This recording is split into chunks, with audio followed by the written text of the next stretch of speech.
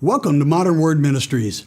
I'm Deacon Tom Moore, and on behalf of my wife Kim and myself, we want to welcome you. And just to let you know that whether you're here in person or you're tuning in on social media, we appreciate that you have chosen to spend a little bit of your day with us. Before we get to this week's message, just a couple of quick things I'd like to cover. You know, we have an amazing website, and everything you want to do with us and we want to do with you can be found there. You can get on our prayer list on the website, you can do your tithes and offerings over the website, or you can communicate with us. I love feedback, my wife loves feedback. Tell us how we're doing, tell us what you need, tell us what you're looking for in your church, because this is your church. I shepherd this church, but it's your church. So before we start with the message, just a couple of things. First, if you're in need of prayer, or if you know someone who's in need of prayer, go to our website at modernwordministries.org and put in a prayer request. It's very simple to follow. We will get back to you within 48 hours. It's all anonymous, it's confidential, and we will get back to you. I promise you that. We will put you on the prayer list, and we will pray for you every single day, because that's what we do, because we're a praying church. Secondly, tithes and offering. You know, an important part of being a Christian is giving your tithes and offerings to the Lord. And there are a number of scriptures that tell us why that is so important. But I'm here to tell you, we have made this so easy, so simple. Just go to our website and click on the tab that says support this ministry. It'll take you from there. It's so easy, even I could do it. So again, thanks for coming out today. And now here's this week's message. Good morning. I'm Deacon T, and I'll be bringing you the Word of God today. Welcome to Modern Word Ministries. It's great to have you with us. Today's message is called The Importance of Knowing Who You Are. And this message really came to me this week, and it is exactly what the title would make you think it is. It is an absolutely critical component in our humanity, our personal humanity, and in our walk with God, that we know who we are. If I don't know who I am, if I don't know what I stand for, if I don't know maybe not why I'm here in the biggest context, but why I'm here doing the things I'm doing, if I can't answer those questions, the chances are that I'm getting way off course from where I ought to be. So the message today, I want to talk about figuring out who you are and making these decisions then in the rest of our life that back up who I say I am. How many of us know people who say, I'm this, I'm that, I'm the next thing, but they never do anything that make you think that that's actually true? And I'll give you a very obvious one. People that talk about, oh yeah, I want to be fit, I want to go fit, I'm going to go to the gym, I want to go to the gym. Dude, it's 3 years later. Either go to the gym or don't go to the gym. I don't even care, but stop talking about going to the gym. If you're a gym person and you're here in this audience or you're listening in, you know that if you're a gym person, you're at the gym all the time. And when you're there, you see the same people over and over. You may not know their name, but you'd be like, hey, what's happening? How you doing? And you recognize people who are truly gym people because they're there all the time. The people who aren't there, they're never there. They go right after New Year's. They go right after their birthday when somebody gives them a couple of free months, something. But the truth is that they don't know who they are. They say they're into fitness, but then they never go to the gym. Just as an example, right? Person that says, I'm a good Christian person, but just lives a completely heathen life. Now, we all have issues. We all have shortcomings. None of us live a perfect life. Of course not. But you know what I'm talking about. I'm trying to make a point.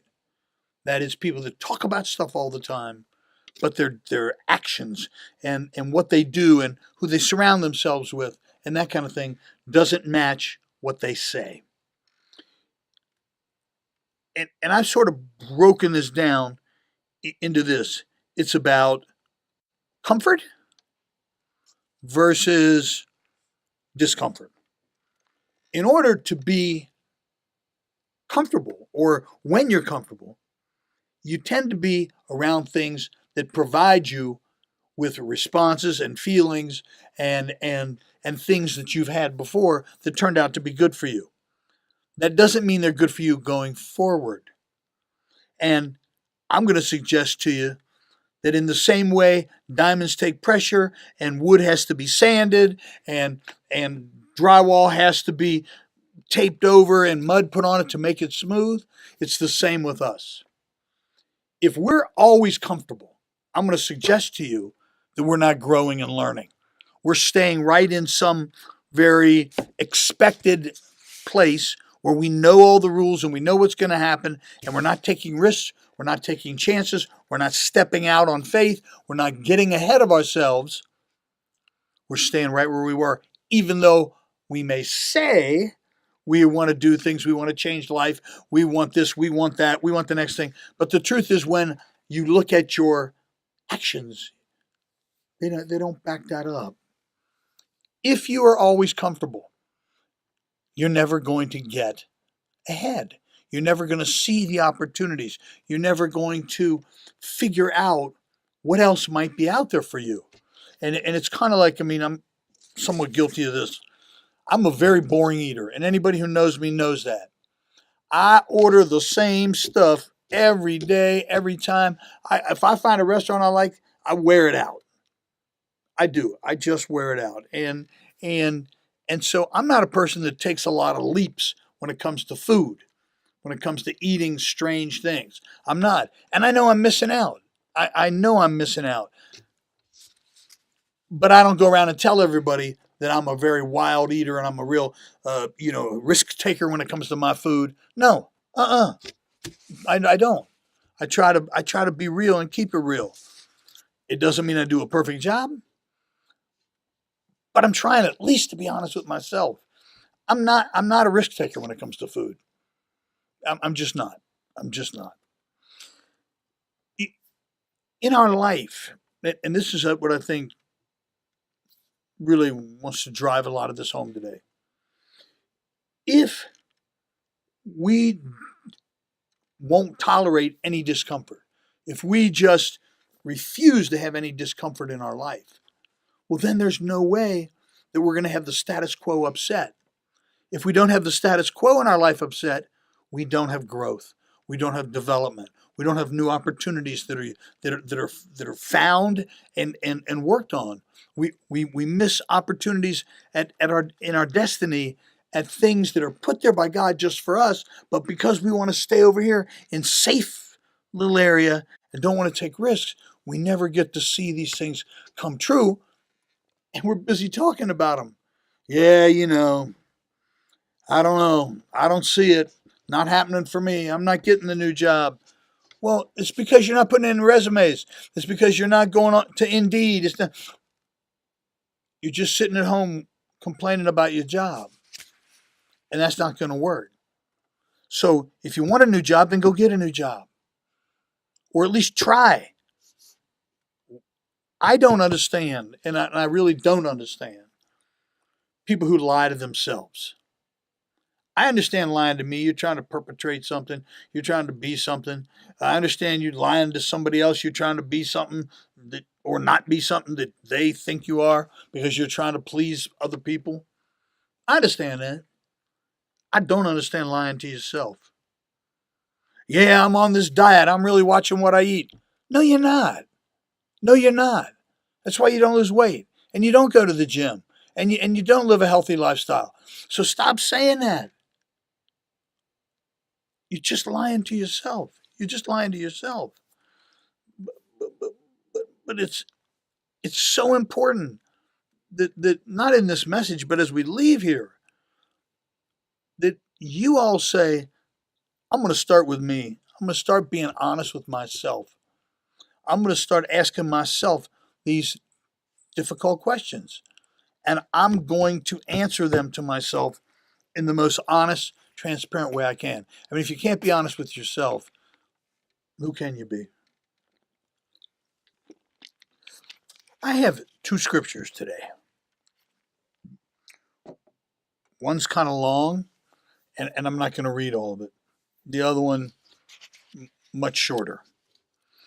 But the scriptures are about, and then just set this up, come out of Exodus, and it's about when Moses went up on the mountain and actually got the Ten Commandments, and he was up there and he was fasting and praying and interacting with God. And when he came back down from the mountain, all of the Hebrew people, almost 2 million of them, had melted down all of their jewelry and all their goldware to build an idol, but they built an idol who worshipped, and they worshipped an Egyptian god. They didn't build the idol to the right God. They were all naked, dancing around. It was just a big party, big orgy, big mess is what it was. And I'm going to read selected pieces of it in a moment here. But Moses came down and he could hear them partying. And he came around and saw what they were doing and realized that Aaron, his number two, was just as bad as the rest of them. And then trying to make up stories about, well, when we threw our gold into the fire, it just came out and looked like that idol. No, it didn't. No, it didn't. Not at all. You all built that, and you're worshiping false gods. You're worshiping foreign gods. And it's a very interesting piece of scripture because God wants to wipe these people out, is what he tells Moses, for just being so out of it. And Moses convinces God not to do that. Not to do that. And I'm going to read a couple things out of here. And then we want to talk about the importance of knowing who you are. In Exodus, in the 32nd chapter of Exodus, I'm going to skip the part where Moses went up and was, dealing with God, and he got the 10 Commandments on the tablets, and he came back down, and he realized that everybody was partying and dancing and worshiping false gods. I'm going to just skip ahead of that. But I want to go to the part where he came around the corner and he sees them doing all this stuff. And as soon as he came near the camp and saw the calf, that's the false idol, and the sound of the cry of defeat, but the sound of singing that I hear. So what's he hear? He comes around the corner and he doesn't hear people like, oh my gosh, the Egyptians have come back and taken us over. And no. He came around the corner and he saw the calf and he saw the dancing and heard the singing, and he went crazy. And it says, Moses' anger burned hot, and he threw the tablets. These are the 10 Commandments. He threw the tablets out of his hands and broke them at the foot of the mountain. He took the calf that they had made, the idol, and burned it with fire and ground it to powder and scattered it on the water and made the people of Israel drink it. Why? Because then it was real bitter, because it had that metal taste from the gold and from the metal that had been melted down. So he made them drink it so that it tasted bitter to them. And Moses said to Aaron, this is the guy he left in charge, what did this people do to you that you have brought such a great sin upon them? So he was supposed to be in charge, and he let him go. And Aaron said, let not the anger of my Lord burn hot. You know the people that are set on evil. For they said to me, make us gods who shall go before us. And for this Moses, the man who brought up out of the land of Egypt, we do not know what has become of him. In other words, he was up praying and they were playing the okey doke. They knew where he was. They knew exactly where he was. And they said to me, make us gods who shall go before us. As for this Moses, who brought us all the way out here, we don't know what's up. So I said to them, let any of you have gold take it off. So they gave it to me, and I threw it into the fire, and out came the calf. So he was just lying to Moses, just lying to him. And when Moses saw that the people had broken loose,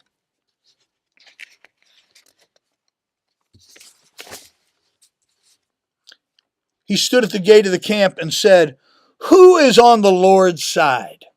So he was talking to these 2 million Jewish people who, remember, are divided into 12 tribes, that were each tribe was led by a different person, different family.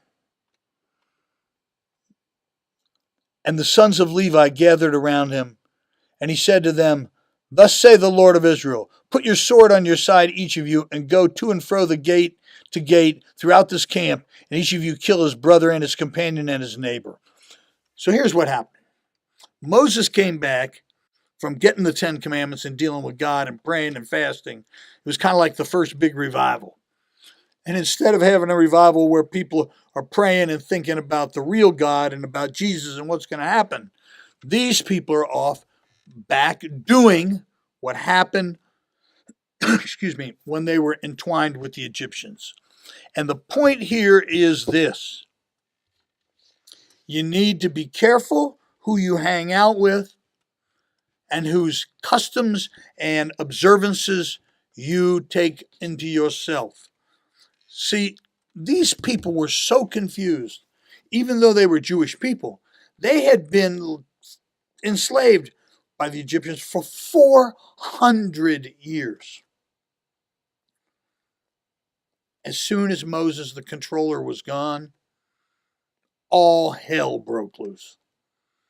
These people, remember now, were not living in their own land for 400 years, not really free to do their own faith for 400 years, not free to practice and observe like they had all been trained for 400 years, learned a different language and spoke it for 400 years.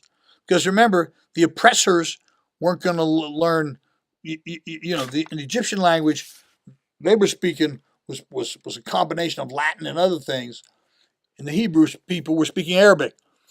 These people weren't going to learn Arabic. They were the masters.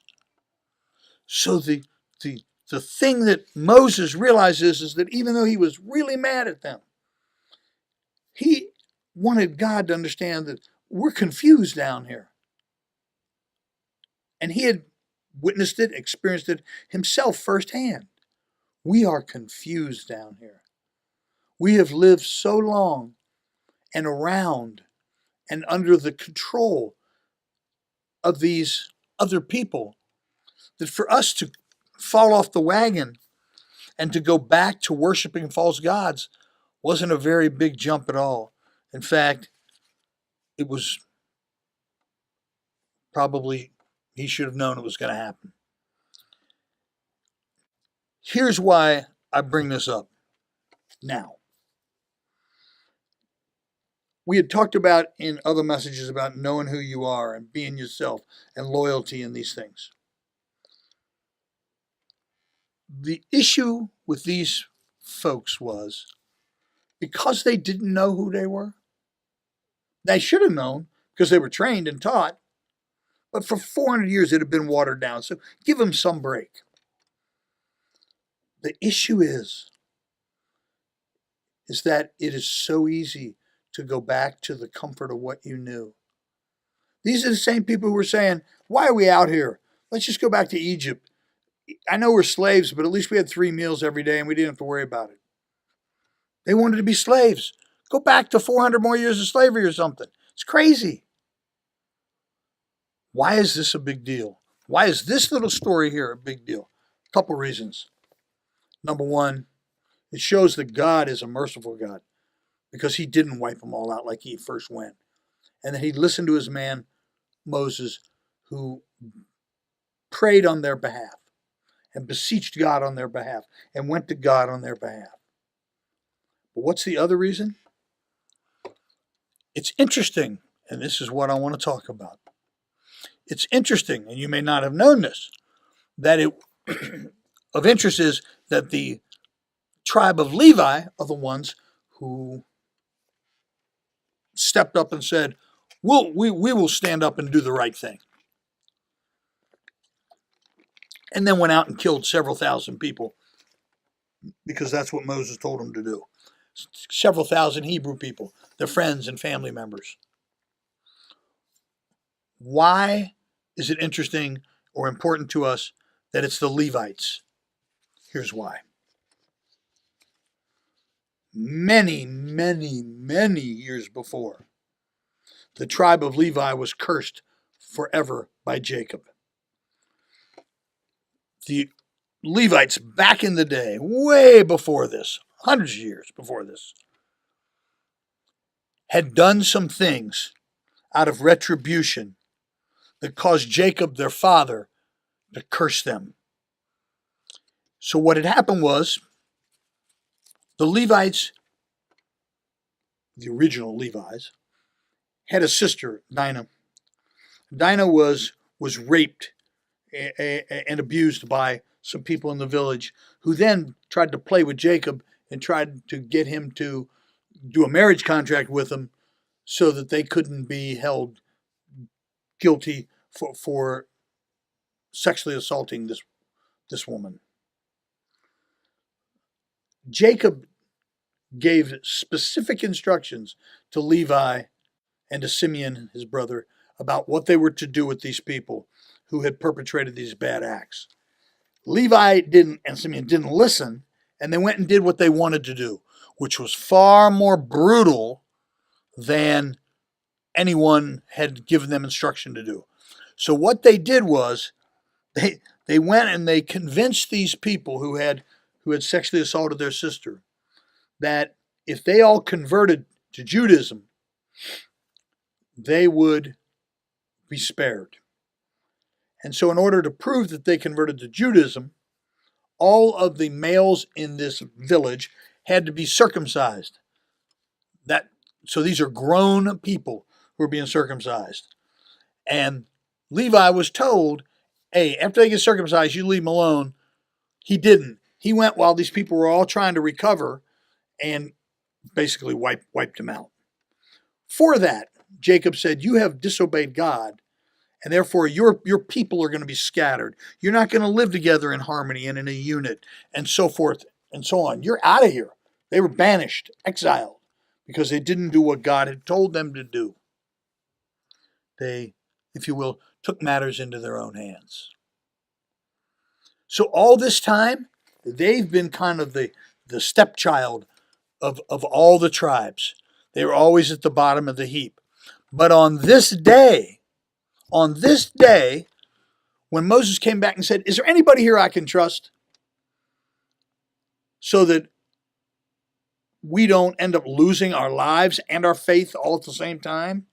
Is there anybody who's willing to stand up and enforce what God has told us to do? And it was these Levites. And this is how they went to become the priests of the Hebrew people. But here's why it's important. They made one mistake. And I want you to think about this. Have you ever made a mistake? Or let's do it this way. Do you know somebody who's made a mistake, a really bad one, and it messes up 25 years of their life or their whole life? Do you know somebody who did something stupid, spur of the moment, didn't think it through, didn't get all their info gathered together, and because of that one mistake, they're banished, they're in trouble, they have real serious personal issues? That's the Levites.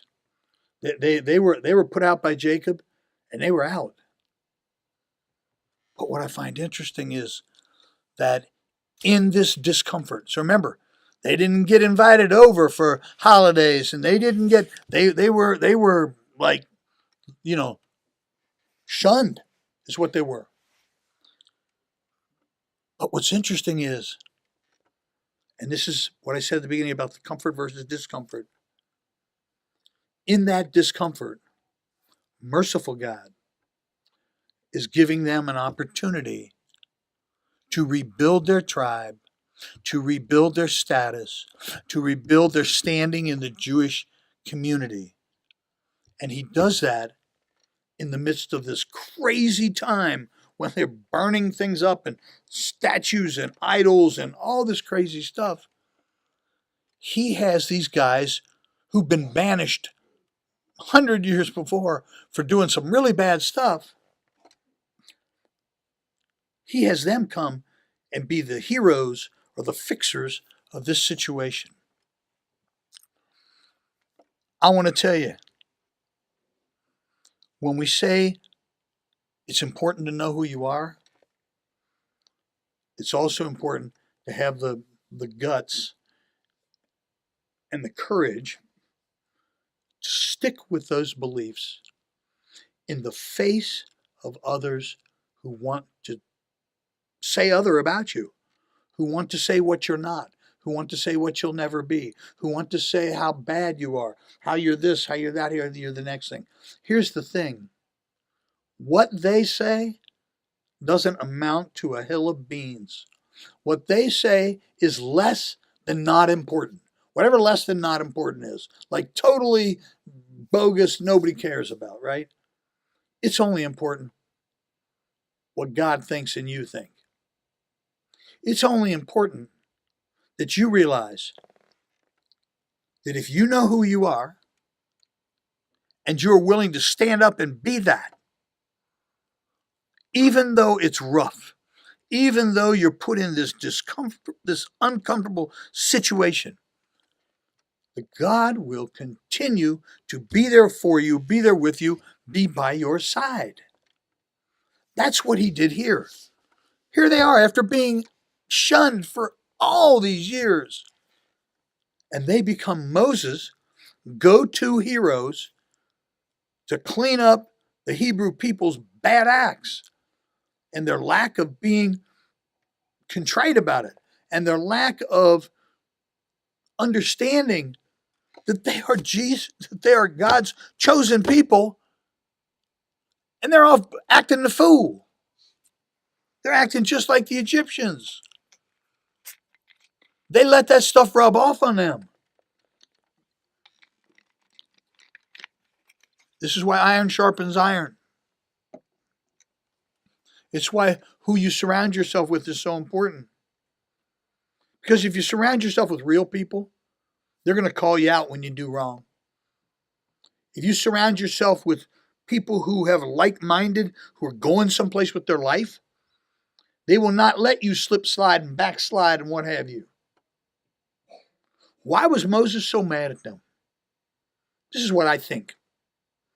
I think Moses was so mad because they were backsliding. They were worshiping idols that are from their past life when they were slaves.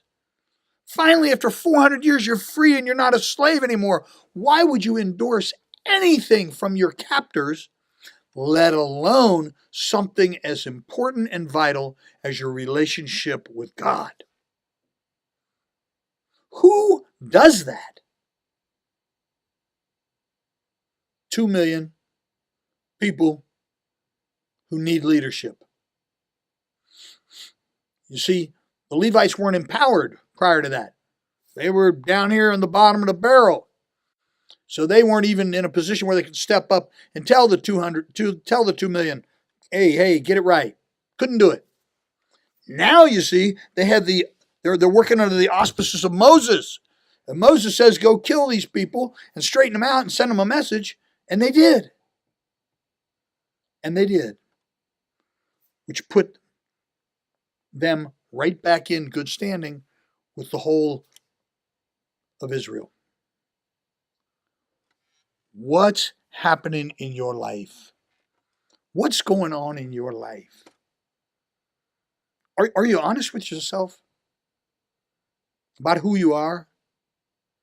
What's important? Who's important? How do I act? Not what do I say, what do I do? How do I interact with other people? I say I'm a Christian. Do I act like one? Do I love people unconditionally? Do I turn the other cheek? Do I help people when they need help, even if they're not my friend? They're just another person on this earth, another child of God, remembering that we're all equals here? Absolutely. Where are you in your walk with God? Who are you in your walk with God? Are you taking this comfortable, easy road out? Because if you are, it feels good today, but there's no future in it. There's no future in it. Are you listening to what God is asking you to do? Are you taking it in your heart when He asks you to do something and very carefully doing what He's asking you to do? Not like the Levites did, where they went crazy and did too much, went over the top, disobeyed God's command, didn't act in a godly manner. They were okay to go kill the people, but not to wait till they couldn't defend themselves. And they broke the rules. So they paid a very big price. Are you paying a big price? Are you paying a big price right now, today? You close your eyes, but you can't sleep. You can't turn the music off. It just keeps going in your head. And it's not the sounds of the future. It's the sounds of the past. I struggle with that sometimes. Lay down at night, mind going 900 miles an hour. Yep. It's really important that we don't let ourselves get sucked into thinking about the old days and thinking about making everything so darn comfortable for ourselves. Make it a little rough. Make it a little Levite-like. Because through that, that's where the development and the growth comes. That's where we become bigger, better, smarter people, Christians, human beings, just better people. But it's got to start at home. It's got to start with ourselves. If I don't treat myself right, if I abuse myself with medication and drugs and alcohol and smoking and I do all this stuff, can I really say I'm a Christian? My body is a temple of God. We believe these things, but I'm not treating it like a temple. I'm treating it like an outhouse. Really? See, what you're saying and what you're doing are two different things. And these don't have to be like big up in your face things. Some of these things I'm just talking about aren't big up in your face things. Think about what God has planned for you. And if you say, I don't know what that is, that's okay. A lot of us don't know what it is.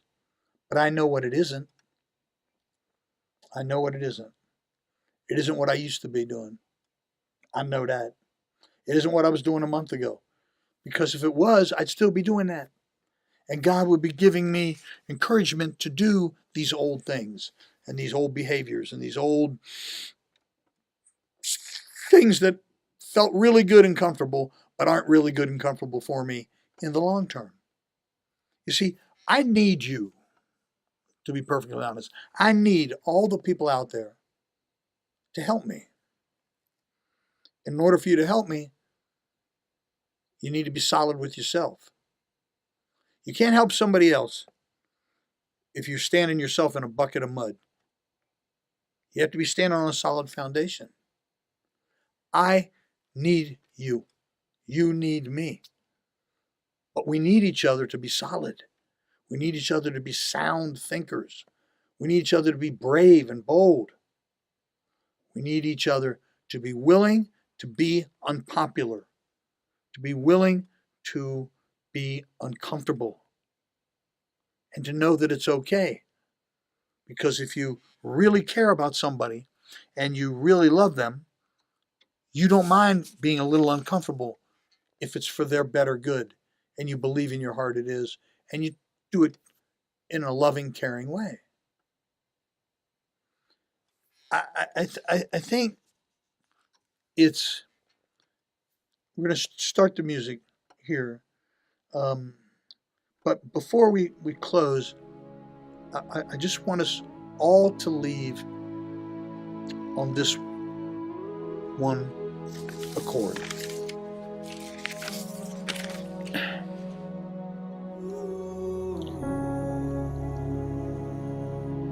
So many people are brand driven. Cadillac is a brand. Chevrolet is a brand.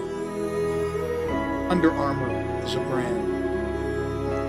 And so many people today are either unaware of who they are or unwilling to be honest about who they are. So they try to use brands to make a statement about who they are. We all know people who want some kind of logo, some kind of emblem, some kind of something on their shirt, their purse, to their shoes, their tires. They want it to say, Ferrari. They want it to say Louboutin. They want it to say whatever. It's an issue. It's an issue when you try to get your identity from somebody else's brand. It makes a difference if it's coming from a person or a product. If I just run around and wear Bugatti logo wear all the time,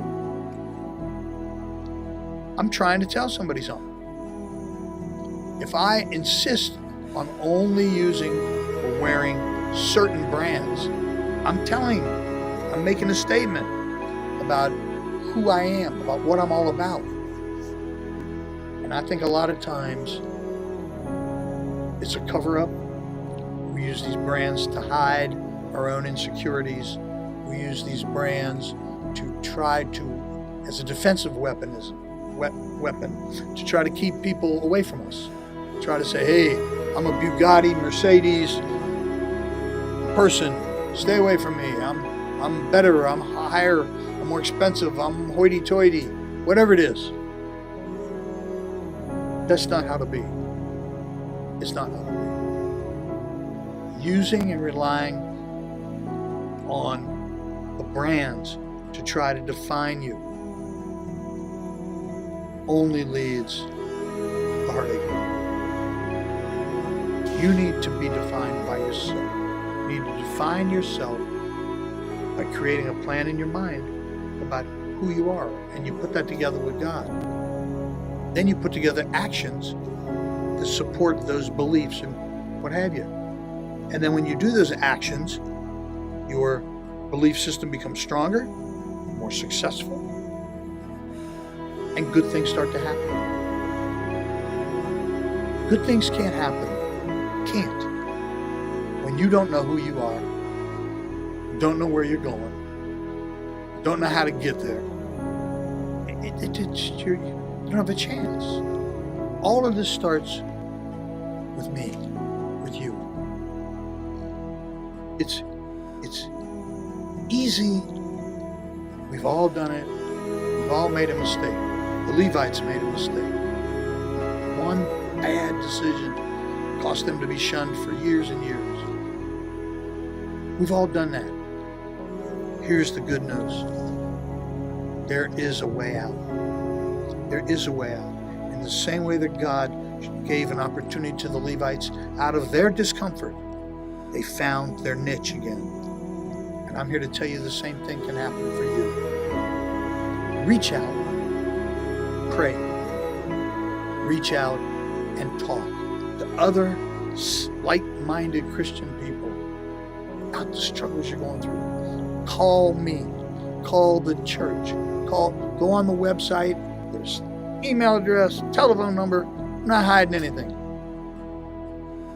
The key is that you take your identity, and with God you form that thing, and you put it in place and put it to work.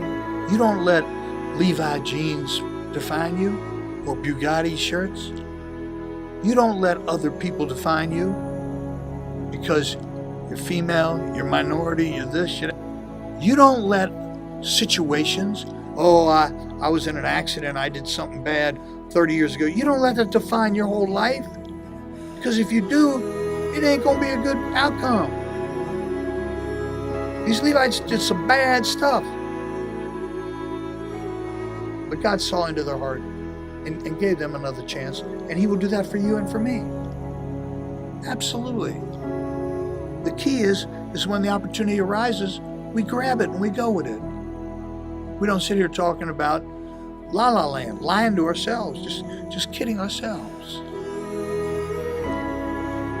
The key to a positive outcome is starting with realistic expectations and goals and objectives, which means you have to know who you are and who you want to be. And you need to understand a plan as best you can of how to get there. And that's what I'm suggesting we do today. Work together. Figure out who you are. Figure out who you want to be and the path to get you there. God has you on a path, even when you don't realize it. Talk to Him. Ask Jesus. Go in your prayer closet and find out, what am I supposed to be doing right now to be the ultimate service to the kingdom, to God and to the church? How do I get there? What is the right way to do things? Where should I be turning left? Where should I be turning right? If you do it this way, it'll all come together and it'll put you in a much, much better place so that when the time comes, just like these Levites, you can step forward and say, I got this because I've been prepared. Lord, we thank you for bringing us out here today. We thank you for this opportunity to share your word. Thank you for a chance to have discussion with like-minded people about our future. We ask you, Lord, to build us up, to lift us up, to make us better all the way around as only you can do. Give us the courage, the strength, the enthusiasm, the stamina to stay with the fight no matter what. Help us to be honest with ourselves, transparent, completely forthcoming with ourselves as with no one else, at least with ourselves. We ask you to bless us today as we come and go and all this week. In the mighty name of your Son, Jesus, and all God's people said amen. Amen, everybody. It's been great having you here today. Every Sunday morning at 10 a.m. You can follow us, modernwordministries.org. Check us out. You can go to YouTube later. We'll be on there. Deacon Tom Moore. I need you. I really do. I need you because I need a lot of help. And I think there's somebody out there who needs me. And there's somebody out there who needs Maria. And there's somebody out there who needs everybody in here, even if we don't know that. But in order to be there and to be ready for that person when they need us, we need to be, as they used to say, paid up, prayed up, and ready to go. We need to have our ducks in line. We need to be standing on our own 2 feet. We need to, so that when somebody says, hey, you're supposed to be my helper, and God has told me you're my helper, that we can stand up and do what God has asked us to do. And not be going, well, I'm not ready. No, that's not going to work. We got to be ready. So until next week, I just say this. Remember, God's going to see you through, and I'm going to pray for you. Have a wonderful week. Be safe. Be blessed. This is Modern Word Ministries, where you can come as you are, but you'll never leave the same. I love you all. See you next week, 10 a.m. Bye-bye.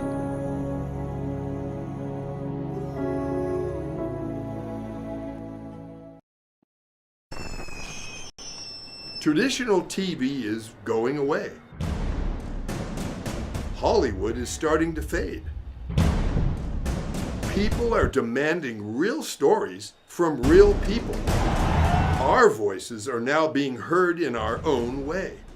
Podcasts, Facebook, Twitter, YouTube, and TikTok Live are becoming the norm. Internet TV has now reached the highest demand in human history.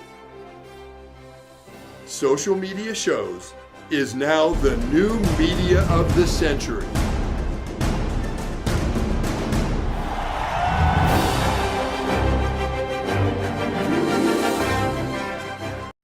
Hi, I'm Deacon T with Modern Word Ministries. It's great to be with you today. Just a short little promo for our show. Every Sunday morning we have service, and you can follow us at 10 a.m. Pacific Time on modernwordministries.org. And if you missed us or you want to see some of our older messages, go ahead and check us out on socialmediashows.com every single morning at 9 a.m. It's a great way to kick off your day, get a little bit of the word in you, get something uplifting, get you started off on your way. You know, if you're looking for prayer or you need some help, reach out to us. If you go to our website, again, that's modernwordministries.org, you can interact with me via telephone, via DM, text message, whatever you want. I'll get right back to you. So if you need prayer, you need help, you just need somebody to talk to, Modern Word Ministries is here for you. We are your church in the community. So until you see you next time, be blessed, everybody. Bye-bye.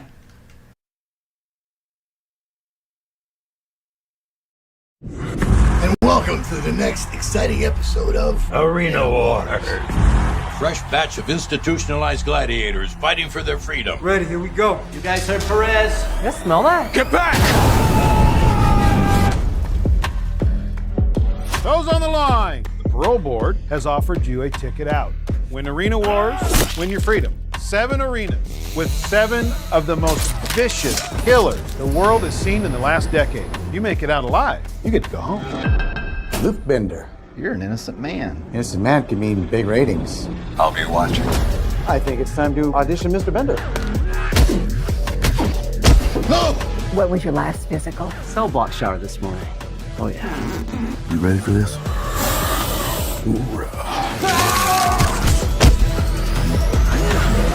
Impressive showing out there tonight. You're the new fan favorite. Are you with me?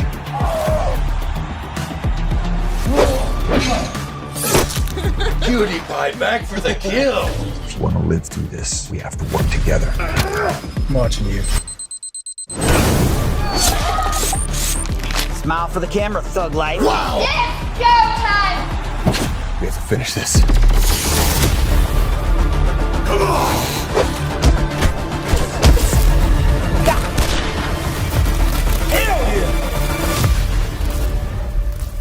Doesn't sound much like rehabilitation, does it? Welcome to social media shows. Have you been watching social media shows recently? Of course you have. We have been live streaming for 4 years across social media platforms. We produce over 70 shows with over 1,000 episodes. In the process, we've helped over 100 creators realize their dreams and start their own show. We give platforms to promote your business. If you are an artist, if you have an event, if you are entrepreneurs, or if you have a story. If you haven't done it yet, go ahead and subscribe and follow us on major social media platforms. And if you have a great idea of a show, join us. Social media shows can help you produce and live stream your own show. Let us help you make your dream become a reality.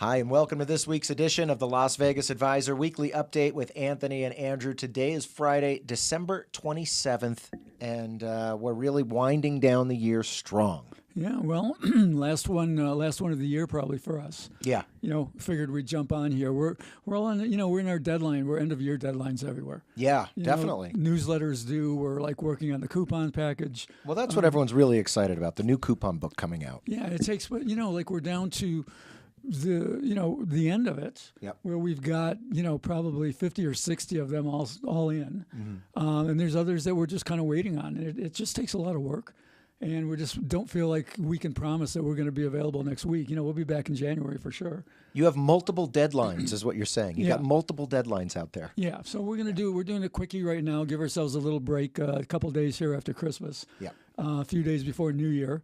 Thought we'd talk about just a couple of the lingering things that people have been asking for. One about the junk fees. Okay, let's talk about that because it's all over the news. Yeah, everyone's talking about it, and everyone's like, "Oh boy, this is going to be great. No more resort fees." Well, what does it mean? Well, it doesn't really mean that. Okay. All it means is that there's a law coming down, or it already has been put into place, where hotels and like ticketing agencies have to disclose all of the fees. Okay. So it doesn't mean that the fees are going to go away. It just means that they have to be more prominent. Well, Vegas people already know about resort fees. To look for resort fees. So this really hardly means anything as far as the resort fees go. Right. Now, I think it will mean something for ticket prices. What do you think it'll mean for the ticket prices? Well, it's just going to be more transparent. They continue to get sticker shock. They continue to get they continue to get shit on. Yeah, kind of. Maybe that's Freudian, right? But they continue to get sticker shock on like concerts and things. Okay. So including concerts in Vegas. Okay. So maybe these fees will be more because you look at a concert and you go, wow, that one's not bad, $45, and by the time you're done, you're almost at $145. Okay. So not quite that bad, but that's basically what's happening with that. Sort of part and parcel with that, people are asking about the raising of the taxable limit. Oh yeah, because right now it's at 1,200. Right, 1,200 and above is a taxable. You have to fill out IRS forms, W2G. Yep. And it's been floated that it's going to be 5,800, and everyone's getting all excited. Isn't that great? Isn't that great? Isn't it going to? When is it going to happen? Well, I don't think it's going to happen. Why not? Well, because there's just nothing in place. I mean, it was just a recommendation given to the IRS by a committee at the IRS. And so they claim they're going to look at it. But how long this takes, if they ever will look at it, if anything will ever happen, I really don't think it's going to for quite some time. Like you said, they talk about it every year, and it still hasn't happened. Yeah, and nothing.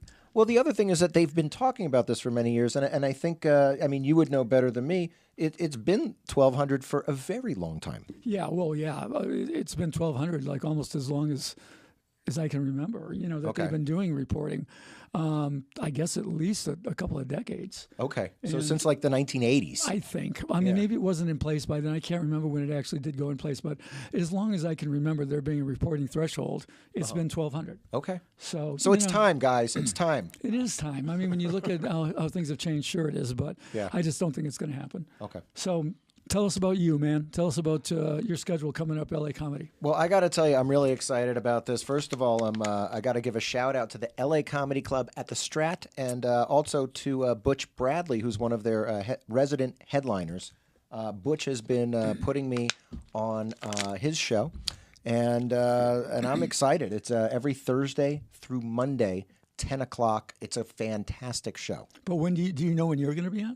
I don't know, but he's been putting me up a lot, so there's a good chance if you go, I will be there and come say hi, and there's a high likelihood I will be getting up and doing some time. All right, cool. That sounds good. Yeah. Guess we're going to do one last jackpot of the week. Okay. For not one last forever, but one last for the year. Right. Okay. Now, this is one that you witnessed. Yeah, this is one I witnessed and couldn't resist it. We weren't going to have a jackpot of the week, but I says, man, I got to put this up. Okay, let's talk about it. What happened, Anthony? You're sitting at the bar. It's at a bar. Now, we're not going to mention the bar. Okay. Because, well, you'll know in a minute why. But I was sitting at a bar with a guy I know. Okay. Christmas Day. Yeah. Nobody in there, man. Me, one other guy, and the bartender. Nothing's happening. Okay. Nobody on the streets. And the guy goes, I'm just going to sit and play next to you for a while. And I know the guy. He likes to play double-double. He likes to play triple-double. He likes exciting to play, games. Keno. Yeah. And he goes, I'm going to play what you play. Okay. I go, I'm playing the boring game. Which is 6-5 bonus poker or something that the bar. Yeah. 6-5 bonus poker. He goes, no. He goes, you've been telling me how it works. And he goes, I trust you, and I'm going to play what you play. Mm-hmm. So he plays 6-5 bonus poker. Yep. And he goes, hey. He goes, look. He goes, I just got dealt this.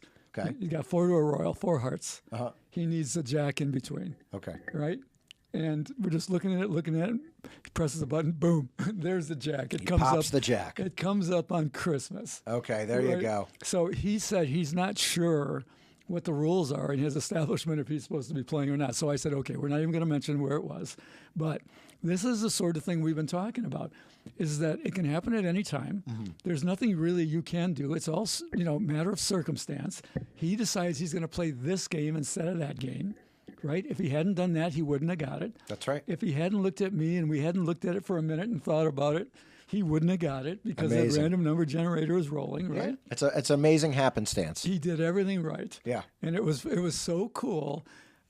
I've seen it before. Obviously, I've seen it happen to me where you get that one, the one card to fill it. Yeah. But it was so cool to see him hit that. Yeah. And everybody, there's this roar of two guys in the bar, right? And I said, that's going on Jackpot of the Week no matter what. So Oh, that's great. Well, cheers to you, sir. take a look, check it out. Yeah. All right, so Anthony, I'm going to kick it over to you because you've done a little bit of New Year's Eve research. What have you found for us? Well, it's just the same as always, basically. Yeah. You're going to have the big, show at midnight. They're going to have the America's Party fireworks show. And they're going to shut down Las Vegas Boulevard for that. Yep, like they always do. So anybody who wants to go out there, they're talking about 300,000 people again. Oh, boy. You want to go out there in the cold, you want to go that elbow-to-elbow stuff, feel free. Go ahead. I did it when I was young, and I had a fake ID when I was a kid. Oh, okay.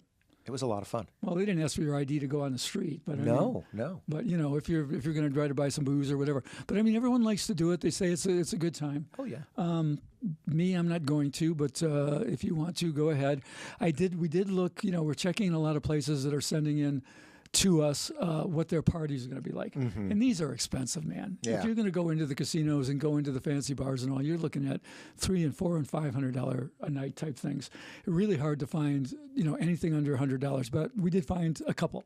So you're saying that even if you're finding something at $150, that's probably a good deal. It is a pretty good deal. Wow. Okay. So what are the best deals that you found? Well, not the best deals per se, but just something that's affordable for a change. If you want to go to a party, one of them's downtown. It's called Glitter Gulch Tiki. Sure. All right, so it's over there. I forget what street it's on. Is it on 4th Street maybe? We've talked about this. It used to be Nacho Daddy. Now it's the Glitter Gulch Tiki. It's $65 Okay. for a luau buffet.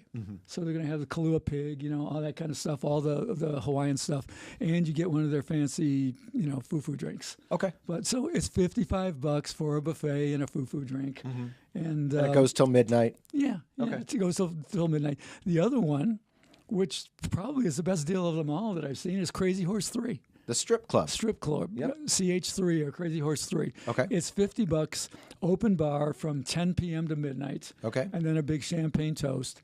And if you're in for that kind of thing, all their girls are going to be out there in full force. Okay. Celebrating the new year. Okay. And again, not necessarily my kind of thing, but for $50 in an open bar, I almost might consider it. All right. So you're just talking about value here. Yeah, we're just talking about value, and there'll probably be some pretty good scenery. Okay. For people who like that kind of scenery, which I'm not opposed to it. Well, now I got to tell you what I like to do. I like just going to a place like the Palms. I like going to a place like Resorts World. These places, they welcome you in. Some places on the Strip, you might need to be staying there. You might need to have a hotel room key to get in. But a place like the Palms, a place like Resorts World. Yeah, or any of the locals places, anything. If you're in a casino at midnight, everyone's going to be toasting and laughing and yelling and everything else. It's a fun thing to do. Yeah. I've done it many times over my my New Year's Eves over the years. And these days, I'd rather watch from my balcony and or maybe go to sleep before. Who knows? Well, I got to tell you, also, the LA Comedy Club at the Strat is going to have a wild party with Lex Las Vegas, who's an online influencer, comedian, and that's going to be wild. And that's got free parking if you're a local. Yeah. So keep your eyes open. Yep. And see what you might want to do. Otherwise, we'll be back in the new year. For sure. We've said before, we think we're going to change things up a little bit. Okay. Right? Maybe we're looking at more guests, that sort of thing. Yeah. We're making a big guest list, and it's pretty cool. There's a lot of good ones, man. And some live streams and some drinking beer, and maybe we can get some beer sponsorships this year. Yeah. So Merry Christmas to everybody. Already passed, but Happy New Year. Yeah. And we'll see you in 25, right? Yeah. To Las Vegas.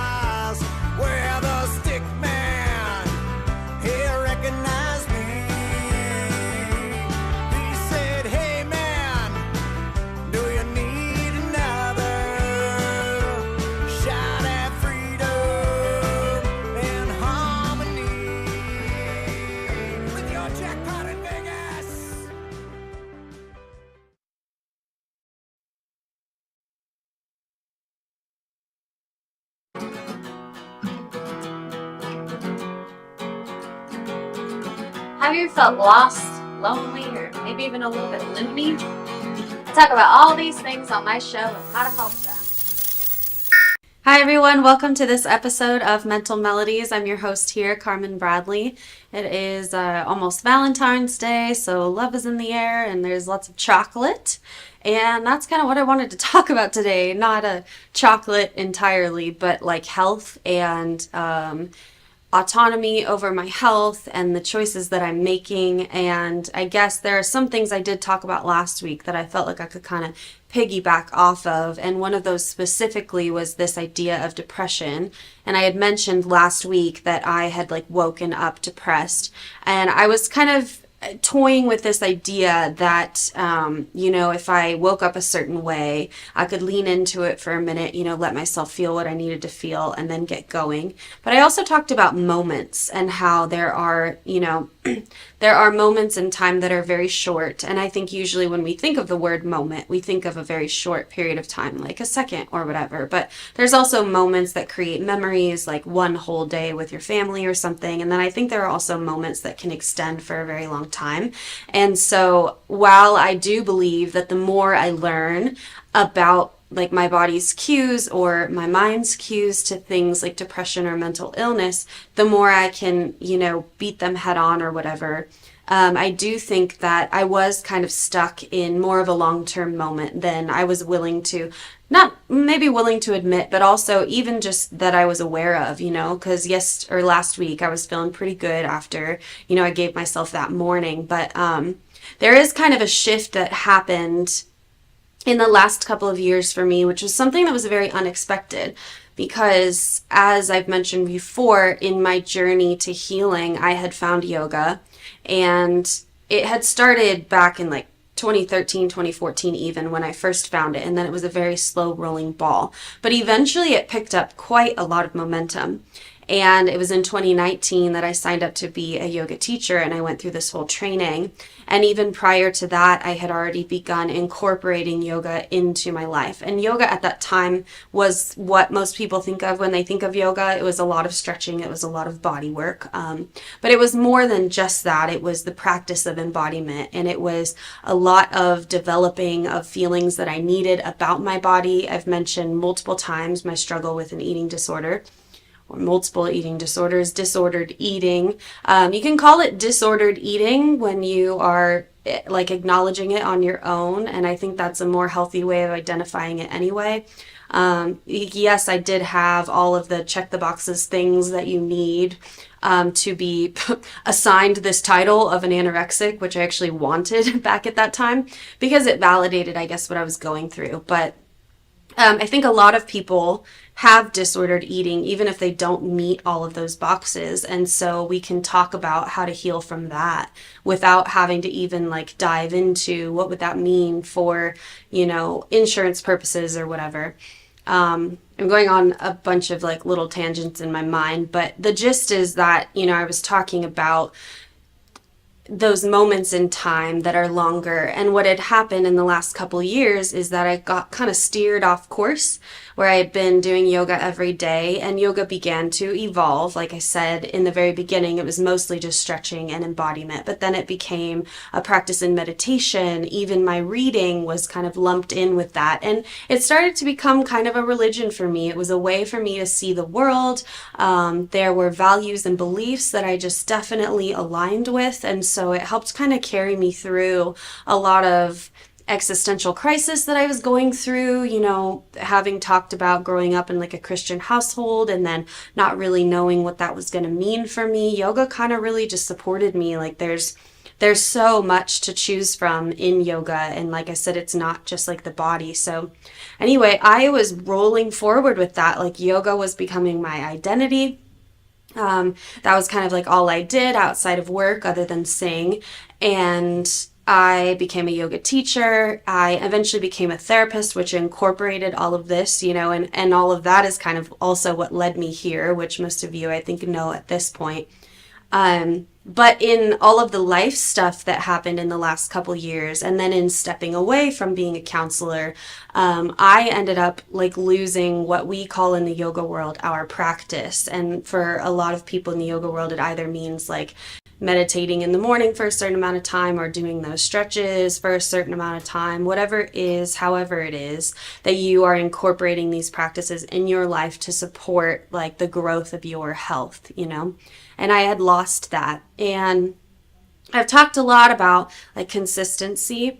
And so that I have been in the last year pretty consistent about like going to the gym a few days a week, you know, but I haven't been stretching. I haven't been really focusing on eating healthy either, which is, again, it was like weird for me to come to this realization where I was like, okay, while yes, there are a lot of things moving forward for me, I've got a lot of balls rolling, like mostly in my career, I was starting to feel that I was kind of like forsaking my body and forsaking my health, and I didn't know how to like incorporate that back in, because for so long it felt easy, like I had got the ball rolling and it was just so easy for me to jump into that practice. And so now I'm learning again about like how to incorporate more than one thing into my life. And I think this is a theme I've mentioned before, where it's like, you know, you have all these plates that you're juggling. And I have had the habit of juggling too many plates for most of my life. And so in the past 6 months, I would say adding in like more consistent than just this like maintenance of I'm going a few days a week, or even 1 day a week, just to say that I went. I wanted to start to actually get the ball rolling on, you know, going maybe 5 days a week, or getting up in the morning and moving. And specifically, I'm trying to like rid myself of some negative habits that I have. And so like in the last week, I've noticed that I was just kind of sitting in bed for an hour before getting up, and being aware that I'm like half awake and, you know, kind of drifting back in and drifting out. And I'm sure we can all like relate to this as a habit. But I was talking to my sister, and she was giving me a story about her and her partner. And she said something like, one time my partner just said, I don't want to be jealous. And he stopped feeling jealous. And I thought that was so powerful, because I do believe that we do have the power to be able to shift that quickly. It usually doesn't happen that quickly. And I've talked about this on the show. Like once you make a decision, you know, you're stepping forward, you're going to get all these different tests to see like if you really want what you want, and if you're really going to decide to move forward in these healthy habits, all of those things. You know, it's like I'm getting an image of the Pilgrim's Progress, which again, like I've talked about how literature is just it's our world's way of conceptualizing like basically the task we're given once we're born, you know, then we turn 18 and we have to go off and support ourselves. And it's like we didn't choose to be here, and yet we still have, you know, this task where we have to be a human, and we have to interact with other people, and we have to live in society, and we can't choose to just like surrender and lay back. But I think there's beauty in choosing hard in a different way, you know. So anyway, that really hit me what my sister had said, because I've basically been this, I don't want to label myself as a lazy person, but in a lot of ways I've been lately, which I know people from the outside in don't see me that way, because they see all the things that I have been working on, and that is like coming to fruition. But specifically in this one category about like my health, I have just kind of been ignoring my body. And this is another moment I feel like I've come to, which I've come to this moment before on this show, where I just realized like it's important for me to practice what I preach. So if I'm saying like you're experiencing these symptoms, you can heal them on your own, then I should be doing that also. And I guess I usually talk about that from a mental illness perspective. You know, like I've said, if you have, well, I guess I've said too, if you have, you know, physical ailments, you can often heal them psychologically. Oh yeah, so I guess on the flip side, then like if you have psychological ailments, you can also heal them physically. And I think there's this symbiotic relationship between our mind and body that maybe I'm like finally clarifying right now for all of us.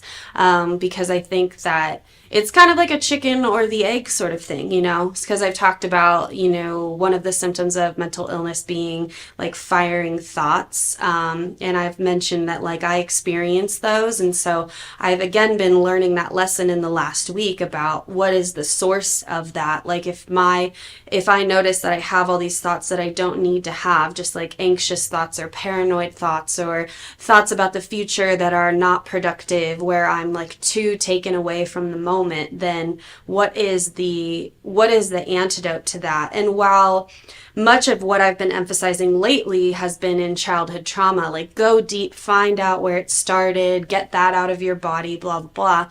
I think there's power also in acknowledging that we continue to experience things that can cause symptoms, you know?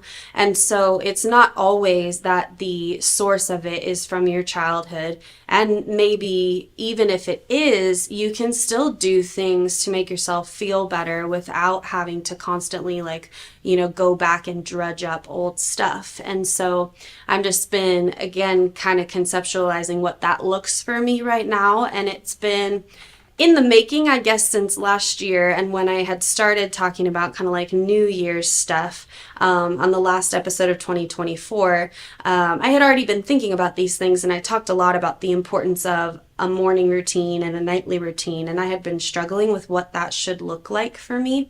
And I think I'm finally getting there, which it's so interesting how timing works out, because it was just the Chinese New Year. And I was talking to my friends about how that felt much more like a new year than the actual New Year's did. And I've mentioned multiple times in the last few weeks just about this resistance that I have during the winter to kind of move forward.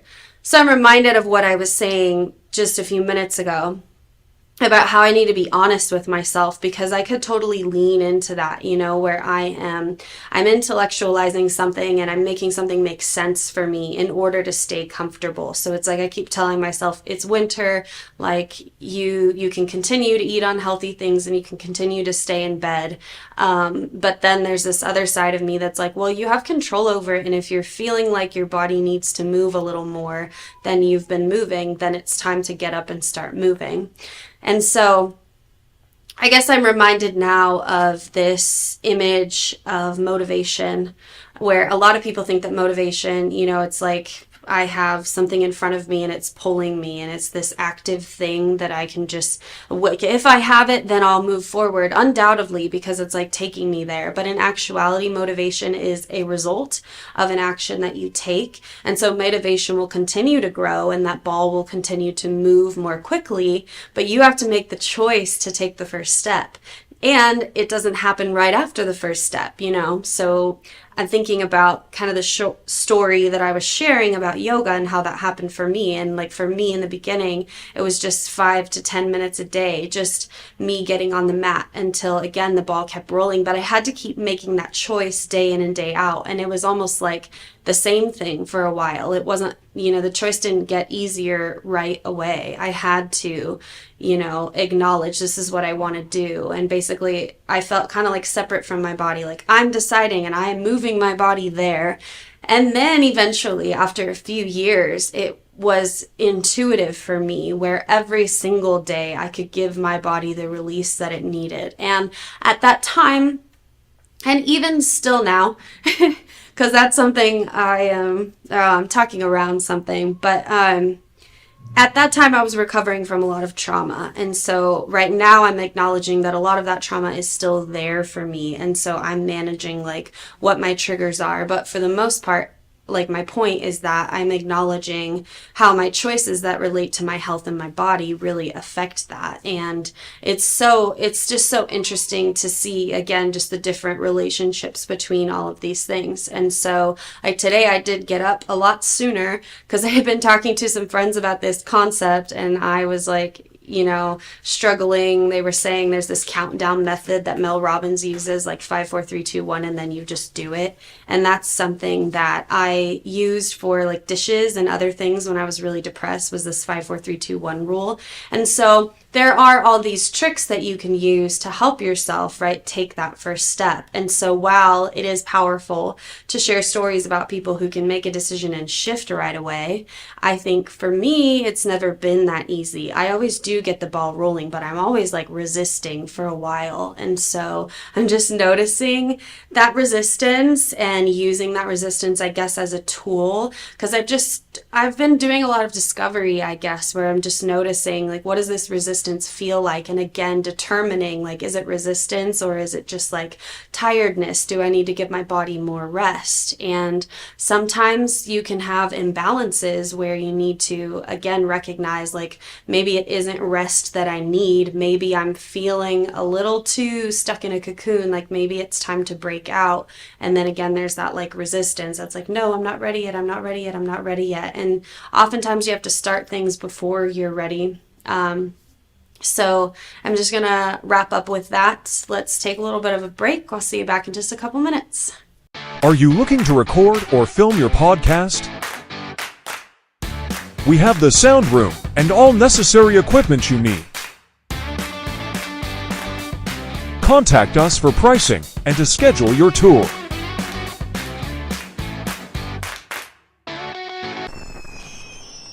Traditional TV is going away. Hollywood is starting to fade. People are demanding real stories from real people. Our voices are now being heard in our own way. Podcasts, Facebook, Twitter, YouTube, and TikTok Live are becoming the norm. Internet TV has now reached the highest demand in human history. Social media shows is now the new media of the century.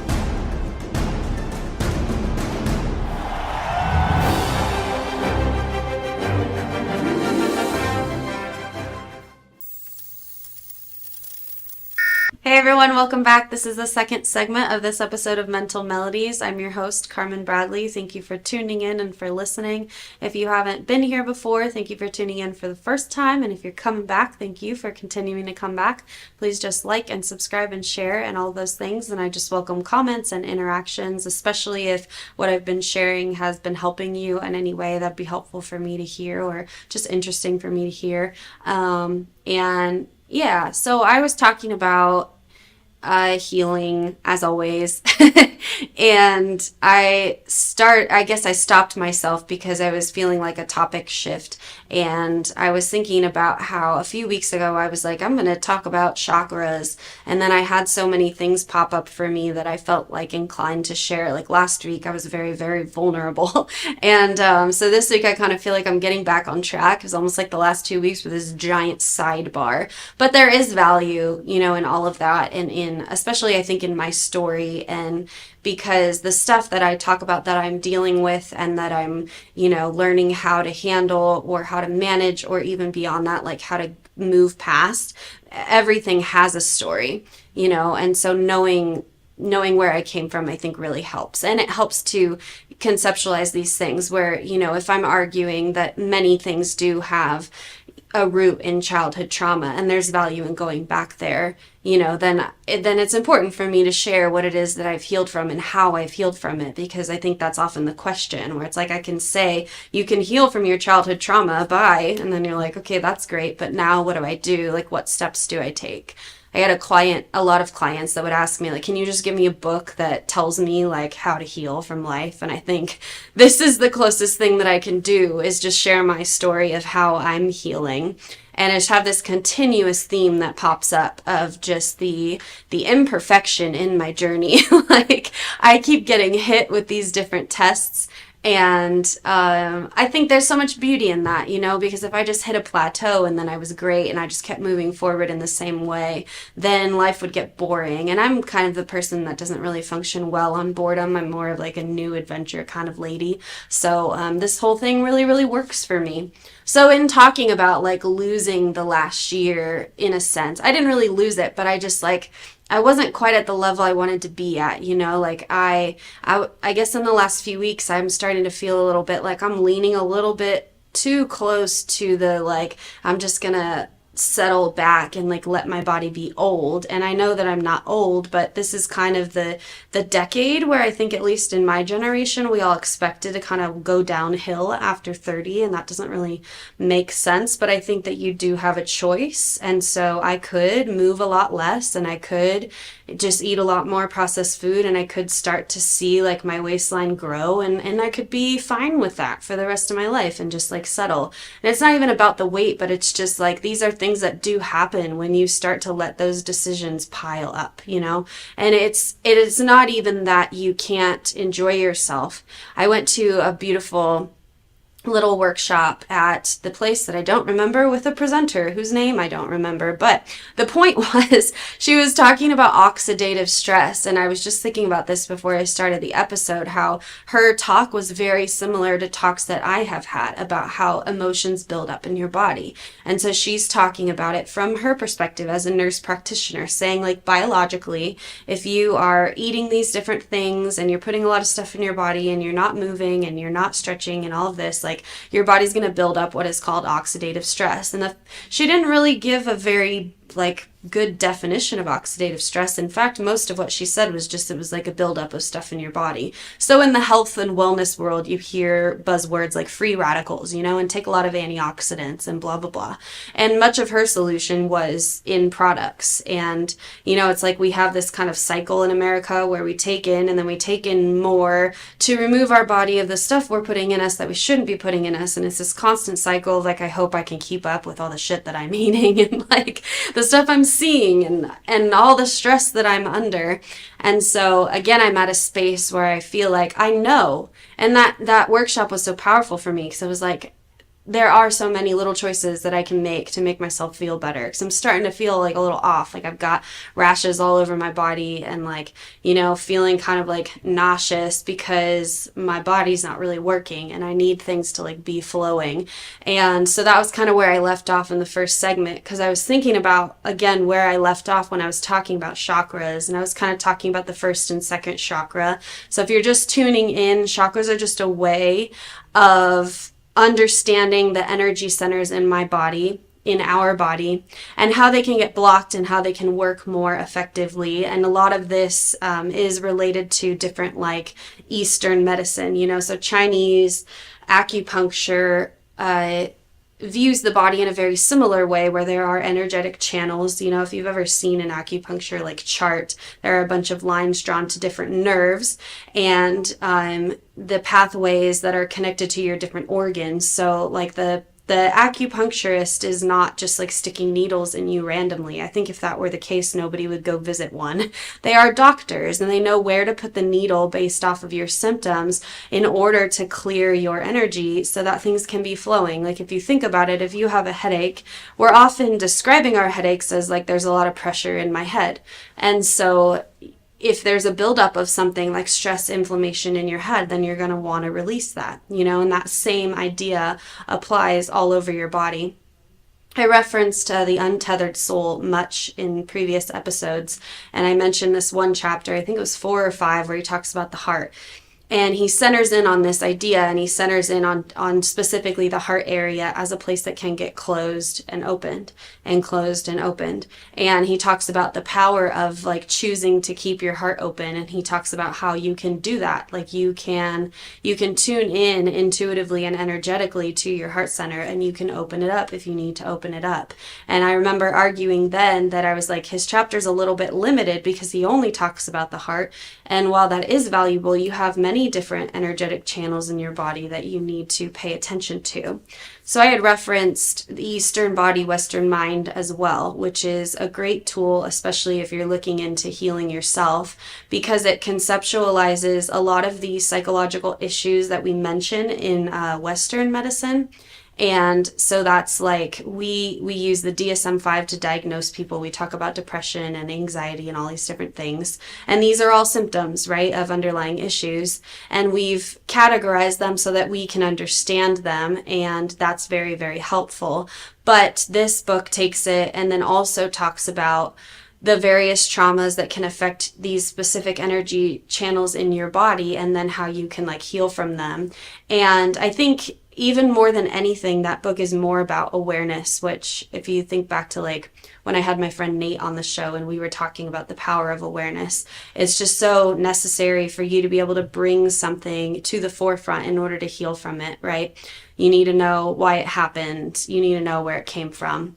And again, there's that balance of like, okay, now I know why, but what do I do with that, you know? And there's all these different techniques that you can use to heal from like that childhood trauma. But if you're just starting with your body, you can start to pay attention to like how your body feels in certain areas. And that's kind of where I was at with yoga at the very beginning, was just paying attention to my body in general and like all these different places that I felt like energy was stuck.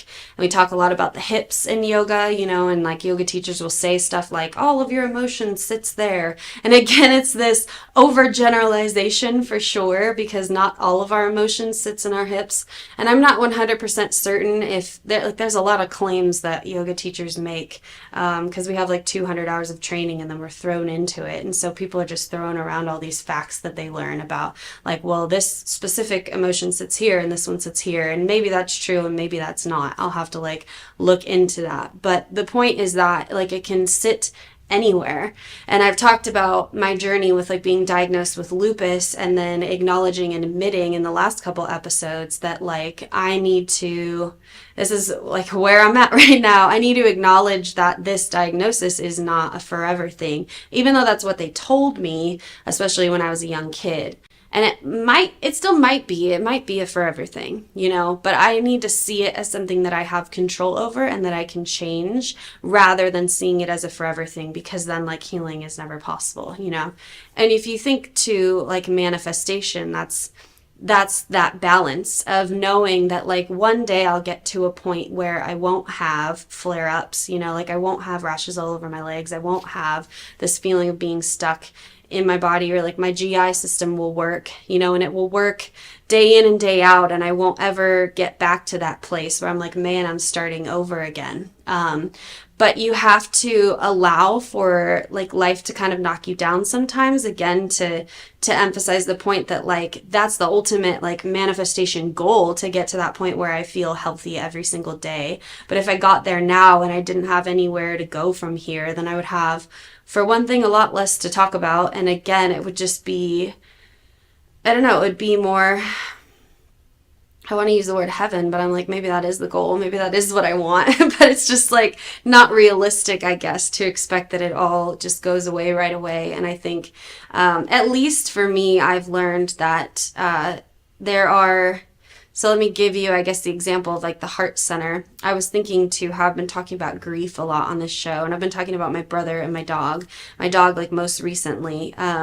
There are like two sides to each energy center, like the positive side and the negative side, I think you could say. So like your heart center is open to love, and when grief happens, your heart center usually closes. So it's like we can predict that at any given time, some of our energy centers are going to be affected. Like it's not just going to be open and flowing all of the time, even though, you know, I'm saying that's the goal. But I think it's always this like balance. And we talk about this in yoga. Like if you've ever done a balancing posture, like I used to say stuff like, make sure that you can feel like your big toe on the ground and rock back and forth. And what you notice in a balancing posture is that you're not 100% still. Even when I'm standing here, I'm not like 100% still. It's easier. But what you're learning about in yoga is that concept of like being able to put a little bit more pressure if you feel like you're being pushed this way, or put a little bit more pressure if you feel like you're being pushed that way. And the same concept happens in life, where if you feel like you're being like thrown to the side by something in life, then you have to be able to adjust to that. So if, for example, the passing of my dog affected my heart a lot of bit, then I need to adjust to that, and I need to find a way to like accept what happened and open my heart up again to love, you know, and find new ways to find that love and positivity without getting stuck in like the sadness, you know. And so I'm just reminded of this a constant kind of theme that I bring up about meeting things like right when they come to you, because I do think, again, when I'm talking about these moments that I get stuck in, that like sometimes we do need to acknowledge that there almost is no other way sometimes. Sometimes we have to just like go through something. My friend Audrey said something like, go through the narrative to get through the end. And it's like, or you need to ride the wave till you hit the shore. Like sometimes that wave is really short and it's just one feeling of sadness. And sometimes that wave is like a few weeks of struggling and wondering and like trying to make plans and fighting yourself and all of this until you like wake up one day and it's a little bit easier. Like today was a little bit easier to get up. So anyway, let's take a little bit of a break and I'll see you back in just a couple minutes. Hi, I'm Deacon T with Modern Word Ministries. It's great to be with you today. Just a short little promo for our show. Every Sunday morning we have service, and you can follow us at 10 a.m. Pacific time on modernwordministries.org. And if you missed us or you want to see some of our older messages, go ahead and check us out on socialmediashows.com every single morning at 9 a.m. It's a great way to kick off your day, get a little bit of the word in you, get something uplifting, get you started off on your way. You know, if you're looking for prayer or you need some help, reach out to us. If you go to our website, again, that's modernwordministries.org, you can interact with me via telephone, via DM, text message, whatever you want. I'll get right back to you. So if you need prayer, you need help, you just need somebody to talk to, Modern Word Ministries is here for you. We are your church in the community. So until you see you next time, be blessed, everybody. Bye-bye.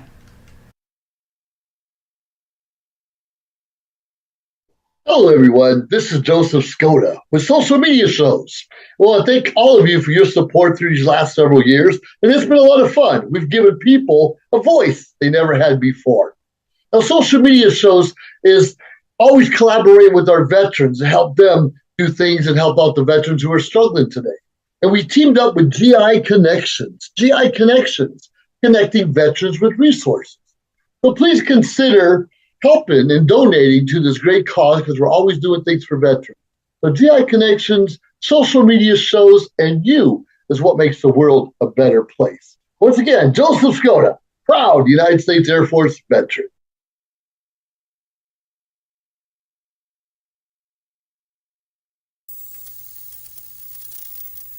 Welcome back. This is Carmen Bradley. We're in our third segment of this episode of Mental Melodies. Thank you so much for tuning in and just for listening to me get to talk about all these things that I think are really cool and interesting and life-altering and life-changing and beautiful. And there's just so much power, again, in healing and also just in this idea that you can heal yourself. Like that was a lot of what I was talking about last week, aside from like my own story and, you know, becoming this cool person that I like to be. It was also just about self-healing and the power that we have, I think, when we share our stories. Like something popped up the other day for me where this guy was saying like, your voice is powerful. Don't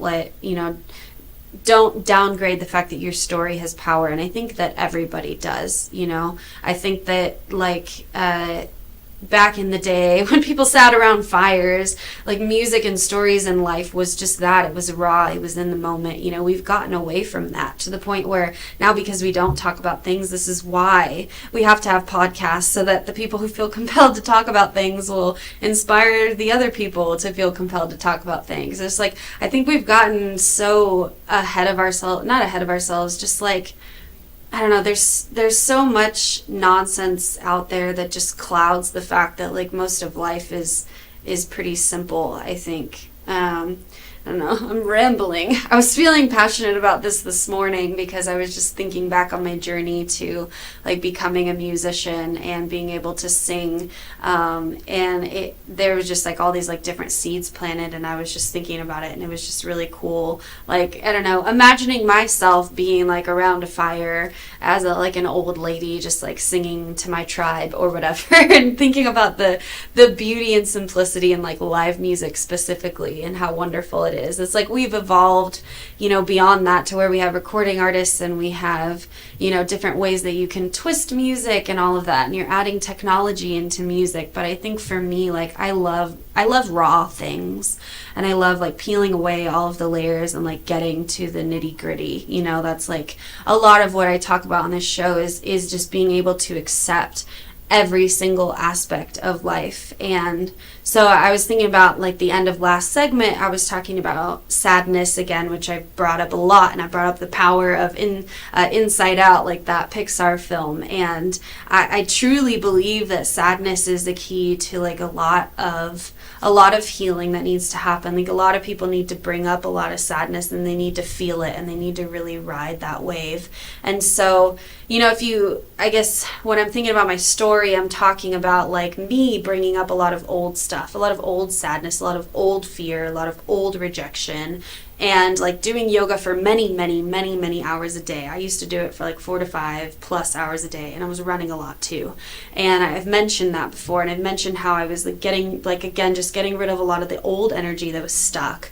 You know, I'm talking about lupus and like joint pain, and I'm talking about emotions getting stuck in our body. I think it's like when I don't know if everybody has talked about this. This is why I'm putting on my little detective face, but I'm thinking about these like narratives that we hear about like fat cells being built, and this narrative that we're told, you know, about how like your fat cells just start to grow, and essentially they just like stick anywhere that they want to. And one thing I wanted to bring up was that like everybody's body is different. So I imagine that if everybody's body is different in how they store fat, for example, which is just the physical example or metaphor for like what I'm talking about, is that I think that we would also have an individual way that our body would respond to stress. So again, to argue that point that like a lot of yoga teachers make, that like this one specific emotion sits here. It might be true that a lot of us feel anxiety in our belly, but it might also be true that some of us feel it in our shoulders, you know, that maybe some of us feel fear in our feet. I don't know, I'm being silly, but like the point is that there's not one right recipe for you to heal from something, and there's not one way that your body is going to respond to stress. Like, it is a coincidence that Maria and I both have rashes when we are stressed. She was talking about that before the show. We're just on the same wavelength.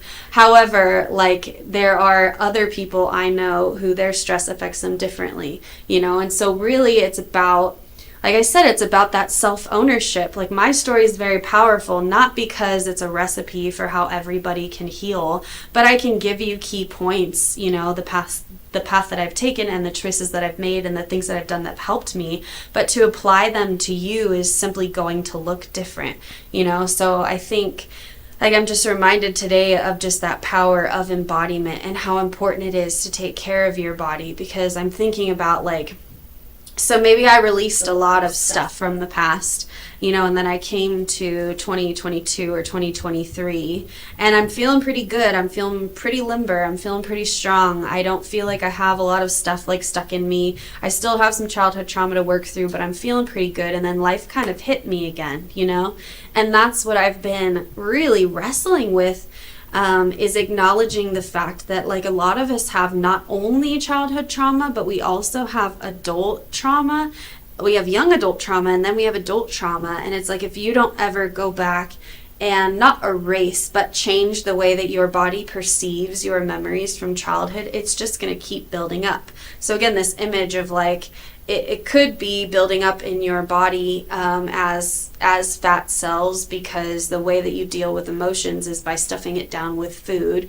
Or it could be building up in your body as, you know, like an autoimmune disorder like I was diagnosed with, where you start to feel it like all in your joints. Again, it's just like individual. But a lot of us, I think, don't have the opportunity to like get caught up, and then life hits us again. And that's where we get something called complex PTSD, when people have childhood trauma and then because resources are not there for kids. They get thrown into foster care or something, and so they have this intense trauma, and then they can't keep a job because they never got the help that they needed, and so then they start to have like grown-up trauma, and then it leads to like drug addiction, and then there's more trauma. And there's a lot of people who are like starting over in their 40s because they simply never got the chance to sit with themselves and have that awareness or to heal, or they didn't have the resources, and I had shared about my experience in college and how like I had a lot of stuff already building up in my body, like stuff I hadn't dealt with. That was an opportunity for me to deal with it. And I think there are a lot of resources on college campuses, but what I had shared was that specifically with mental health, there weren't that many. So when my body was losing itself, I was going crazy. I mentioned like migraines where I was losing my eyesight and like all these things that were happening as, like a very young adult. I had to go get medical help because obviously my body was hurting, but also partially because there were just not a lot of resources in the mental health field. So while I know that if I had been able to go that other direction, dealing with mental health like in therapy, and had there been more yoga on campus, like maybe yoga that was free or something, and just a lot of awareness and the incorporation of these healing things, then I think college could have been the place where like I shifted. But instead, college was the place where I actually just started to stuff down my childhood trauma instead with more experiences in college, and that's when eating disorders came up, so I'm dealing with I dealt with intense emotions at that time, and again, if I knew that they were not just the emotions of that day, but they were coming from like childhood, maybe I could have felt through it, maybe I could have like ridden the wave, but I wasn't able to at that time. That's not a part of my story. So instead, it took me until 2018 or something until I was like, okay, now I need to take all of this stuff that has built up in my body and in my psyche from childhood until now, and now I need to start healing from that. And by that time I was 28 years old, so you can imagine like all of the stuff that I'm like working through. So the point I guess I'm trying to make now is that like, so I'm saying that back in 2022, I was feeling pretty good, and I felt like I had like cleared myself of a lot of the pain. Like I wasn't having rashes anymore. Like I was feeling pretty healthy. And then I went through this traumatic relationship, and things started to get triggered again, like from childhood, and I'm starting to feel unhealthy again through that time. And so I think it's not that we heal and then all of a sudden we're in the clear. We still have to be pretty aware and pretty cognizant of different things that we like tend to move toward in different ways that we cope. And like specifically for me, negative relationships that I would jump into to fill a void that I had or something like that, And so I feel like I'm very much like catching up and like catching my breath from the last couple of years. And there's just like this very strong, ambitious, like motivated part of me that was able to get my career in performance off the ground despite all the crazy stuff that was happening in my life. But now it's like, okay, now I feel like I'm looking around and I'm like, I feel like I'm kind of safe. Like I don't have to look around my shoulder anymore. I'm a little bit more settled. And so now how can I add health into my life in order to make sure that I don't build more up? Because what could happen, like I was mentioning earlier, is that like I could continue to make choices that I know are not super healthy for me, and I could continue to do that, and I could start to feel a little bit more fatigue and like start to use like more coffee or different things to get through the day, even though I might need more rest, and start ignoring my body's cues. And then I could get to 40 and I would have to start over again, or I would just continue to like, I don't know what the opposite is of, because I'm using this rolling the ball image for healing, where we're like pushing it forward, and like, you're pushing forward your ball because you're trying to create motivation. But there's also this, I don't know if it's a backwards moving ball. I'll have to come back to you on this image, but what happens when you get stuck and you settle, and then you, like, we use this term in our negative body image language where we say like you let yourself go.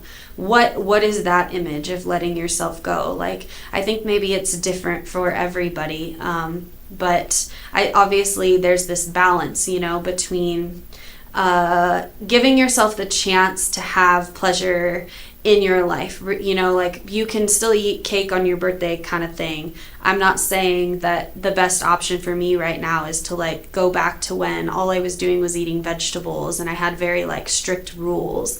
I'm in a point in my life where I've learned so much about healthy habits that I know that that's not the way to go. But the thing that you need to do if you are living life as a human being in this society is acknowledge that we are constantly taking things on, that we will experience another loss in our life. And so the best thing that we can do is to incorporate these practices so that we can feel every wave when it comes. Again, this is like just a reiterating foundational conclusion that I keep making of like really the best way to live life is to feel whatever comes up when it comes up, you know? So anyway, there's like a slew of different things that I need to explain about what that means for trauma and what I'm actually talking about. So let's take a break and I'll see you for our last segment in just a couple short minutes. Yes. This old dude here is down in the 89101 with the pimps, hookers, and crackheads. I have the ass of a 16-year-old boy. So, get you some cheesecake. I had to watch porn at the office. They paid me to watch porn at the office. Up is down, black is white. Porn is good again! Hooray, porn! Official name and title is Captain Chris Cookie Cook, the Cook County Chili Cook and comedic curmudgeon, captivating crowds from coast to coast. Got Films is a full-service production company that provides motion picture quality content and production services for use in the film and TV industry. Looking for a seasoned crew, high-quality equipment, or other production services for your film, TV, commercial, corporate convention, sports, news, or interview project? Your search stops here. Some of our projects include NASCAR, American Restoration, Pawn Stars, Counting Cars, Top Chef, BattleBots, Forge and Fire, and Street Outlaws. We have also produced over 60 feature films and documentaries. We're ready for all your needs. Whatever your project, whatever your budget, big or small, Got Films got you. GotFilms.com. Las Vegas, here we come! I can't believe we're all moving to Vegas. I know, right? It's a dream come true. Wow, super creepy dude. Mason, stop. I think he heard you. What if someone walked up in the back of his Sima?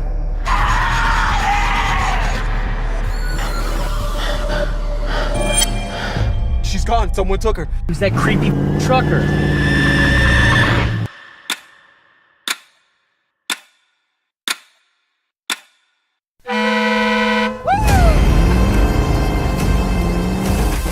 What are you doing?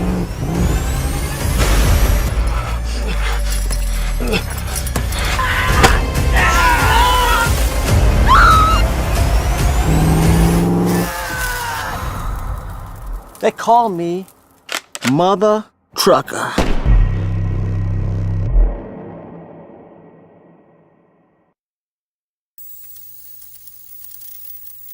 Hey everyone, welcome back. This is the last segment of this episode of Mental Melodies. I'm your host here, Carmen Bradley, and I have been talking today about something that I do talk about frequently, but specifically about being able to combat like the stress that builds up in your body. And so I brought up a new concept today that sees like the same thing I talk about from a biological perspective, and it's called oxidative stress, right?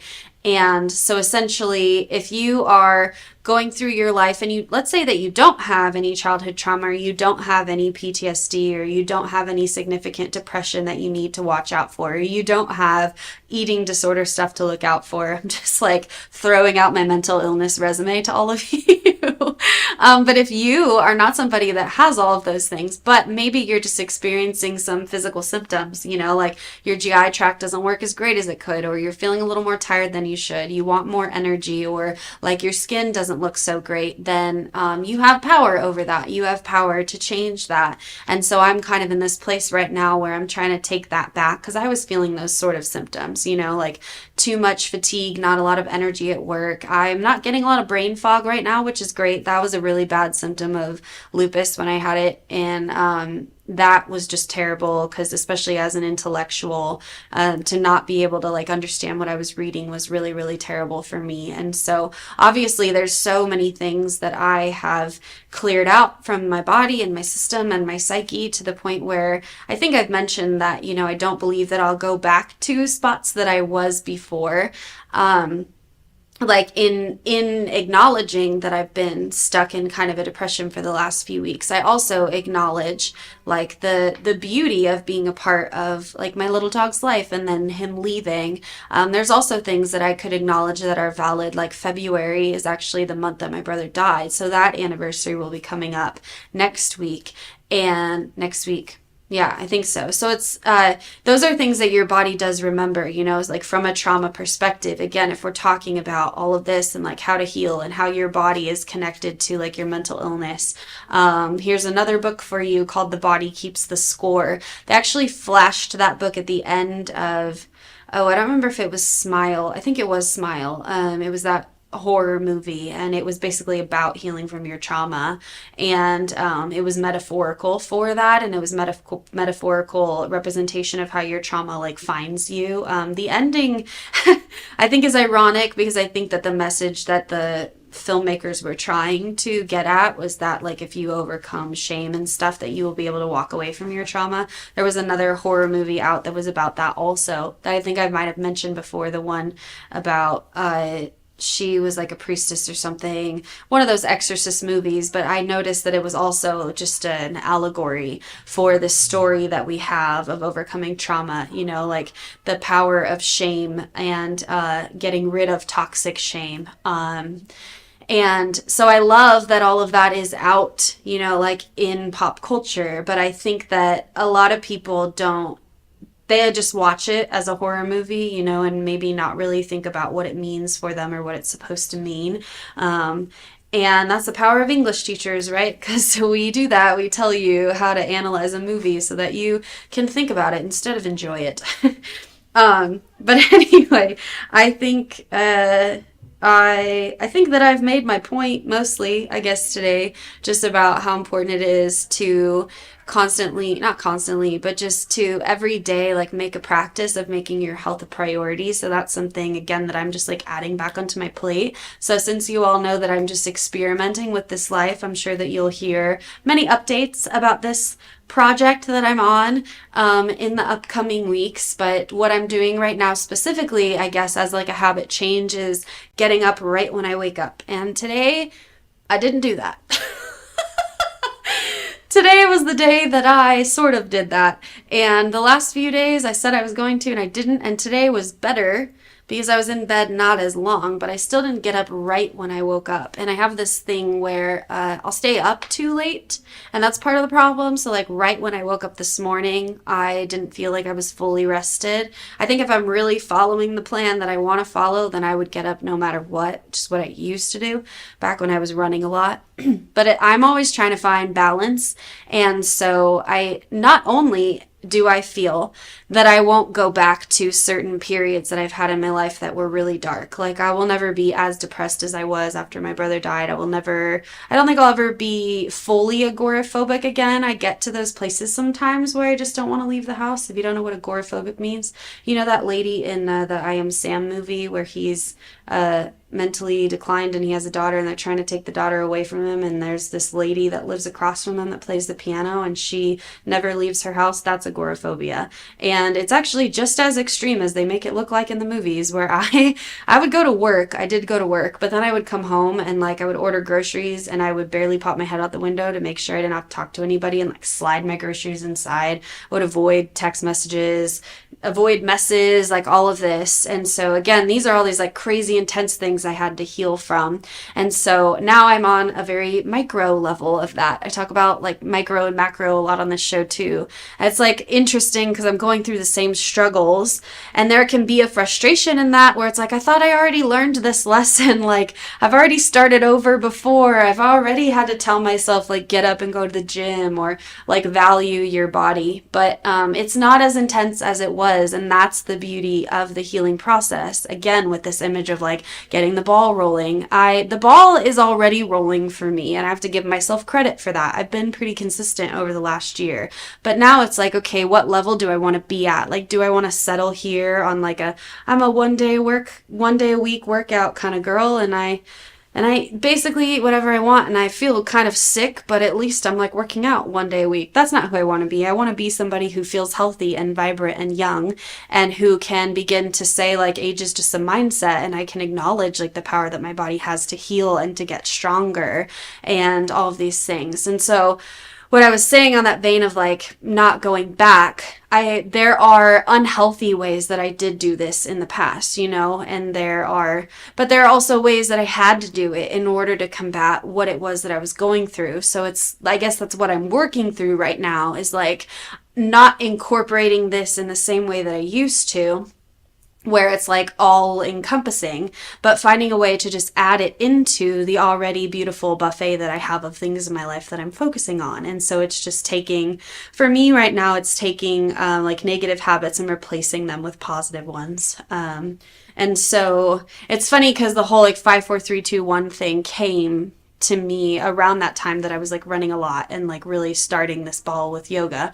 And so now it's like coming back to me again, because my body knows and my mind knows and my spirit knows that I've done it before and that I'm capable of it, So sometimes again, it's just like giving yourself the grace to get through these moments until you're ready, but also sometimes you have to start before you're ready. So I'm just like, I keep going back and forth in my mind, but the gist of it is that like you have so much power, I think, to grow and to evolve. And there is always a danger, I think, of getting stuck in negative patterns, of getting stuck in things that make us feel comfortable. We want to be able to enjoy our life. And this is something that I learned a lot when I was really healing from an eating disorder, which is, I think I've mentioned this, that this is like the first thing I really had to do was heal from this, because my relationship with my body is everything. It's the foundation, and so I had to kind of let go of a lot of really rigid food rules and stuff back then, and I had to let myself just enjoy food and not think about it for a while.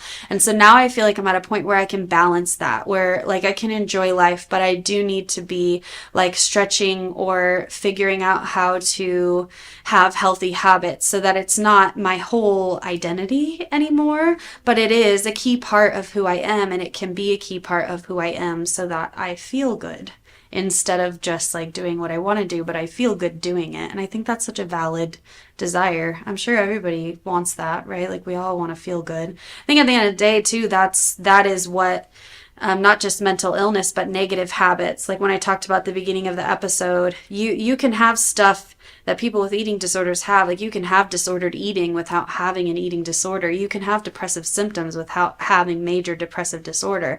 So everybody has their different way of coping with things, whether it's like nicotine or weed or coffee or eating too many cookies or starving yourself or watching too much TV. It's like all these things in excess are negative, and we all have ways that we cope.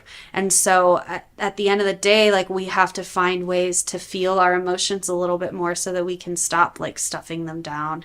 How do we get to a point where we can feel them, and that's where things like therapy come into play, because sometimes the emotions that we have to pull up from childhood trauma, for example, are too intense to feel on our own. Like there were some feelings that I was having that like I had thought that I had healed from that came up again after my dog died, that were very, very dark, and I felt like I couldn't really go through those on my own.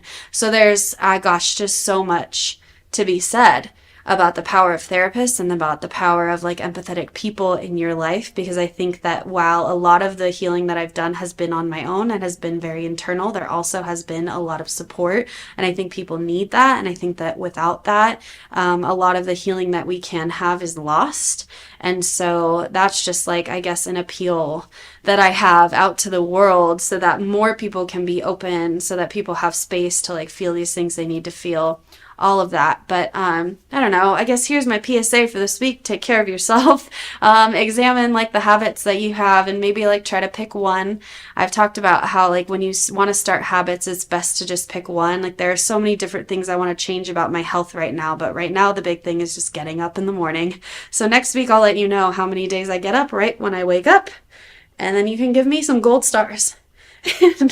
I will see you all in a week.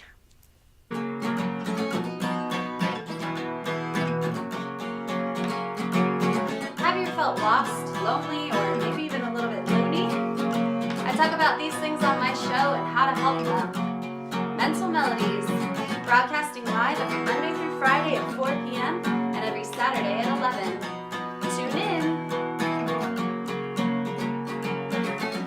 Mental Melodies, will you talk to me?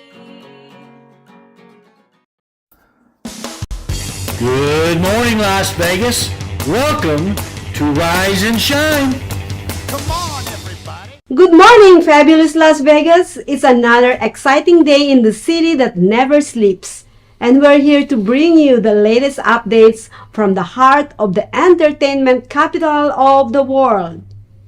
Yes, let's kick things off with the weather. Temperatures are finally cooling down here in Las Vegas. I really like the cooler nights. You like those? But the sunshine during the day is as bright as ever. So if you're heading out today, a light jacket will probably do. But don't forget the sunscreen if you're heading down to the Strip. All right, Maria, what do you got?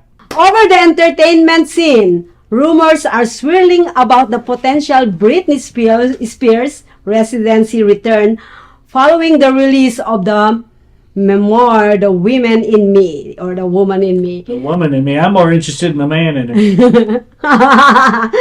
Fans are buzzing with excitement.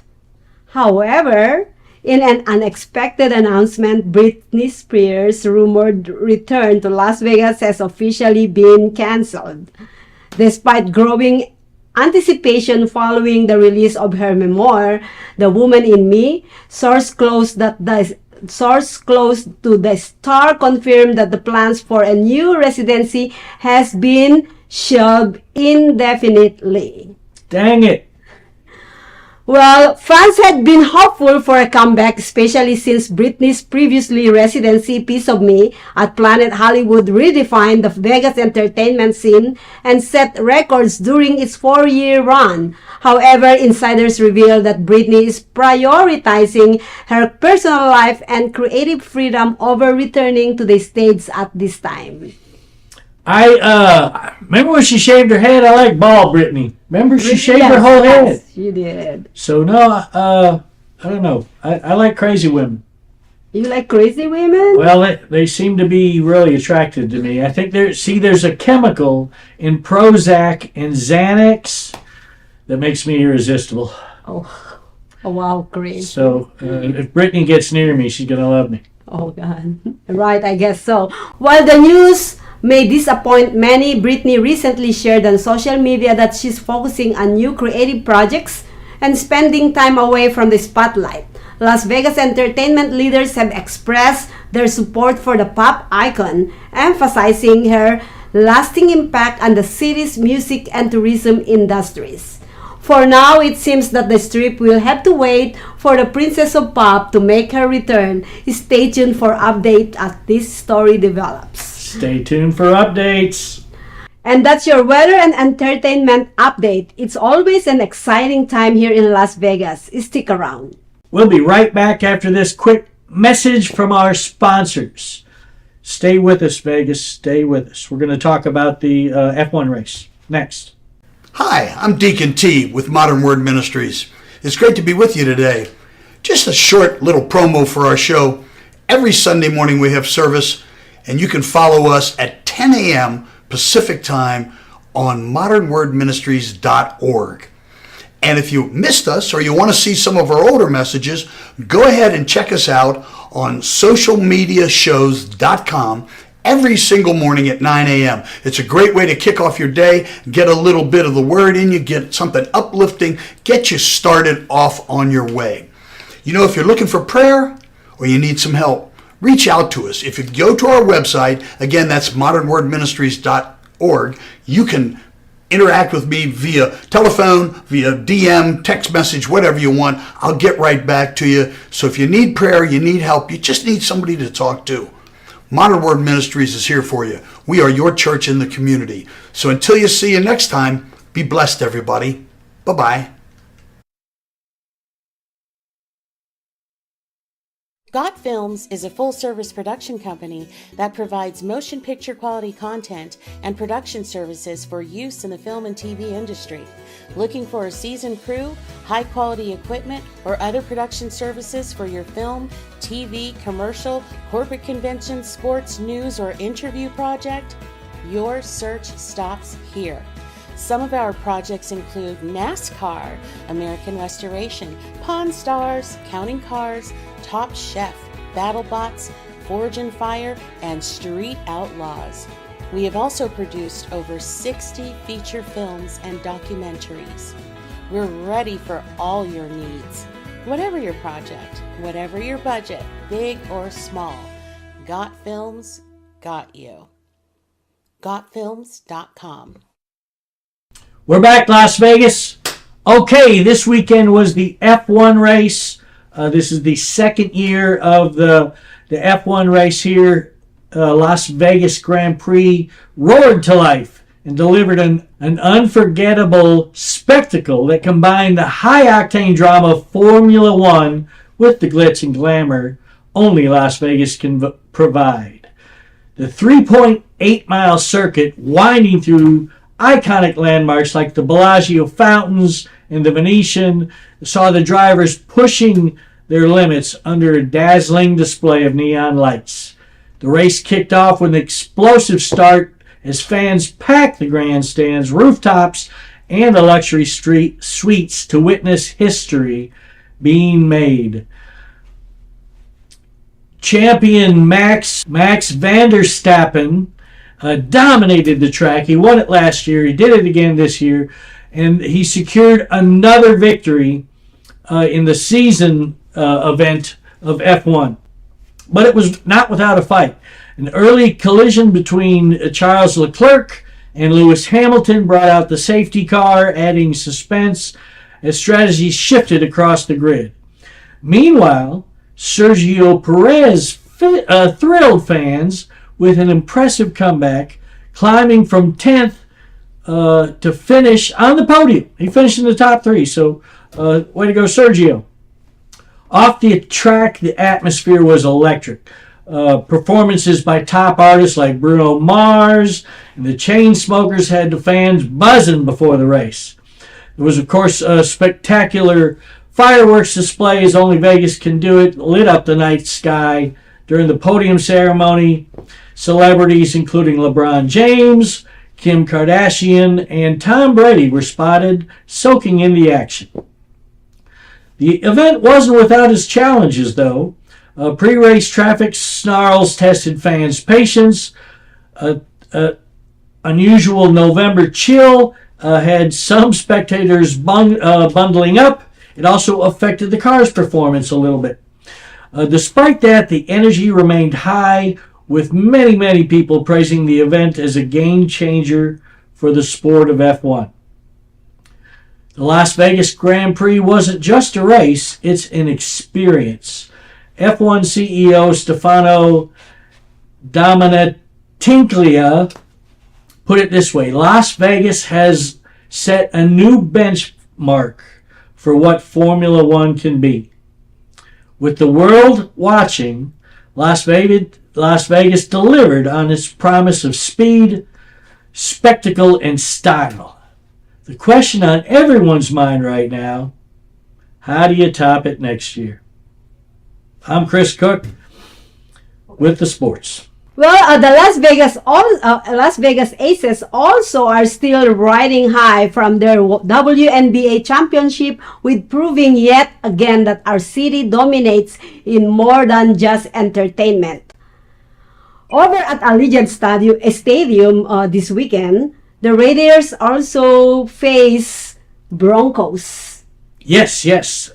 Great game this weekend in the NFL, as the Denver Broncos came to town to take the surprising Denver Broncos came to town to take on the Las Vegas Raiders at Allegiant Stadium. As the Raiders took on the surprising Denver Broncos, Denver finished last in the NFL last year and is 7-5 this year, surprisingly. But they came to Allegiant Stadium and beat the Raiders on Sunday. It was a great game. That leaves the Raiders' record at 2-8. And the Broncos are surprisingly 7-5. They got the quarterback right. They got the coach right. But it's a great place to watch a game. If you have not been to Allegiant Stadium, please take the time to check that out. Again, tickets are going to be high, but if you look on some of the ticket hubs and whatnot, you can find some deals.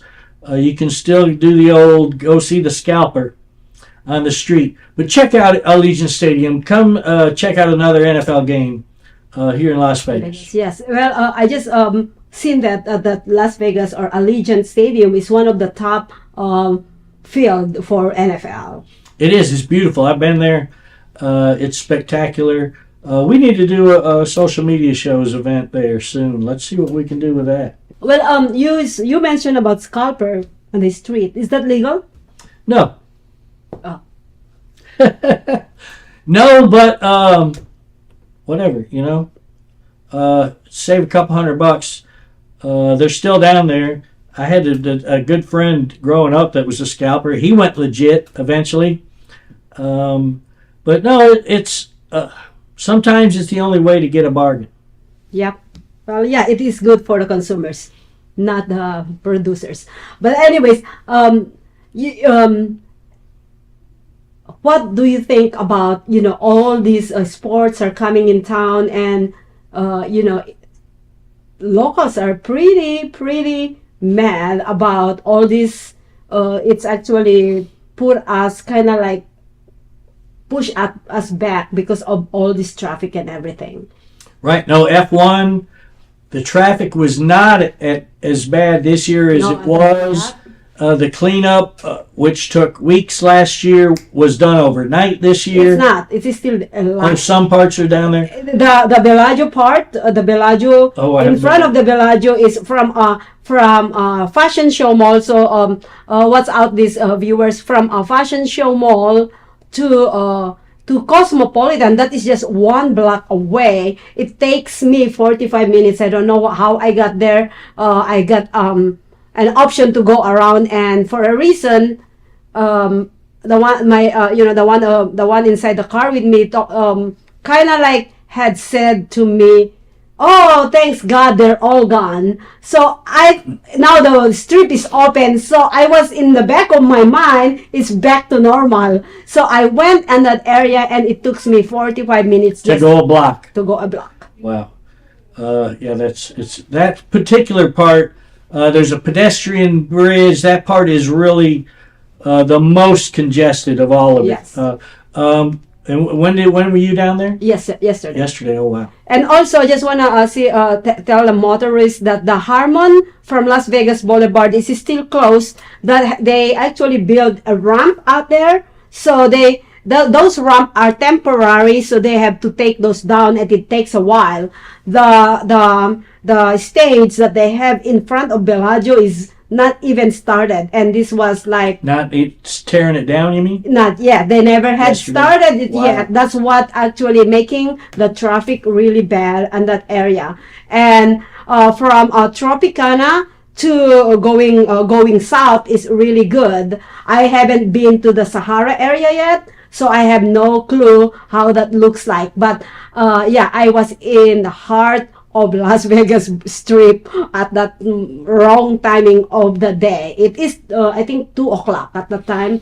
Yeah. And the home game was right down there at Allegiant Stadium yesterday. Can you imagine trying to get The in other on day. that game? Yeah, Sunday. Yeah, Sunday. Yeah. Wow. Yeah, so. No, and then a few more seasons, the Oakland A's are relocating to Vegas. That's Yes. why they tore down the That's Tropicana. another one. So baseball's coming. So yeah. I'm not a fan of baseball, but whatever. But yeah, but you will see a lot more. Anyways, we are going on a commercial break. When we come back, we are going to talk more of the news here in Las Vegas. So don't go away. Traditional TV is going away. Hollywood is starting to fade. People are demanding real stories from real people. Our voices are now being heard in our own way. Podcasts, Facebook, Twitter, YouTube, and TikTok Live are becoming the norm. Internet TV has now reached the highest demand in human history. Social media shows is now the new media of the century.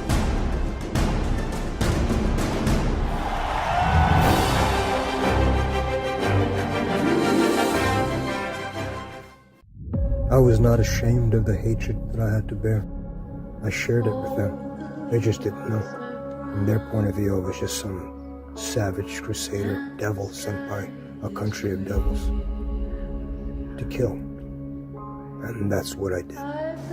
So you just In local developments, plans are moving forward for the long-awaited high-speed rail line connecting Las Vegas and Southern California. Officials say it could cut travel to Los Angeles to under 2 hours, making weekend trips even easier for us and the tourists. What are your thoughts on the train system? I don't care really because I love driving. So No, I do too, but I love the train. When I was in Dallas, Texas, there's a pretty good train system, and I used it a lot. I loved it. I would much rather use for business, efficient, clean public transportation other than for driving business. and Yeah, scrambling. I probably here's the deal is if I go out of town, I bring a lot of equipment or clothes or whatever it is. So if I'm going on a train, I will be hauling all my things. So I'd rather go drive. So for me is for pleasure purposes, maybe like only a day at the Santa Monica, maybe it work for me. Right, a day trip for vacation, not for business. Yes. Well, also, did you see the report that the Fremont Street Experience is getting an upgrade? Oh, they should start doing the Christmas decorations too, huh? Oh, that should be any minute too. But yeah, I was down there for a show on Fremont Street. I went to see Rick Springfield. Oh. Remember him? How's He's that 75. How that went? He's wearing leather pants and out there shaking it at 75. It was a good show. It gets very crowded down there for these concerts, but it was a fun time until we got tired of being jostled and went inside to gamble. But check out Fremont Street. Spend your money on some of the local restaurants down there. There's lots of mom and pops there. Hit up the locals. Spend your money on the locals. Well, talking about all this economy coming into Vegas, I've just heard that they made $1 billion on the Formula One. Interesting. I haven't seen that yet, but that doesn't surprise me. Yeah, so they may, according to the news, they made a lot of money on this year. Last year is probably okay because they're just starting. What do you think? I am not against boosting economy, but I also, in business, when they talk about ethics, you're gonna have to balance the money that they bring and the efficiency and the people that you hurt. Like right now, yes, the economy is boosting, but what is the help? What is the benefit for locals like us? Right. Who's they? They made $1 billion. I'm sure, F1 is a high-end event. We had it in Austin when I was there. They changed it, there was not a direct flight from London to Austin, Texas until F1 arrived. Wow. So they got a direct flight from London. So F1 stopped, there's a 10-year contract with the city of Austin. They don't have to do those 10 in a row. So they did 3 years and then they stopped for 4 or 5 years. This year, Austin was again in the F1 loop, but they may do that here as well. There's a 10-year contract. It doesn't say they have to be 10 years in a row. They might take a break, like they did in Austin. But these people flying in from Europe, F1 is mostly a European sporting event, and to have the money to fly to another country, you're not eating at McDonald's.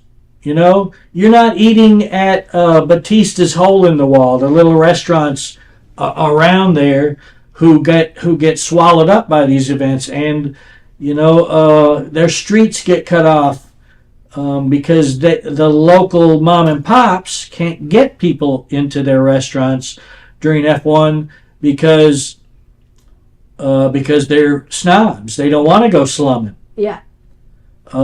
These people coming in are getting packages. Food is included. Lodging is included. Drinks are included. They're not really stumbling out to to the local establishments because everything's included in their package. Mm-hmm. So yes, I'm sure the Bellagio, the high-end places are making a lot of money on this, but I don't see it helping the mom and pops, the local restaurants. Yeah, that's what I thought. Well, let me tell you, Las Vegas isn't just about the headliners. Our local talent and events are stealing the spotlight here in Las Vegas. Here's what's happening. The Neon Museum is bringing back its annual holiday glow, where historic neon signs light up alongside festive holiday displays. Local musicians and performers will be featured throughout the event, making it a perfect way to get into the holiday spirit while celebrating Vegas history. We should go check that out. I will check. Yes, we have to. Las Vegas locals Tracy Gill and Matt Mitchell are performing an intimate jazz set at Container Park this upcoming weeks. These talented musicians are known for blending smooth jazz with a Vegas flair, and tickets are selling fast. They always have a sold out show. So. Great, lots of fun music. I love the Container Park. The concerts there are very intimate. It's a big enough place, but the performers are 5 feet from you. It's a really cool event. Go check out the Container Park in Fremont Street area. All of those are local vendors. All of those are mom and pops. Go check out those people at the Container Park. And talking about Tracy Gill and Matt Mitchell, they also actually perform regularly at the Composer's Room by the convention area at Sahara. So go and check them out. The House of Blues Foundation Room is hosting a special open mic night every Thursday, giving Las Vegas aspiring singers, comedians, and poets a chance to shine. Whatever you're showcasing your talent or cheering on your friends, this is where Vegas magic begins. Support local, celebrate Las Vegas. From live music to comedy, there is no shortage of entertainment happening right here in our community. Be sure to support these incredible local events and performers who keep Las Vegas vibrant and alive. I didn't know the House of Blues is a comedy also. I'll have to check that out. All right. We're going to go for a quick commercial break. We'll be back in 2 and 2. Hi, I'm Deacon T with Modern Word Ministries. It's great to be with you today. Just a short little promo for our show. Every Sunday morning we have service, and you can follow us at 10 a.m. Pacific Time on modernwordministries.org. And if you missed us or you want to see some of our older messages, go ahead and check us out on socialmediashows.com every single morning at 9 a.m. It's a great way to kick off your day, get a little bit of the word in you, get something uplifting, get you started off on your way.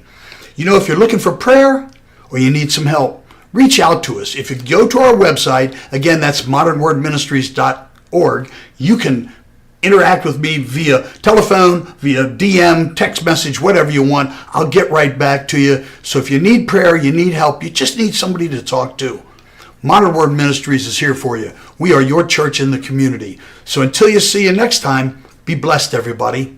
Bye-bye. And welcome to the next exciting episode of Arena Wars. A fresh batch of institutionalized gladiators fighting for their freedom. Ready, here we go. You guys heard Perez? Yes, smell that. Get back! Those on the line. The parole board has offered you a ticket out.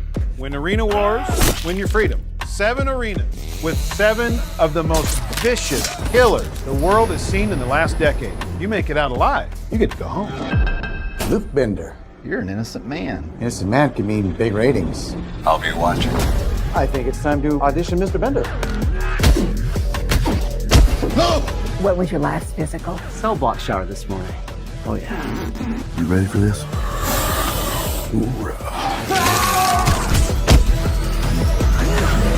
Impressive showing out there tonight. You're the new fan favorite. Are you with me?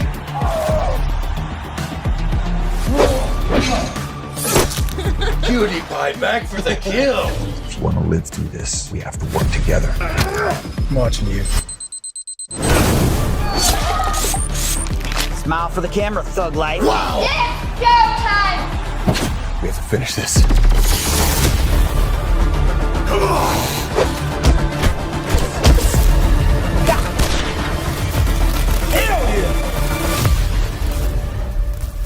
Doesn't sound much like rehabilitation, does it?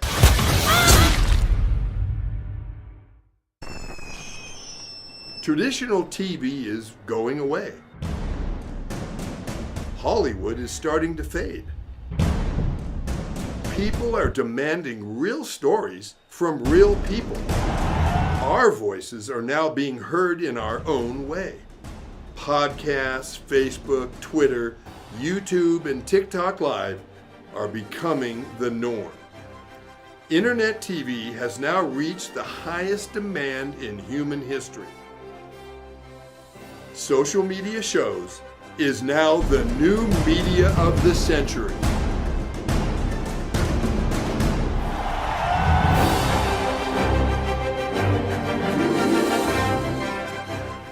Las Vegas is more than just bright lights and entertainment.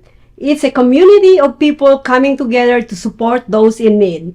This week, we're highlighting local nonprofits making a big impact. This past week, Modern Word Ministries is making a heartfelt impact in the Las Vegas community by providing meals and resources to the homeless. Their mission gone beyond just feeding the body. They aim to nourish the spirit and bring hope to those in need. Volunteers from the ministry are regularly seen distributing food and essentials across the city, ensuring no one is left behind.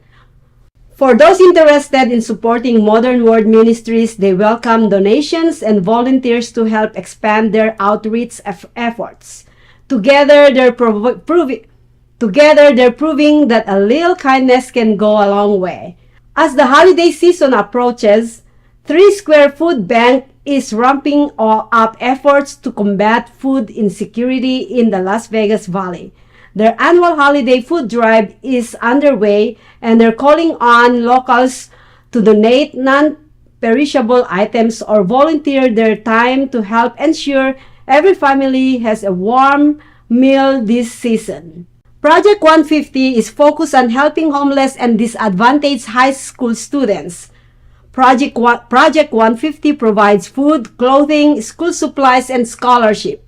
Their mission is to ensure every teen has the support they need to graduate and build a brighter future. How can you help? Nonprofits thrive at community support. Whether you have time to volunteer, funds to donate, or simply want to spread the word, your contribution can make a real difference. Beautiful. Yeah, lots of stuff here in Las Vegas. Lots of volunteer opportunities here at Thanksgiving. Get out there and volunteer. I agree. All right. That's it for us for now. Las Vegas, keep shining and stay informed. And remember, if it happens in Las Vegas, we'll report it here. Bye.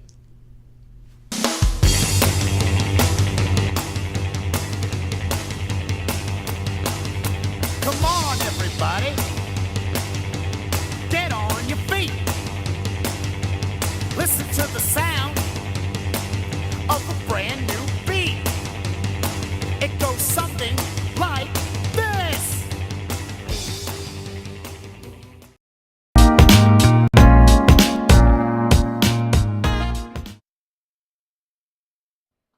Welcome back to another episode of Vegas Views. Dawn Sullivan, and guys, I am so epically excited about this. If you guys have been logging on, you know that I haven't had Danny with me in quite a few weeks here. Danny, welcome back. I'm back. They probably thought I was canceled, right? I'm sure everybody thought I was canceled. I kid you not. My Instagram for 2 consecutive weeks, and I didn't really want to say whether you were coming back, whether you were on, whether you were guesting on the show, but I had so many women saying to me, is Danny no longer on the show? What happened to Danny? Then they asked, was it the Biden stuff? And it wasn't because he went off on Joe Biden 4 consecutive episodes and got us canceled. Absolutely not. No, guys, that's not what happened to the show. Danny did not get us canceled. I am so ecstatic. I haven't seen Danny too, so just to share with you guys, I'm just as excited as you are. You have to tell me, first of all, I know you have a lot of stuff going on, a lot of stuff in the mix. How are you doing? I'm doing great. Life's the best. You look really good. As you can see, I'm kayaking, fishing again. Yeah. You see my Facebook, Yeah, right? you're living life. And that's what I'm probably going to do after the show, too. So it's going to be 90 degrees all week. I'm fishing and Slightly kayaking all week. jealous. You guys all know I've been in my studio. I'm ramping up movies, IMTA. I've got stuff going on, and you're every day. I'm like, oh, living vicariously through you as he's fishing. And- but I do want to get on the boat with you guys. Yes, there you listen, go. I've been telling Maria, our producer here, I've been telling them I'm going to take them out on a boat in Lake Mead. Yes. All expenses paid, and they never show up. Well, that's the thing, because I'm in my studio with all this stuff, and I'm like, oh, I want to be there. And you guys found an island? Yes, we love it. We Yeah. love it. And what we call it our island. We put, like Yeah. I said, I put my flag there. Did you see I solved the crime there? I did. I solved the saw crime. it. The coyote attacked the duck, and that video went to 10,000. That was good. Yeah. So, TikTok life for you. TikTok's Amazing. good. I see it. You're like everywhere. Every time I scroll, you're there with my news. You know what? I'm pushing.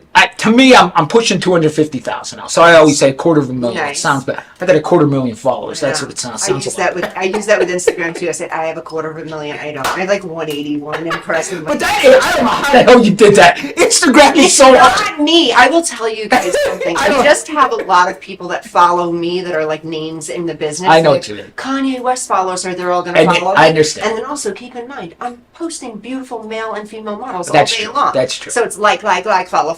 If it was just me, it would be like, who's this lady? Occasionally I post a picture, I get like, 8,000 likes. A model gets like 150,000 likes. Right.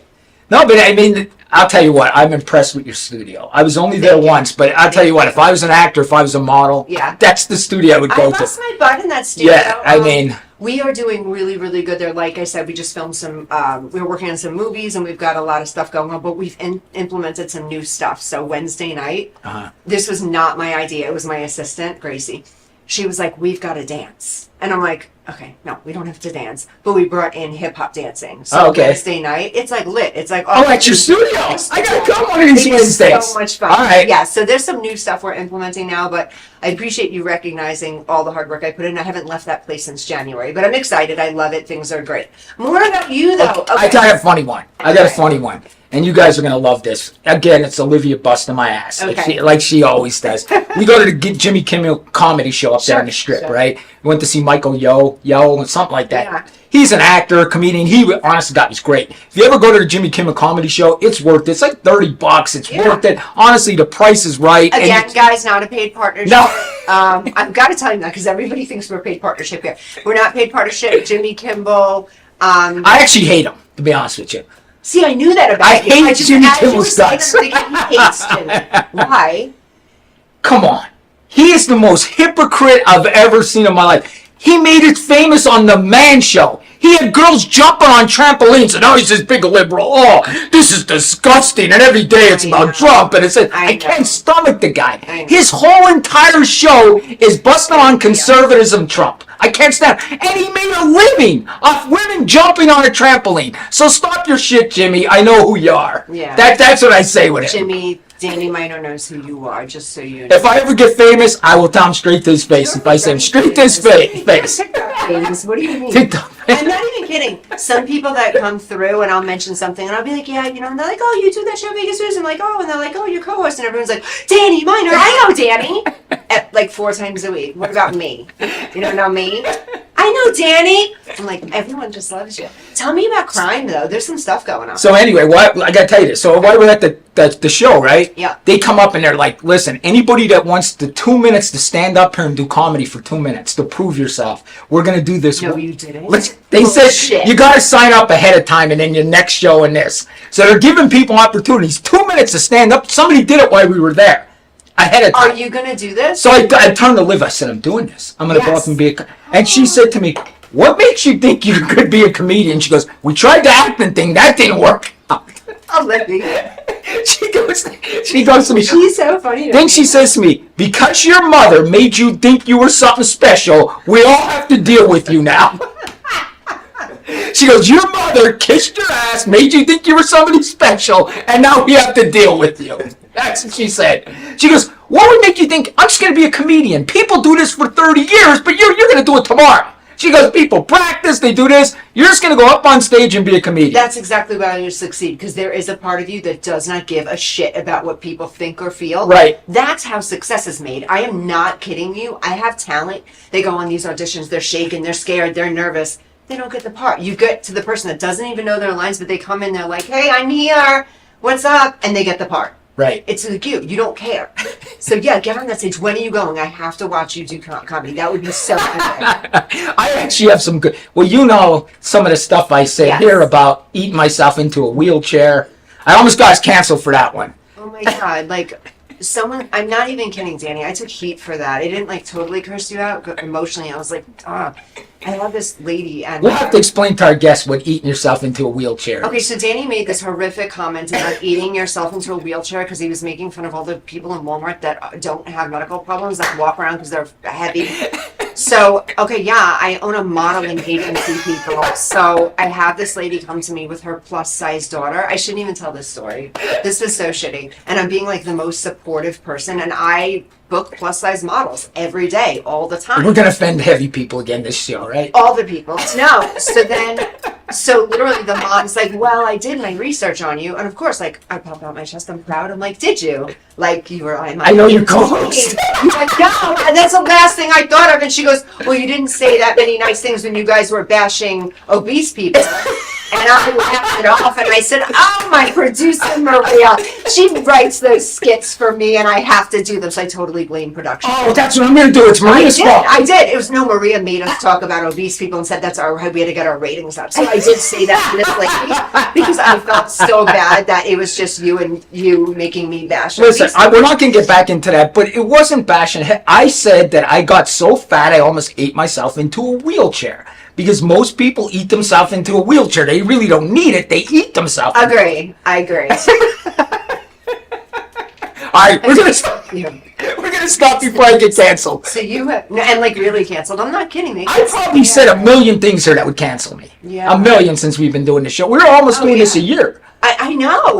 Not that we're almost doing this a year. Some of the feedback I'm still getting is on the Trump one.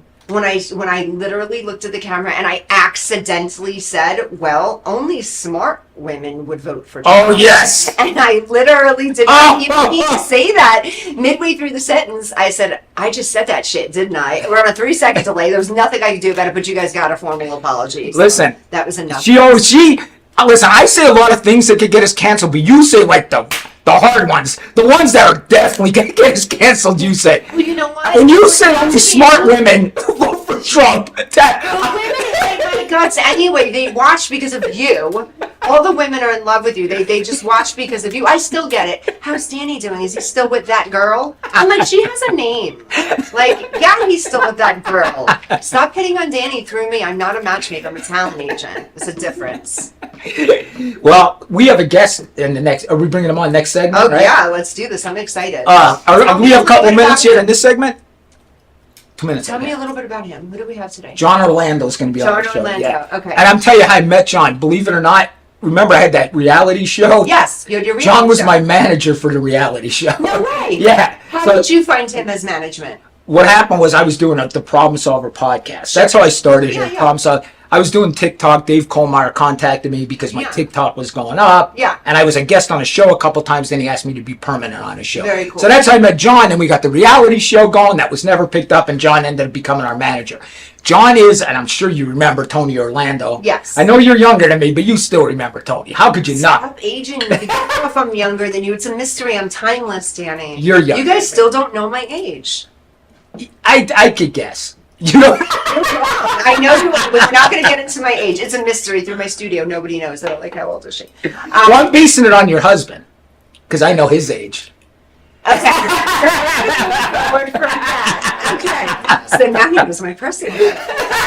So moving forward, okay. So does he still manage you? Oh, John, no, the reality show went. The reality show went. Yeah, Okay. it went. Okay. Unfortunately, I would have bet my life. And John will tell you, I'd have bet my You life. say This is done. age because his father, right? Oh, his yeah. father is. His father's Tony Orlando and Don. Do you remember that? Tie a yellow ribbon around the oak tree. Yes, yeah. Yes, I do remember. You remember that? And they had the Tony Orlando and Don show. It was awesome. Yes. Like, we grew up with that. You know what I mean? I grew up with that. I remember all of us getting together, watching the show. It was amazing. It was like to me, and John might be different, it was sort of like a Saturday night show where they had music and they had skits and stuff. It was a great show. Okay, I will know factually that my mother was a fan because I remember hearing that Tony Orlando and then Dawn. I remember Yes, that growing and up. Dawn. To be completely honest with you, I'm not 100% familiar on all this. Okay. I'm not. But I will be. We're going to interview. You will remember. Yes, you will I know remember as that we song, talk. Tie a Yellow Ribbon. But that was not the same group that's saying Dawn go away. No. That was somebody. So Dawn was just another person? Yeah. Now I'm definitely going to get your age because if you don't know him that well, you are way Well, younger I than grew him. up in New York City, so Uh-huh. there's difference in music there. I grew up in New York City, so we listened to a lot of it's weird. My music selection's been very weird with my parents. Very I'm going to guess you're Yeah. 10 years younger than me. No, stop saying that. It's on TV, but thank you because that means I get some good stuff. And listen, I haven't seen Dawn in a month, and she lost a ton of weight. Yeah. I mean, Zempic. I'm not bullshit, you guys. I'm not lying. No, I put on some weight, but Zempic. So. Yeah. but other than that, everything's going good in my life. You look fantastic. You've been working out. I know that. I could already I have tell. been Your working chest is big. Your arms are bigger. Yeah, I haven't seen I'm you trying to in work seconds. out. I'm trying to stay in Yeah. shape. Hopefully someday I'll be on TV, and I don't want to look like the 55-year-old man I am. Yeah, which is insane that you're 55. You look fantastic. I'm so happy Listen, to I have tell you here with me today. these girls on TikTok, they'll DM me. Yeah. This and that. I saw. Come see me, come do this, and I'm like, listen, it's a filter, ladies. I put a filter on a TikTok. You don't want to see me in person. You're so dreamy with the blue eyes, though. I'm not gonna lie.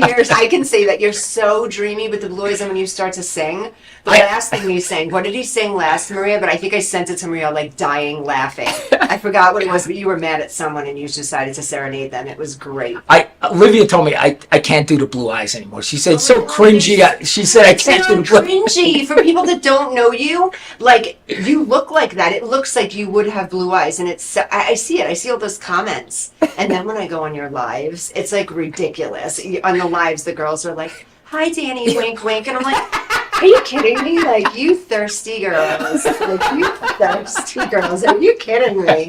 These are grown women. I'm like, I'm old, and I tell them I'm old. I'm like, I'm old. This is a filter I'm covering my fake wrinkles with. Grow into yourself nicely, and women like that shit. They like what do they call that? Salt and pepper. How's your hair right now? Oh, it's a mess. When I wear my hat. Wear your hat. When I wear a hat, I didn't get a haircut. That line in your head. You have a cool hairstyle. I'm going to get a haircut as soon as we leave.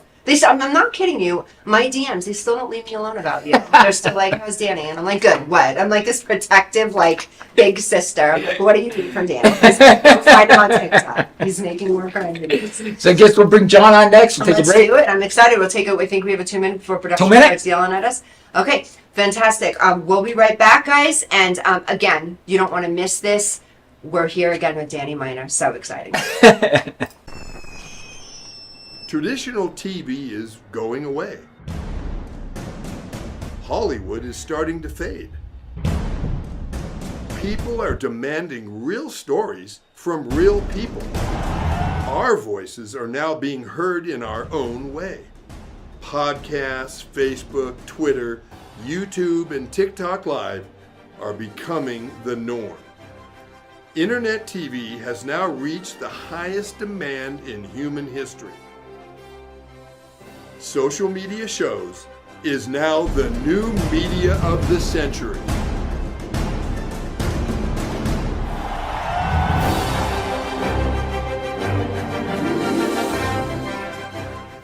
Now on digital and DVD. Did it? Space Wars: Quest for the Deep Star is an epic sci-fi adventure. Do what needs to be done. An edge-of-your-seat wild ride. We have company. Tons of popcorn-munching fun. 5 stars. A love letter to the sci-fi films of the 70s and 80s. With plenty of action and fun for all. You need to see it. You really do. The captain just decided it's time to go. I am ready for a sequel. Experience a bold new adventure. Space Wars: Quest for the Deep Star. A good old-fashioned adventure. Now on digital and DVD. We are back on Vegas Views, Don. It feels like I never left. It's only been a month. I know. We got our guest here, John Orlando. John, welcome. How are you, man? Good. Thanks for having me. Listen, when they told me that you were going to be on the show, Maria texted me like 2 days ago. I said, I'm definitely coming. I will definitely be there because I was just on your show, and it was awesome. John just had, Don, he had a 24-hour podcast. Live. 24 hours. straight hours. Brutal. For the 5th year in a row. Yes. With the same person, with the same people? No. Rotating guests. Rotating By guests. yourself. Yeah. For all of that time. Yeah. This year I came out for so I host the Action Junkies podcast. Sure. So this was the 5th year we did it, but now we've got a lot of other junkies shows. There's Bizarre Junkies and Gridiron Junkies and Fitness Junkies. So I took breaks this year for the first time, but it actually worked against me because when you take the break, it's like the adrenaline comes down and then you get tired. And then, yeah, it was a bad idea. Let me ask you. Yeah. How long before you started getting like, all right, this is wild? Like, were you good for the first 5 hours, 7 hours? Because that's a long time. Yeah, I was good. No problem for the first 12 hours. We start at 5 a.m. We go 5 a.m. Friday to 5 a.m. Saturday. Okay. So by 5 p.m. I remember I was like, oh, we're at the halfway point. No problem. And then by like 8 p.m., maybe an hour 15, it's just like, okay, pop a 5-hour energy. Yeah. And then by midnight, you're just wrecked. By midnight, you're like, why did I do this? This is the dumbest idea. I'm never doing this again. I hate podcasting. I hate my life. And I hate people. Yeah. I say I hate people like 3 times a day. Yeah. Just kidding.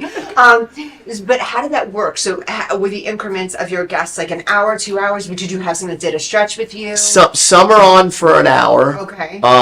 It's the only time I'll Zoom guests in. I really like just doing it in studio. Sure. But for the 24-hour, it's like, especially like 2 a.m., you got to rely on like the East Coast sometimes. Someone's getting up like a fitness guy at 5 a.m. or sometimes we're Zooming someone from London or Ireland because they're 8 hours ahead or 10 hours ahead, whatever it is.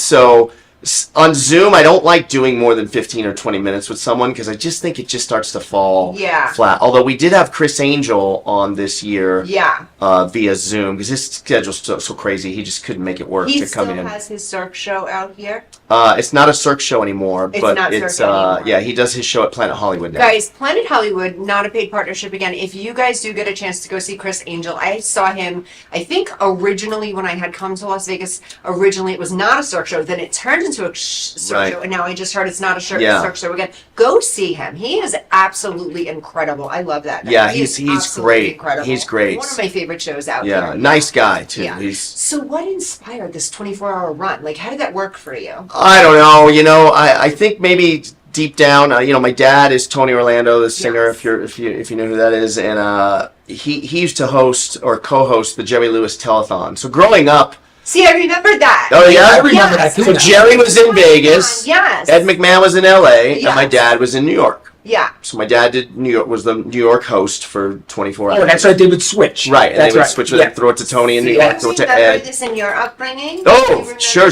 I remember. Part of your childhood? I remember. You'll like this. I remember. You're a baseball fan. Yeah, of course. So I can remember. I think this was like 1983 or 84. I was 13 or 14. I remember my dad hosting in New York, and back then you would. Well, still, I think you'd be. They have the phone banks behind you, like that. You'd see people.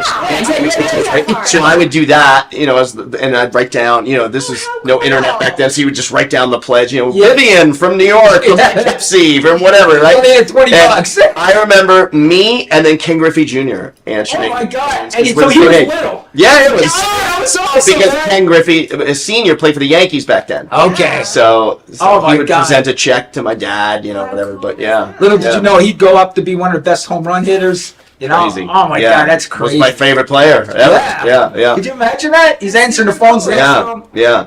But yeah, so I think deep down, like the 24-hour thing was just a thing in my head. Yeah. You know, when you're not Joe Rogan and you're trying to come up and make noise and figure out how to get people to pay attention to you, 24-hour, I'd never heard of anyone doing 24 hours. So I had never I'm not saying I'm the only one that did it. I just never heard of anyone doing it. I have no idea. I don't know. There's stuff I'll let you know. there's certainly like live streamers. There's certainly live streamers that like play video games for 24 hours at a time or do other stuff. Yeah. But But a I've never heard of a podcast being 24 hours. So that was 5 years. In 2020, we started it. And then we started, I remember we did like March 6th of 2020. And then March 10th, 2020, the world ended basically. So I always say like my podcast ended the world. The 24-hour show ended the world. And now we just stuck with it and it's fun. So It's like, you have a physical studio here in Las Vegas. Yeah, But you yeah. also have one in Florida. yeah, so I have a Sticky Paws Studios is the name of it here in Vegas, named after my cat, because every time you walk by her, she latches on with her She has little Sticky murder Paws. mittens. Yep. And Oh, I gotta stop the whole show. I'm a cat lover. are you? Yeah. She is 5 now. What's her name? Mocha. And you know what? We rescued her. We found her at. I have another cat that's 13 that I've had since he was a baby, Petrie. And but Mocha, we pulled up to the Artisan. You were talking about stand-up comedy in the last segment. So the art. Do you remember the Artisan Hotel? It's not the Artisan anymore though. I just saw it changed its name. Yeah. But interesting place. They used but they used to have a comedy night there. Yes. And so my friend Natasha was doing stand-up, and so we went to go see her.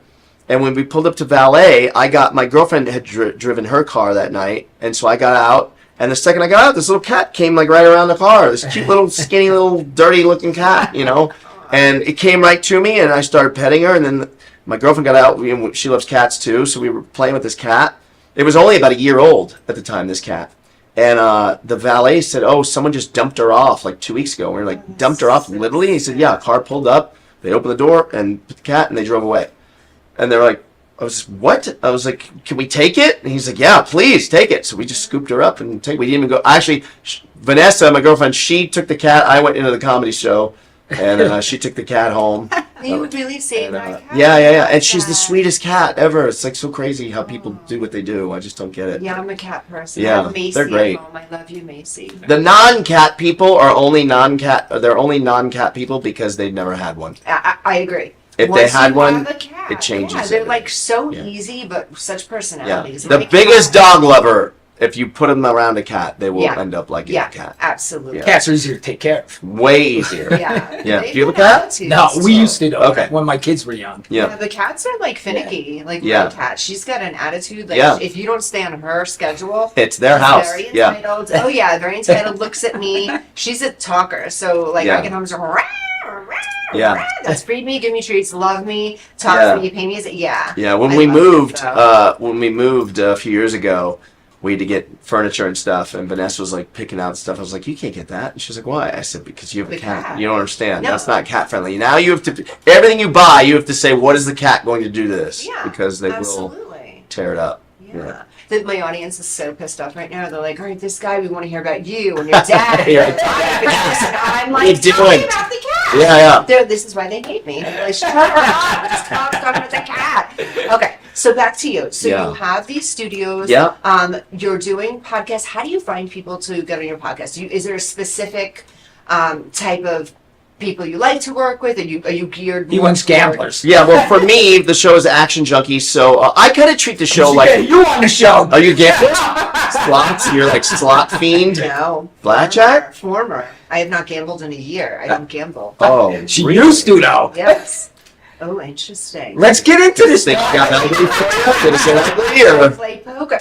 Poker? I like poker. Yes, live poker, and I will do slots. The whatever, but I like live So poker better. you won't play poker anymore No, either? No, I don't. Anything Because that you has to consider do that with gambling. gambling, Yes. which is interesting. Nothing that has to do with gambling. No, Interesting. it's a lifestyle. I When you played, did you play tournaments too, or no, just I never cash played in games? tournaments, just cash games. Where I would you win play back? everywhere, Really? everywhere. We probably played with each other. Absolutely. I played with John. Because Yeah. my main places I play are Encore, Aria, Yeah. and South Point. Oh, yeah. And I love the South. Mhm. I love Yeah. South. Not anymore though. It's over a year now. I'm saying a year, but it's over a year that I have not gambled. I just have a clean lifestyle of nothing. Really? I know it So you're sounds wild. boring now. I'm so boring. You don't even do drugs? I know drugs. No drugs. No drugs. Not Right? even anything like no drugs at all. No drugs. No weed. No alcohol. No obviously cigarettes. I would never. No down to my shakes. No sugar. Like Right. and nothing. That's just a really good lifestyle for me. Okay. And it's he's I just no he's like, "You're full poker. of shit, I get the baby." no gambling, but the no poker. See, I don't No poker poker. for me is not gambling. Poker is the epic gambling. What do you mean? No, there's no house. You're There's- playing against other people. Yeah, It's different. Poker's different. There's no house. You're playing other people. It's still gambling though, huh? There's elements of luck. A bad poker player could gamble Yes. on certain hands. You know, you need one more card for a flush. Okay. Are you playing the World Series? Of course, yeah. Me too. I'm gonna play in that there's the second event of the year is 500 buy-in. Did Yeah. you see that one? Maria, these guys It's- are terrible. it's- to me. terrible because now I'm thinking, It's a that freeze makes out. sense what they So do. it's no rebuy. I like that better. It's so do I. That's what I'm going to play. It's a freeze out. It's only a $500 buy-in. I think it's guaranteeing $5 million or something. Yeah. Payout. I'm definitely in that. Yeah. 'Cause there's no rebuy, so Daniel Negreanu can't go in there, go all in every hand, and throw $500 because Yeah. he could afford it. Right. You know what I mean? And I can't. Yeah. So it puts It me changes at a the way they disadvantage. play. Yeah, exactly. Sure. Are you really good? Yeah, John's good. I think I'm good. Yeah, yeah. I mean, I did really well last summer and during the World Series. I mean, I didn't. Oh, you cashed. I cashed a few. Yeah, you I did. played in a $1,500 or $1,600 buy-in turbo bounty. Okay. So the levels are 20 minutes, and you got 500 for everyone you knocked out. So that was kind of fun. So I came in, I think 27th in that one, and I Wow. got 8,000 for coming in 27th, and then another 8,000 for all the bounties. Oh, that was 16 so grand. 16K. Then a couple days later, a week later, I'm foggy on the timing of it. I played the $10,000 turbo bounty, same event but for 10,000. Mm-hmm. And my buddy, I'm friends with Randall Emmett. He produced Lone Survivor and Two Oh, you're Guns. friends with him. Yeah, He's on the high speed poker yeah. things and everything. So All right. he sends me a text. He's kind of like my poker mentor, so to speak. Mm-hmm. So he sends me a text the night before I'm going to play the $10,000 turbo bounty, and he says, "Are you playing in the main? The main event is also a $10,000 buy-in, which was like a few days after the turbo bounty." Okay. And I said, yeah, I'm going to play the main, but I'm also playing tomorrow. I'm playing the 10K turbo bounty. This is all text. He writes back, LOL, no, you're not. And I write back, what do you mean? No, I'm getting mad, you know? Yes, he's I like, am. He's like, you're not playing the 10K Turbo Bounty. Stop it! Exclamation point. I'm getting heated. I'm like, F you. Like, what are you talking about? Like, I'm not even going to play. I'm going to cash. He's writing back like LMF, whatever, last my, you know. He's like, you have no business playing in that event. It's going to be all pros. So in the main event, it's $10,000 to buy your way in. Sure. But you can also play what they call a satellite event To get in other Yeah, states. Whatever but you extended satellites you could to win me. your way into that Yeah. event for literally $150 tournament. Yeah, you could. So it's called what they call a soft field or a softer field. There's going to be 10,000 people that play in the main event, but only like 1,000 are like straight up pros. Right. Right? So it's an easier path to cashing. The $10,000 Turbo Bounty, Randall was saying, it's going to be all pros. So I'm like getting heated. We're going back and forth, and I'm like, I will cash, and I want a public apology from you. He goes, oh, you'll get it. You'll never cash. Okay. So now I stopped texting him, and I'm literally sitting there. I'm thinking, maybe he's right. Like, I shouldn't be playing in this. Like, it never occurred to me that it was going to be all pros. And like when he said that, I was like, wait, is he right? Like, I know he knows what he's talking about. So I'm like, And he's he's played like, on TV. You've seen, like, he sits with Yeah. the big boys. Yeah. So I'm like, man, is he right? But then so I tell Vanessa, my girlfriend, I'm like, maybe Randall's right. I show her the text thread, and she's like, what are you talking about? She's like, you know it's good when you have a girl that encourages you to gamble? So she's like, you've been telling me for the whole time we've been together, you can sit with the best, and you can play with the best, and you belong with the best, and now you're saying you may not play because Randall says don't play?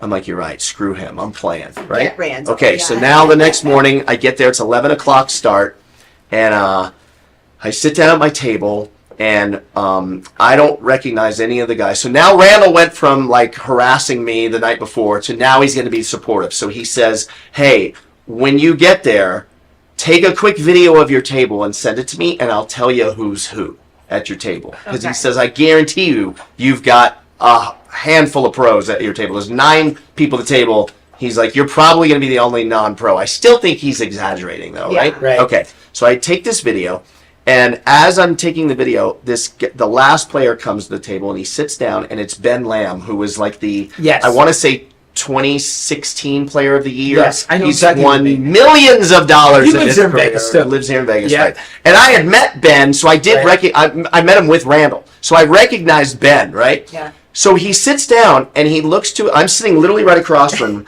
He says hello to every single person at the table by first name except me.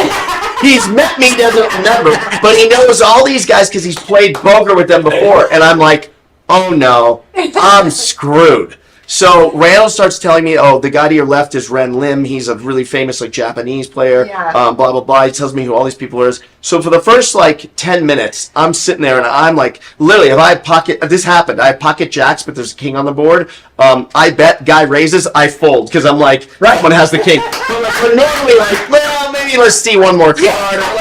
I just believe everyone for the first 10 minutes. And I take with you. You're a little bit of aggressive, too. I'm super aggressive. Right. Yeah. I need to see it. I have OCD, and like I need to see that you have me beat, which is bad as poker. Like he can get away from a hand, Danny can fold. Yeah. I have trouble folding. Like I need to really know.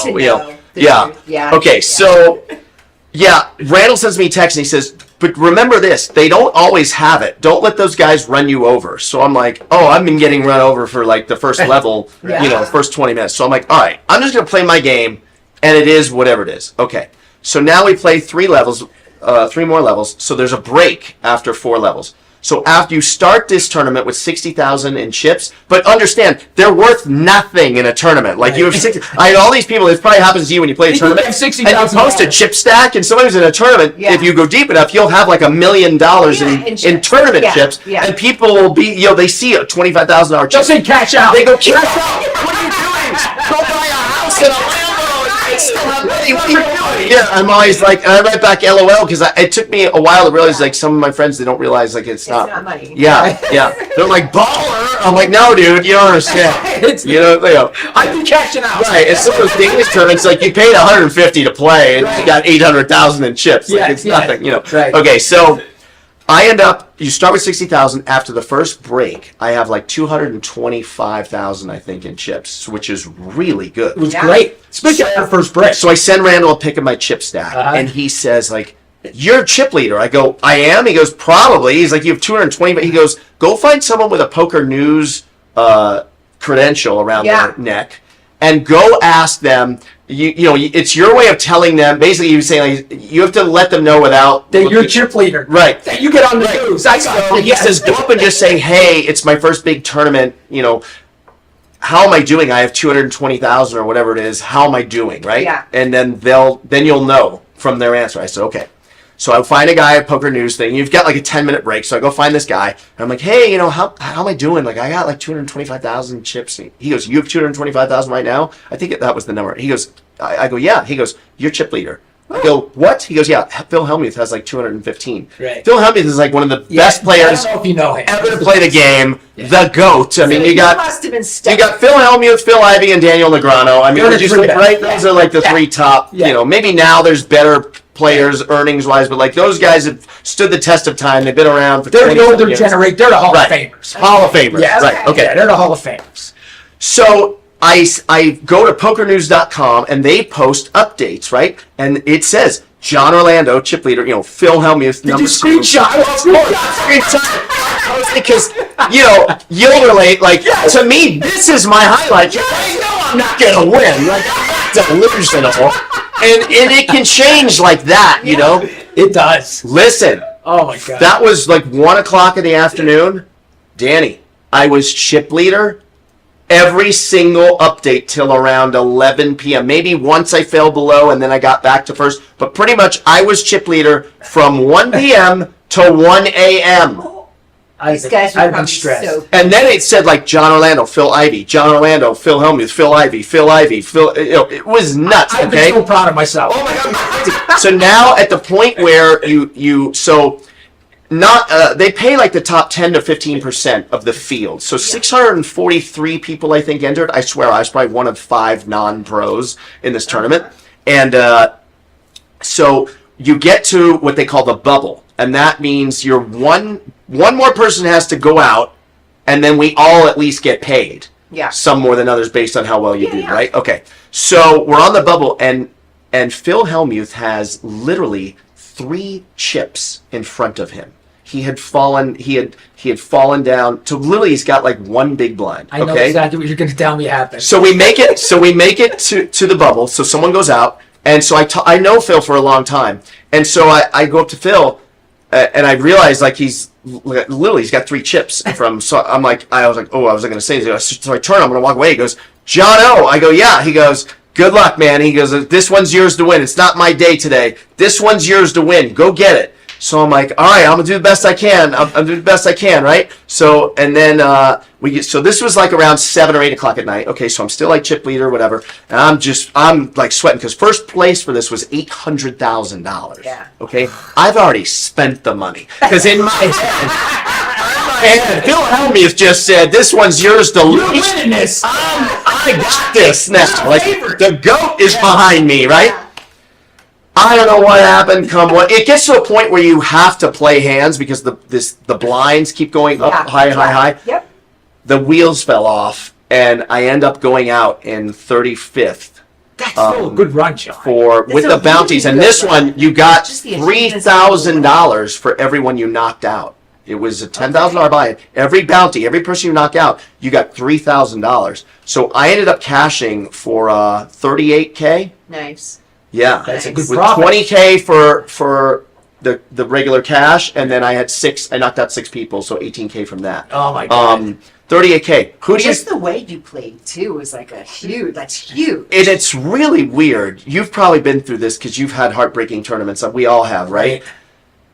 I'm in line to cash. This is my biggest poker cash ever. I did what Randall Emmett said I would have no business doing, and I didn't just get a minimum cash. You did this. I got $38K coming, and I'm in a bad mood.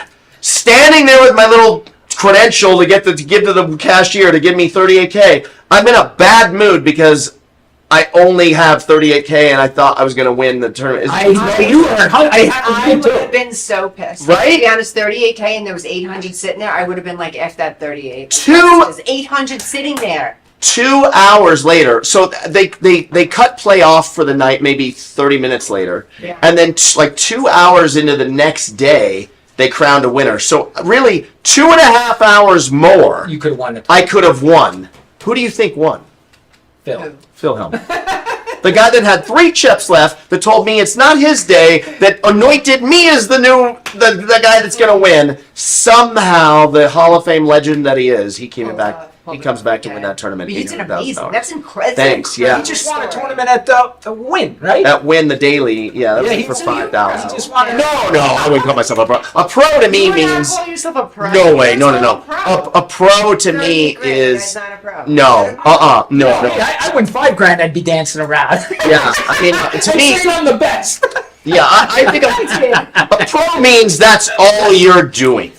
I agree. I think. Gotcha. Right? Okay, yeah. I could never just rely. I would be. I'd be homeless. scared. Yeah, I'd be scared too. Yeah, I'd be homeless. When I first moved here, though, I made a living playing cash at the Mirage. Did you really? 5 days a week I was at the Mirage. They knew me so well, even if there was a line, you know how They put you in. They put me in.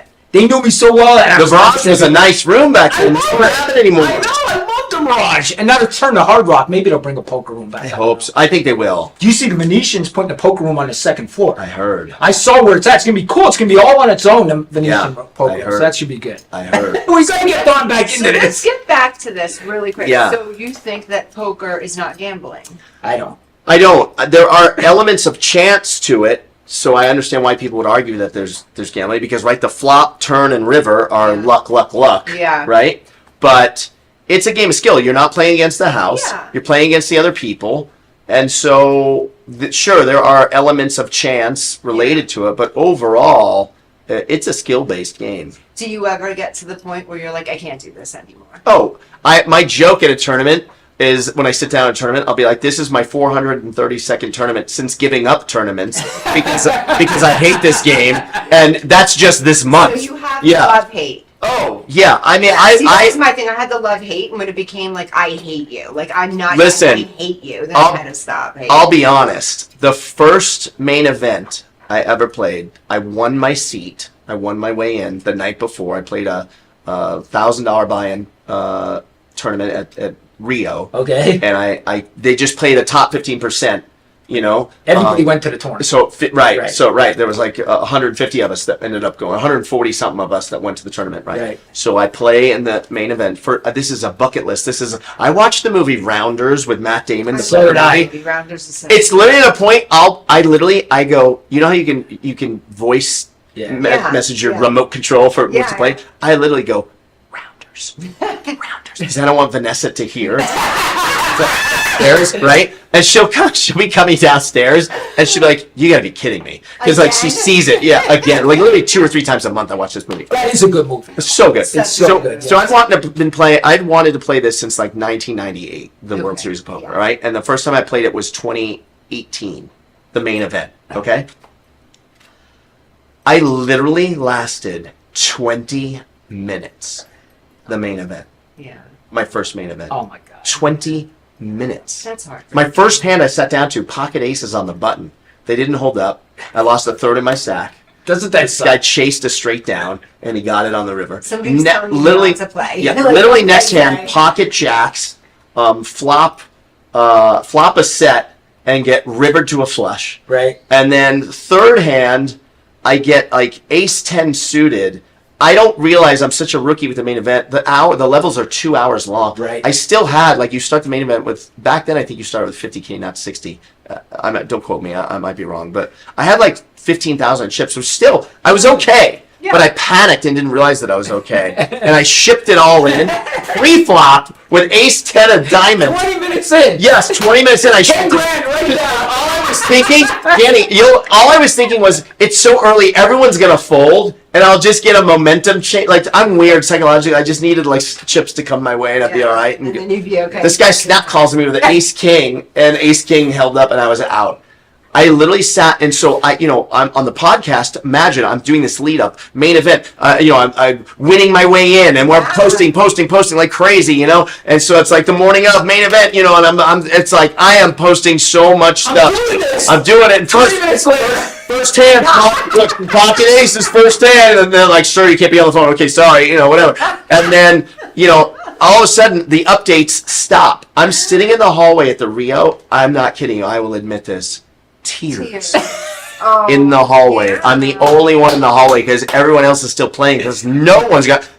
There's no way I was not the first person to go out that year. I was absolutely the first one eliminated. Right. In 2018. And it's heartbreaking because there was so much hype to it. Heartbreaking. And you know what, John? I don't think people understand how big these events are. These events are.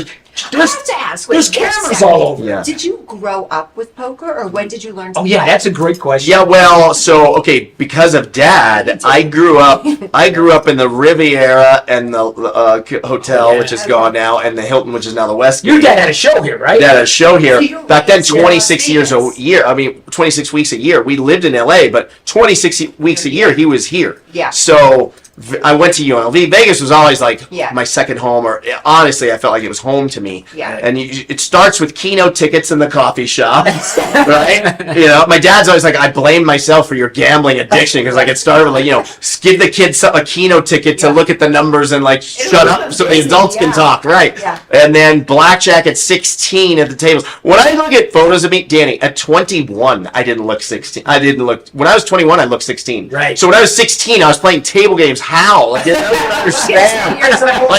How did they let me do that? And then poker, in high school with the boys, and then I didn't play live poker in a casino until not even round. I was always afraid because I was like, ooh, I don't. Yeah. So when it was placed in your life? Yeah, Like, just for us, gambling I in think, general. me Yeah, too. for Growing sure. up in New York City, Yeah. my dad and all my uncles, they would have poker games. Yeah. So I knew cards very young. Yeah. So if it's in you, it's Yeah, in you. and my dad had a bookie. I mean, Yeah. my dad called his bookie every day, so I am familiar with gambling. I just had it. I had to be a gambler. It was just the way it is. But I don't think people, like I said before, I don't think people understand the World Series of Poker. Don, there's cameras everywhere. They're video camera, and they're counting. There's all news people counting your chip stacks. They're going around. This thing goes on for a month and a half. People have no idea how big this thing is. It's humongous. The best poker players in the world. I mean, if you want to prove yourself to the poker world, this is where to do it. And I'm sure you know this. There's other big tournaments all over too, not just there. Yeah. Orleans has a series. Yeah. The MGM has a series. Great ones at Orleans. I love the Orleans. Yeah. They have good The guarantees. satellite ones you were telling me about. Not just tournaments in general, just They're just World Series tournaments. They're competing with. They're not competing with the World Series. They're having smaller buy-ins where people will come and play them when there's not a World Series event. Yeah. So there may be $300. And it's the same $200. concept if I go to one of those tables and play. Yeah. Same thing. Yep. Yeah. And South Point has a series too. They have a series Yeah. too. They actually take out their whole bar and make that tournament room. Did you see that last I love it there. Yeah, They have it there too. They took the whole bar and made that the tournament room. So in a month here, the poker world will be here. End for of May a it starts. Yeah. Till mid-June. And it's insane. Can't wait. So our studio audience is not shocked. They're like, oh, they're in Vegas, and Right. the conversation goes straight together. I don't gamble. These two got a problem. I'm just kidding. It's only a problem when you lose. Listen, you said your girlfriend's pretty good with it. My girlfriend's pretty good with it too. Now, my ex-wife, You can't do it if my you're not- ex-wife thought I had a gambling problem. She thought I was an addict. You know me, I don't have. Really? Yeah. I don't get addicted to anything. Just marijuana. And TikTok. TikTok, I was going to say, you're definitely addicted to TikTok. that's You should be, because Yeah, you're rushing it. Yeah. You're killing the TikTok Yeah. game, but did he tell you that seriously he will do this as an addiction? He can't go someplace without filming something, right? Yeah, I filmed on the way here. Yeah. Yeah. He has to It's film good. it. Yeah, I filmed on the way here. Good. It's a full-time, people don't realize it's a full-time job. It is. What Oh, he I does know. is not easy. Oh, I know. Yeah. You want to hear a secret? I'll say it. Whatever. I'm not afraid of TikTok, but I don't put myself in TikToks, but I'm all over Instagram. That's my media, is Instagram with the models and the studio. But why? But I don't know. It's the same thing. I can do this. I'm fine. Could But you like make a video of me? I'm like, I can't do that. Like, I can't. My first interesting. video is going to be Yeah. with you. I can't do it alone. Really? Yeah, I have all the equipment. My whole studio is set up. Sometimes a lot of my talent will say, I don't do that. That's not until I'm like, know how to do it with you. No. It's you gotta learn it. Now I'm starting to learn YouTube, right? I thought they were all the same. Like if I did good on TikTok, it's not. Yeah, it's not. YouTube is totally different. I gotta learn it. I have 14,000 followers on my TikTok, and because they're from you. Yeah. They're just people that are like, hey, hook me up with Danny. Seriously. And then, but my Instagram is off the chain. 181 right now with a ton, but it's talent based. There's a lot of people in the Who business. cares? You're there. Yeah, you have an audience. Yeah. But I can't move that audience. It's hard. Yeah, it's so hard. So hard. They know you in one light, and to scoot. I know. I'm over trying to is get all my hard. TikTokers to YouTube, and Vice it's hard. versa. Did you see when you put up your new one? I was like, go check him out. To all of my people, it's difficult to move. You know what it does? If you go live on TikTok, you can get people to follow you. They'll come on there and say, oh, hey, go over to my YouTube. And I always say, just in case TikTok goes away, go follow me on YouTube. So getting live helps. They love you live though, because even when I was on that live pumping everybody up, like they love you. I mean, Did you ever This see energy. Did you ever see anybody's live? They give you free money. Yeah. Oh my God, It's like, ridiculous. we were going cash for cash with those girls. That my assistant You and I. been getting money when you go live? Oh my God, yeah. I average about $40 to $50 when I go live. I need to go to dinner tonight. Hey, how's everybody? And you know what happens? I get $50. Wait, they have wars on Danny. I've It's like, seen I'll that. pop on, and like my assistant will be like giving gifts to Danny because she's like she's in love with him. She's like, oh my God, she's a kid. And then like other girls are like then posting, and they're putting hats on you. There's this for $30, this for $20. This, and I'm like, Danny's gonna get some money, so we're just going for. And they will war over it. These ladies are warring over it. You got to keep the blue eyes in. 70% of my followers are women. They love him. But it's true crime. It's true crime. And women love true crime. Women love true crime. Oh yeah. Yeah, I You mean need to know. Yeah, I mean 70. That beard company that called me, they want to be brand with me, right? Yeah. I said to them, 70% of my followers are women. I just want you to know that. Why Only do you 30% are men. not to do that? Like it sounds I like don't not going there. You have a beard and you're a man. Why are you? I don't know. I'm gonna probably do it. You should do it. Yeah. You know what I've been getting? What's really cool? I've been getting things now since I got big to go see movies for free and then do reviews. Yeah, I get that all the time now. I haven't done it yet, but I get them all the time. I just got one yesterday. Oh, you know what? I need to introduce you to Roy Nelson, former UFC fighter. Okay. Now he fights bare knuckle. Oh, Jesus. But he does these he has a deal with like the studios. He does movie nights at Red Rock. Oh yeah. For new movies, same thing. Like, you just go, but he's got a good network of people for you to movies. to I meet. know what he does. Yeah. And then they release some Yeah. new movies. Yeah. Yeah. It's cool. I mean, you get a lot of these opportunities. I'll tell you a funny story, though. I get probably 10 emails a day. Sell my product, I'll send it to you for free, this and that. I get these constantly, 10, 20 a day. I watch this girl on TikTok. She took all these products. She got a 1099 at the end of the year for it, because them products they consider payment. Of course. She got a 1099 for $60,000. And it was all products based that she took. She said, she goes, I only made $30,000 from TikTok and I got $6,000. It's the same exact thing, guys. If I send a couple of models onto a set and they're getting paid $10,000 a day, let's say, okay, that's their payment. They've got to work that out, but they get another $10,000 in clothes. That's another $10,000. Yes. You're going to be very. Is that crazy? Yeah, even things you take off movie sets. You're going to be very careful. Yeah, they count that as They will payment. nail you in this Oh my business. God. Yeah. This girl was almost in tears on TikTok. Yeah. She's like, I'm going to pay my tax. I can't afford to take free stuff. It's like, holy cow. Yeah. Oh my God. Shit back. Oh. But I tell you, you brought up a good point the other day in the podcast that it really never hit me. I told John, I said, I am not going to stop my mouth for anybody. And I'm sure that's hurt me getting shows already or on TV and stuff. But he brought up a good point. You don't need these people anymore. No. We have our own platforms. We have TikTok. We have this. Yeah. We don't need them anymore. You can make your own show. Yeah. Just like we're doing here. I mean, so you don't need these networks 100%. anymore. And I think TV's starting to realize that. 100%. They're starting to realize, did you notice when they invited like the TikTokers to like award shows now, the celebrities are starting to get pissed off. Why are they here? Why are they here? Because TikTok is taking over. Yeah. Hollywood movies suck anymore. I don't know about you guys. They suck. They're terrible. They're horrible. You can't even find a movie. Yeah. You don't agree? You guys are, because you Not a talent agent. You're killing me. like Nickelodeon You're coming out killing with me. their shit. I have like a kid's audition 6 days later. Nickelodeon comes out. All these kids are getting abused. I'm like, this is really blowing up my business. Yeah. Then I'm sitting here with someone I value so much. Movies suck. They all your people. I'm just kidding. I agree with you guys. Yeah, They do. You know, I do. Dana White, owns the UFC, and then Yes. he's also got Power Slap. I don't know if Yes. you've seen Power Slap. So the media wasn't very nice to him with Power Slap because it when you first see it, It's brutal. it's brutal, it looks crazy, and the media wasn't really writing about it. And when they were just shitting on it. Oh, Yeah. Can I say that or no? Yeah. Sorry. Okay. And so Dana started inviting all these influencers to Power Slap before they started selling. It was just invite only; you couldn't buy tickets to it. Yeah.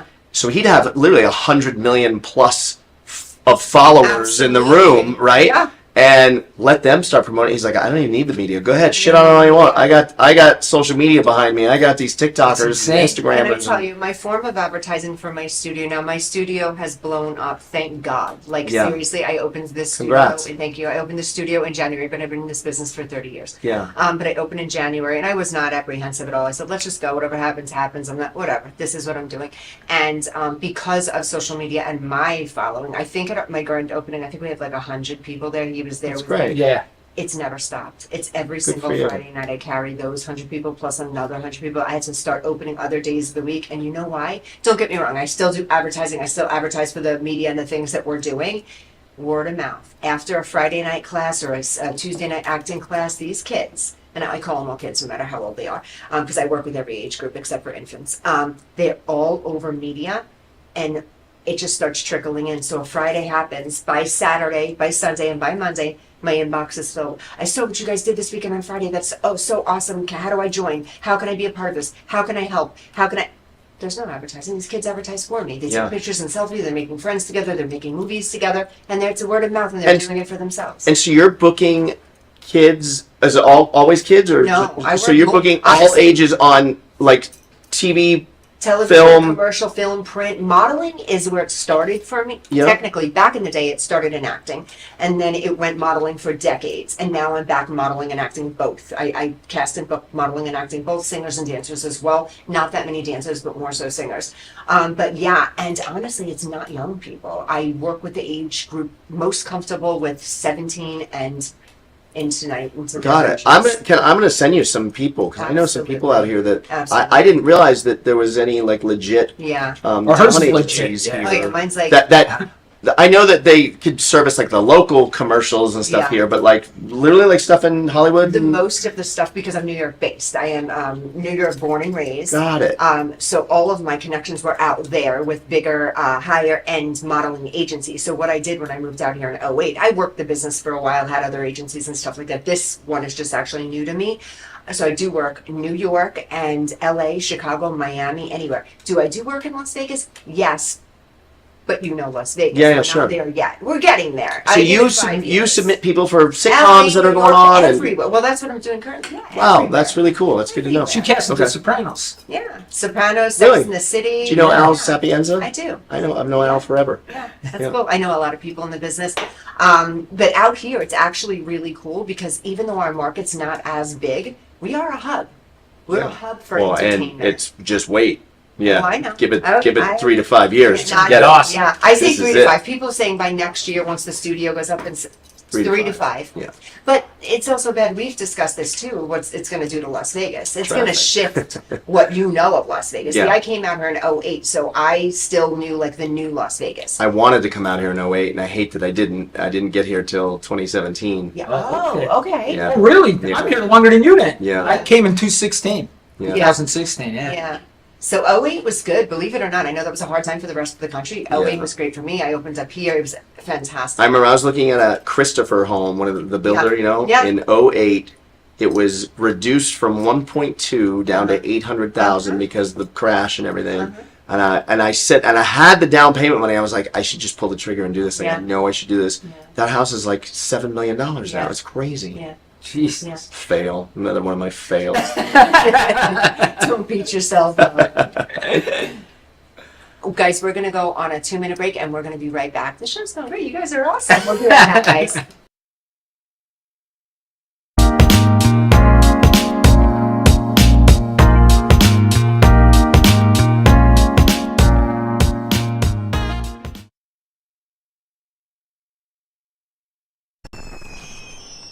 Traditional TV is going away.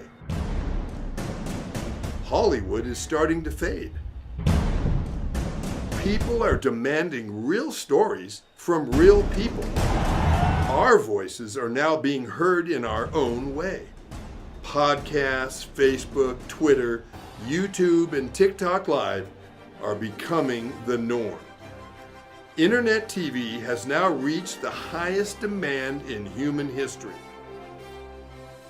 Social media shows is now the new media of the century.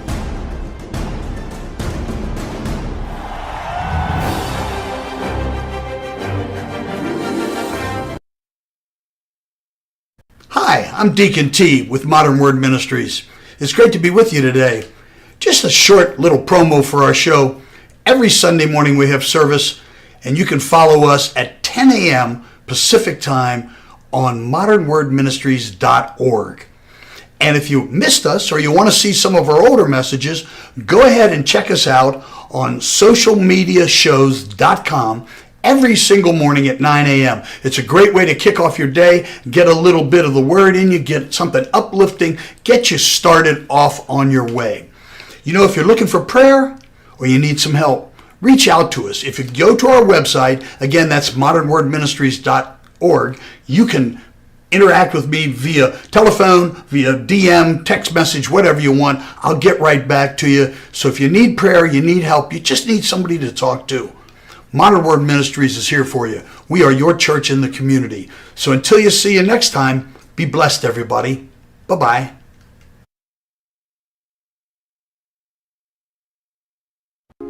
Welcome to Social Media Shows. Have you been watching social media shows recently? Of course you have. We have been live streaming for 4 years across social media platforms. We produce over 70 shows with over 1,000 episodes. In the process, we've helped over 100 creators realize their dreams and start their own show. We give platforms to promote your business. If you are an artist, if you have an event, if you are entrepreneurs, or if you have a story.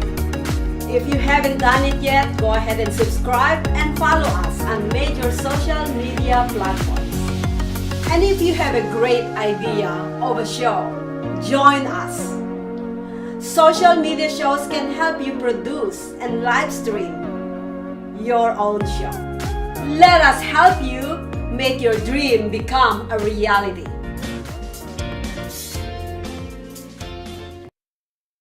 Welcome back, Vegas Views. Dawn Sullivan, Danny Miner. We have an exceptional guest today, guys. I am so beyond thrilled. So we're on commercial break and we're just shooting the shit. We're back and forth talking, and I got the news. I guess I missed it someplace because production and Danny knew, but Danny Miner is back on Vegas Views full time. So I am so ecstatic and so excited.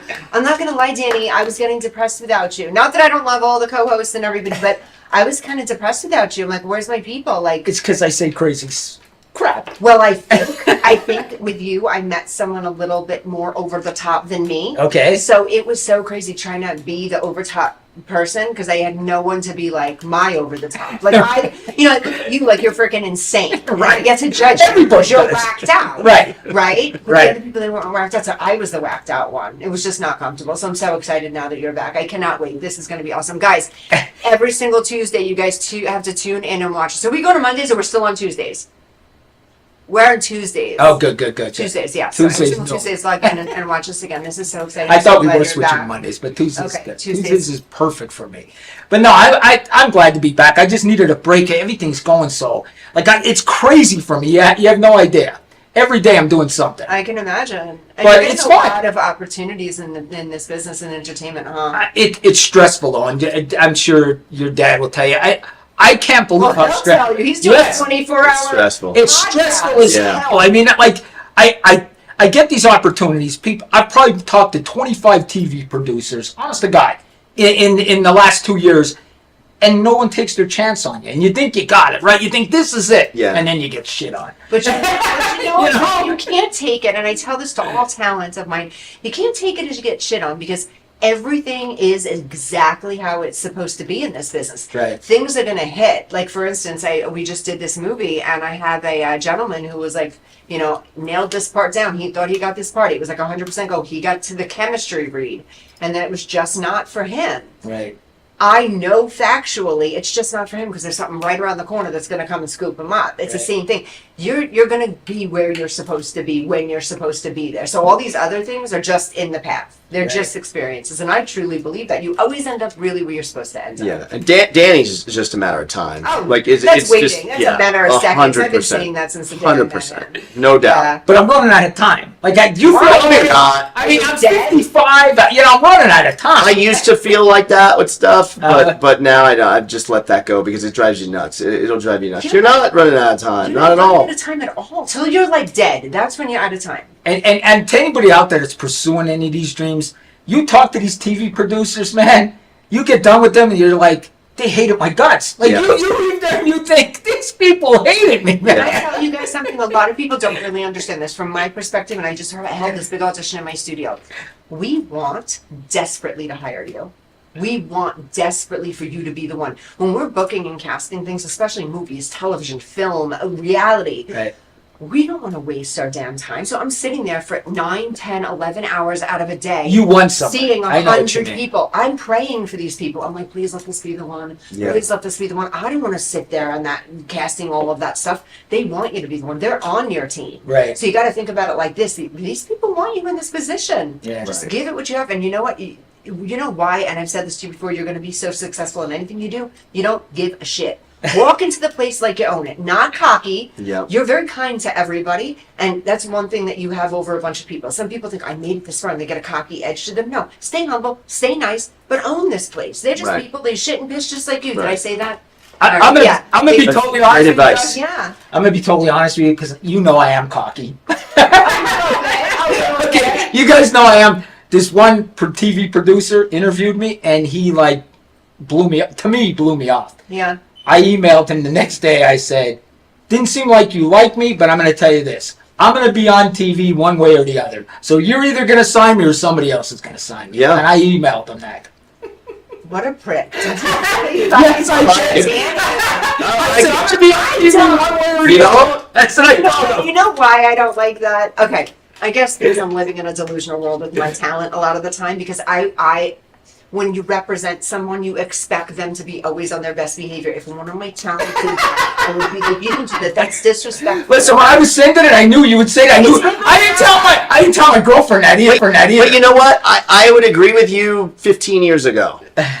But now You don't give a shit either. No, it's not that. Well, that's true too. But now the game has changed. The game is different. You are right. So now you really, it's like I said on the podcast, right? You don't need the middleman anymore. Yeah. They are good. They don't realize how obsolete they're about to be. Yeah. They don't. You're right. They don't realize. You guys watch are Jimmy Kimmel. Serious. Watch, like you were talking about Jimmy Kimmel earlier. Right? Pick any of those late night talk show hosts. Yeah. Watch the end of the show and watch the end credits. Yep. All the people it takes to make the Jimmy Kimmel show, or all the people it takes to make Conan O'Brien, or pick a name, right? Now, watch the Joe Rogan podcast. Yeah. He's got one guy named Jamie. Yep. That's it. Can I tell you something? With media, to agree with you 100%. With media, the same agency and the way I run it currently, I needed 34 employees in 2007 in New York to do this. I do this with 4 employees, my massive studio. Exactly. Same thing. Yeah. I needed a staff back then. So, Not yeah. anymore. So these people don't realize that they can have fun being the casting director and all this stuff, and the producer and all this stuff. Yeah. They may not even have a gig in 3 to 5 years. Yeah, I think you're right. Absolutely true. And I think that's why they want to get rid of TikTok. They want to get rid of all these Right. things. Nobody's watching the news. We didn't even talk about that. The news is getting killed because of TikTok. Yeah, I don't do Yeah. Nobody watches the news. Logging onto you, I go right to Yeah, me the too. news. I log on and see what everybody has to say on TikTok. Yeah. I don't even watch the news. Yeah. The closest thing I watch to the news is TMZ. I I consider TMZ my news source. I love TMZ because you know what? I need to keep up on my people. I need Yeah. to know. I Yeah. worry about some of these celebrities too. We got to talk about it real quick. Yeah. This is a bunch of controversy. P. Diddy. Oh, Jesus. What do you think? I don't know enough about it, Okay. but where there's smoke, there's fire is probably fair. Yeah. Right? I would agree. Yeah, he did it. That's not what he said. You said it in the most Listen, eloquent if the FBI's investigating, yeah, and they did a search warrant in your house, you did it. Yeah, that's probably a good pop. 99% of the people the FBI arrests are convicted. Yeah. 99% of them. So they're not going to make an arrest on somebody. Well, they didn't arrest him yet, but they're not going to do that without having evidence. Yeah. They're not going to do that. How wild is it though? Because if you rewind back to those times when he was super popular, so I wouldn't think.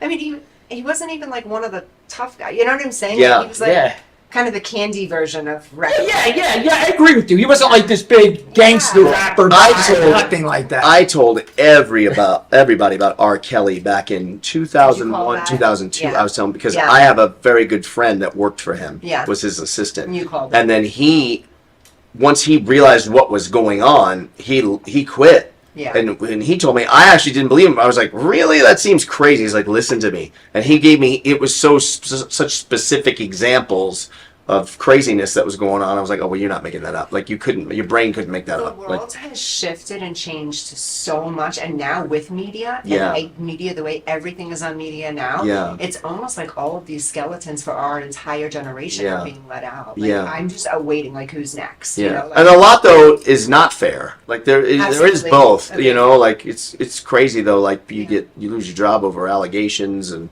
yeah. Oh, yeah. That's true. stuff. Yes. I mean, it is kind of crazy, but yeah, I mean, it's nuts. You know, fame and power and money Yeah. does crazy things, I guess, to people. Well, let's talk about this and get us canceled. Yeah, what you got? What do you think about Now he's back. Let's get canceled. Trump trial. What do you think? You know how I feel about him. Don't mess with my boy. Listen, this is what I think. Family, friends, I don't. This is what I think. This charge, especially. He's a narcissist, fine. He You're is. getting that out of me. He's a narcissist. That's all you get. This charge that they're doing right now with this Braggs that brought these charges, this DA, this is a joke. These charges are really a joke. Honestly, it's a fishing thing. It's a joke. It's like a freaking misdemeanor. Yeah. They're charging him with he's not going to go to jail even if he's convicted of this. No. It's dumb. It's dumb. They're just doing it to get Trump. If they really had anything on him, he'd have been locked up a long time. Yes. Absolutely agree. Yes. Absolutely. I mean, come on. Yeah, I agree. But let's go with this scenario because I truly believe this could happen. He could be elected and be convicted. No. Can he? Can he? Yeah, I think he can. I don't know. What if he's convicted? Just pardons himself? Yeah, I mean, what happens? We are in, and we talked about this on John's podcast. I mean, this is going to be crazy. This is something we never seen before. Yeah. This man could be president of the United States and be He's gonna convicted. get elected. 100%. Yes, I don't think it's going to be close. I think it's a Yeah, blowout. slide. I think it's a I'm blowout. not positive Biden's going to be on the ticket. Yeah. He can't talk. I mean, this isn't me hating on him. He can't talk. He absolutely has. I lost my mom last December. She had dementia for like 7 years. I see the dementia. Like, I just lived through this. And that's not me. I'm not picking on him. Yeah. He has dementia. There's no business. It's weird to me that not one reporter has said, and this is going to sound really mean. Forgive me. Not one reporter has said, in a press conference, Mr. President, can you tell me what day of the month it is, what month it is, and what year it is? I promise you he doesn't know. And that's not me. I'm really not making fun of him. I just watched my mom go through this. I might do a video on that. You know, it's like, I don't know why no one's asking that question.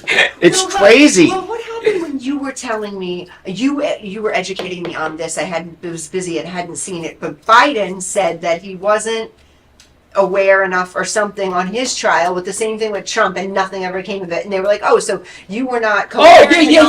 but you can Right. still run our The country. FBI said, the Department of Justice said they couldn't charge him because he's mentally not competent. Right. They're not charging Biden because he's mentally not competent. guys, And yet hear- you're the president of the United States. How the hell was that You hear happening? what Danny's saying? How the hell was He that said happening? Our president was not competent enough to stand trial. Right. But he can run an entire country. Yes. That is Crazy. insane. It's insane. And I understand why you wouldn't want Trump. Like, I get it. I get it, too. He tweets crazy things. I He get it. says whenever he could maybe bring it together, he nukes the bridge. Like, I get it. Yeah, I agree. But I do know this. I had a lot of money. Me too. Gas was cheaper. Things were cracking. I was doing business deals. Things were I good. think a lot of people in business feel that way, whether they voted opposite or not. They feel that way. People want their money back. Like, Hey. we had money, homes. We talked about this the other day. Real estate was different. Everything was If different. Michael Rappaport has now flipped to the right, Rappaport? He's- He said he's going to vote for Trump now. So did The Rock. the bench rests, Your Honor. Rappaport, that's crazy because I mean, Michael Rappaport was going as hard as you could possibly go. Did I tell you that? I know Michael Rappaport. I DM'd him and I asked him to go live with me and debate me. Did he read it? Did he see it? He read it, but he didn't debate me. I'm in touch with him, Michael. Wait, I know. when did you do this? But now maybe you might want to revisit. I know. I say, hey, bro, like I saw you. Welcome. Hey, I welcome you. Let's talk. We're on the same team. Well, no, you still don't know what you want, right? Hey, I forgot to tell you, did you see Kat from Fox News is follow me? Yes. Yeah, I'm so excited about that. You know how you can look at somebody and then it says you're friends, this means you both follow each other? I came up, I'm like, oh my God, she follows me. That's the only reason I know. Yeah. That's awesome. It's funny because there's no way to check to see if any celebrities follow you. Right. You know what I mean? So you just just have go down the line, but Yeah. sometimes I'll go down the line and if I see some new followers, I'll be like, oh, okay. Like, I like that. The only celebrity I saw that commented on my TikTok was Tom Green. Do you remember him? Yes, of course. I know Tom Green. He goes, sometimes he'll comment on my stuff, Tom Green. Yeah, loves my dad, Tom. Yeah. Yeah. Yeah, he commented on my thing. I said, hey, I love your work too. Yeah, he's a nice He was guy. in Road Trip and that Road Trip. Yeah, Tom Green's so- great. Yeah. But it's weird that celebrities could follow you. You know, it was weird to see that. You know, she's not a celebrity, but she's a Fox News host. Yeah. So it was cool. Joe Rogan credits Tom Green for starting his podcast. Really? Yeah, because Tom used to do that. Remember, he had his own little TV show that he was doing. I was at his studio actually in the Valley in LA. Okay. And this was back in 2012 or something.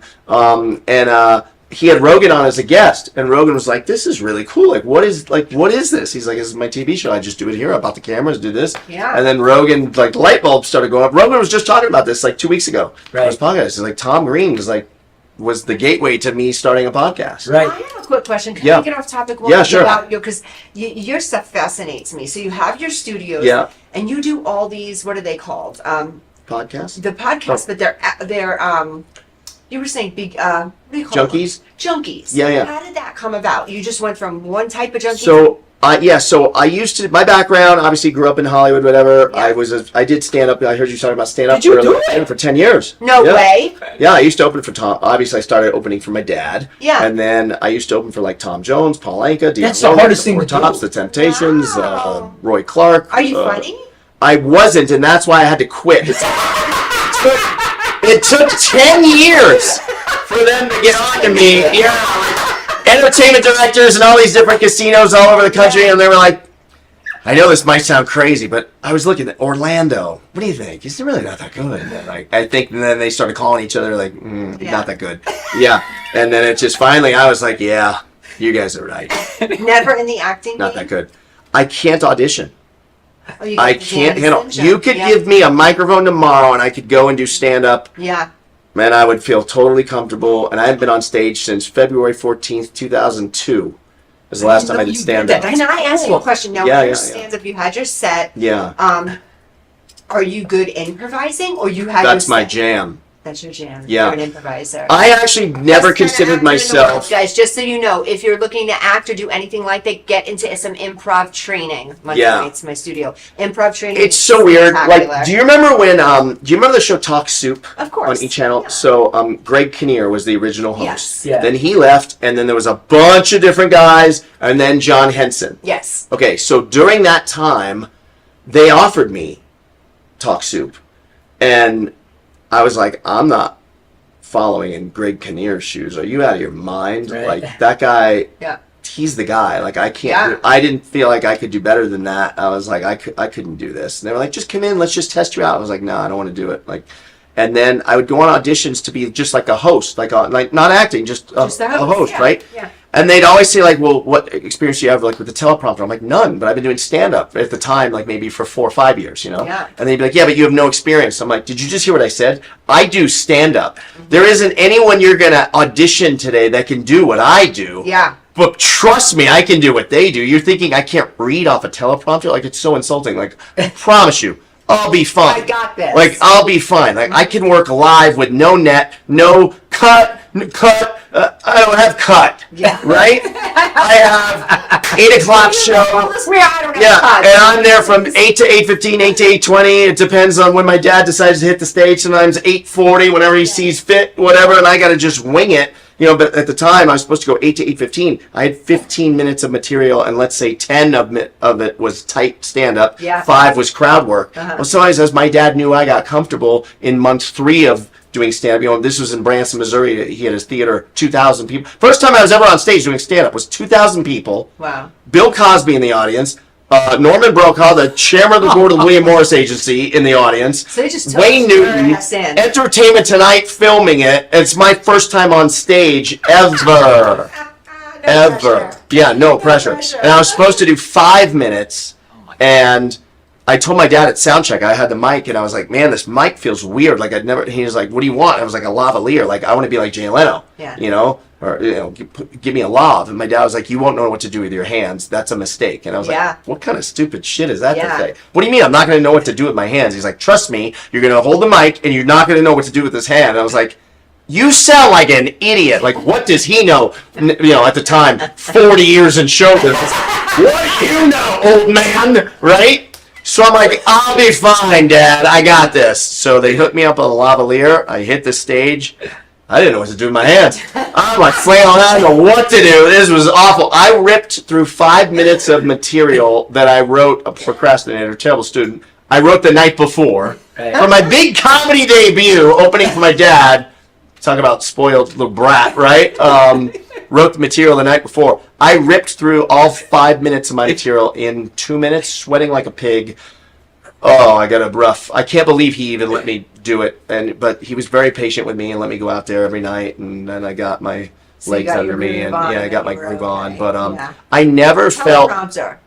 No. Couldn't do it. Yeah, I could do the teleprompter, but I never felt like a comedian. I actually felt like a guy. I either felt like a host Okay. doing comedy. There is a difference, right? absolutely. Or I felt like a guy in a movie playing the part of a comedian when I was on stage. I was never me, because my dad's audience was, 65 and up, let's say. Yeah. I think the stat in Branson was 1 out of every 100 people are under the age of 65, and we had 2,000 people in the audience. Yeah. So it was 2 clicks south of knock knock jokes of what I'm telling on stage. Like, it was like very like hack. It wasn't me. Like, a squeaky clean. So that's not even me. I've been good today for you. Yeah. But like, I'm an F-bomb on the podcast every other word, It's just the way I talk in real life. And so I never really felt like me on stage, but yet I had a lot of success. 10 years opening for people like Tom Jones and Paul Anka all over the country. Had a blast. But I couldn't audition. When I'd go in, I had an agent at the time, like, for commercial auditions and stuff.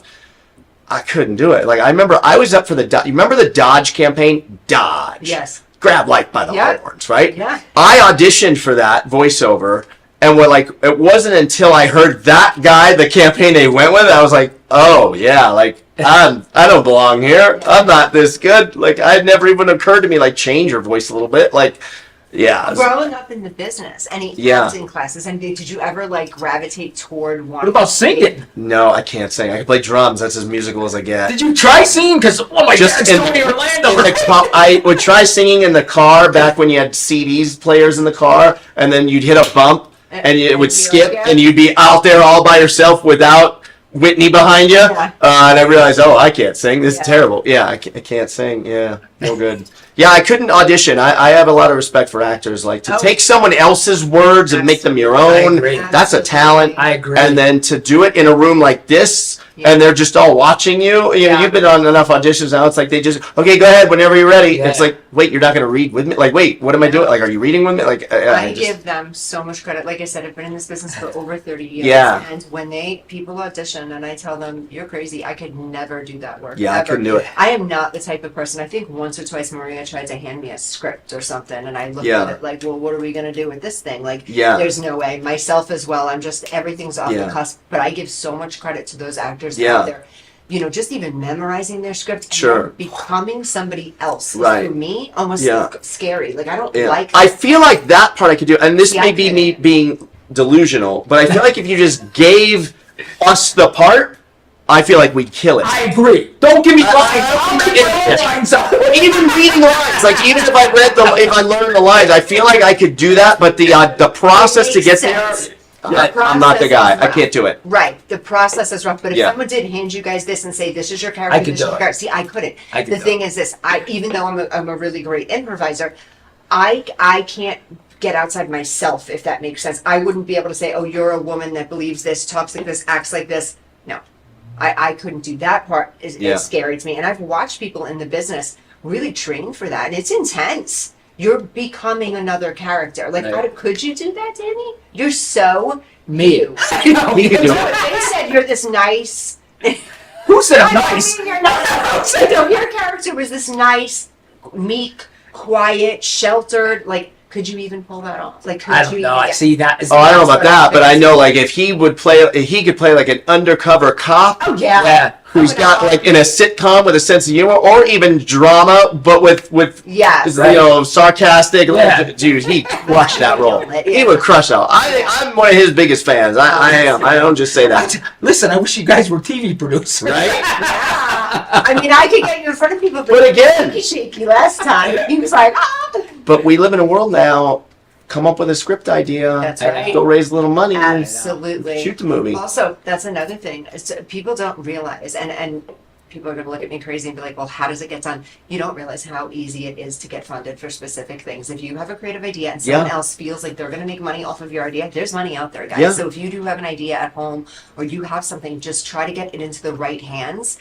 People are looking to invest in great ideas and great shows and reality shows. I just was telling my producer Maria, I had a gentleman this week who, full force, he's like, I don't care what it takes, my family needs to be on a reality show. I'm like, well, this is most likely what it's going to cost for my production team. He doesn't care. He wants his reality show. He knows. He has, and I think it's going to be fairly successful. He knows what it's going to take to get him to be successful. So if you have an idea and there's just no money, this world is filled with money. It's easy to, the money part of it's easy to come up with. It's the ideas that are going to stick that are difficult, or the characters. There's not a gazillion of you guys walking around this world. So you know what I'm saying? You're unique creatures. You're not the regular. I agree with you. And I don't think you realize that. Like, to do a podcast, people can't do that. No. You know what I mean? I take it for granted. There's people that cannot do that. It's funny. When I reach out to people, I DM a lot of people to get them on, and their first questions are always like, well, what's the topic? And then I'm like, well, there is no topic. It's just casual chat. And I think that's going to make them feel better. It's actual horrifying for them. Right. Personality type. Yeah, because they're like, and then they'll even say, I'll say there's no topic. And then they'll say, well, but what are we going to talk about? And I go, I don't know. I mean, we're going to talk about you. And then they'll be like, yeah, but I need to know the subject. I'm like, there is no subject. And then sometimes I'll say like, well, we're going to talk about you. I mean, I'm going to talk about you.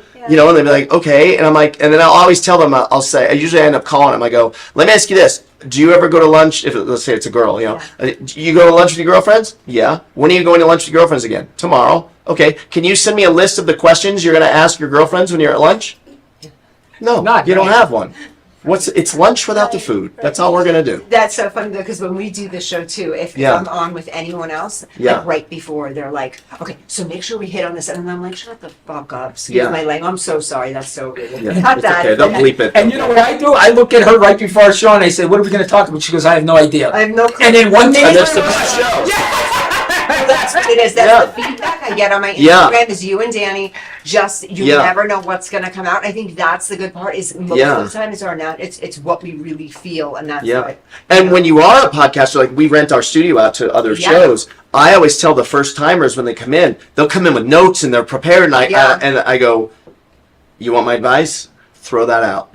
Yeah. When you're going to interview someone, don't prepare questions. Never. Now, if it's a talk show, like a TV talk show, and you've got a 5-minute segment, that's different because you need it tight. But if you're the point of a podcast is like go long, go deep, and when you prepare questions, you miss out on conversation because you're so obsessed with like, okay, now I got to get my next question. Your guest might say something that could lead to an amazing chat. But you blow it because you just want to ask the next question. So I was telling, like, if you're gonna make a list of questions, fine, but be open to only asking 2. Because it just ended up being a great conversation. It's true. Yeah, I agree. His follow him on TikTok and everything. His podcasts are really good on you today. Right? Yeah, Thank you.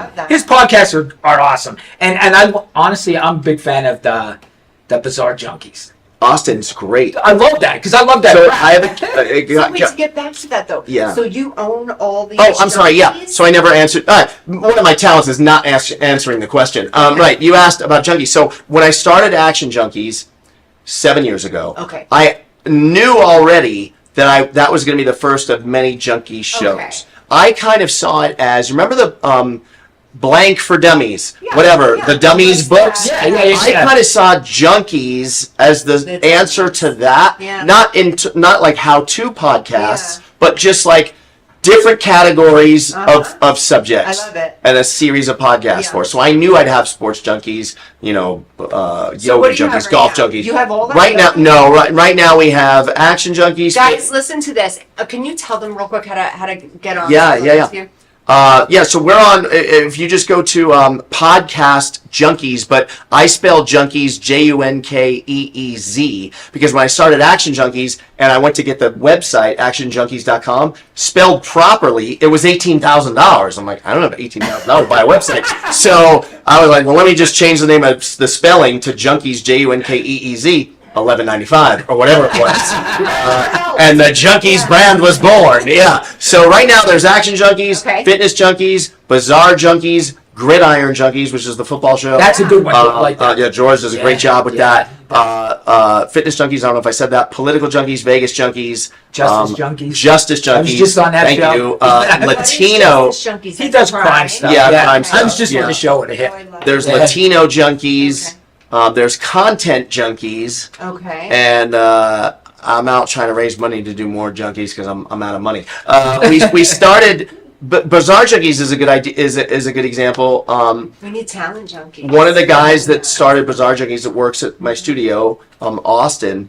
He sends me a text. Hey, I want to start Bizarre Junkies. I go, what's that going to be? He's like, true crime, Bigfoot, UFO sightings, conspiracies, this, that, whatever, just weird stuff.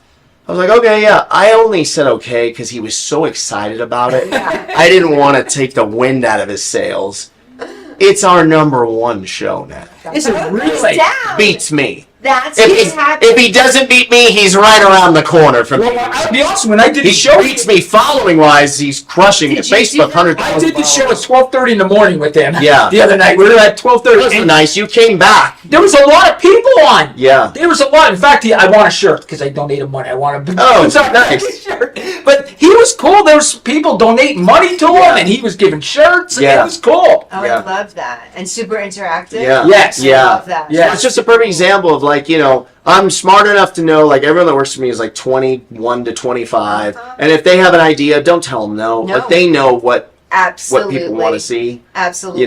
So I have got to ask you then. Yeah. Do you have them speaking another language too? Do you work with a lot of males or females? Both? Both. On Latino Junkies, that's only the show's in Spanish. Oh, okay. Yeah. No, I mean like a translation from my generation to theirs. Kids. Yeah. Oh my God. So here's the funny thing. So my buddy Raz, he's an influencer. And he sends me a DM a couple months ago. He says, hey, come up to Red Rock. Because he's a big blackjack player. Yeah. So I'm like, okay. I said, I think I could be there by 10. He says, say less. And I go, all right. I mean, I could probably get there. I could probably get there by, is 9:40 all right? And he goes, no. I was saying say less. Don't you know what that means? I go, no, what do you mean? He goes, say less is say no more, got you, we're good. I didn't know that was a thing. I thought he was saying, say less, less time, get here quicker. Yeah. I had no idea. This is a big one. I had no idea. The girls, especially in my business. The guys, they're okay, but the girls, they the way they compliment each other. It's insane. I don't Yeah. even want to say this because it's so like insane. The way the little phrases and catchphrases, instead of like maybe we would understand like, you got this, girl, good for you, or Yeah. something like that. The stuff they say, Yeah. I have to be like, are you cursing each other out? What does that mean? Like, I don't think they use it anymore, but for a while, what on fleek was hot. Oh, that's like 10 years. Right? No, I know, but like I Yeah, never. on Fleek, I was what like, is that? what Yeah. was that? Yeah, no, but Where did that I come have from? to learn Where did these come from? language. They say Yeah. slay to everything. Slay, So it's yep. slay. Oh, these girls, they had to tell me 2 or 3 times because I couldn't understand. But they say once they walk the runway, oh, you ate. You ate. So ate to me is like falling on a skateboard. Right. You ate, you busted your ass would be like you ate it, right? Ate means they did so good they ate everything on the plate. Okay. So then they say, wait, your face is serving. That means you look beautiful. Yeah, it's a whole new language. I got to tell Wow. you. But I know it now. Yeah, I don't So speak it. some I'm girl- not fluent. Yeah, no, I'm fluent now. So and so my assistant, she'll be 17. She tells me, I'm telling you, 17 going on 30. I kid you not. Gracie. Yeah. She is the most responsible, beautiful model. Gorgeous, gorgeous girls. A wonderful contract with Wilhelmina Models now. But she gets to live in Las Vegas and she assists me. So this is her little life. And she just, the conversations are, oh no, that girl's slay, but her face is serving. And what does she say to me? Something about the face checks out or something. Like the check out. And I'm like, at first I'm like, okay, what is she talking about? And Yeah. now I get it. Like she can tell me like the level of somebody's beauty on a standard. Yeah. And I'm like, it's wild though. It's Yeah, it wild. is. They are It so is. different than like back in our day. You can figure out what they're talking about. Yeah. Now, no. I'm not even on our website for Sticky Paws for the studio. You're too I'm not even on old. the website. I know. No, they'll say, you're, Yeah. yeah. That's it. And we're Yeah. old. Isn't that insane? It sucks. Yeah. Oh, it does suck. I think it's It's a great. young person's game. I wouldn't go back and be their age. You couldn't pay me enough. That'd be rough, wouldn't it, with social media to be in school with the bullying and all that? I don't know how to do it. It's sad. I like this. This is Yeah. good, and then I can watch it from afar. And I'm Yeah. also just so grateful in the way that we were raised too. We weren't honed in on these kids. It's tough. It's our honed in Yeah. on. You do one thing, everyone's filming you. It's Everyone's tough. a rumor about a kid. You It's not can't just a fail. rumor. You're failing publicly. I agree. It's tough, absolutely. man. It's tougher for the Difficult for kids them. than when we were. Yeah. Yeah. I agree. It's difficult. It's weird. It's tougher for them, but they're softer. Yeah. So how is that? I don't know. How is that If you're gonna get me possible? started on these soft kids, How is that possible? I don't get it. I really don't get it. these kids beyond soft. I love you guys if you're watching the show, but It's the adults that allowed it, though, really, right? The It's parents all allowed this. Yes, I say that. We raised them. Coddled them. it's still like Right. your daughter. She's not soft like these young. No, my kids. daughter's There's no way his daughter's gonna be soft. No, she's not. No, she's so beautiful. Have you seen his daughter? Yeah, She's just yeah. gorgeous. Just a Is that gorgeous tough? kid. How old is she? She's 27. And stunning. How do you have a Like, 27-year-old? My oldest daughter's 31. She'll be 31 in a couple days. My I oldest never daughter. saw her. She What do they think of you on She looks like TikTok? my ex-wife. Yeah, she's pretty, but she's different. She has darker hair. okay. So But she's my daughters are similar, but the one has darker hair, one has blonde hair. What do they think of your TikTok? Oh my God. John, you're embarrassed of me, of course. Really? No, they're proud of me, don't get me wrong, Yeah. but I know there's things they're probably like, oh, you know what I mean? I'm sure. But they probably have friends that follow you. Yeah, oh yeah. Some of their friends, for Yeah, sure. yeah, they follow me, yeah. dancing the other day to what was it? It was AC/DC. Shook me all night long, and I'm like, I just freaking love this guy. I log on. I'm like, you're so much fun. And then I did think, I'm like, his daughter probably. I get so much hate. Oh my God. You do? Oh, the hate I get is.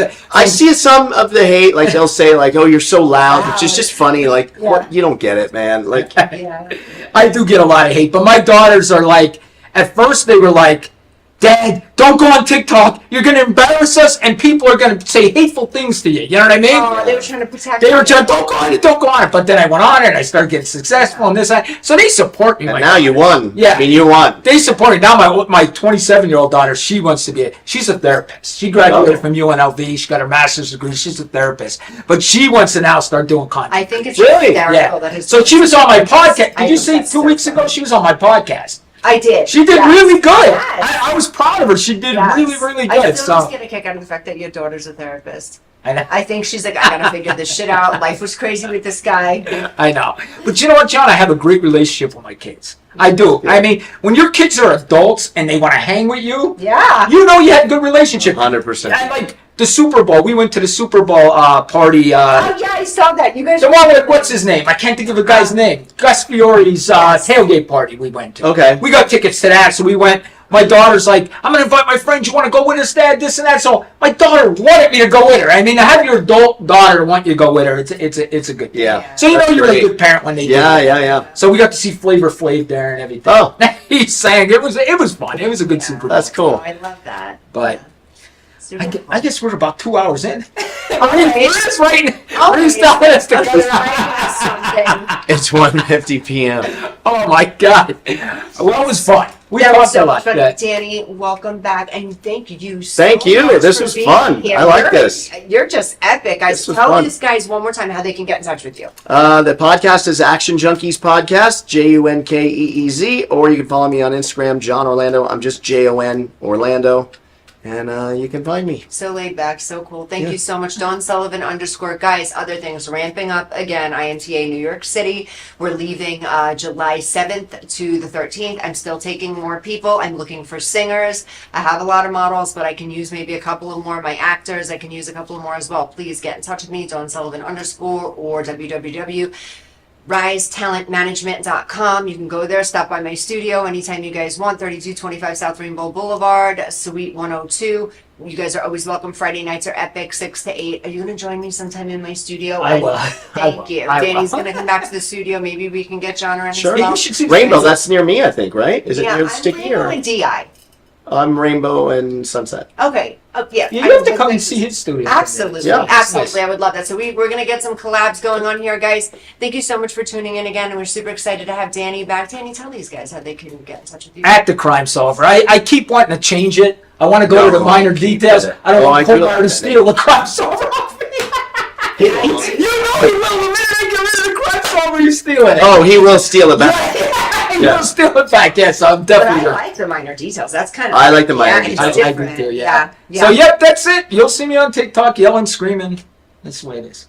Okay. We didn't get canceled today. Thanks, John. Thank you. This was a lot of fun. Yeah. I had a blast. Kept us behaved. Should I call us out? I'll call us Call us out. out. We will see you next week at noon. And Dawn will get us canceled because she'll say something bad. I'm See you not all next leaving. week. Bye-bye. See you next week.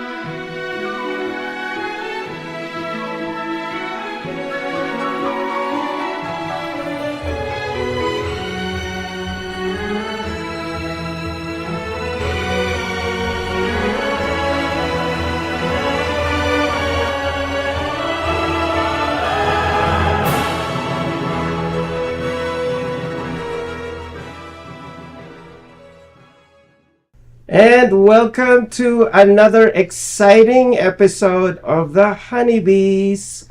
And I am JC Crisologo with my fabulous host, Donna Andrews. Hello, everybody. and we have a very, very, very special guest in our show, and she had a show many years ago, and she's also in three shows, also in my comedy show Geezy and His Frenemies, and she plays the fabulous Betty Buchanan. Betty Buchanan. Yes. And introduce yourself to the Honeybee girls. Well, hello. I hear we have a very hot subject today, and I was asked to participate in, and I'm pleased and very, very happy to be able to be involved and included. Mhm. And JC and I are friends. We talk all the time, and I haven't been on. And her on a name is show in a Bettina while. Steinhauer. Bettina before we get Steinhauer, to yeah, that. that's me. But at any rate, I'm a clothing designer by trade and freelance costume designer for many entertainers in town. And I also like acting and comedy Love it. I love and it. interviewing. So this is fun. Yes. It's part of sort of an interview. I mean, it's a Mhm. conversational core Yes, it's thing subject we're talking about, but I call it a little bit like a show where we each have our perspective on the subject matter. Right. And of course, at the end of this show, we'll come up with a solution of how to deal with this toxic stuff. Okay. And okay, so let's stir the pot and poke the bear. Okay, so You want to know the title?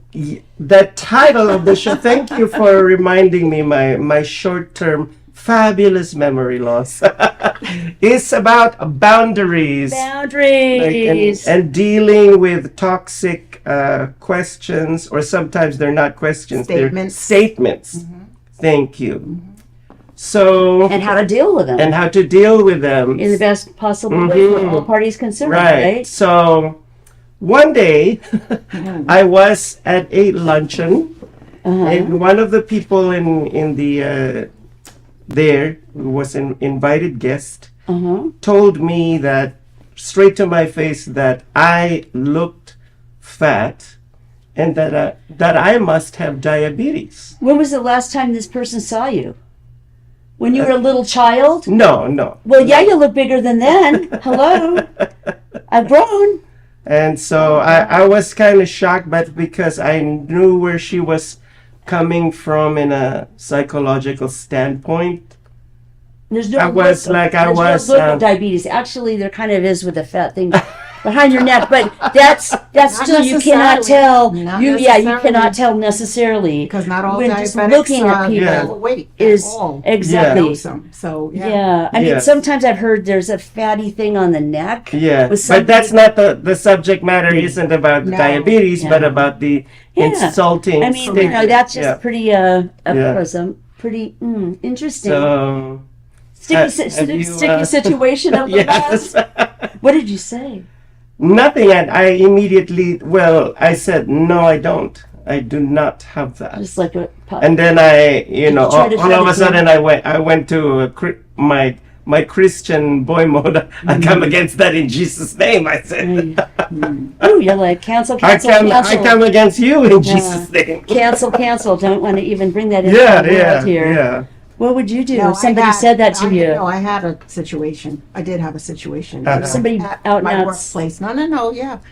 I was at an event, but I had cut my hair. I had always, for years, for like over 20 something years, I was wearing my hair straight, always flat ironed. It was long, straight. It was beautiful, but I have naturally curly hair. Yeah. And I decided, this was only about 4 years ago now. Oh, you're so lucky. And, Your hair looks so cute. Thank you. But yeah, I made the decision that I wanted to get rid of all the chemicals.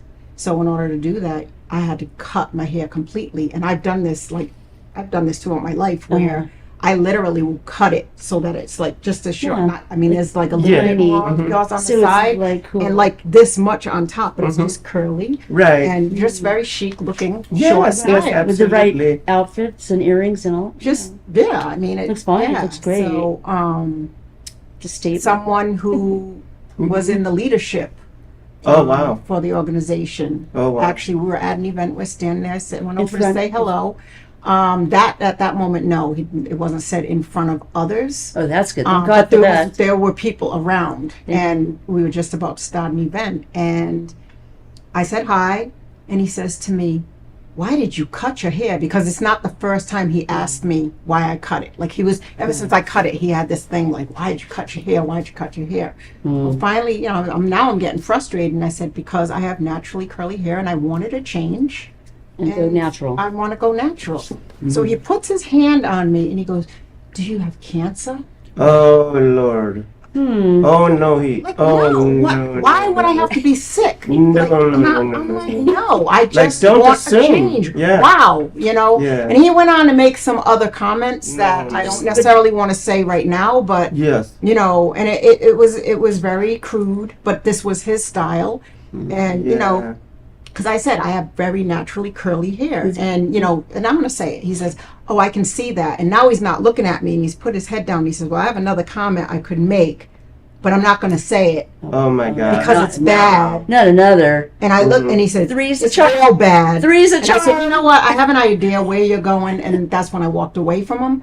But not one more you know, thing. complaints were filed. Things. Seriously? Yeah. Oh, I wrote up some complaints. Wanted to go, you know, push it, Just like- and it kind of got brushed on that organization. It's horrible. Well, that's It's a the reason boundary. I left, to but put in Oh, they- paperwork was the boundary, and that's a yeah, good thing. yeah. What my statements and everything, because there were other things that had happened regarding course, color, yeah. but I'm not gonna, you know, I don't want to go there today. But You feel uncomfortable. that he's made through the time that I've gotten there, and Definitely so feel uncomfortable. and in the end, everything they came back to me saying all of my complaint was found with merit.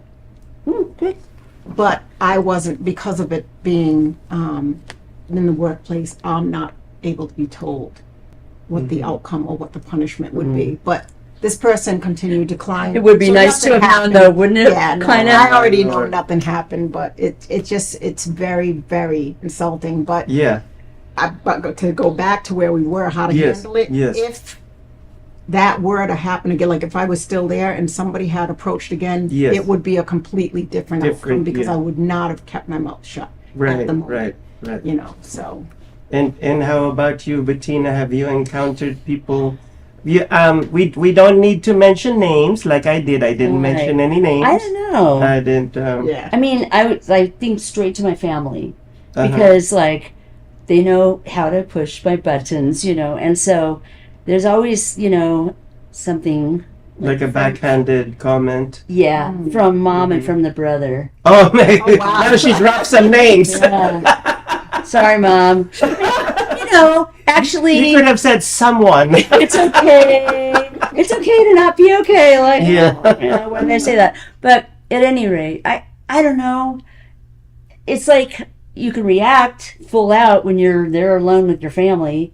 Usually people do. You know, usually people say, "Excuse me, are you kidding me?" especially with family. What yeah. the? You know, why? Yeah, exactly. You could have said that a lot of different ways. You start to try to talk with them about it. If it's, I mean, nothing as bad as to make me walk out of the room or stomp away or cry or anything like that. But I, woo, families. There's yeah. like your family. Well, no, we're not talking about no name drops, The no lady who nothing. said that, the lady who No, said no, that no. to you was your family, right? And once again, we said in the beginning we're not naming Oh. who. At any rate, I mean, it's sort of like I think that there's a teaching moment, there's a learning moment. Probably, my dad is the most diplomatic person, and he always he's like the peacemaker, you know, in the family sort of, and he sort of smooths things out, and he can just whisk mom away when there's too much heat, you know, or something's getting like was silly and ridiculous, and he agrees with me. He'll, you know, oh come on, you know, he'll just whisk her away, and or try to, you know, smooth it out. And I think that that's beautiful because I think that we all should try to help each other and be there for each other, and sort of. It's like the team thing, you know, we're all a team, and you know, sometimes people will say things that aren't right, but Have you ever experienced outside the home? God, I don't know. I can't really think of anything That's good. per se. That's a good thing. I don't know. I mostly am around social situations where everyone's dressed up and we're all getting our pictures taken and we're just having fun and enjoying somebody's entertainment. I go to a lot of shows to see entertainers that I work for and just to support them. And it's a fun environment. It's a, you know, we're trying to make all the other people in the place more relaxed and having a better time. So it's just sort of to gild the lily, to be there to, you know, just be part of the scene and have fun as a group. and try to make it a fun evening, a memorable evening for people. And I don't know, then around my family, we don't have, I don't know, my 2 sons and then the new girlfriend, we don't really, so far. So knock- you've knock never, on you've wood, never we don't even, have like, in the groups that you've been in, you've never had a situation where somebody else, maybe not directly to you, but someone made an offbeat comment about someone. Okay. No. That's rare. Because Because in this world, I'm around it all Maybe the she time. I doesn't hear it all the remember. time. I'm just having fun, and I don't know. I'm there to work. I'm working. I'm making friends. That's what I do when I go out and support these entertainers. Is I meet other entertainers and talk about my projects and things like that. My fashion shows I'm doing, and any other sales things I'm doing with my clothes and. In my experience and what I observed, sometimes I turn myself into the fly on the wall. Even when they see me, I like zip it and just observe that person. Right. I just observe their behavior because there's always that one person, that one person who'll start, poking and say something nasty or like a backhanded comment. True. Like there's always that is, person, and there's words for that. There's names for that sort of Yeah, thing. And actually, if you know something, I don't know a whole lot, but I know enough. Actually, I know enough about psychology that there's this thing called borderline personality disorder. Yes. And it sounds like it's almost a thing, but that's the name of it. It's what it is. And it's something from a traumatic experience from the person's childhood. And they have security issues, but they also have this weird lashing out, like, I hate you, don't leave me. That's what they'll make snide remarks. It's an insecurity. They'll do some weird things and it just shocks you. And then they won't, they'll be oblivious to the fact that they're being insulting or making snide remarks or trying to anger you. And they, but then they're a saint, they're really nice on the other hand. Like they'll go back into the, very, very Christian or very, very, whatever. Whatever. Yeah, like loving, beautiful with the letters and anything, And so, I don't know. I don't think I want to try to change that person. I think because I don't live near them and I don't see them often. That's a mental health issue. That's Yes, a whole it is. other Yeah, level. but We have there's- people who there's feel nothing that to they're do. above others Yes. and can degrade them, Mhm. insult them, and it's okay. That is not a sickness. No, but here's the thing. Yes. People aren't going to want to be around that person. But sometimes That's- they have to be. Yes. If it's a work situation and you Yeah, have to sometimes be, they have if to you be. have to be, then you probably try to make boundaries or some Well, that's sort of. what we're talking That about. is That's exactly what the this whole subject topic matter. is. Yeah. Yeah, and actually, one of my girlfriends is brought it to my attention that the spiritual, like from the Bible, it says the 9 fruits of spirit: love, joy, peace, patience, kindness, goodness, faithfulness, gentleness. Self-control is number 9, and so self-control is where boundaries would come in. Yes. And self-control, it allows us to make boundaries in our life. And there are lots of different categories, like your relationships or your health. You make boundaries for your own self. Yes. Like if you want to lose weight, you're So going to this is have a lower fat the thing. solution. You make a boundary for yourself. Yeah. I'm not going to eat regular ice cream, just the low fat. Right. And- So not to cut you off, but this sounds like the silver lining solution. So let's keep that for the last segment, because that's the beautiful solution to all these toxic things that are happening. Yeah, I think self-control has to be learned. I think it's part of maturity. Right. I think it's part of maturity. Yeah, but we're talking about a society that's. Yeah, Well, the toxic You know, society. I think that goes around comes around. Yeah. And when people do things, it's like, it'll come back to them. There are some people like that are still out there. out there, lifetime, will not change, Some there's no help. like There's no help for them. narcissistic Like, or just this in general, borderline just a personality disorder, or mean, and you don't know person. what happened to them that made them like that, but they are. Like they do the sniper thing, you know, they that's- say and do that's- things and then they'll run and they act like nothing happened and they don't. But it's not just one little set of people or mindsets. It's not. You can't just pinpoint it because there's a variety of mentalities out there that do these things. So no, it's not a this is not a simple issue at all. You know what on the yeah. It's not a simple what comes around goes around, because that's a given. Yeah. That is a given, whether one says it or not. I reap what I sow. Right. And I believe in karma. Yes. Yeah. And even in the standpoint of a Christian, I know a lot of Christians will probably crucify me for saying this, but the Christian version of karma is when Jesus said, do not be deceived. Whatever you plant, that you will reap. Whether it's a good seed or a bad seed, you're gonna reap those fruits. Eventually, yeah. Yeah, eventually. Hopefully, you know. Yeah, eventually it will. Yeah. I was going to say something and it was at the tip of my tongue. And I just turned into Dory.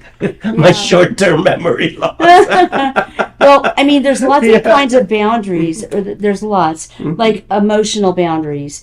Let's see, how emotionally available are you to others?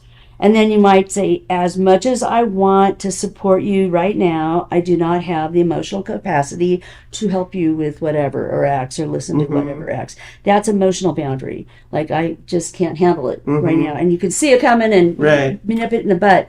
That's an emotional boundary. And then a material boundary, like monetary decisions, like giving or lending to others.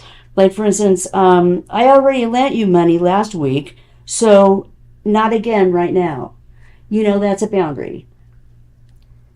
Yeah. And speaking about boundaries, I'd like to add something to this. So one time, here goes a can of worms that I'm going to open. So I went out karaokeing in the karaoke place. Karaoke? Yeah, karaokeing with my good friend. Now, this good friend of mine, oh dear God, I hope that they're not going to watch this, brought some, friends with her that I didn't know from Adam. So we were in the room and there was somebody there who clearly disliked me. Like, that really, really disliked me. So... How do you know? Oh, I'll get to that part. So when they were singing, I was very respectful. I was listening to them perform. Yeah. And in all fairness, gave a beautiful performance. But when I started to sing, that person in question started to speaking out loud, like really, really, really it's like loud insulting, and you to the other person. And at some point I said, how am I going to get out of this situation without becoming maleficent? It's like a heckler. They're disrupting. It's like a heckler situation. So, like, how do you handle hecklers? There's so lots this of ways. is exactly what I did. First, I let it slide like it was nothing, and at some point, and I knew it was a God thing.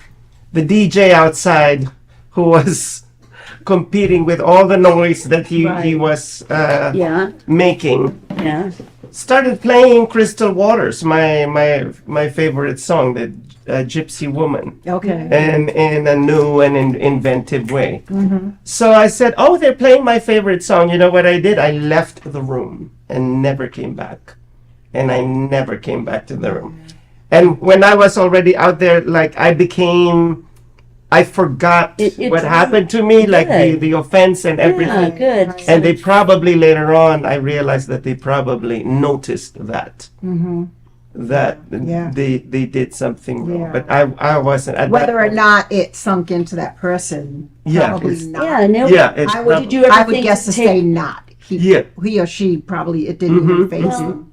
They're a jerk. I mean, what about when they sang? Why didn't you start talking when they sang? No, I didn't. Because then that's just giving it Yeah, back. I did. what they're Because trying to get from I you. wanted to be, and I'm far from being perfect. I wanted to be the better person, and I want to be. And we always talk about this, a product of my upbringing. The upbringing is very because it's a reflection of how we were raised, our parents, and everything.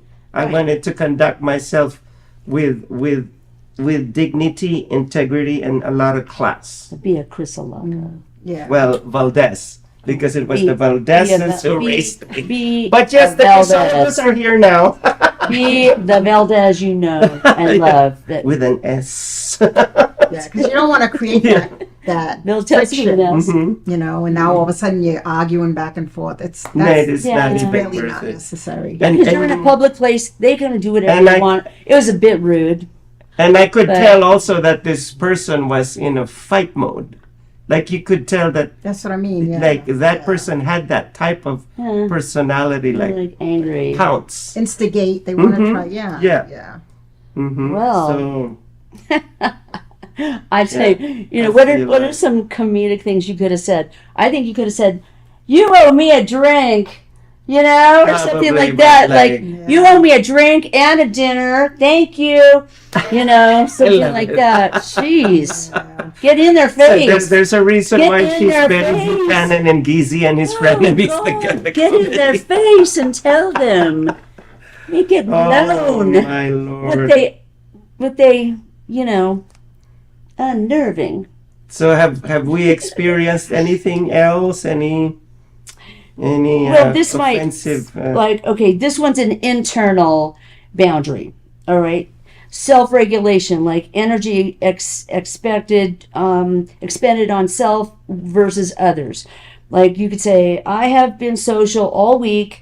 I need the weekend to myself. Mm-hmm. That's a boundary. I need the weekend to myself. Like I'm shutting the doors. Pretend this, I'm not here. There's a wall here, or I'm going underground. Call all your friends, your important people, and I'm not available this week because I'm just going underground. I'm unplugging like that. Sometimes you just got to do something like that. And then a conversational boundary. Maybe this could apply for your karaoke thing.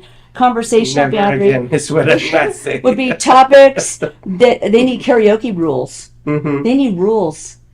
They need to make some ground rules at the karaoke bar. That topics that you do or do not feel comfortable discussing. So if somebody brings up something that you would rather not discuss, you could say, I would rather not be part of this conversation. That's it. And I've seen people do that. I don't know. I've seen people who are better than me, at boundaries. And I respect when someone says, I'd rather not be part of this conversation. It actually is not offensive. I just feel, oh, okay. They don't want to. I'll shut myself up. They don't want to something be quick. part of any Quickly. gossip. Like if they hear gossip coming and someone's gossiping, they could say, I don't want to be part of this conversation, is actually a perfect thing to say to make the person realize you don't want to hear the gossip. It's just something you'd rather not be part of, privy to, And if it's someone you're close to, then usually I'll bring that person aside and say, look, you know what, you're out of line. Yes, That's I'll hit it. But then again, I've been That's in responsible. positions where it's kind of been my responsibility to handle things like that. But I use it in my life as well. Like even with my kids, if they stop making comments, even my mom, my mom come from a generation, sometimes, she'll make comments or she wants to tell me a story, but she feels the need to describe a person. And I said, I really don't care, Mom, too many who it details. is, what they look like, any of that. Right. What's the story? Right. You know what I mean? Because, and it's in my mind, it wasn't her being mean in any way, shape, or form. No. It's just, she feels like when she's going to tell you a story, she's got to break down the person so you can visualize who she's talking to or who she's talking about. And I'm like, but that's not Yeah, but necessary in you life. got a different life. You're not like your mom. I could tell. You're evolved. Well, no, because more than her and- because and you're a from the manager. Like professions you I've think in the been in- big picture more than her. I was a realtor, and I mean, ethics, the code of ethics are really strong. So, there were even times of biases and things like that where you learn from the schooling and the education you're going through and things that you don't do to because you could be in violation of certain things. So, but it's things that are instilled in me and I've learned from, and I'm like, Yes. wow, you know what? Because it makes a lot of sense. You Things that you never even thought you may be hurting someone by saying. Yeah. You learn like, wow, I really need to watch what you say. And also, it keeps you out of trouble. I mean, right? But actually, Oh, absolutely. When I my church teaches a class on Course in Miracles, and Course in Miracles, I didn't do. Oh, we've got to go for a break. Okay, so we were given the peace sign, which means that we are going on a short commercial break. But please, pretty please, do not go away because we will be right back. Hello, everybody. I am Nelia Ross. I want to invite you to join my new variety TV show, Las Vegas Live with Nelia Ross, every Saturday morning at 12 p.m. on socialmediashows.com. Experience music, entertainment, and culture with local artists, celebrities, movie directors, magicians, comedians, dancers, and so much more. But that's not all. Our special segment, Bella Italia, will take you on a musical journey through Italy. And the best part is that now you can watch us from anywhere in the world thanks to the streaming. Email us at neliaross.official@gmail.com to be our guest or sponsor. Tune in every Saturday morning at 12 p.m. and get ready for the ultimate Las Vegas experience. Un bacio da Nelia Ross. Ciao!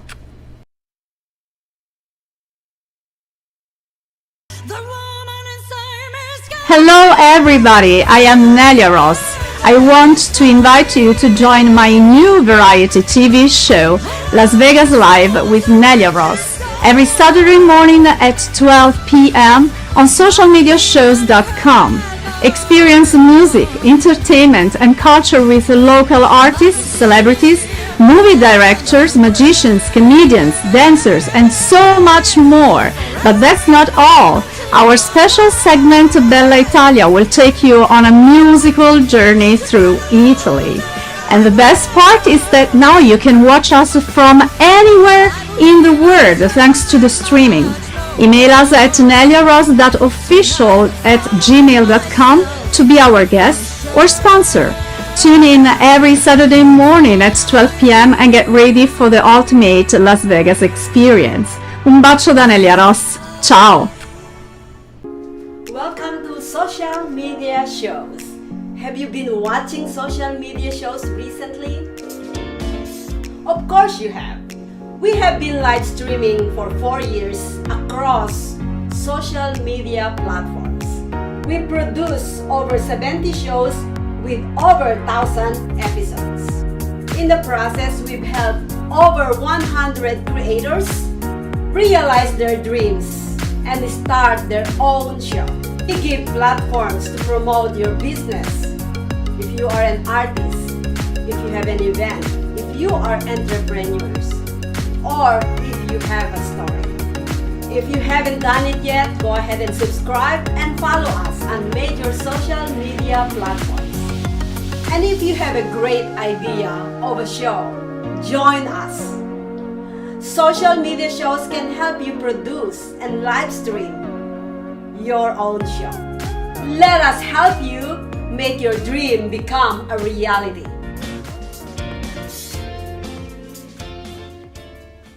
And welcome back to another fabulous episode of Honeybees. And we are here to stir the pot and poke the bear, or maybe the bear is stirring the pot. Yes. But, I was saying something about Course in Miracles. My church teaches a course in it, Unity of Las Vegas, and I've never taken the course. I went to a couple of sessions, and it was the book, and every single day they go through a study, and then once a week you get together with the leader, and it was a little heavy for me. It was really intense, but I did look at it, and I did take some notes on the first couple sessions that I went to. And from what it seemed like, from the gist of it, it was a lot about, try not to judge things so much that, like, say, if you see a person driving along on a bicycle, You don't say, hey, the black guy with the do-rag with the bad shoes, is riding this, this bike that way at 100 miles an hour. Instead you just say, a man on a bike went that way, and it saves you energy, and it's to not be as judgy. Yeah, getting into the judgment or the too much description is it where it takes your energy. So you save energy, and you it leaves you more light, and able to be there for things instead of bogged down with that much stuff, that much, But anyhow, and also don't take things personally. It's a big part of Course in Miracles. Like, you don't know why somebody is acting like that, and that really stuck with me. I do not take things personally but that no, much. I can agree to an extent, but sometimes It's you can't kinda like- always say don't take it personally because if somebody does something intentionally, Exactly, and that's you the probably point. wouldn't want to be around them anymore. But you sometimes probably you wouldn't don't have trust a them choice. anymore, and you wouldn't want to be around them. That's the penalty. That's what they get, is they don't get friends. They don't get people who want to be around sometimes them. you don't have a choice but to be in the presence of that person. Right. Depending on the situation you're in and Yes. what you're involved in. It's not necessarily a group of friends at all times. It could be you're somewhere Colleagues, for business yes. and or for a class, Yes. and it's somebody that's in that room that's always going to be in that room. You can't take them away. So Right, yeah. no, you can't not always not take it personal. It needs to be Beautifully addressed. said. Yeah. I tend to. Yeah. These boundaries that I'm describing now, they're good things to be able to say. Yeah, for certain situations, different but that's situations. not overall. Like, You know what I'm saying? Like, okay, here's a physical one.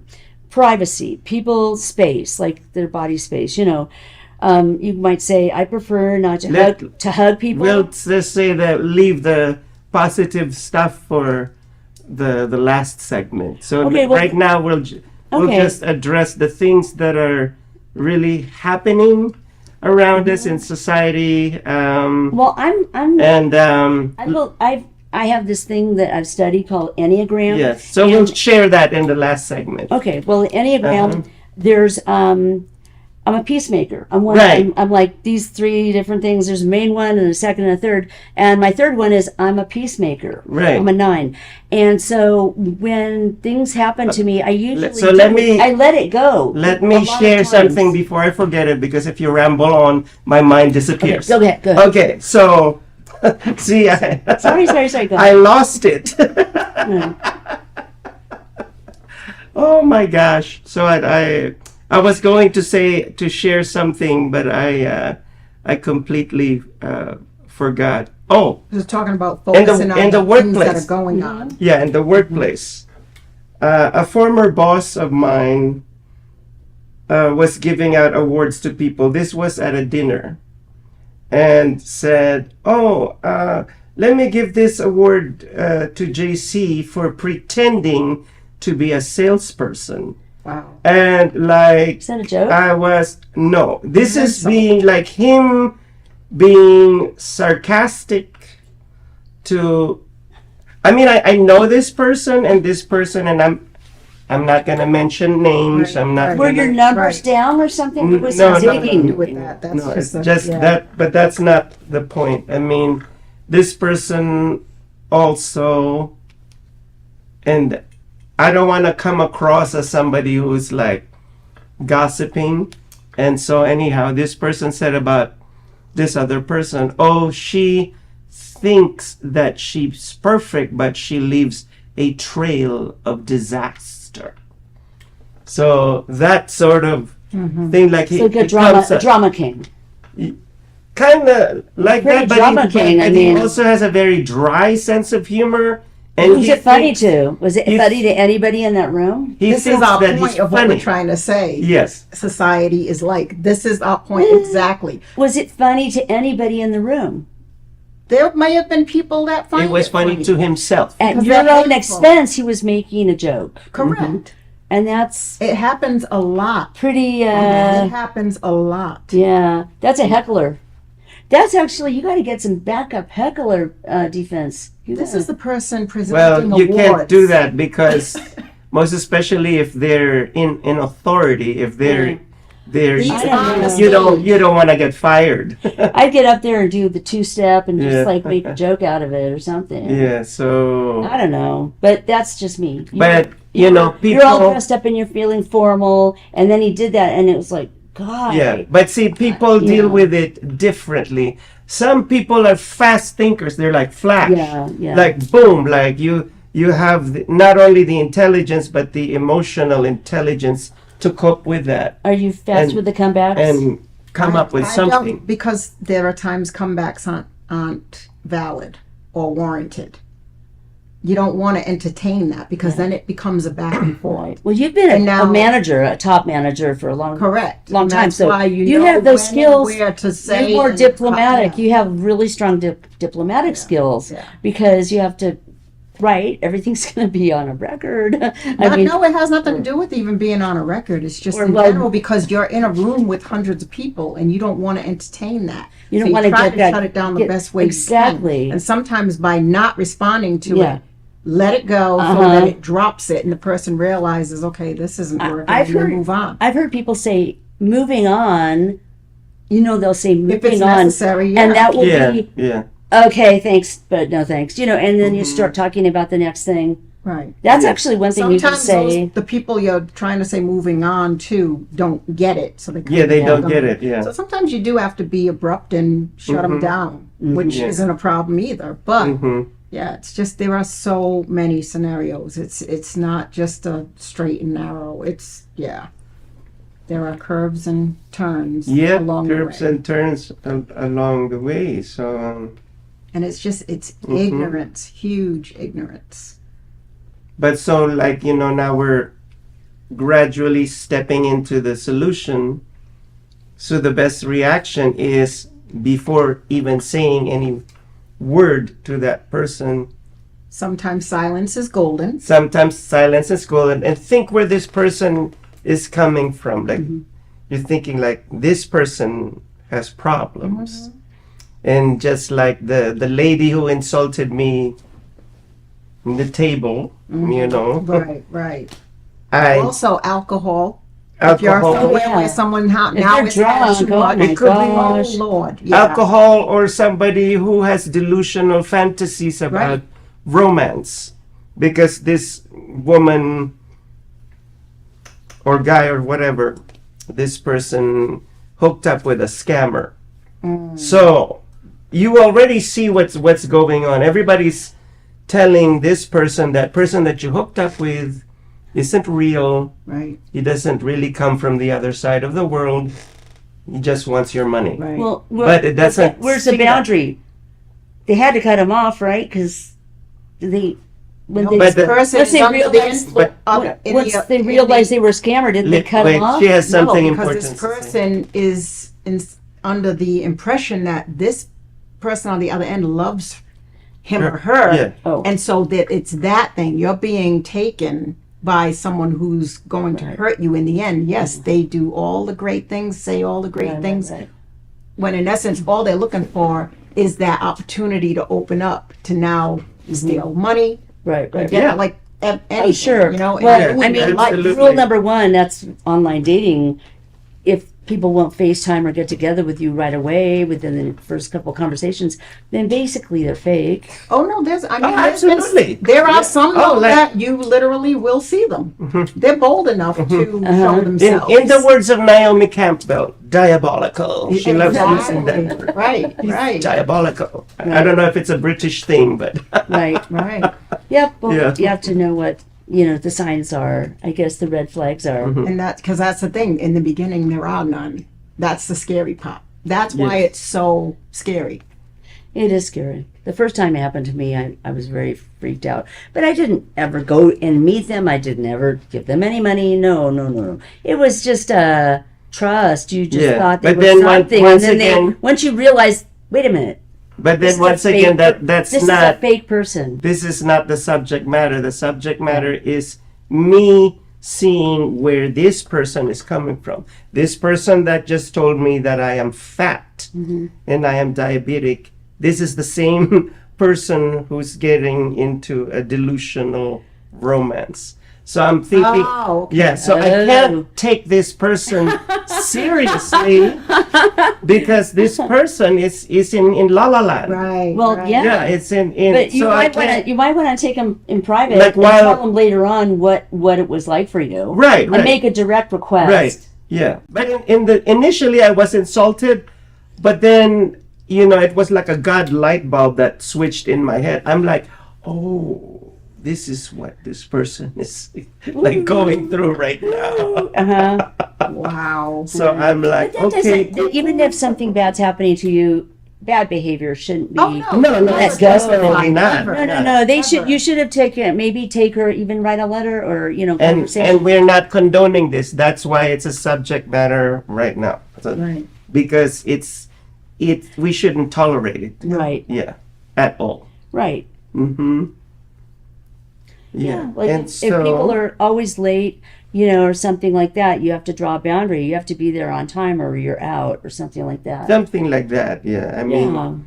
Yeah. But Or if you have a time constraint, you can only how much time you spend with people doing things. It's like when you get together, just say, I can only stay 30 minutes, or Yeah. you give them the But this parameters. that's not the subject matter. The That's a subject matter boundary. is A boundary that we're talking about. Yeah, but offensive Offensive.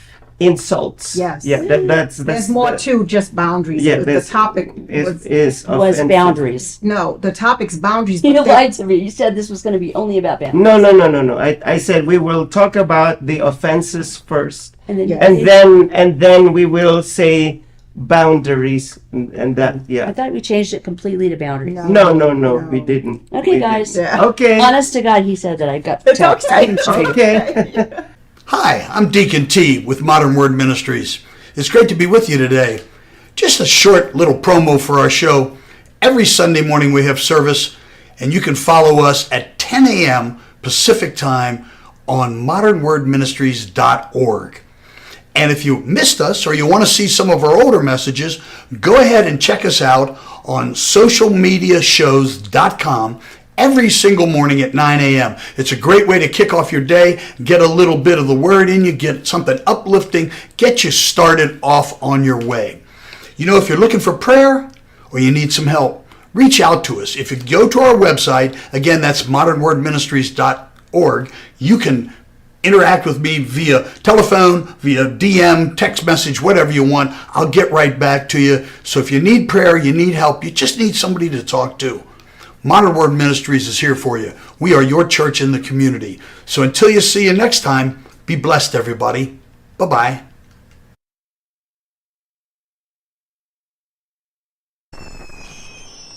Traditional TV is going away.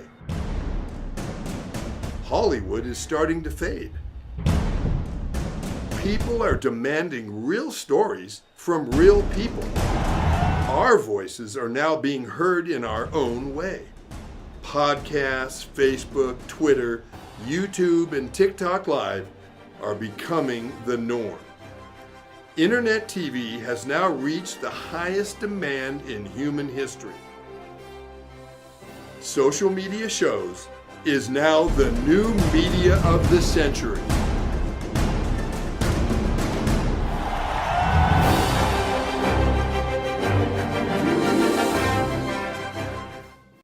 And we're back to the final segment of our very Controversial subject matter. subject of boundaries. Yes, and, yes.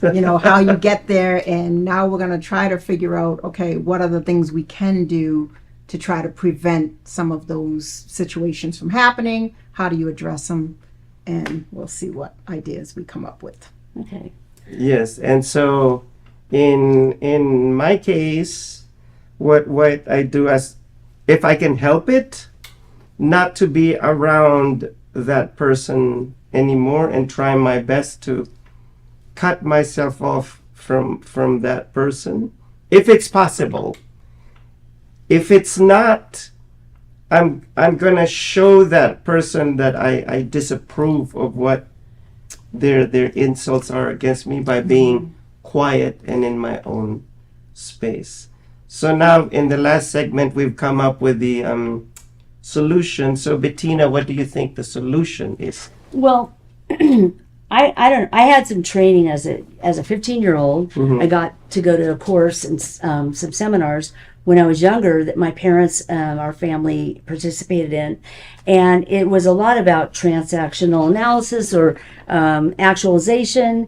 And self-actualization is, studying and improving on the way you would react, that kind of thing, was part of it. And there were a lot of things that were very obvious as you watched the 2 weekends and an evening session, this long course, and he did another one in the mountains, like 6 days up in the mountains about this whole thing. And you have lots of options. You can be above it and not get hooked by it, Mhm. right? And just figure they got the problem. Poor person, I'm sorry for them. I feel sorry for them. But if it's going to hurt you in the family or in social situations, definitely take them aside and tell them how it is for you, Mhm. and then make a direct request on how they treat you next time. Right. And So if you have, like the way I was raised, if you have nothing nice to say nothing. You wish. And Or you you wish could that. say that to the person if you took them aside and wanted to tell them off or tell them something to, your point of view. Yes. And I mean, in a family situation, you can be a little more open. People will make their comments, and it'll lie with the way it lay where it lies. I think there is a lot of respect in my family, thank God, where people will maybe not see each other for years, but I don't know, the wounds heal. I think that the wounds heal, and then you're like a clean slate. You get a chance to interact again and see if you can do better because you've matured. I think that, in that aspect, like, you're right.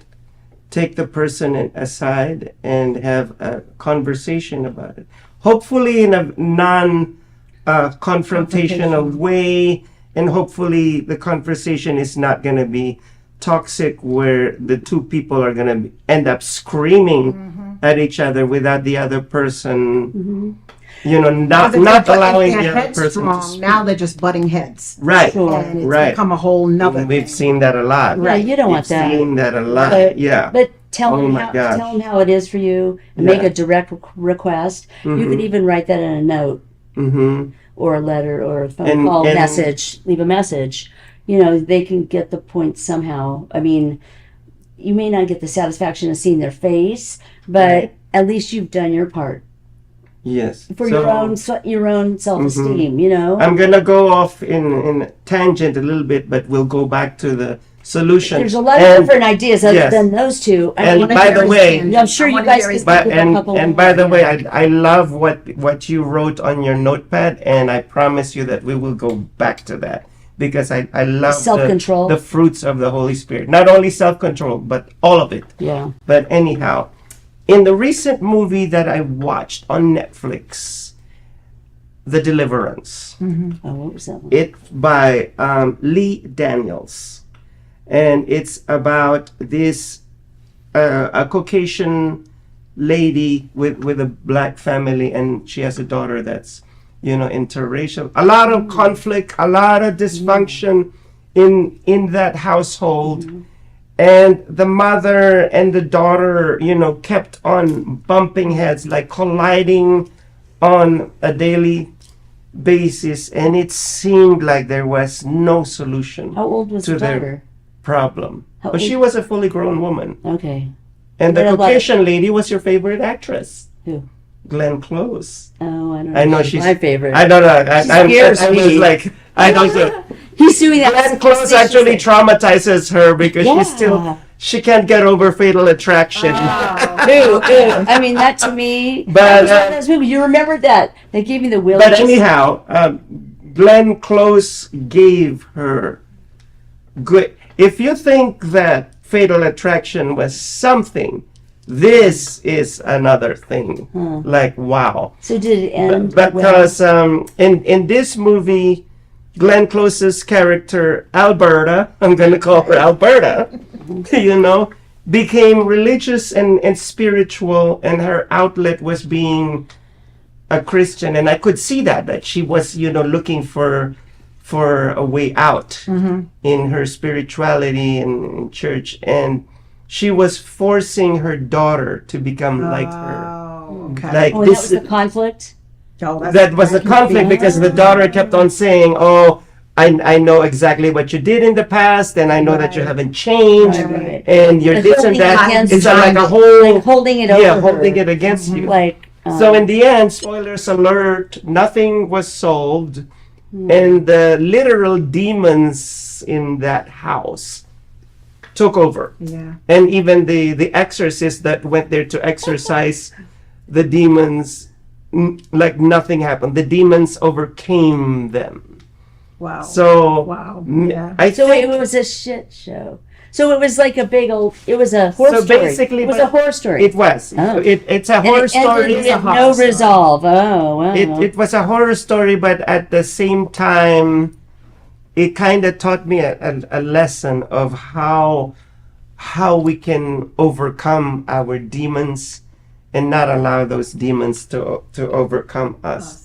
Yeah. Oh, it's symbolic, really. With It's that. it's very symbolic, But at the end, there was a silver lining. What was to that? it. What was that? They were able to, in spite of the fact that there were deaths in the family towards the end. Oh my goodness. But I mean, I don't want to watch that movie. it's actually on the internet. Only because they wouldn't become a Christian. No. It's on the internet because of what the demon possessed Glenn Close said. Was she became, well, actually, spoilers alert. The child, the demonized child, shape-shifted into her dead grandmother. At that point, Glenn Close, Alberta was already dead. Okay. And Alberta, with her serrated teeth, her fangs. Oh, that's right. Yes, and Something she recently. said something that the people in the internet, I were did like, see pictures of her in that thing with the character. Yeah. I didn't read it. I didn't see But it, but I saw that picture. And usually I didn't get involved with the comments, and I'm like, people. That wasn't Alberta speaking. It was the demon in her talking. So don't blame Alberta. Right. Because as bad as Alberta was, she would never say those What evil she did, words. right. That was a demon. And I said, Thank God I don't watch scary movies. Haven't Oh you my seen goodness. The Exorcist? Haven't you seen yes. what, like Reagan the child said to the priest? Oh my God. I don't She watch said scary something movies. I do not. But did you see the original Exorcist? Yeah, I saw. Do you once. remember what the child Once was said? enough. I don't care. I never got to see. I would if I saw something over and over and over. That meant I liked it. I liked the movie. If I saw it once, that's enough. Thank you. Yes. But anyhow, now we're going to segue back into the light. Yes, now I want to read Bettina's note. And you said something in the beginning, and sorry for cutting you off because I wanted to save the best for last. Remember that the dessert is always last, and the wedding gown is always at the end of the fashion show.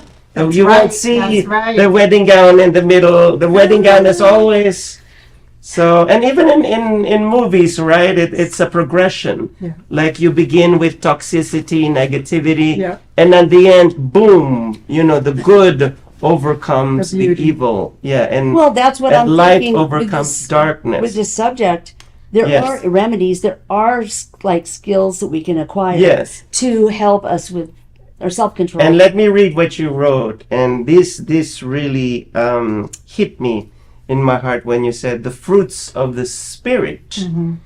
And we're not trying to cram our beliefs down people's throat. Yeah. But if you have this, relationship with Jesus, then these are the fruits that it produces when you hang out with a positive person. Right? Yeah. These are the fruits: love, joy, peace, patience, kindness, goodness, faithfulness, self-control, and what is this number 8? Gentleness. Gentleness.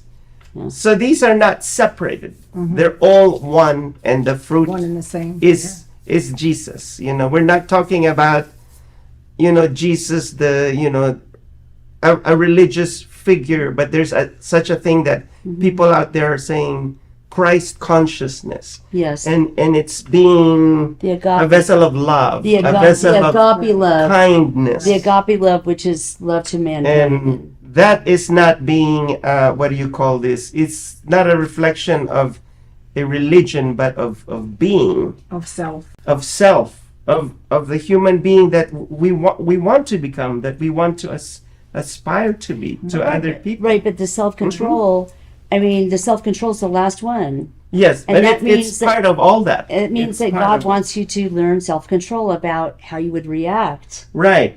And there are lots of different choices. But guess what? Guess what? It's nice to say self-control, but if the person It's the doesn't other have person, love, correct. gentleness, and kindness to begin with, those three, then that person is not going to have the last one, the self-control. Because the self-control only comes with those key ingredients. Okay.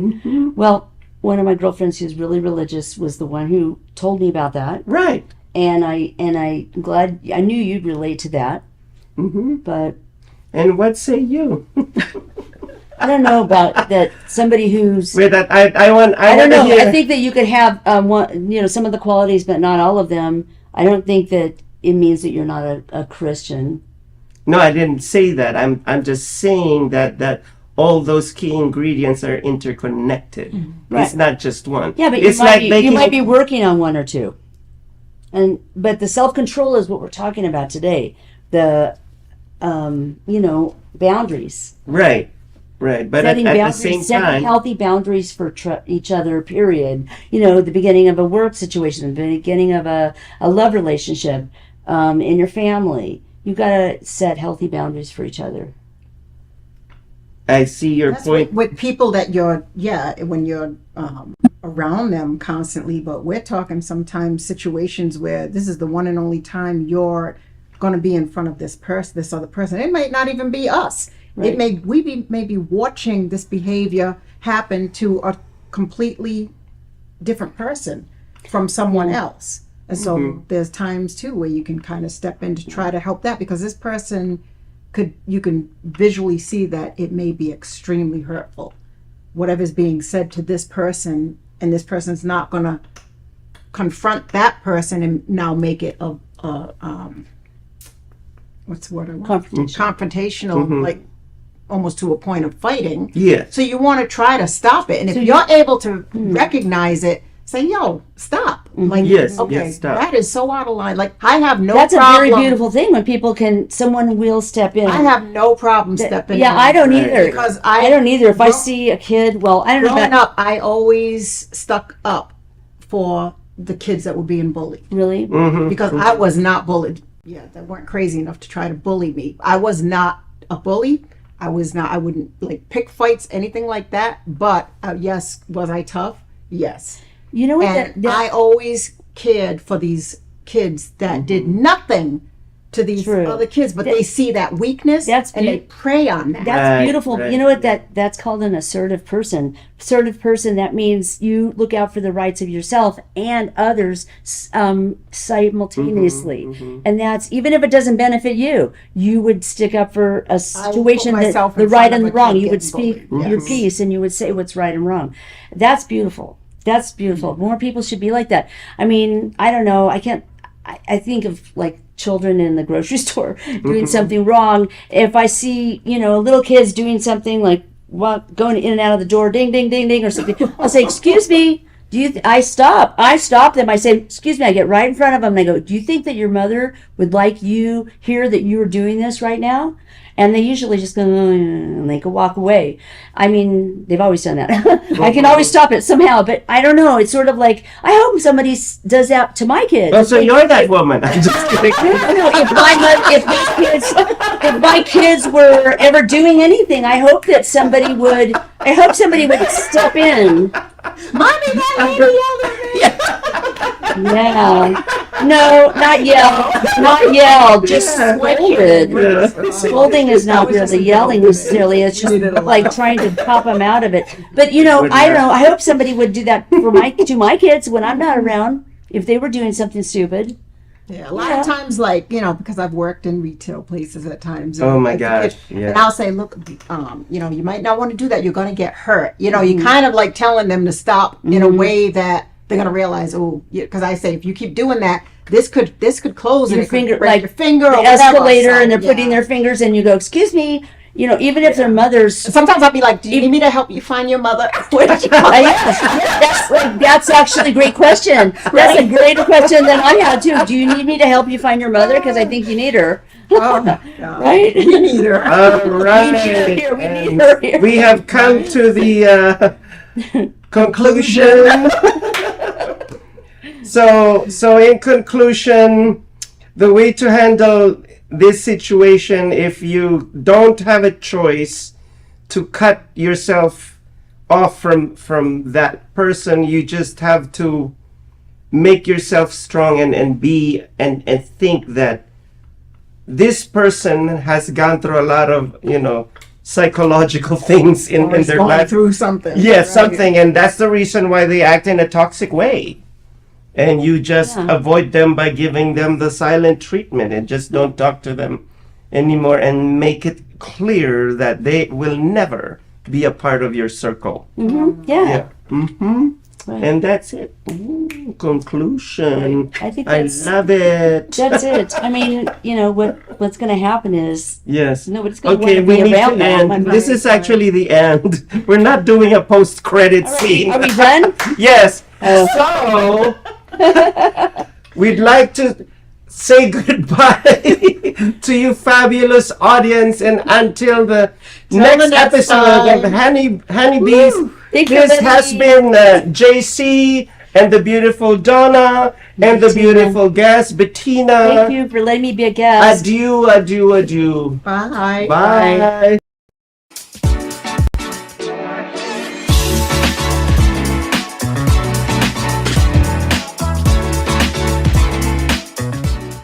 Welcome to another episode of Boogie's Reviews. This is episode 5. I'm glad you guys are sticking with me.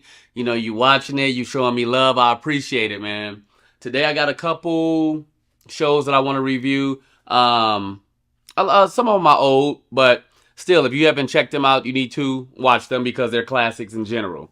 I know one is like a spinoff from the actual movies. So when we get to that, I'll let you know about it. Check the shirt out. Super cool. Shout out to my coworker Frank Gonzalez Jr. Super dope with all the, you know, all the emblems and everything. I appreciate it, bro. I'm going to put his info up there. You need any work done, any t-shirts, any type of printing, he got you. So I got some good stuff for you. I don't want to say too much. We'll be right back.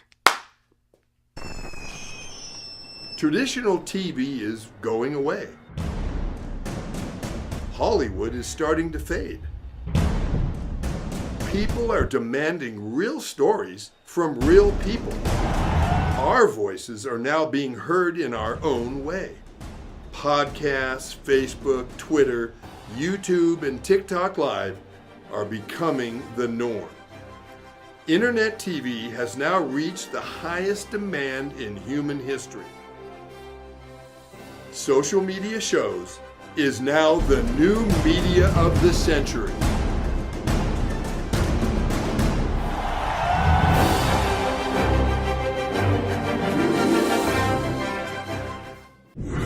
And welcome to the next exciting episode of Arena War. Fresh batch of institutionalized gladiators fighting for their freedom. Ready, here we go. You guys heard Perez? Yes, smell that. Get back! Those on the line, the parole board has offered you a ticket out. Win Arena Wars, win your freedom. 7 arenas with 7 of the most vicious killers the world has seen in the last decade. You make it out alive, you get to go home. Luke Bender. You're an innocent man. Innocent man can mean big ratings. I'll be watching. I think it's time to audition Mr. Bender. No! What was your last physical? Cell block shower this morning. Oh yeah. You ready for this?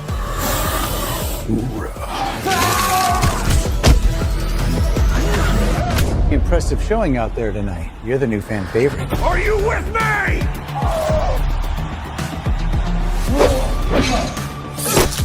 Cutie pie back for the kill. If you want to live through this, we have to work together. I'm watching you. Smile for the camera, thug life. Wow! It's showtime! We have to finish this.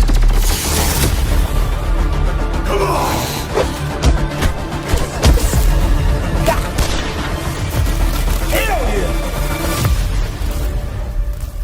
Doesn't sound much like rehabilitation, does it? So the first show I'm going to talk about is going to be Power Book 2, Ghost. It turned out to be really, really, really good.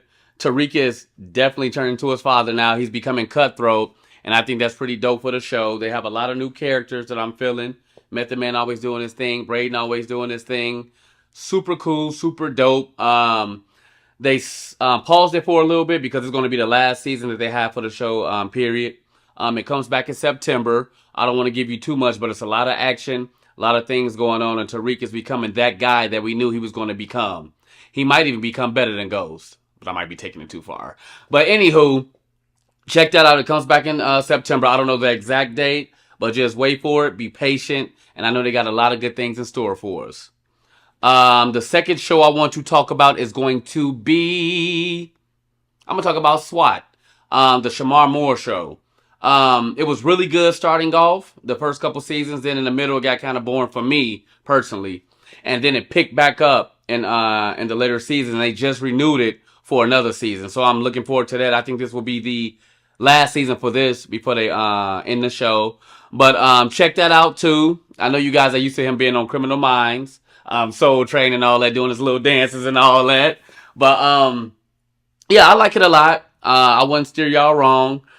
Check out the final season. If you haven't watched the whole series, start from season 1 on to now and check it out for me and let me know what you guys think about it. Number 3, we're going to talk about one of my favorite shows of all time, which will be Criminal Minds. The second part, which will be kind of like Evolution. So it's called Criminal Minds Evolution. And it's missing a lot of characters that I liked a lot, but it's still pretty cool. It's not like for me, it's not like the original nostalgia of the actual shows before season, I believe 16. But I mean, it's still cool. If you want to check it out, especially if you're a Criminal Minds fan like I am. It's starting to kind of slow down for me. It picked up in season 16. It was cool. But then season 17 kind of like made it a little bit slower. But I mean, I ain't gonna never knock it because I've been a fan since the show started. So yeah, check it out if you get a chance. Tell me what you guys think about it.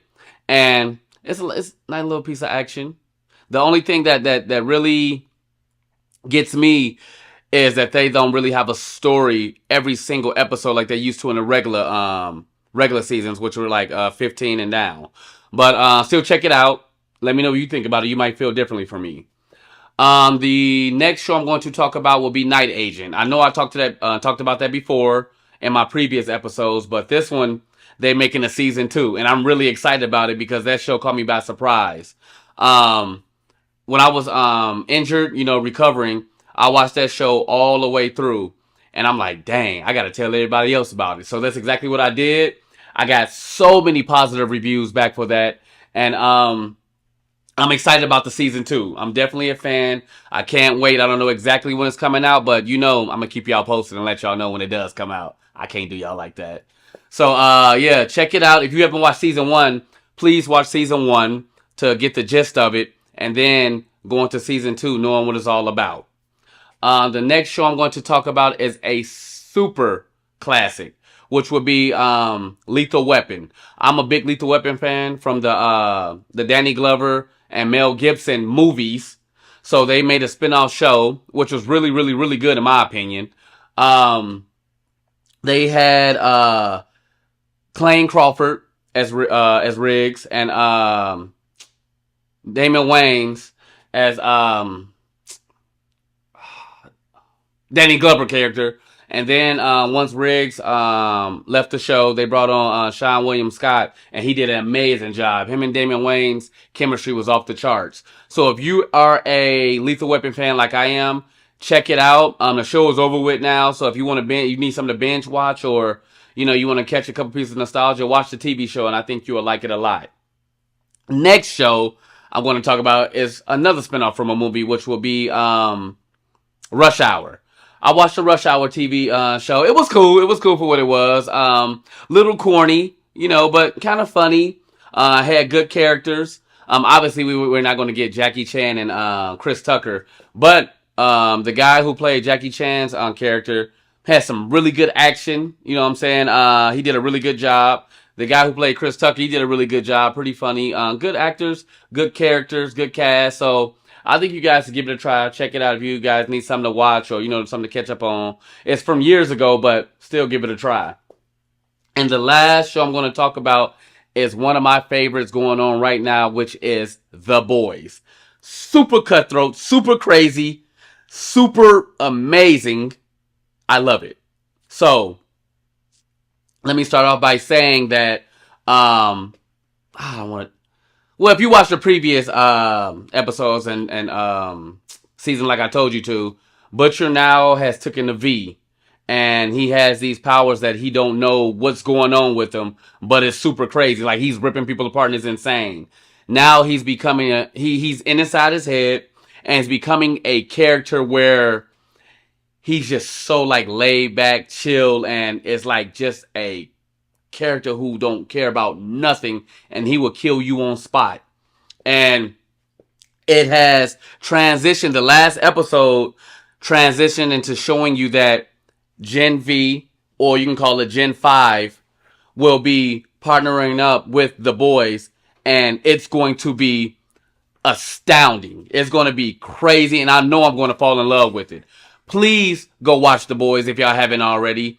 I tell people at work about it. I tell my friends about it. I write on Facebook about it.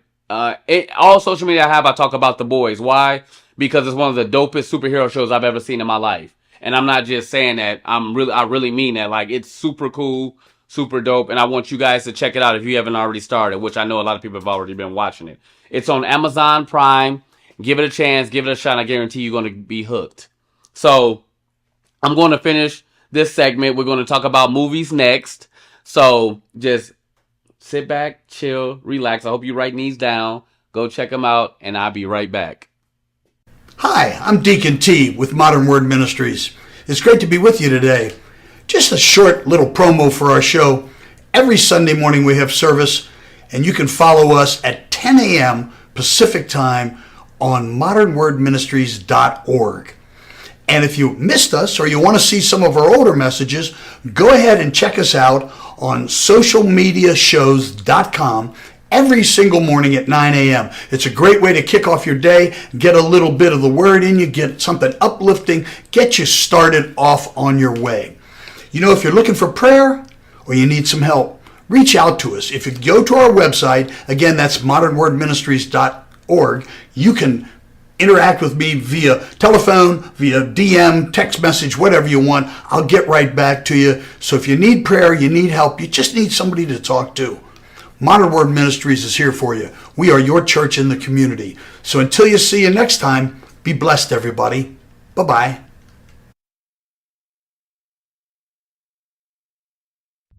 I was not ashamed of the hatred that I had to bear. I shared it with them. They just didn't know.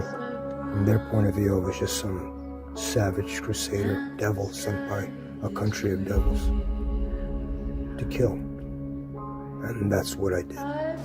So you just We are back, and this is the moment you've all been waiting for.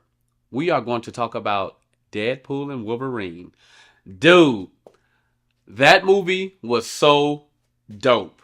I'm giving that movie I would say a 9 out of 10. The only reason I'm giving it a 9 out of 10 is because too much humor for me in moments that it didn't need to be. Too much prolonged humor. And we get it. It was funny. You know what I'm saying? Like, obviously that's his character, but sometimes I felt like it was just too much at certain times when it shouldn't have been. But other than that, man, the cameos were amazing. I don't know if you guys seen it yet, but I'm not going to give you too much because I don't want to tell you who the cameos are, but I got goosebumps when I seen the people that were in the movie that made appearances.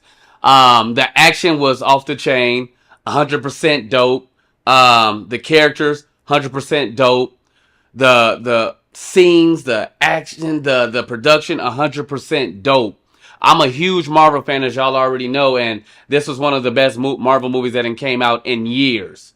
The chemistry between Ryan Reynolds and Hugh Jackman was just amazing. Like, we couldn't ask for two better characters in one movie, man. I hope they are in more movies and more into the Marvel universe, but we'll see what happens. But if you guys haven't seen it, please go check it out, because I can't wait to go watch it again. I'm doubling up, and I might triple up, quadruple up. You don't know what I'm gonna do, but next time I'll come on here and I'm gonna talk about it. I want to know what you guys think, and I'm gonna let you know about the cameos and all that. Like I said, I want to give you too much, so go check it out. Next, I want to talk about Arena Wars. I gave it a watch, gave it a chance. Not for me, but it was pretty decent. If you are a like death race type fan, or a fan of movies where, you know, you have a convict or something and they have to fight for their life, or, you know, shows like movies like that, go check it out. Give it a shot, give it a chance. You let me know what you think. It's not for me, but it might be for you, so you know what to do. Go check it out, man. And that's about all for movies that I have. I know some stuff coming out, and I will be reviewing those when they do. But sit back, relax. I got one more segment. We're going to talk about the Olympics and how the NBA players won gold. I shall be right back. Got Films is a full-service production company that provides motion picture quality content and production services for use in the film and TV industry. Looking for a seasoned crew, high-quality equipment, or other production services for your film, TV, commercial, corporate convention, sports, news, or interview project? Your search stops here. Some of our projects include NASCAR, American Restoration, Pawn Stars, Counting Cars, Top Chef, BattleBots, Forge and Fire, and Street Outlaws. We have also produced over 60 feature films and documentaries. We're ready for all your needs. Whatever your project, whatever your budget, big or small, Got Films got you. GotFilms.com. Hello everybody, I am Nelia Ross. I want to invite you to join my new variety TV show, Las Vegas Live with Nelia Ross, every Saturday morning at 12 p.m. on socialmediashows.com. Experience music, entertainment, and culture with local artists, celebrities, movie directors, magicians, comedians, dancers, and so much more. But that's not all. Our special segment Bella Italia will take you on a musical journey through Italy. And the best part is that now you can watch us from anywhere in the world thanks to the streaming. Email us at neliaross.official@gmail.com to be our guest or sponsor. Tune in every Saturday morning at 12 p.m. and get ready for the ultimate Las Vegas experience. Un bacio da Nelia Ross. Ciao!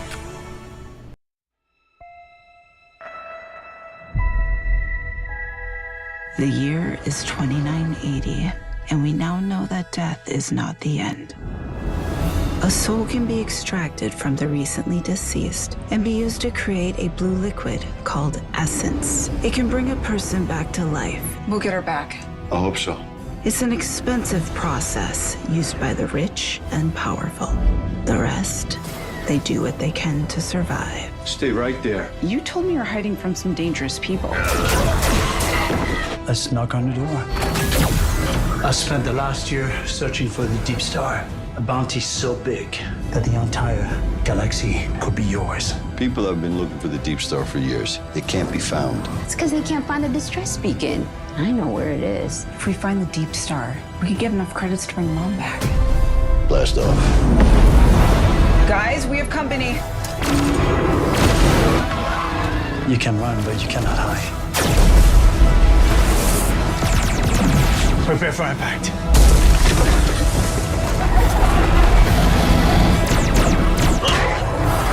I am now authorized to take action.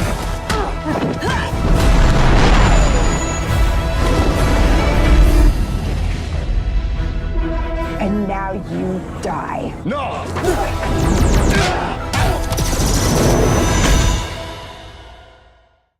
Hey, I am back and we're going to talk about the Olympics. We're going to talk about the NBA and the WNBA. But I still want to give a shout out to the gymnastics team. They won gold, which was super dope and super cool. But let's get to the basketball and WNBA. We've been waiting for an opportunity for LeBron James and Stephen Curry to team up in an opportunity like this, and it happened. These guys balled out, did their thing, and Curry was unreal towards the last couple games. I mean, unreal, electrifying. LeBron did his thing. This man is almost 40 years old and still killing like he's 18. I love to see it. Everybody on that team did their thing. Everybody played their part, and it was just amazing to see them come together, get that chemistry together, and win gold. And the WNBA women did the same thing. They played France in the end, and tough game, but they pulled it out. That woman, Gabby Williams from France, is cold. She gave them a run for their money, man. But at the end of the day, it wasn't enough, and our women won gold too. So that's it for my sports segment. But let me go back a little bit and go to my reviews for my TV shows. Definitely forgot to do that. But so for Lethal Weapon, I'm going to give that a 9 out of a 10. Definitely that plays a part in that as some nostalgia because, you know, I'm a Lethal Weapon fan. But go check that out, 9 out of a 10. Night Agent, 9 out of a 10 for me. And I'm pretty sure season 2 is going to be super crazy because now they have a fan following. And I can't wait till that come out. Power Book 2 Ghost. Definitely get that 9 out of a 10. All the 50 Cent shows are super dope to me. And I'm a huge fan. And I can't wait to see what the second half is going to have in store for us. So, yeah, definitely give that 9 out of a 10. SWAT, I will give SWAT an 8 out of a 10.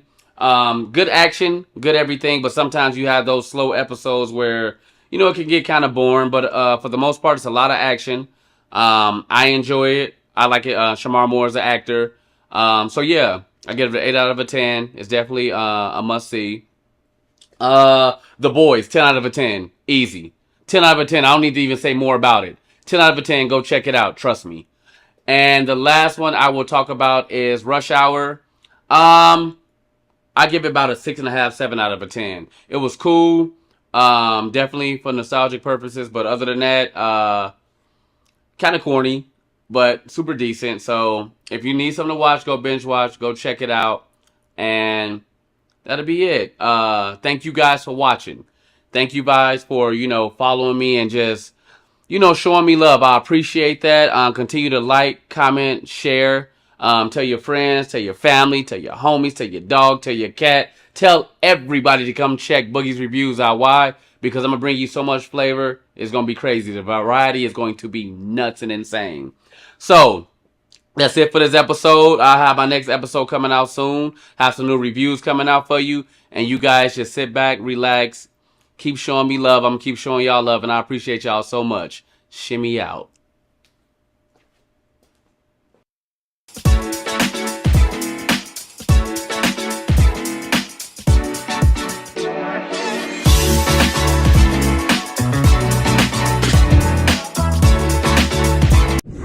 And welcome to the next exciting episode of Arena Wars.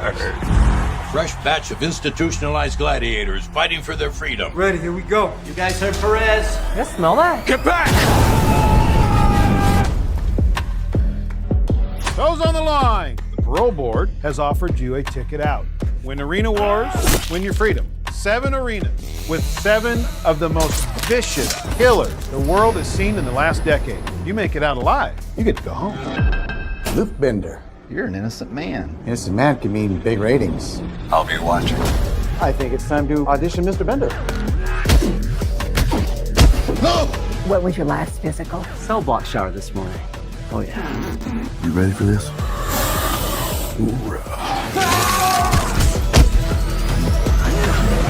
Impressive showing out there tonight. You're the new fan favorite. Are you with me?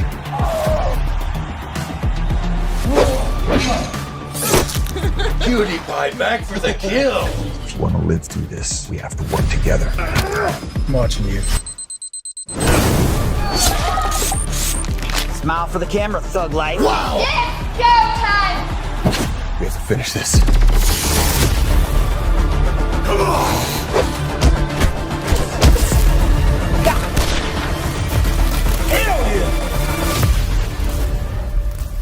Doesn't sound much like rehabilitation, does it?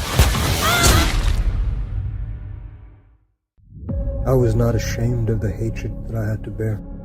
I shared it with them. They just didn't know. From their point of view, I was just some savage crusader, devil sent by a country of devils to kill. And that's what I did. So you just Hi, I'm Deacon T with Modern Word Ministries. It's great to be with you today. Just a short little promo for our show. Every Sunday morning we have service, and you can follow us at 10 a.m. Pacific Time on modernwordministries.org. And if you missed us or you want to see some of our older messages, go ahead and check us out on socialmediashows.com every single morning at 9 a.m. It's a great way to kick off your day, get a little bit of the word in you, get something uplifting, get you started off on your way. You know, if you're looking for prayer or you need some help, reach out to us. If you go to our website, again, that's modernwordministries.org, you can interact with me via telephone, via DM, text message, whatever you want. I'll get right back to you. So if you need prayer, you need help, you just need somebody to talk to, Modern Word Ministries is here for you. We are your church in the community. So until you see you next time, be blessed, everybody. Bye-bye. Got Films is a full-service production company that provides motion picture quality content and production services for use in the film and TV industry. Looking for a seasoned crew, high-quality equipment, or other production services for your film, TV, commercial, corporate convention, sports, news, or interview project? Your search stops here. Some of our projects include NASCAR, American Restoration, Pawn Stars, Counting Cars, Top Chef, BattleBots, Forge and Fire, and Street Outlaws. We have also produced over 60 feature films and documentaries. We're ready for all your needs. Whatever your project, whatever your budget, big or small, Got Films got you. GotFilms.com. Traditional TV is going away. Hollywood is starting to fade. People are demanding real stories from real people. Our voices are now being heard in our own way. Podcasts, Facebook, Twitter, YouTube, and TikTok Live are becoming the norm. Internet TV has now reached the highest demand in human history. Social media shows is now the new media of the century.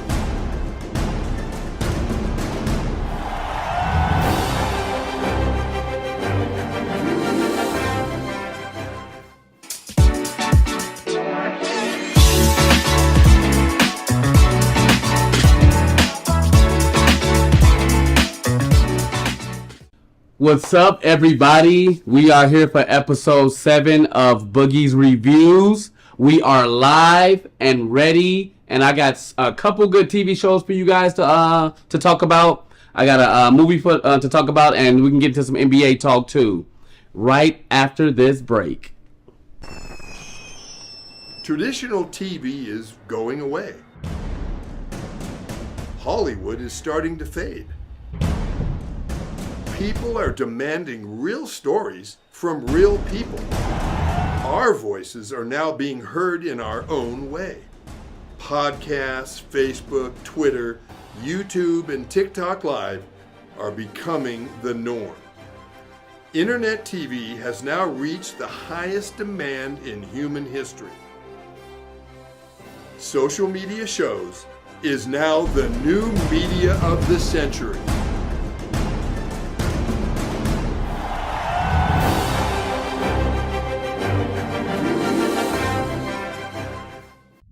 I was not ashamed of the hatred that I had to bear. I I shared it with them. They just didn't know. From their point of view, I was just some savage crusader devil sent by a country of devils to kill. And that's what I did. So you just Welcome back, folks. We are live and ready to talk about some TV shows, movies, and some other good stuff. The first show I want to talk about is a show called Nobody Wants This. One night, I'm bored, I'm chilling, trying to find something to watch. I done darn near watched everything. And then I come across this show. Kristen Bell, I like her as an actress. I've seen her in a lot of other movies that I liked. And the other guy I seen, which name is Adam Brody, I seen him in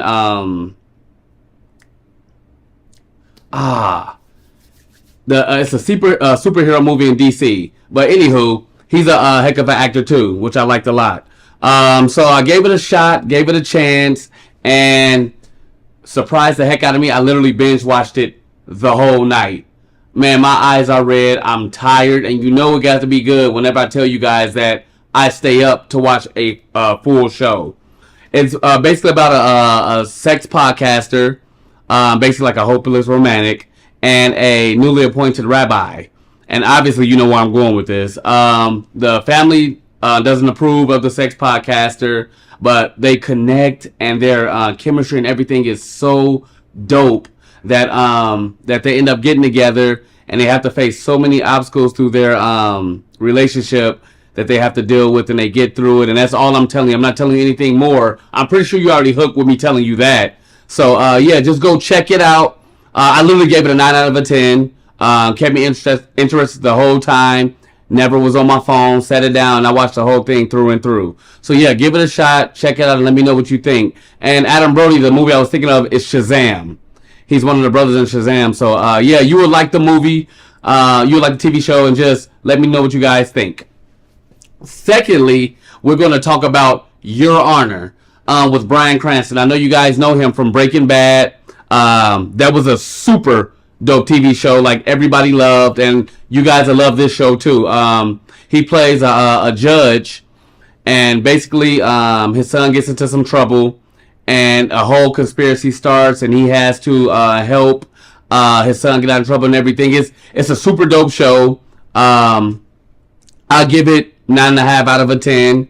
Only reason I'm giving it 9.5 because there were some slow parts in it. But all in all, I loved it. Kept me interested. I wish they never would have canceled it, but hopefully they pick it up in the future. But this is a must-see TV show. I think it was from some years ago, but I'm pretty sure a lot of people not really up on it, so I'm putting you up on it now. Check it out and let me know what you guys think. And last but not least, we're going to talk about The Lincoln Lawyer. I know you guys seen the movie. The movie was already super dope. But the TV show stars Manuel Garcia Ruffalo. And he's basically a lawyer that takes cases, and, he usually wins them all and gets people off. And during the show, it's a lot of corruption. You know what I'm saying? He deals with a lot of things, a lot of fights, a lot of hating. So many things that's going on in the TV show. I won't want to tell you guys too much, but I just finished another season, and boy, they left us with a super dope cliffhanger. So check that out. I give that a 10 out of 10, just like I gave the movie a 10 out of 10. Check it out, Lincoln Lawyer. Let me know what you guys think, and we'll be right back to talk about a cool movie that not only did I see, but I was also a part of the production. See you later.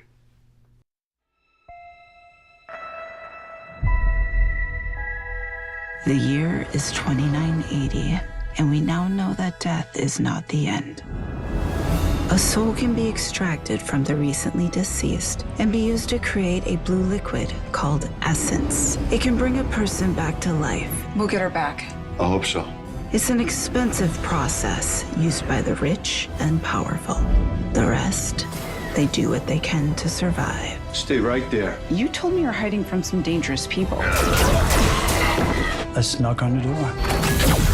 I spent the last year searching for the Deep Star, a bounty so big that the entire galaxy could be yours. People have been looking for the Deep Star for years. It can't be found. It's because they can't find the distress beacon. I know where it is. If we find the Deep Star, we could get enough credits to bring Mom back. Blast off. Guys, we have company. You can run, but you cannot hide. Prepare for impact.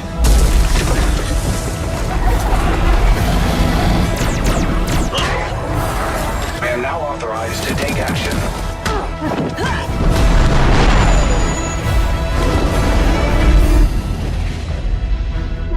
And now you die. No!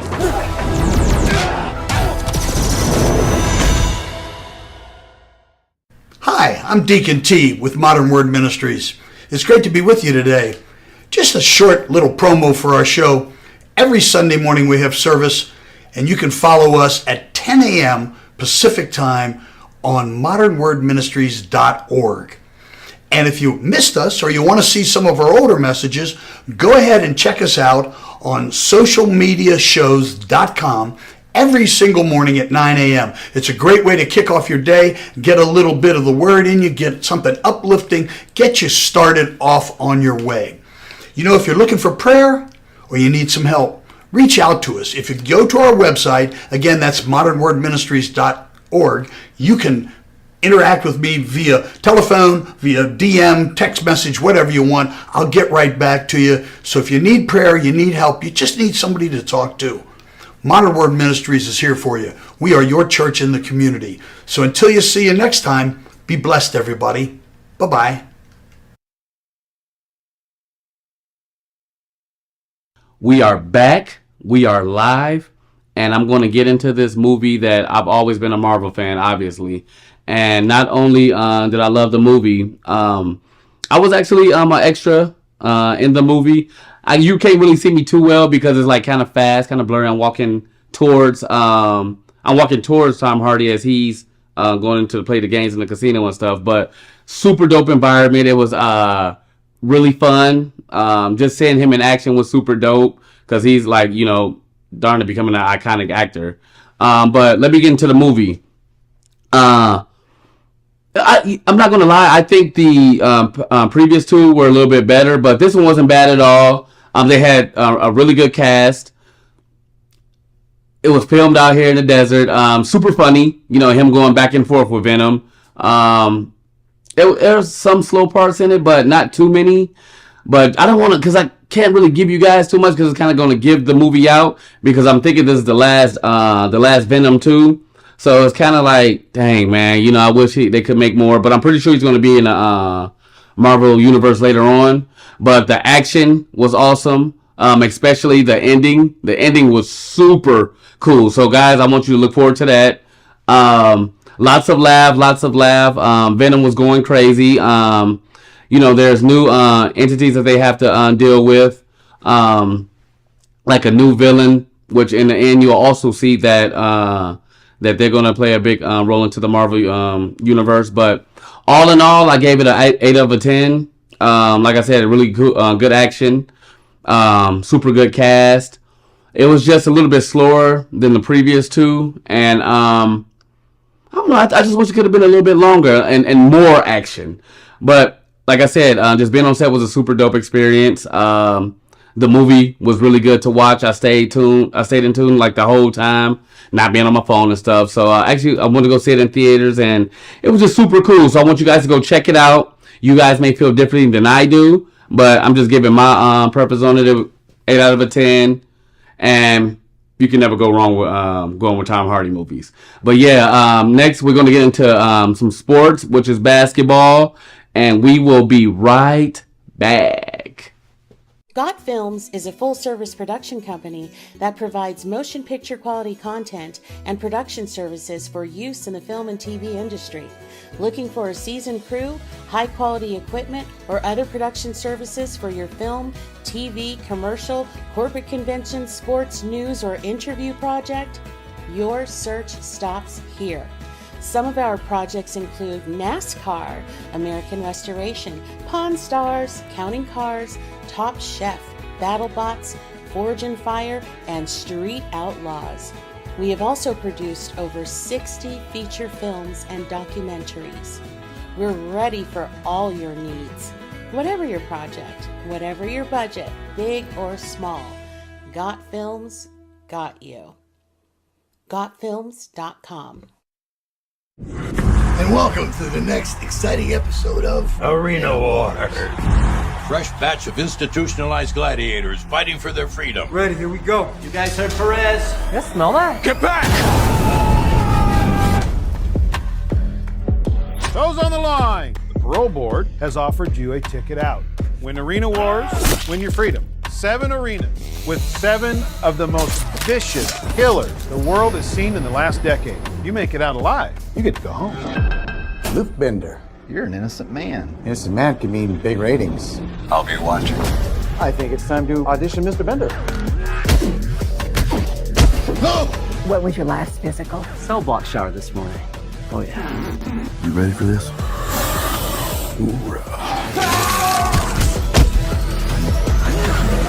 Impressive showing out there tonight. You're the new fan favorite. Are you with me?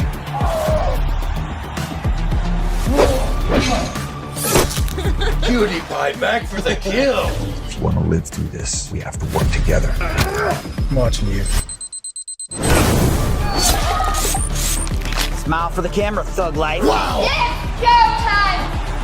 We have to finish this. Come on!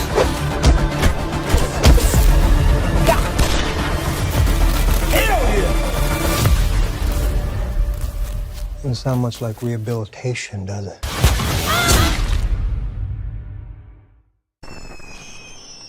Traditional TV is going away. Hollywood is starting to fade. People are demanding real stories from real people. Our voices are now being heard in our own way. Podcasts, Facebook, Twitter, YouTube, and TikTok Live are becoming the norm. Internet TV has now reached the highest demand in human history. Social media shows is now the new media of the century.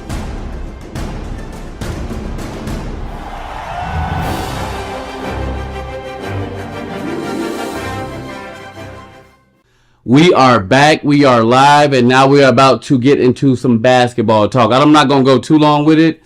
I just want to shout out to my Thunder. We're I think we're actually 8-1 right now. Either 7-1 or 8-1. Super dope season so far. A lot of injuries though. Like, it kind of sucked because some of the really good players are getting hurt and they're missing a lot of games already. And I just seen that Zion end up having a hamstring issue that he's dealing with. So I hope he, happy healing. I hope he heals well and quick recovery. But all in all, the season's super good. Like, we're seeing teams that we didn't think they were going to start like this. Like, the Cavaliers are 9-0. Darius Garland, Mitchell, their big man. Everybody is on the same groove right now, and they're coasting. I would love to see a Cavaliers and Thunder finals. 2 young teams getting to it. You know what I'm saying? I think it'll be great viewership, and I think it'll be something new, a new vibe, new team, something that'll get the people going. But yeah, the season's super good. Tune into the NBA. LeBron is still doing amazing things at the age of pushing 40, dude. He had a triple-double the other night, and he's almost 40 years old. That's crazy.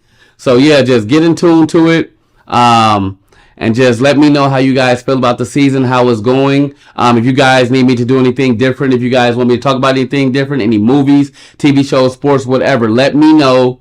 And I will look at it, check it out, get into it, and then put it back out there to y'all. Hey, thank you for vibing with me. I appreciate you guys. I love you guys. And I'm going to give you more, more flavor, more variety of vibes and everything. Shimmy out.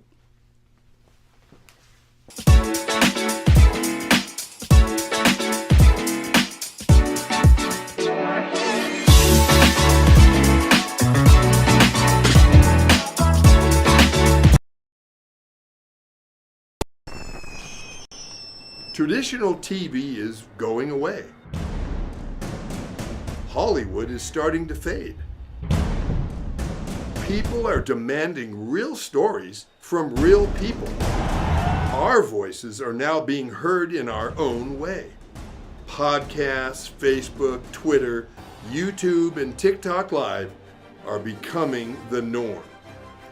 Internet TV has now reached the highest demand in human history.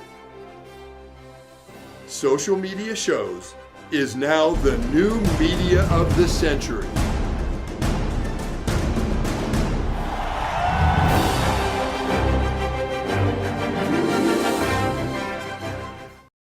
Hi, I'm Deacon T with Modern Word Ministries. It's great to be with you today. Just a short little promo for our show. Every Sunday morning we have service, and you can follow us at 10 a.m. Pacific Time on modernwordministries.org. And if you missed us or you want to see some of our older messages, go ahead and check us out on socialmediashows.com every single morning at 9 a.m. It's a great way to kick off your day, get a little bit of the word in you, get something uplifting, get you started off on your way. You know, if you're looking for prayer or you need some help, reach out to us. If you go to our website, again, that's modernwordministries.org, you can interact with me via telephone, via DM, text message, whatever you want. I'll get right back to you. So if you need prayer, you need help, you just need somebody to talk to, Modern Word Ministries is here for you. We are your church in the community. So until you see you next time, be blessed, everybody. Bye-bye.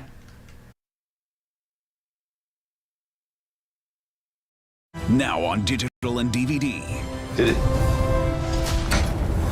Space Wars: Quest for the Deep Star is an epic sci-fi adventure. Do what needs to be done.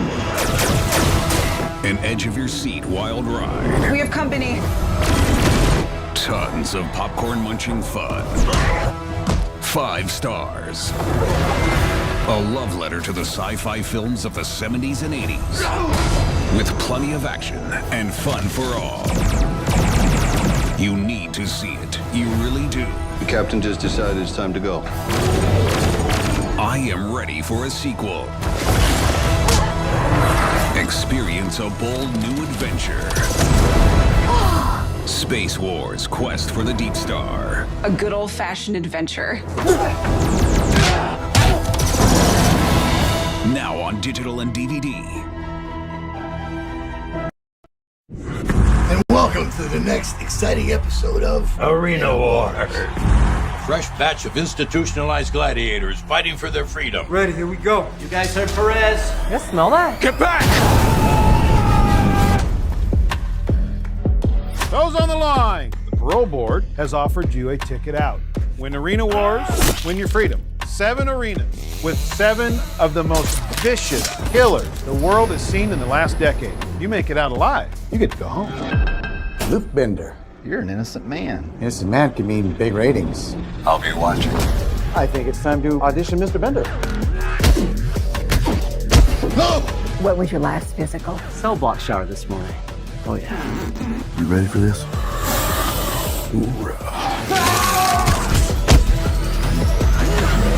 Impressive showing out there tonight. You're the new fan favorite. Are you with me?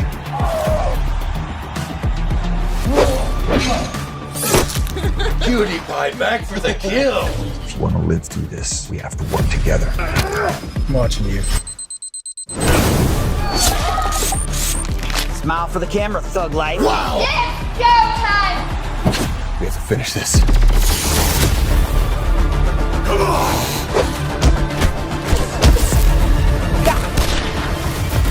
Hell yeah! Doesn't sound much like rehabilitation, does it?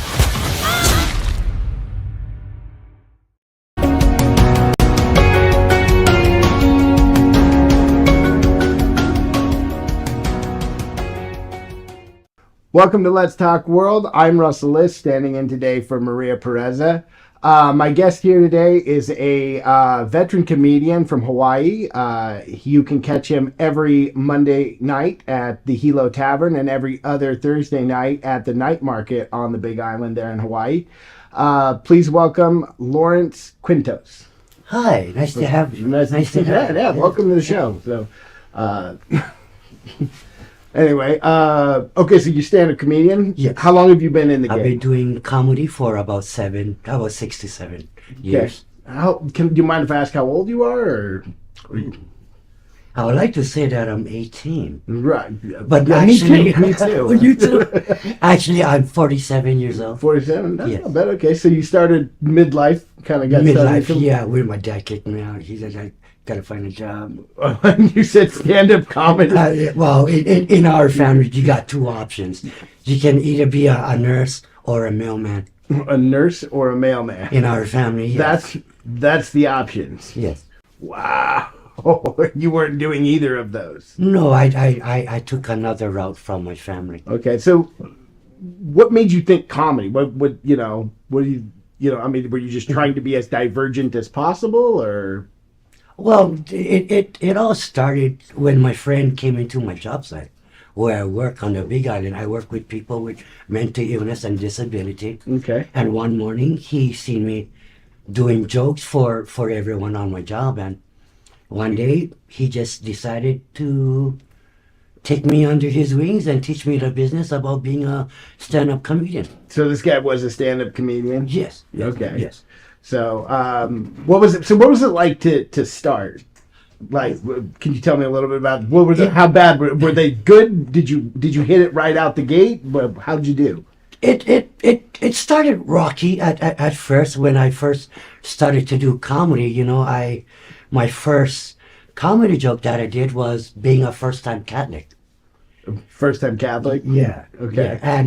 And the response was pretty awesome and unique. Well, that's awesome. Yeah. That's awesome. I thought they was going to kill me after the comedy show that night, but no, I'm here still doing what I love. All right. So so what have you gotten? What are some of the bigger things that you've gotten to? What are some highlights of your career that? So my highlights of my career was when I get to open up for Augie T. Augie T. On the Big Island, Nanilo Hotel. Okay. And then I also opened up for Andy Bumatai at the night market, Frank De Lima guys, Daryl Bertinelli. He was from the 80s or the 90s commercial. That's my bank. Mm-hmm. Yes, I also opened up for him at the Lava Shack in Pahoa. Okay. So is most of your comedy work done in Hawaii then? Yes. Okay. Yeah, this is my first time doing open mic in your guys' beautiful town in Las Vegas. All right. Now why? Okay, is it just Vegas is the 9th island and you got to come over here, or was there a particular reason why you came to Vegas? Yeah, but my particular reason was to get recognized out in Vegas, and hopefully, just fingers crossed, hopefully I get discovered as a comedian here. Okay. Now, because I'm very curious, because why would you do Vegas and not L.A., or why not, Austin starting to blow up because Rogan and Kill Tony Sphere all grouped down there and stuff like that. So I was wondering if there was a strategic reason why you came to Vegas more so, or, Well, the reason why I figure I come to Vegas was because all the old timers like Eddie Murphy, Rodney Dangerfield, and so on, they all started in Vegas before they came big time on the movie screens and all of that. So I figured if the old timers like them started that way, then that's how I want to start, is from the bottom and work my way up. Okay. So is that kind of hard to say after you've been in the game 7 years or so? You said, Yes. is it kind of hard to be like, oh, I got to go over there and start all over, or does it feel different at all, or does it feel similar to when you started in Hawaii, or? It kind of similar, Okay. in a way. Yeah. Okay. Where did you get to open mic here? Last night I did the open mic at Dive Bar. Dive Bar, yeah. That was very interesting, and we all had fun. Okay. At the dive bars there. All right. We're going to go ahead and cut to commercial at this moment, and we'll come back with some more with Lawrence Quintos. Welcome to Social Media Shows. Have you been watching social media shows recently? Of course you have. We have been live streaming for 4 years across social media platforms.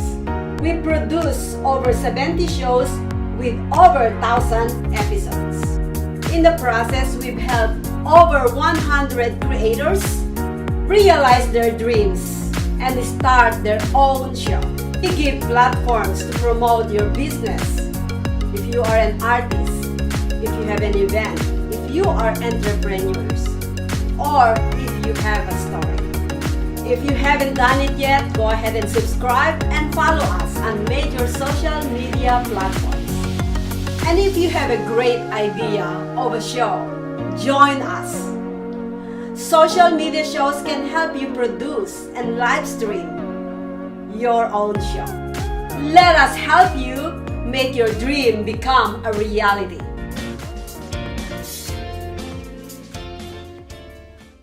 Hi, I'm Deacon T with Modern Word Ministries. It's great to be with you today. Just a short little promo for our show. Every Sunday morning we have service, and you can follow us at 10 a.m. Pacific Time on modernwordministries.org. And if you missed us or you want to see some of our older messages, go ahead and check us out on socialmediashows.com every single morning at 9 a.m. It's a great way to kick off your day, get a little bit of the word in you, get something uplifting, get you started off on your way.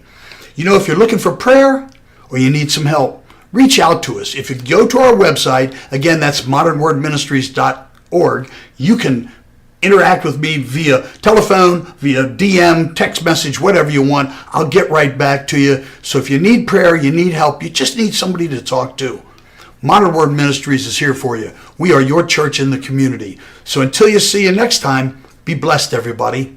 Bye-bye. Got Films is a full-service production company that provides motion picture quality content and production services for use in the film and TV industry. Looking for a seasoned crew, high-quality equipment, or other production services for your film, TV, commercial, corporate convention, sports, news, or interview project? Your search stops here. Some of our projects include NASCAR, American Restoration, Pawn Stars, Counting Cars, Top Chef, BattleBots, Forge and Fire, and Street Outlaws. We have also produced over 60 feature films and documentaries. We're ready for all your needs. Whatever your project, whatever your budget, big or small, Got Films got you. GotFilms.com. Welcome back, everybody. I'm Russell Liss, again standing in for Maria here on Let's Talk World. My guest today is Lawrence Quintas. Everybody, welcome. And anyway, so before we went on commercial break, or while we were on break, I was just kind of talking to Lawrence, and I'm standing in today. I'm kind of substituting a little bit. And I was kind of talking to Lawrence about how strange it is that this type of interview is kind of a one-sided conversation where we're really getting to know you. Right. But I kind of thought, well, would there not be a parallel? Would there not be some type of parallel with that in comedy, where when I'm in the scene sitting watching a comedian, yes, right, I'm getting to know them, and they don't. The only feedback you get from me is laughter. Right? Yes. Right? I mean, unless I'm a heckler, in which case, fuck me, then. Right? I wouldn't actually call it that word, but okay. Yeah, right. So, with security, get him out of here. Security, front room. Yeah. Got him off. So, but the thing is in that, I'm really trusting you to think for me and guide me to that, which is funny. So, my real question is, like, how do you do that? Do you think about that at all? Is like, hey, how do I get these people to trust me? Or is it just some natural flow state that you go into? What exactly could you comment on something like that? Usually what I like to do before I go up on stage and start doing comedy, I like to go out in the audience while I still got time and introduce myself, shake their hand, meet them, just basically what I'm trying to do is fill them out before I perform. So once I know that, okay, this certain individuals here is cool and awesome, then I already know what to do when I go up on stage. Okay. Yeah. So it's really about just locking in with whatever the vibe is. Engaging with the audience. I suppose that would be the meaning of read the room, right? Yes. I'm just reading the crowd, reading the room. Right. Reading their body language, their facial expressions. That can help me out more. Okay. With me doing comedy. Do you feel that that's something that you were naturally kind of gifted towards, or did you have to work to build up towards that? I actually had to work towards that. to be honest, like I said earlier in the beginning, it was hard for me to start out at first, but later on, my friend guys took me under their wings and they teach me the ropes. They showed me the do's and the don'ts, and then I just took it from there, and now I've been doing comedy for quite a spell. Right. Now is this your main method of income, or are you working other jobs at the time? I'm working like side jobs, like Okay. I'm also Mexican, so as a Mexican, I got yards too, and sell oranges on the side of the road. Oh! He went there, ladies and gentlemen. He went there. I'm also a Mexican, guys.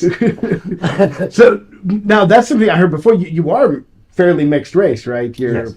Mixed plate, as we call it back home. mixed plate. Yes, mixed plate. You got the pineapple, beans, and the pork. yes, all wrapped up into one. Right. So, has that you got any trouble with that at all? Is that something that you struggle that? We're very ethnically sensitive right Yes, now, right? Yes. Yeah, I still today when I see Mexicans or Filipinos or even Hawaiians. Mm-hmm. Yeah, you never can tell what to expect when you do racial jokes, because there's a fine line. Yeah, or I call it a gray line. Right. A gray line that you don't cross over. Okay. Because once you cross over, then you start losing your audience. Okay. And then after that, they're going to say, "Boo, you suck, get out of here." So my trick is just to stay in my lane. Okay. Know certain stuff about my culture and go with it, run with it. See how the audience will react to my jokes about it. And 10 to 1, when I do that, and when I run with my jokes, it works out great. It works out perfectly. I tell you, I spent 20 years in the kitchen, and those guys are, I mean, cooks in a kitchen can make New York City construction workers blush. Like they are nasty. Yeah. We work with a lot of Hispanic guys. And everything is free reign in the kitchen except for one thing. You do not joke about a Hispanic person's mother. If you do that, you will get stabbed with a spatula. Yes. Which would hurt worse than just a knife, Yeah. So it seems to me that, okay, this is we have a sacred cow. Yeah. But that being said, there's a lot of comedy right now that says there's no sacred cows, right? Yes. So, yes.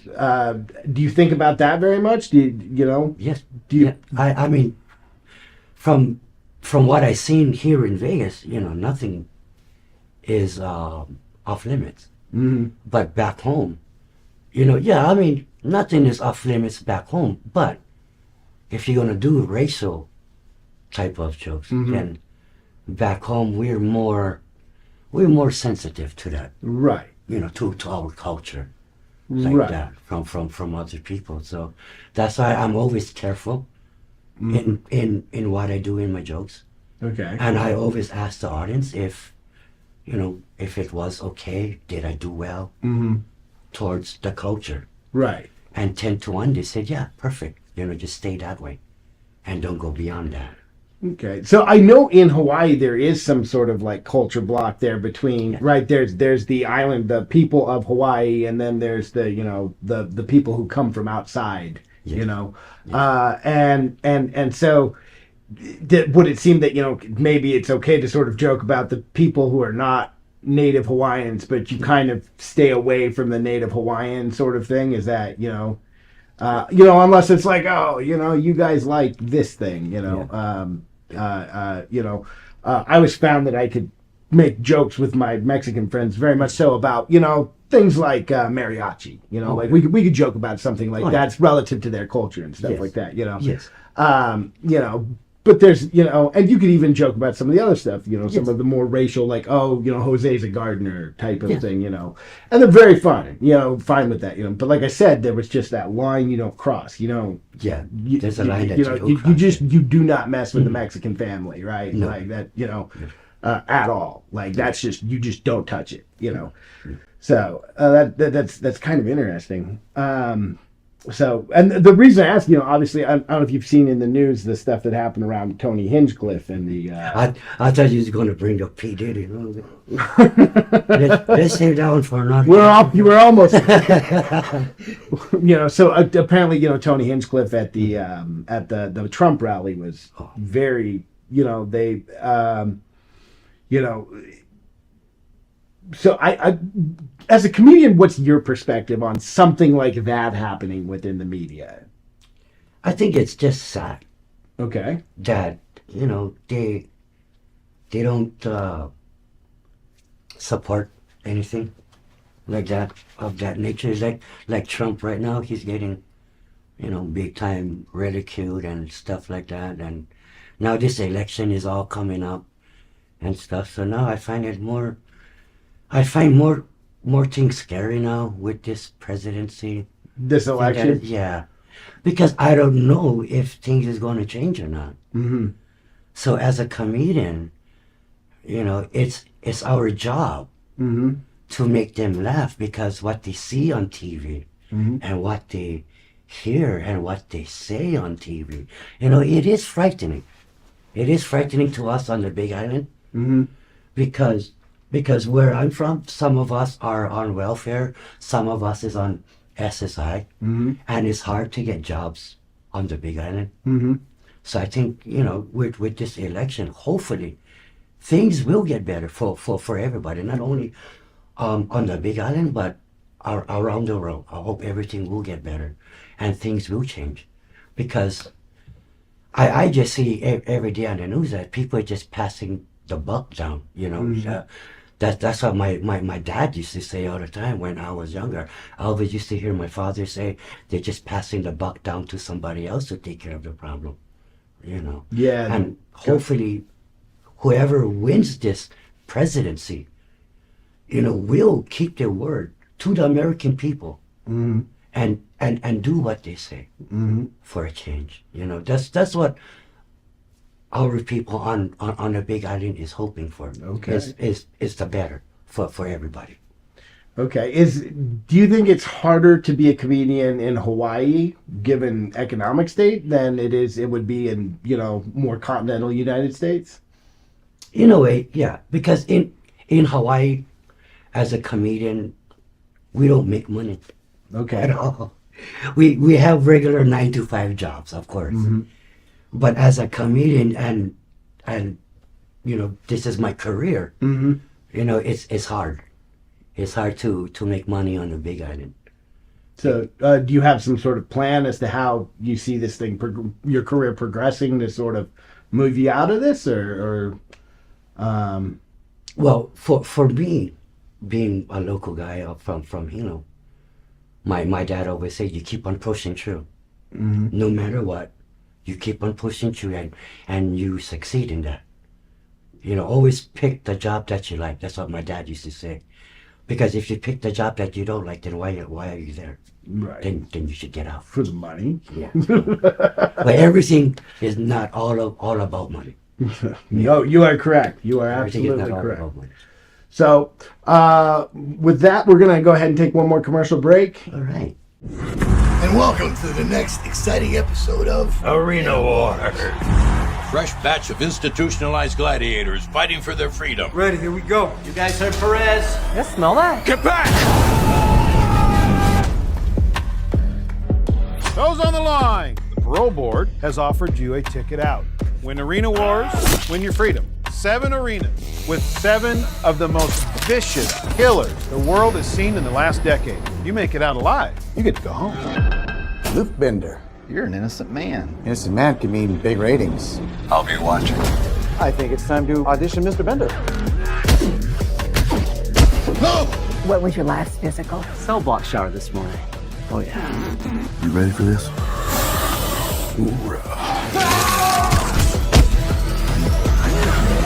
Impressive showing out there tonight. You're the new fan favorite. Are you with me?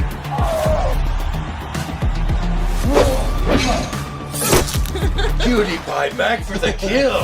If you want to live through this, we have to work together. I'm watching you. Smile for the camera, thug life. Wow! It's showtime! We have to finish this. Come on!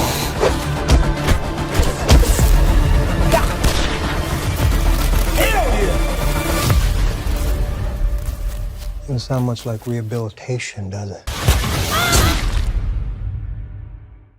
Got Films is a full-service production company that provides motion picture quality content and production services for use in the film and TV industry.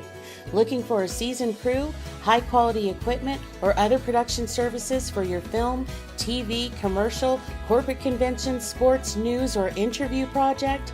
Your search stops here. Some of our projects include NASCAR, American Restoration, Pawn Stars, Counting Cars, Top Chef, BattleBots, Forge and Fire, and Street Outlaws. We have also produced over 60 feature films and documentaries. We're ready for all your needs. Whatever your project, whatever your budget, big or small, Got Films got you. GotFilms.com. I was not ashamed of the hatred that I had to bear. I shared it with them. They just didn't know. From their point of view, I was just some savage crusader, devil sent by a country of devils to kill. And that's what I did. So you just Welcome back to Let's Talk World. I'm Russell Liss, again standing in for Maria Pereza. I am here with Lawrence Quintos. We've been getting to know him, learning a little bit about comedy in Hawaii, and kind of his hopes, his dreams, and aspirations, and things of that nature. So Lawrence, though, while we were at break, you were talking about you do some charitable work as well. Yes. You care to fill us in a little bit on that? I also work at the Haluoea Clubhouse in Hilo. I'm the head cook, also / counselor there on my job. How I got into that situation, again, it goes back into my family, my family life. My dad raised us to always have respect for others, care for others, and help them whatever that they need help in their life. Okay. So I thank my dad for that. So what is this, the Hilo house? It's called the Haluoea Clubhouse. Haluoea Clubhouse. I'm sorry, I totally butchered that. It's all right. No worries. Yeah. No big deal. So what is this thing? Is it? I work with people with mental illness and disability. Okay. On the Big Island, and I love my job. I love what I do. I hate to say, but it's better than doing comedy. But you find it pretty rewarding, is what you're saying? Pretty rewarding when you get to help other people. Okay. And you get to see the outcome of what you do for them. And they open up and they blossom. I see them like flowers.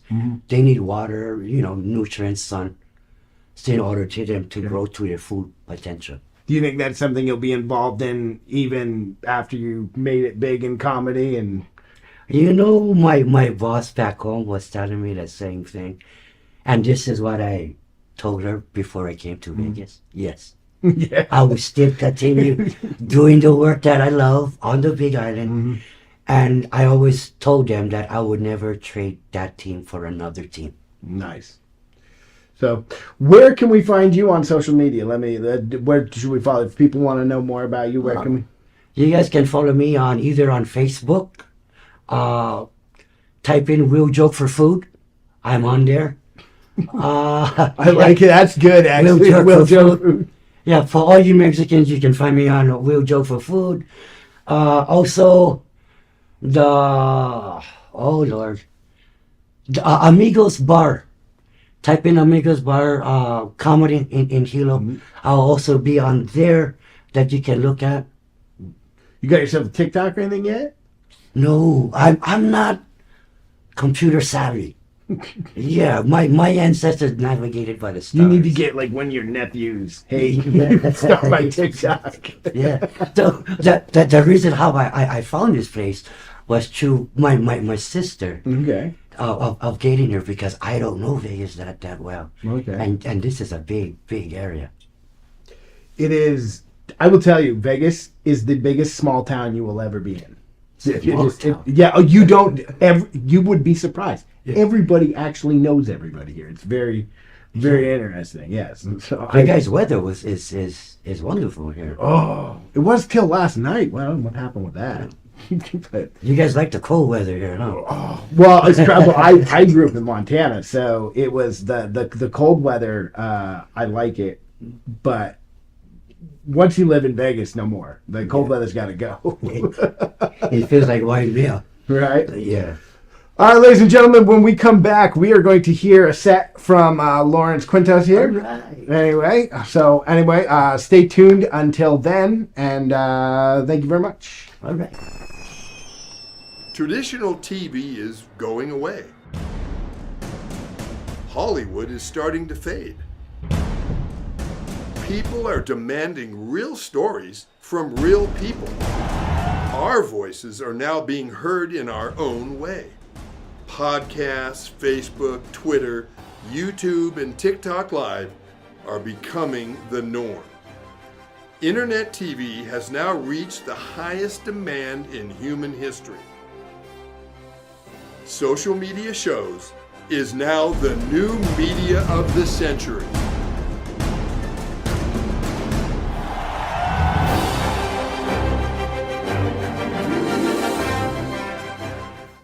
Hi, I'm Deacon T with Modern Word Ministries.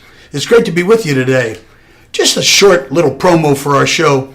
Every Sunday morning we have service, and you can follow us at 10 a.m. Pacific Time on modernwordministries.org. And if you missed us or you want to see some of our older messages, go ahead and check us out on socialmediashows.com every single morning at 9 a.m. It's a great way to kick off your day, get a little bit of the word in you, get something uplifting, get you started off on your way. You know, if you're looking for prayer or you need some help, reach out to us. If you go to our website, again, that's modernwordministries.org, you can interact with me via telephone, via DM, text message, whatever you want. I'll get right back to you. So if you need prayer, you need help, you just need somebody to talk to, Modern Word Ministries is here for you. We are your church in the community. So until you see you next time, be blessed, everybody. Bye-bye. Now on digital and DVD. Hit it. Space Wars Quest for the Deep Star is an epic sci-fi adventure. Do what needs to be done. An edge-of-your-seat wild ride. We have company. Tons of popcorn-munching fun. 5 stars. A love letter to the sci-fi films of the 70s and 80s.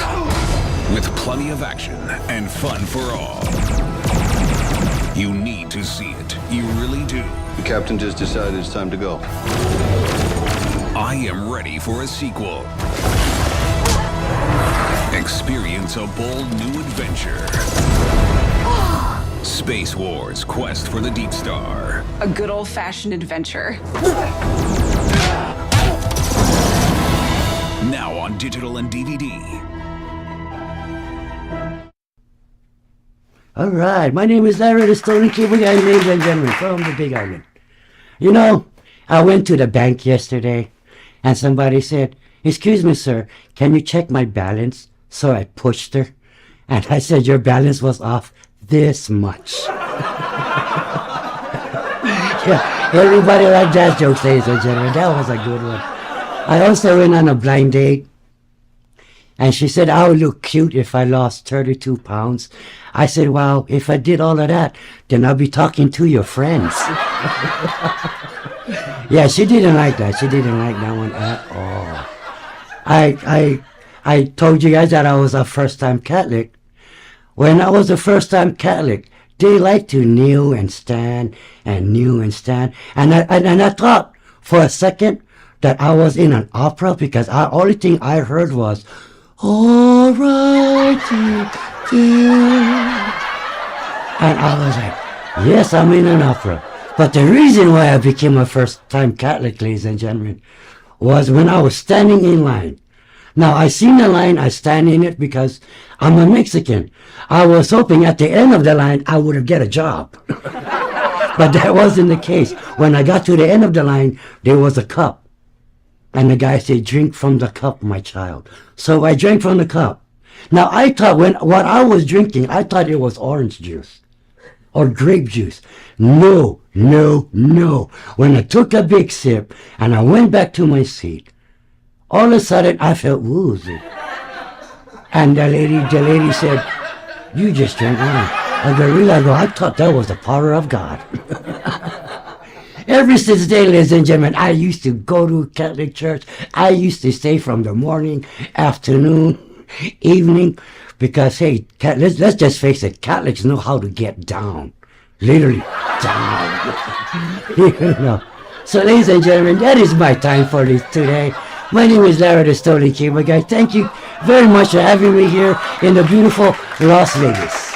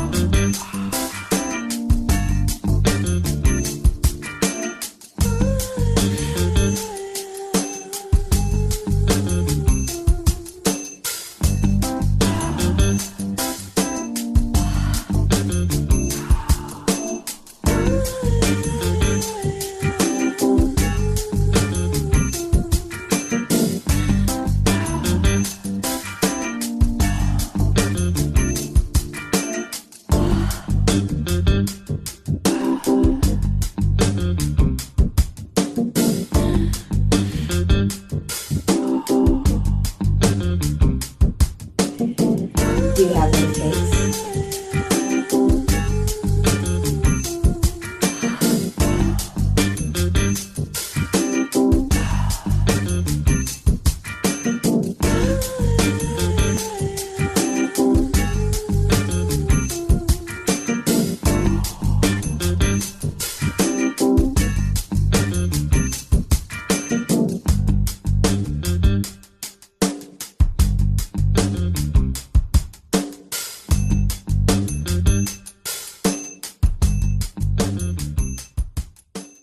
Hi guys, and welcome back. I really hope that you loved EC's energy. I think he brings such a different vibe into the room wherever he is. He's got this charisma that not a lot of people have. So we're going to go on to our last guest. That we are going to continue to stay in the music area of entertainment. Now, she writes all her original songs. She's traveled so many places and plays the guitar. She's an amazing vocalist. So I want to please welcome Pamela Jean.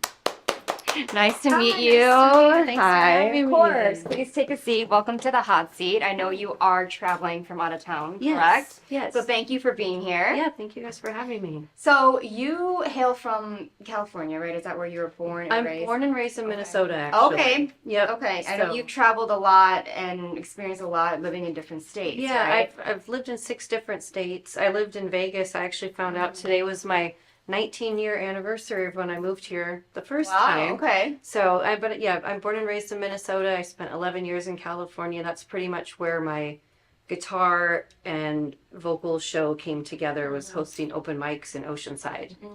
So when did you really first want to become a musician, a vocalist? When I was like 4. Okay. But I had this terrible stage fright, and I was like in choir class. I had to go sing into a tape recorder in the back room because I didn't even want to sing in front of my choir teacher or the class.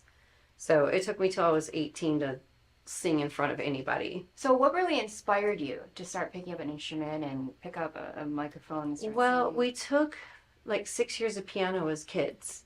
Okay. So I had everybody in my family is musical. Everybody's either played the piano, played a guitar, they sing. My parents still sing in a church choir. Like everyone in my family has some sort of musical background, either listening to like records with my grandparents or my other grandma, she would sing and play organ. And so we started with piano, and then vocals was just something that I always wanted to do it. And I'd lip sync at every talent show. Like I would do Paula Abdul songs into a fake microphone. And when I was in elementary school, and I always wanted to sing. I just couldn't get over the fear of it until I was older. Right. And so your genre of songwriting, I would say, is country.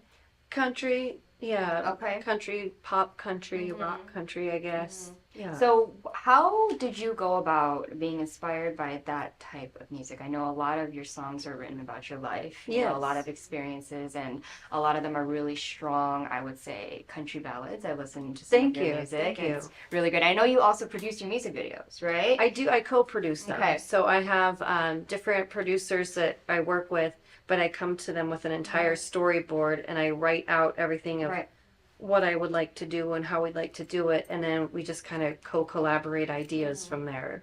Yeah, so country, did that naturally come to you? Or were you No, inspired by an artist? I was like, when we were kids, I hated country. Like, because that's what my parents listened to country. If you guys are watching, sorry, I'm throwing you under the bus right now. But all they listened to was country. And it was like, I was like very defiant. I was like, I don't want to listen to country. I just want to listen to classic rock. And it like, I grew up in the 80s. So any 80s hair band was my favorite. And I wanted to be a rock star. That's all I wanted to do when I grew up, was to be a rock star. And we went to a Garth Brooks concert when I was 10. And I was like, I didn't even want to go. I'm like, country? I don't want to watch country. Well, if you've ever been to a Garth Brooks concert, I don't care how much you don't like country, you will be a country fan. Yeah. He's like flying from the ceiling. And after we watched his concert, I was like, okay, I love country music. Yeah, and I mean, it comes naturally to you now. And that's what my voice sounds. Yeah, and my voice is very, I mean, I can rock things out, but I don't have the power to keep going that hard with rock for more than a few songs per set, you know, so my voice just is naturally country. So as much as I'd love to do more rock, this is where, you know, my vocal range and power and everything is at. Yeah. And so I am going to bring up, I know on your website you had mentioned one of the songs that you had written. Yeah. And it actually was inspired by your best friend who ended up, unfortunately, passing. Yes. Correct? Was Yes. that your first single that you... That was one of the very first songs I ever wrote. I wrote that song when I was 22. It's called Falling. And I don't know if you saw the video for it or not yet. But yeah, it's a powerful song. It was when I was like in my early 20s, I was really bad into drugs. And I wrote the song when I was coming down off coke. And I was up all night long, and I wrote all these pages in a notebook and just wrote and wrote and wrote till the sun came up. And that song just happened to be in this, you know, huge, like, words of songs and stuff. And it just came out. Yeah. But then about 10 years later, yeah, my best childhood friend died of an accidental drug overdose. And it was very sad, and it was very, like, one of those very powerful moments in life to realize that, like, drugs are not fun. Drugs are not just like, oh, let's go have a nice little party, because if you mix the wrong thing, you could just die instantly at any age. And I think back of all the things I used to do back in my 20s, and like, I'm just grateful to even be alive, honestly.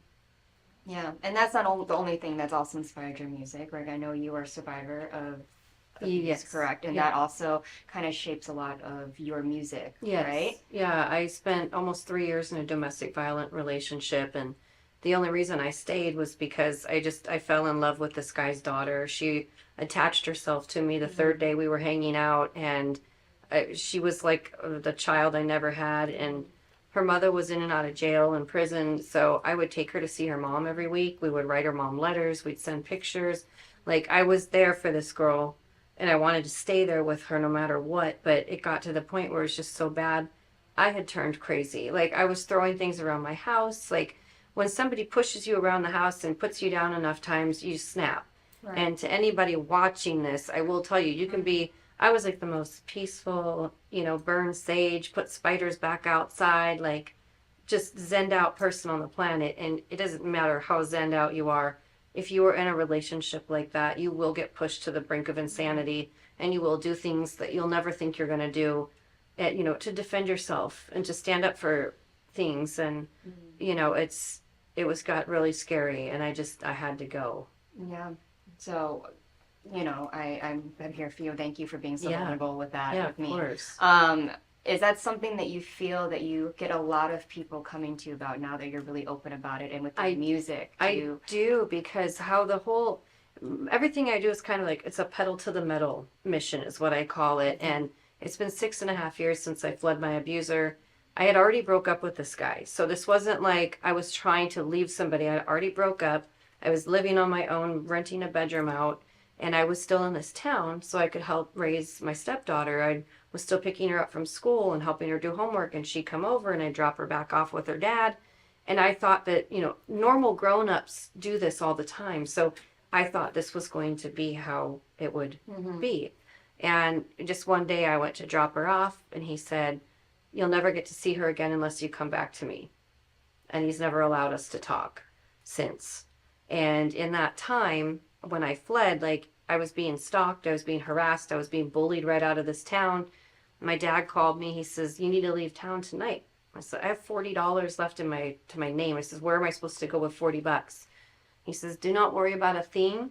He went and put like $2,300 in my bank account. The next day, he gave me his credit card number, told me to book a U-Haul. He says, "Start driving and make your life." He goes, "You got a U-Haul for 5 days. Go make your life somewhere new." And my dog and I just started driving and ended up in the Pacific Northwest. So it was called Pedal to the Metal, because you just leave and you never look back. And you can never look back. You have to block these people out of your life. You have to change your phone number, file a police report, and just go start somewhere new. And that's the only way to safely do it. And since then, I mean, I donate 10% of everything with my music and my tip jar to women's shelters. And while I'm in this area, I'm actually looking for a women's shelter. Maybe you guys can recommend one that I can donate to.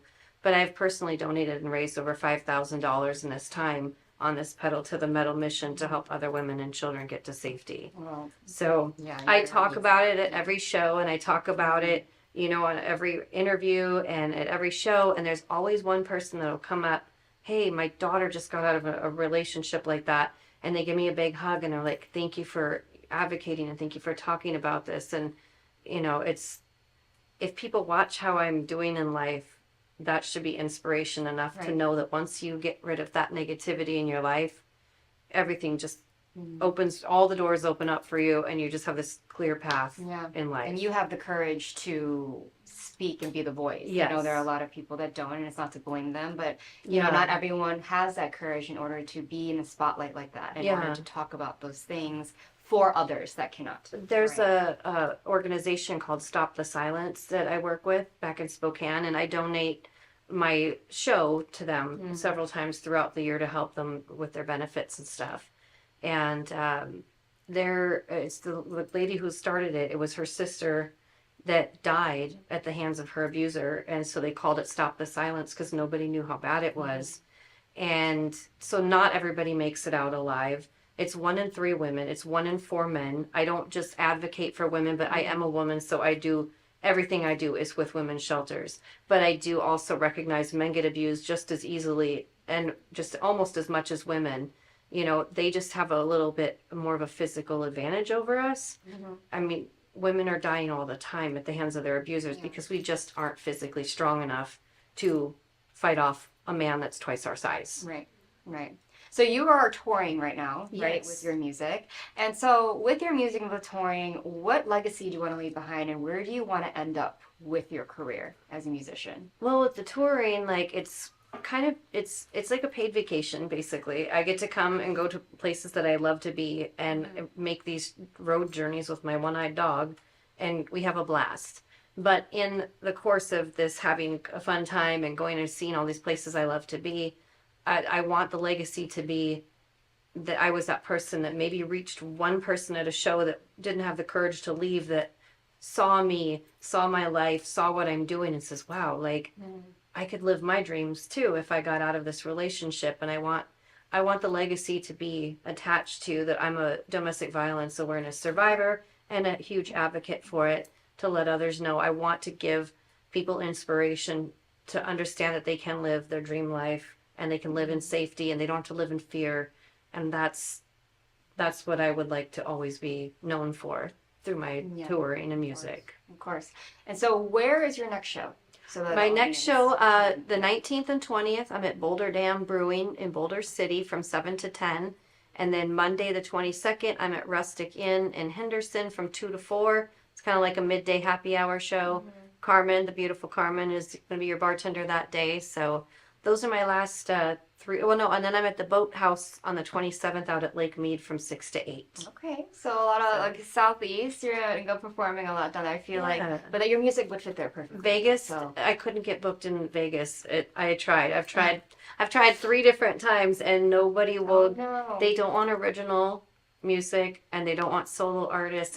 It's very hard to book Vegas. So like They one of want a these tribute. times. But I feel like where you're going really is a good demographic for you. It to is. be a house name down there. Yes. At least so every time you come to Vegas, you can still have some places that will welcome you in. Yeah, I played at the Dillinger and Vegas Valley Winery, and then Desert Sands RV Park so far, and just very welcoming crowds. They love the music. You know, I do a lot. I do everything from Johnny Cash to Lady Gaga for covers, and then about 45 minutes of my original music. That's amazing. So they get to sing along with songs they know, Yeah, and hear then some new hear some- stuff. Yeah.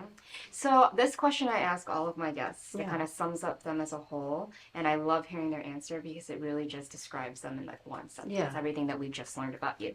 So, is there a philosophy that you live by? I've never been asked that question. I live your dreams. I've been posting a lot about it lately because I'm a huge dreamer, a huge daydreamer, and I just put a 10-step program on my Facebook page on how to live your dream life. Basically, 1, you have to have a dream. You have to make sure you're not living someone else's dream. I think that gets a lot of people get caught up in living. They get together with a partner and say this partner wants to go live in California, but you want to live in New York. Right. Eventually you have to say, like, am I going to sacrifice my dream to live in New York because my partner wants to live in California? And then you have to just kind of, you know, you have to decide where your path is. Exactly. And I have been like strategically going on my path for quite some time now, and it's like when you go on your path and you're following your dreams, and you got to keep finding ways to make them work. And it's not easy. Like, I've been a self-employed artist for almost 1.5 years now, and it is challenging. Like, while I'm here right now, I'm messaging all these venues back in Spokane, so I have money to go home to. Exactly. And then while I'm up there playing shows, I've been messaging Vegas so I could set up this little tour. Yeah. And you know, it's a hustle. It's a total hustle. I mean, I'll lay in bed for 2 hours a morning, and people think I'm just lounging in bed. I'm like, No, and you're working on your emails, you're DMing, you're researching some people stuff, yeah. work from home. I work from bed because it's comfortable. Hey, you and know, as I'm long as also- you got you're present on there. I'm right? snuggled up with my dog, and I'm like, what place is gonna hire me next? You know, Right, but that's good. A lot of people don't have that will and that courage and also Yeah. that maturity to do things for yourself instead of other people. It's you know? very it's you have to be very self-motivated to stay self-employed, and I have 3 small businesses. So it's I do photography, and I have a jewelry line that goes with my music, because at my shows I have my little merch table with my handmade jewelry up there. So if I'm not booking shows, like, I always make sure my shows are booked first, because that's where the money comes in to everything pay my else bills. comes And then at night, there's certain nights I'll sit down at the table from 5 until almost midnight making jewelry, and I like my eyes are falling shut. Right. And I'm like, my boyfriend will look at me. He goes, honey, it's time for you to stop. And I'm like, just one more. I'm almost done with this necklace. And I'm sitting there with the pliers and these reading glasses on and a headlamp. And I'm like, okay, you can't see straight anymore. It's time to go to bed. So did you make what you're wearing? I noticed your guitar earrings. Not these. These those, were a but those gift are very from you. a friend of mine. Okay. Yes, I got these for my birthday from my friend Yeah, Sarah a it's couple very years you. ago. But I did make the fairy necklace. And the bracelet as well? And the Or it bracelet, goes yeah. along Yeah, with so I it, do so- I do a lot of stuff with rocks and gems. Okay. So Yeah, it's amazing. Is there anywhere I was people looking can at your purchase? necklace, too. Oh, I yes, was it's like- almost, you know, Yeah, yeah, I was alley like, I of could the make stones, something. and Yeah. you know, for us glam girls. Out Yeah, there, you know? yeah, and the jewelry line is called Rockstar Jewelry. Okay. And it actually, I started it, I had a hysterectomy about 1.5 years ago. That's how I became self-employed. Because I had to take 6 weeks off to recover, and I was always been in the bartending or server industry.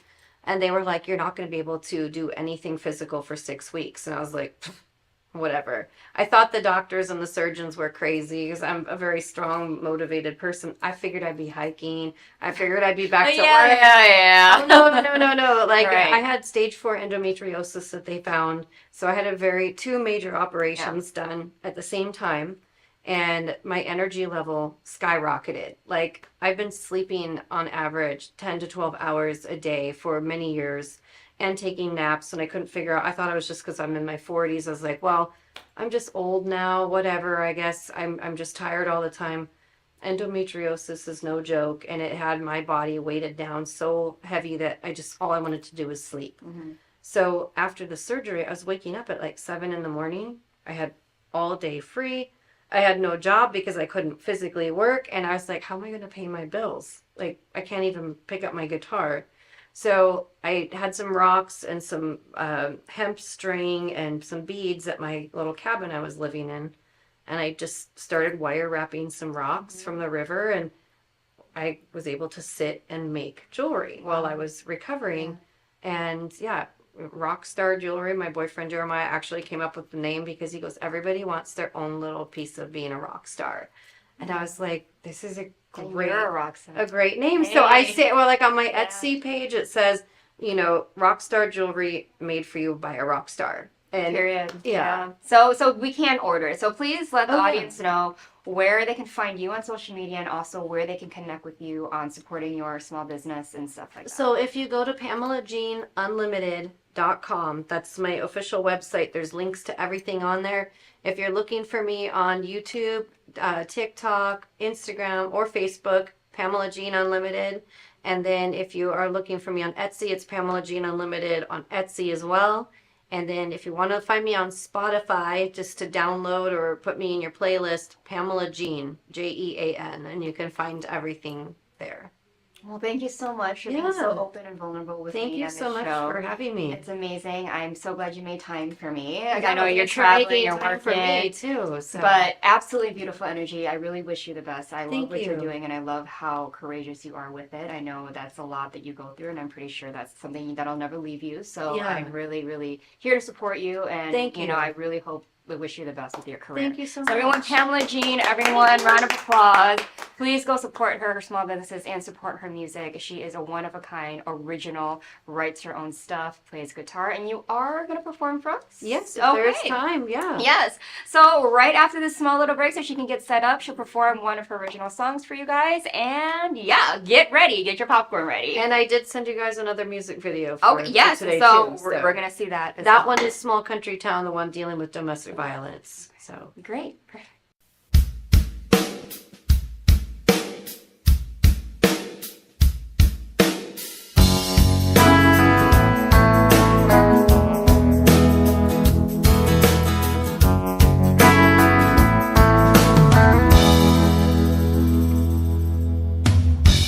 Thought forever was in the palm of your hand.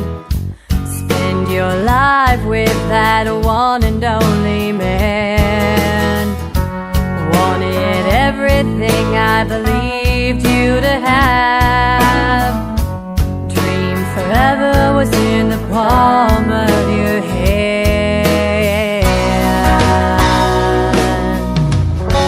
Looking through the photos of your white wedding day, everything looked perfect to everyone else anyway. And you and me, an amazing actress you'd make. Dwindling in a decade with hopes that he'd change. But your lights always shine brighter than that small country town. You were ready to break at the seams, but he always put you down.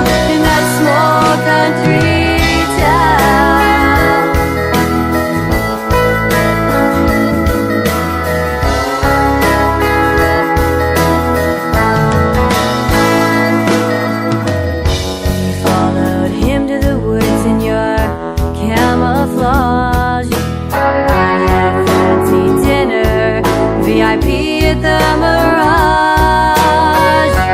Thought you were happy, she doesn't need what I need. So different, but from the same genes. Yeah, your lights always shine brighter than that small country town. You're ready to break the seams, but he always put you down in that small country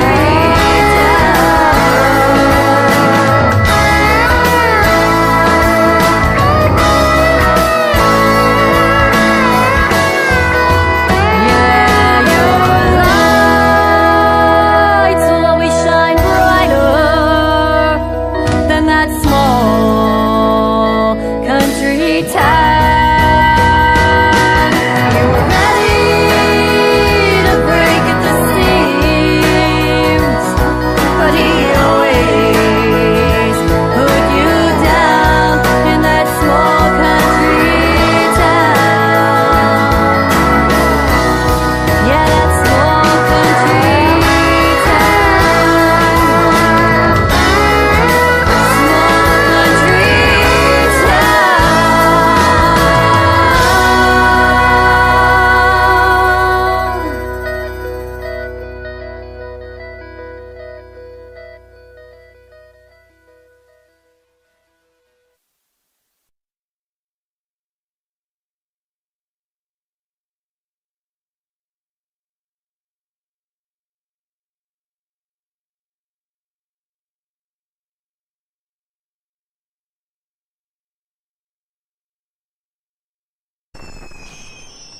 Traditional TV is going away.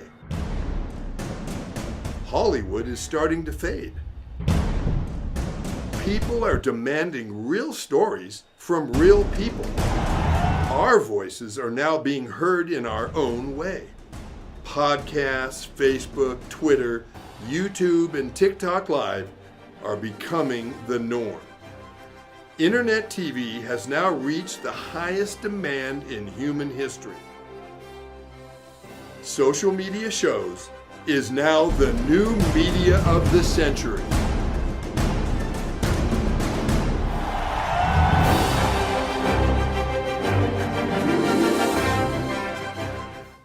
Hello, everyone. This is Joseph Skoda with Social Media Shows. Well, I thank all of you for your support through these last several years, and it's been a lot of fun. We've given people a voice they never had before.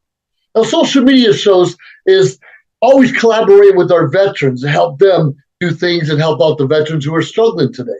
And we teamed up with GI Connections. GI Connections, connecting veterans with resources. So please consider helping and donating to this great cause, because we're always doing things for veterans.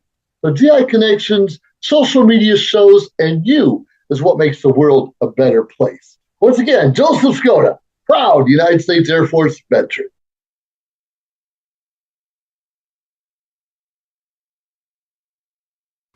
Hey everyone, I'm Pamela Jean. Thank you so much, Priscilla, for having me today on the hot seat. This is my song, that Falling, that I was talking about earlier in the interview for you.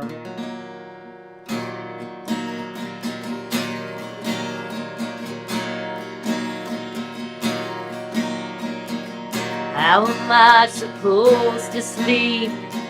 I can't stop these voices inside me. Morning light is peeking in, I'm wondering where I've been. How will I feel tomorrow? Will I regret today? When I wake up in a state of daze, what will my body say? I'm falling,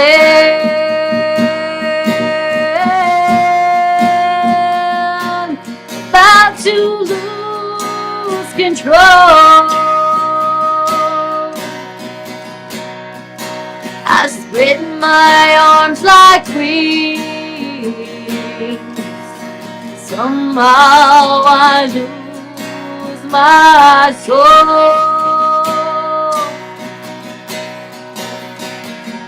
living in misery. There is no peace for me. Nothing seems to settle down. Looking through a tainted crowd, striving to revive me. Wish I could be set free. The light is shining down on me, and nobody knows I'm falling.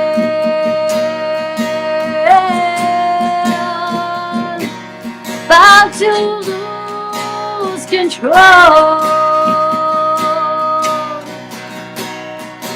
I spread my arms like wings. Somehow I lose my soul. I'm falling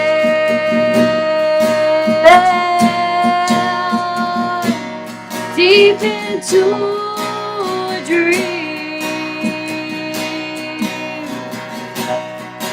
The ground is coming close.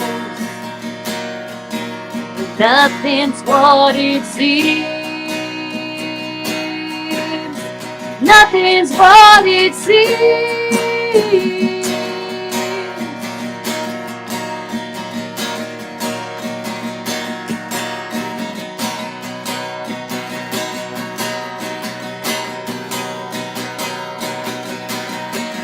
I can't tame these endless riddles and rhymes, sitting here while I'm lost in time. But now I realize this isn't a game. I'm drowning here in my awakening, falling.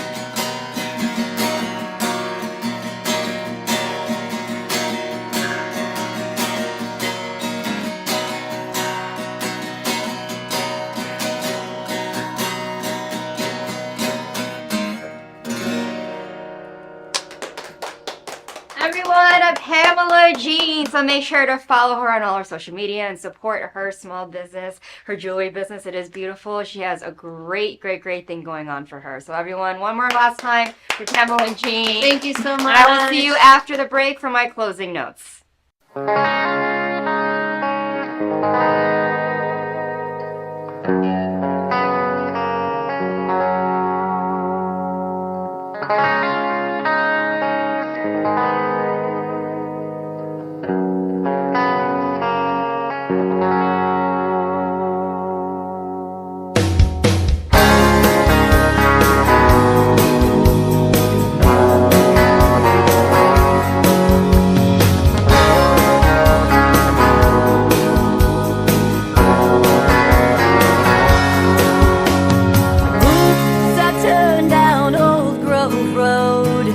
Past that place that I call home.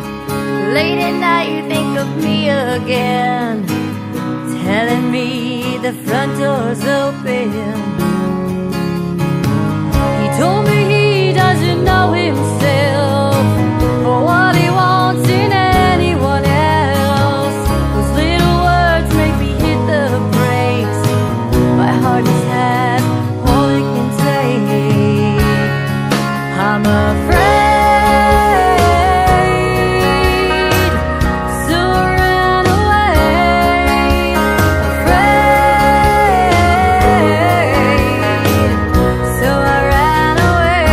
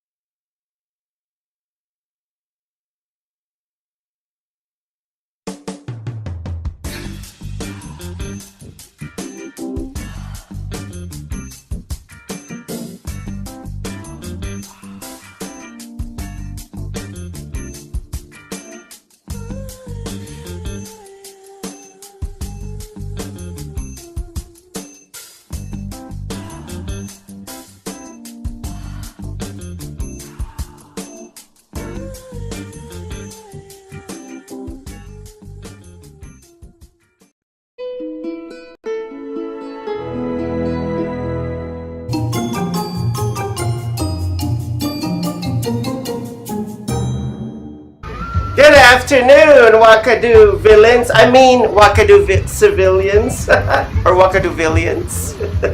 Welcome to our annual Thanksgiving festival. I hope you guys had a giant turkey. It seems, I know I'm the biggest turkey right now. It seems that we have a higher than usual turnout this year. I can turn around this year. And all the more to really enjoy yourself. I am Gizi, and I am your master of ceremonies for the entire Wakaduville's fabulous Thanksgiving festival. Please feel free to enjoy all the festivities throughout the event. We have giant self-spinners. I already did some spinning a while ago. Giant self-spinners, pony rides, yes, and horseshoe. I thought it was a horse hoe. Oh my gosh, horse hoe games. Oh goodness, who wrote this script? Sack races, and let's not forget the great Thanksgiving feast, and of course, the final huge event of the year, the flying, leaping motorcycle extravaganza. I thought that was me. I also fly, you know. If you didn't know. If you didn't watch my older episodes of Gizi and his frenemies, I actually flew on a magic carpet, and sometimes without the magic carpet. Okay. So the flying, leaping motorcycle extravaganza. And don't forget our fabulous bar. And once again, don't get drunk. With all your favorite alcoholic beverages. I love you guys. And this is Gizi from Gizi and his frenemies reality show. Who did I get this phone from? Oh my gosh. Some stranger gave me this phone. Thank you, stranger. Call me later. Oh my gosh. Well, I know I'm here on my lonesome and I'm not with my girls right now. But my girls, if you've seen my reality show, are stuck somewhere in outer space.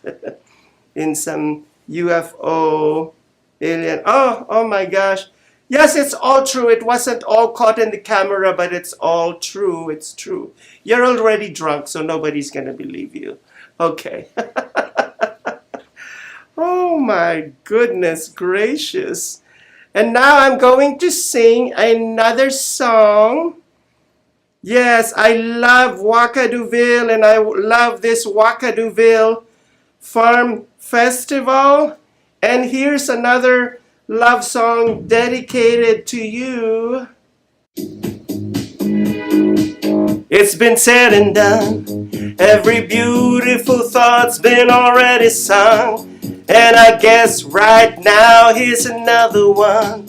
So your melody will play on and on. With the best of Come on now, get a move on. You certified MGK. I can move a lot faster than you second-hand garbage dump. Hey, look who's calling you second-hand garbage dump. Come on, get moving. I ain't getting moving. You get moving too, Ford. Yeah, take 10 years with you. Oh, quiet. I love you like a love song. Let's go.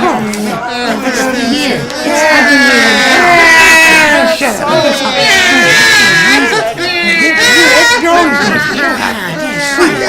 These kids. You just keep it down, please. Go down. Quiet. Don't spit it, man. Come on. Stop it. Yeah. Hey, Debbie.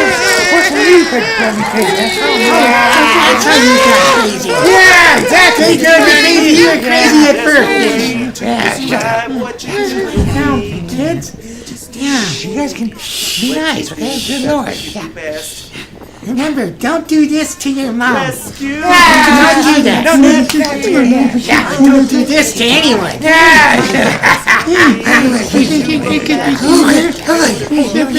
Drink later on. Let me forget about you. Yeah, when you get in a stupor and drink all you can. Yeah, you're already in a stupor. I love you like a love song, baby. I love you like a love song, baby. Hey, so many people go. Well, good Lord Almighty. Would you take a gander at them there pretty fillies? Oh, God, you can say that again. Well, good Lord Almighty. Would you take Come a gander? on now, boy. Just cool your jets now. I can see him too. But did you see them there big, fine, dainty pumpkins?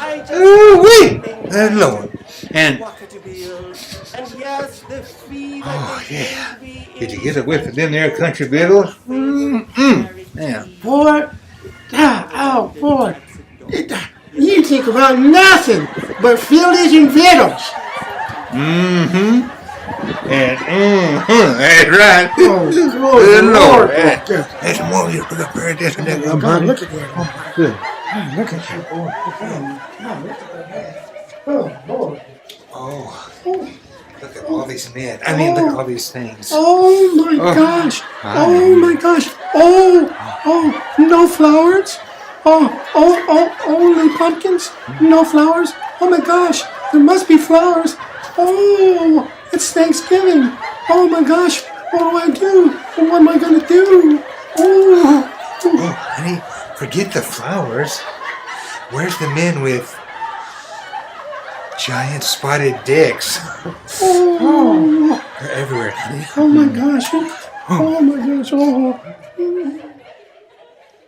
Wakaduville, I love you. I love you all, and thank you for having me here. For those of you who don't know me, I am Geezy from the reality show that's bigger than the Kardashians, Geezy and his frenemies, and welcome to Wakaduville's Farm Festival, where as you can look around you, there's so many rides, so many pumpkins, and so many. It's really, really, really a fun festival for the entire family, and I welcome you the same way that you have welcomed me. And now I'm going to entertain you a little bit with a song.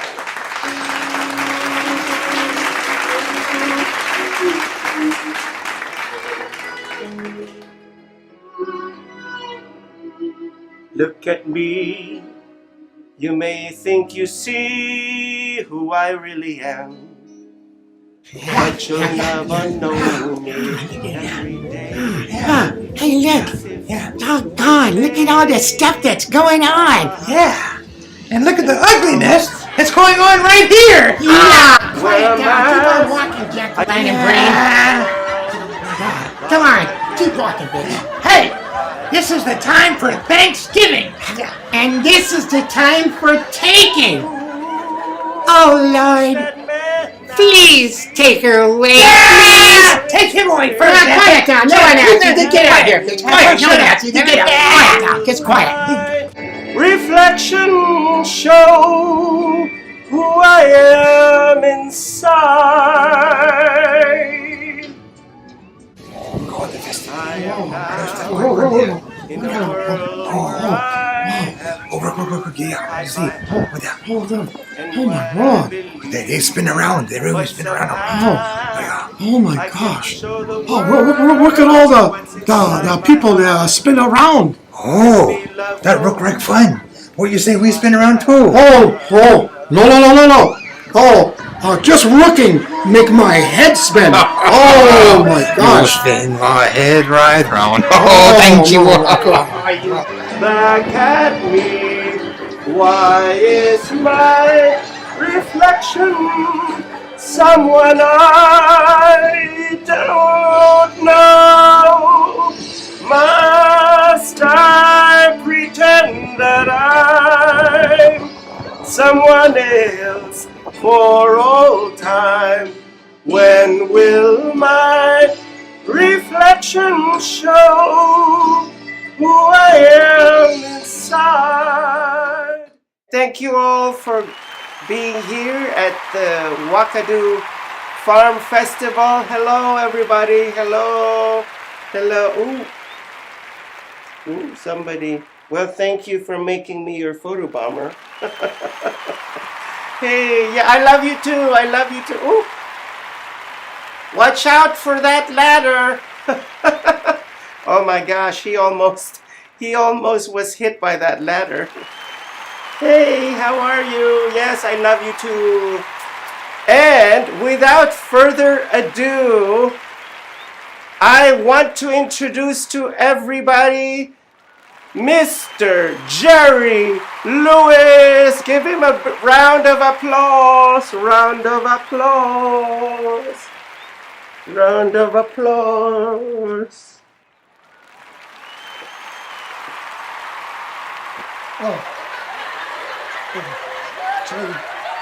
Where is everybody? Where is everybody? Oh, there you are. Good afternoon, everyone. It's so very nice of actually to see me. If you want to see less of me, fine, I'll lose weight. Whoa, look at this is big and this is and that. So don't talk about. Oh my goodness. Yes, here we are. Ladies and gentlemen, welcome to Wackadooville's famous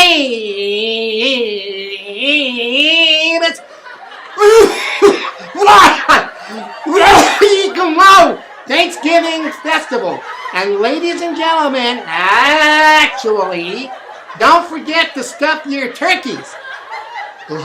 I'm sure there's someone out there that would love to stuff your turkey. Stuffing. There he is. Oh, remember, keep stuffing and taking and don't. And remember, actually, it would be a little bit difficult to arrange. This is Thanksgiving. Thanks for giving, and I'm just gonna take and give and take. And actually, ladies and gentlemen, there's lots of things to see. Look at the one with. Anyway, ladies and gentlemen, see the one with the big. And that one just has. Oh my goodness! And the look at how high, honey, how you doing this after the show? Anyway, ladies and gentlemen, thank you so much for coming to famous Wackadooville's Festival of the Year. There's games, there's prizes, there's so many things going on that I can't even see straight. I'll put my glasses on. Okay, I can see better now. Ladies and gentlemen, thank you very much for coming to Wackadooville's famous Thanksgiving Festival. We have games, we have prizes, we have all sorts of things. Thank you so much for coming, and it's been your pleasure seeing me.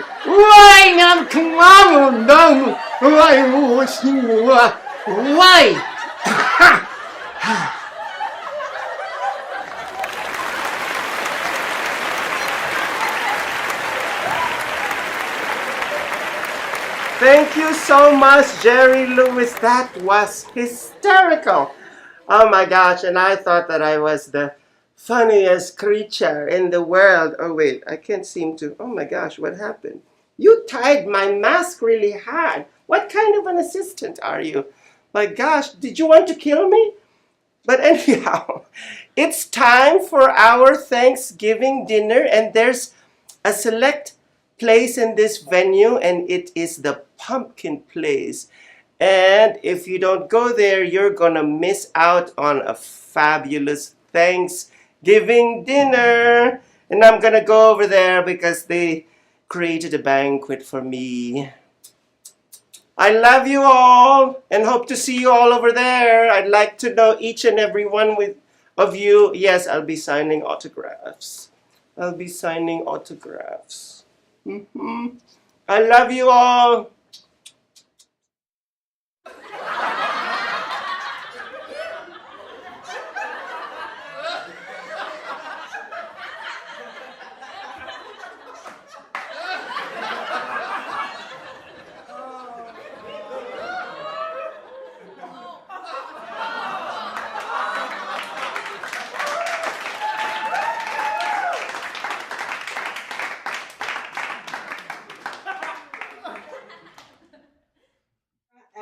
Hello, nice to meet you. What is your name? Oh, Billy. Oh, nice to meet you, Billy. Your last name must be Goat. Billy Goat, because you're the greatest of all time. No, nice to meet you. Do you get good grades in school? Oh, you do straight A's. That's awesome. I'm so proud of you, Billy. Okay, take care. Okay, have a nice day. Oh, hello. How are you today, ma'am? What's your name? Oh, your name's Sarah. All right. Hi, Sarah. How are you today? Are you in school? You're in college, a senior. It's awesome. All right, good. What's going to be your major? Biology. I love biology. That's awesome. Take care, sir. Have a good day, okay? Hello, sir. How are you today? What's your name? Kevin. Oh, Kevin, your last name must be Hot. Oh, no, just joking. He's good friends of mine. How are you, Kevin? Nice to meet you. Okay, yeah. Oh, that's awesome. Right on. Good. All right, take care, Kevin. You have a good day, all right? Take care. Hello, sweetheart. How are you? No, Oh, I didn't mean to make her cry. I'm sorry. Is she okay? Sorry about that. If you want the autograph, I'll be here, sweetheart. Oh, God, good Lord. Hi, honey. How are you today? What's your name? Oh, Melissa. Happy Thanksgiving, everyone. Thanksgiving. I hope you love turkey. I love turkey too.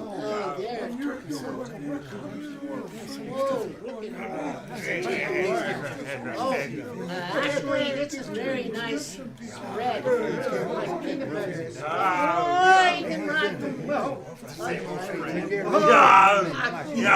I'll be the one that's been doing the joking. You just redeeming an actor, a big actor, too big with muscles.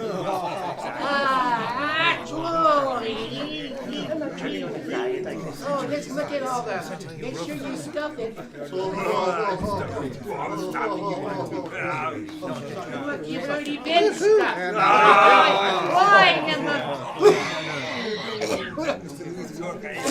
I'm all choked up. I'm all choked up. I'm choked up. Everyone's just stuffing is waiting for the festival.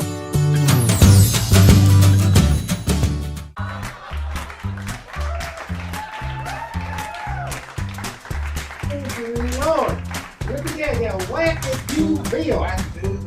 Oh, Lord.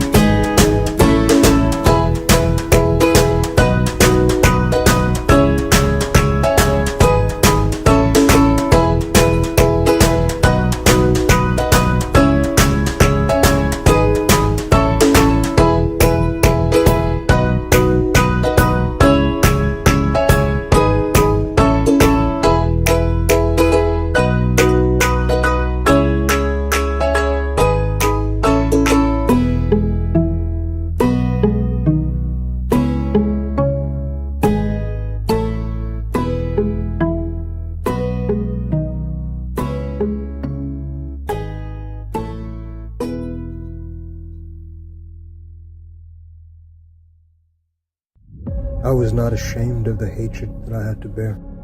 I shared it with them. They just didn't know. From their point of view, I was just some savage crusader, devil sent by a country of devils to kill. And that's what I did.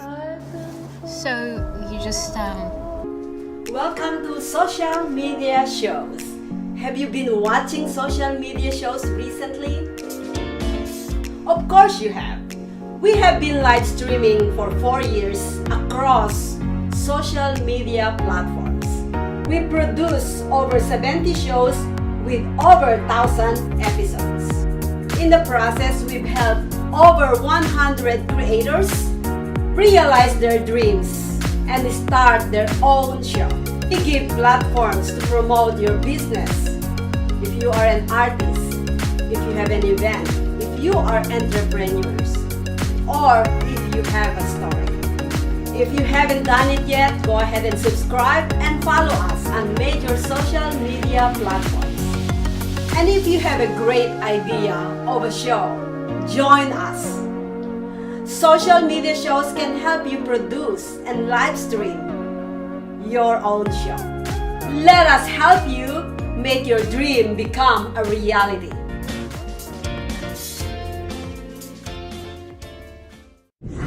And welcome to the next exciting episode of Arena War. fresh batch of institutionalized gladiators fighting for their freedom. Ready, here we go. You guys heard Perez? You smell that? Get back! Those on the line, the parole board has offered you a ticket out. Win Arena Wars, win your freedom. 7 arenas with 7 of the most vicious killers the world has seen in the last decade. You make it out alive, you get to go home. Luke Bender, you're an innocent man. Innocent man can mean big ratings. I'll be watching. I think it's time to audition Mr. Bender. No! What was your last physical? Cell block shower this morning. Oh yeah. You ready for this?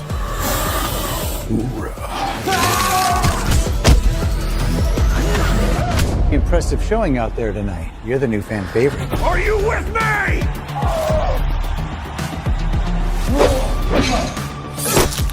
Cutie pie back for the kill.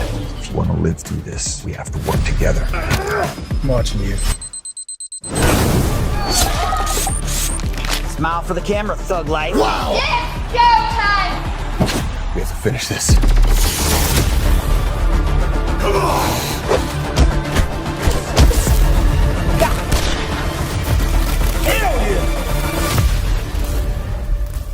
Doesn't sound much like rehabilitation, does it? Hi, I'm Deacon T with Modern Word Ministries. It's great to be with you today. Just a short little promo for our show. Every Sunday morning we have service, and you can follow us at 10 a.m. Pacific Time on modernwordministries.org.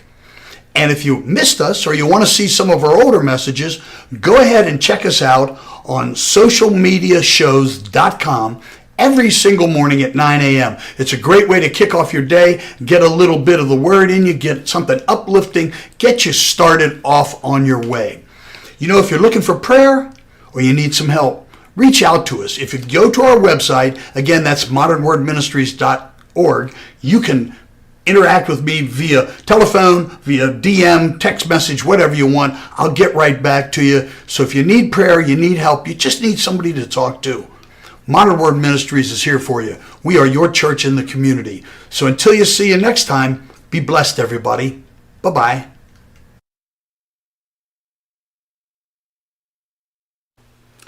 Hi guys, my name is Priscilla Moy. I am the host of The Hot Seat here on Social Media Shows Network.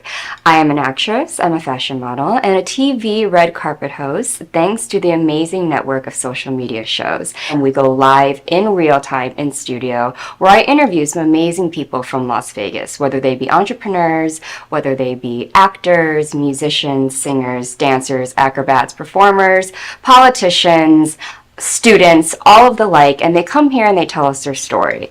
What makes this show super amazing is the fact that we get real people in here talking about their journey in real time. Everything is live in real time, and we're meeting people that are on their way chasing their dreams and trying to succeed in what they do. The process that I love to have for the hot seat is basically finding people that have the same type of drive and motivation that real artists have. People that have worked from the bottom and made it all the way to the top and might have not had the opportunity to say what it was that really kept them going and the struggles that they endure going along their journey. Everyone's journey is different, and a lot of times we get asked about the journey itself. Everyone wants to know the success, that your business is thriving, that you're doing this amazing movie, that you're up for a Grammy, that you're up for an Oscar, all of the above. They like to see the end result, but no one knows about the process. It's important that we showcase these stories, have these people come here and give their time to us, and for me to get down to the nitty-gritty to talk about who they are down to the core. Because in my eyes, as a working artist doing everything that I'm doing, no one really cares about what you go through every single day. No one really asks you why you want to do what you do. How long have you been doing it? They just want to know, like, okay, are you anyone important that can help me? That's kind of how it is in the industry, and especially in Las Vegas. So when I look in the eyes of myself and I think of how can I give back in a way that I can right now, that would be to showcase and highlight people the way I would like to be highlighted. And what makes this amazing is that it's only getting better from here. Every week, whenever we're premiering a new episode, we're getting some amazing feedback. We're getting a lot of people submitting themselves to be sitting on the hot seat with me to be interviewed. And given that one chance, in my eyes, it's kind of like, if no one's going to give you that one chance, Priscilla's going to do it. And then we'll see how it goes. But the good thing is that this show is going to be something that I think is going to be really long-lasting here at Social Media Shows, and will really benefit the city of Las Vegas.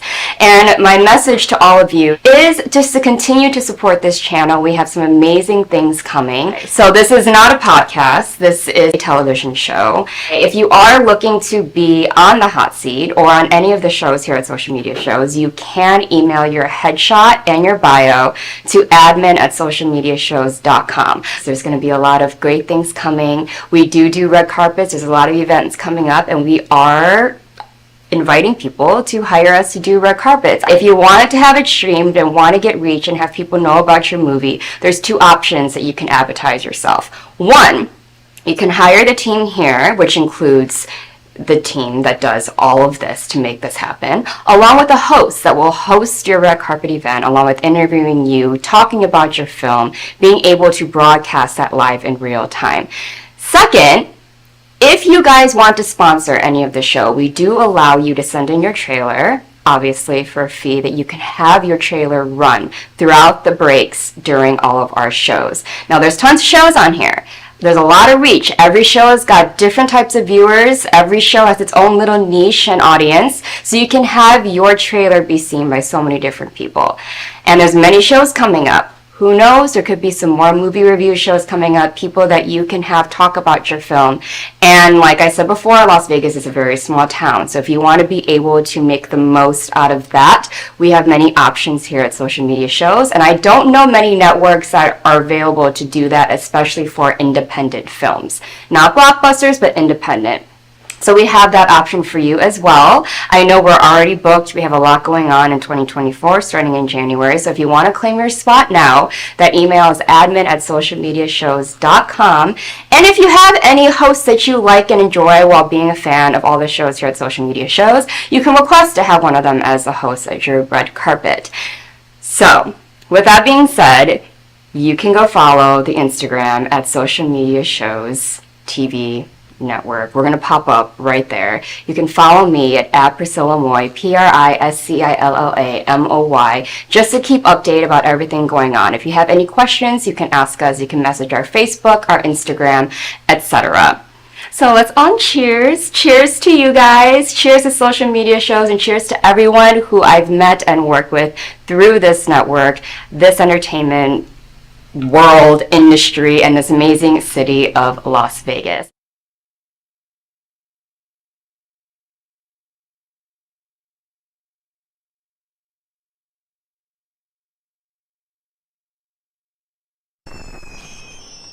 Traditional TV is going away. Hollywood is starting to fade. People are demanding real stories from real people. Our voices are now being heard in our own way. Podcasts, Facebook, Twitter, YouTube, and TikTok Live are becoming the norm. Internet TV has now reached the highest demand in human history.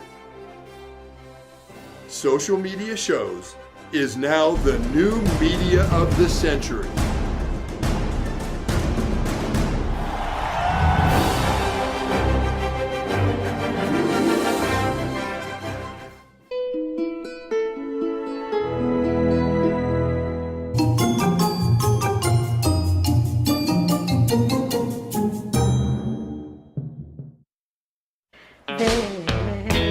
Is a place where I can go when I feel low, when I feel blue. Ladies and gentlemen, come one, come all. Bring the entire family to Wackadooville's famous farmers market. We have the craziest, wackiest prices in town. You deserve it. Come on down today. We are located at 4271 South Crazyville Lane. We look forward to seeing you soon. Wow, That's a pretty lady. Yeah. And that isn't. Yeah, you're no picnic either. And how many mirrors did you break today? A dozen? Yeah. A lot less than you. And do me a big favor. Don't go outside. But why not? Because if you do, you'll break them all. Stupid. Yeah, you're stupid. No one else. Just quiet. Just quiet. Watch the move. Just quiet. Yeah. Dang it, bitch. Why don't we check out this farmer's market? Yeah. Well, let's take separate vehicles. Okay. Hey, you know what? What? Hey, bitch. What? Take this vehicle. Yeah, if we take that vehicle, we'll never get there at all. Yeah, fight Take us down. 100 years to Go get quiet there. down. No one else. Go quiet down. Let's quiet down, bitch. Quiet. There is a place where I can go when I feel low, when I feel blue, and it's my mind, and there's no time when I'm alone. Ooh.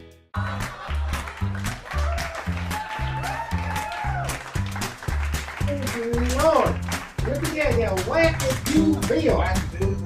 Oh, Lord.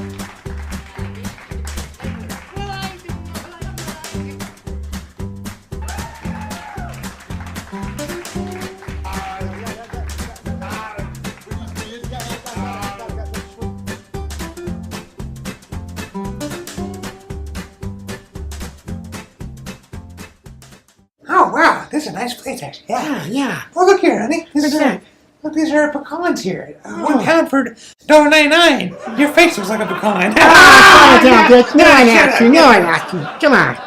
Oh, you like vegetables, right? Yeah, you're a vegetable. Yeah, I'm talking to a vegetable. I'll call it down, bitch. Show me what you're going to Squash, show. squash. Oh, well, let's see. Come on, come on. Oh, this is... Oh, you know, I sure wish your squash looked like this. Pipe down, bitch. I sure wish your brain was bigger than this. See this right here? That's the pea, bitch. Now, quiet down. Quiet down. Put some more stuff on. Cereal. Some cereal. Yeah. We need a serial killer and he can get your ass. Yeah. Quiet down, bitch. No one Do you asked. have any milk, actually? Yeah, right here. Do not milk the feed of country. Yeah, quiet down. Pipe down, bitch. Yeah. We have a wacky price. 2 squash for $1 and 1 pound pea for $1.99. Oh, thank you. And if you really need pea, some cash, toilet right over there. Oh my God! Here we go again. Can't you do anything right? Oh my God! What the hell's taking you so long, you stupid bitch? Come on, let's go. You're slower than molasses. Worse than a turtle moving backwards. I can't take you more, damn it! Stop! You're trying to run too straight, you stupid asshole!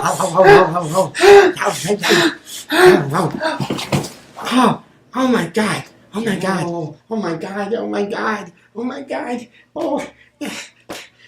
Is that bitch gonna be okay? I mean my wife?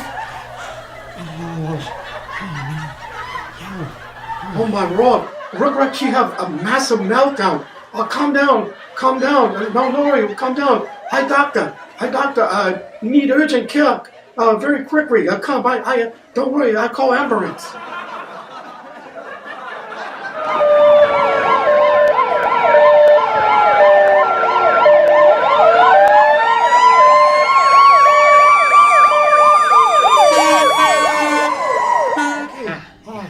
What's your name again? My name is Mrs. Dumford. Mrs. Dummy? I said Mrs. Dumford. What's wrong with you? Oh, Yeah. please excuse me. Yeah. First time ever treat a lady like this. Oh, okay. Yeah. Okay. Yeah. Now, you tell me what problem, please. Oh, good Lord. I mean, my husband is the worst person in the world. He's ugly, stupid, dumb as heck, and has a little one. Yeah. Oh, okay. Now tell me what you really think. Yeah. Let me see here. Okay, go ahead. Yeah. I write down. Okay, go ahead. Worst person in the world. Yeah. Can't cook. Has no personality. Yeah. Treats me like garbage. He looks like garbage. He is garbage. Yeah. You gonna go on? No, that's good. Let me ask you, okay? Let me ask you. Now you know everything horrible. Yeah. Why you marry him? He's so horrible. I don't understand. Well, let me see here. You know, none of the other boys actually liked me. You mean they don't like you? Well, of course I'm married. Yes. Maybe he blind. Yeah, he doesn't look good at all. What are you talking about? Yeah. Okay. Yeah. Now, you remember our first argument? When was first argument? Let's see. Oh my good Lord, I think since the day we met, we've been arguing ever since. I think we were teenagers we were arguing. Oh, you teenager, you argue? The first argument we ever got into? Yeah. Was over a popsicle. And not his popsicle because it was too dang small. Oh, that's a funny one. Yeah. My wife tell me, anyway. Yeah. Okay. Now, you come here for what purpose? You come here? I come here to get rid of my husband. Yeah. What do you mean get rid? I want him to be out of my life. How do I get rid of him? Yeah. Oh, okay. Good Hold Lord. on. Yeah. Hold on.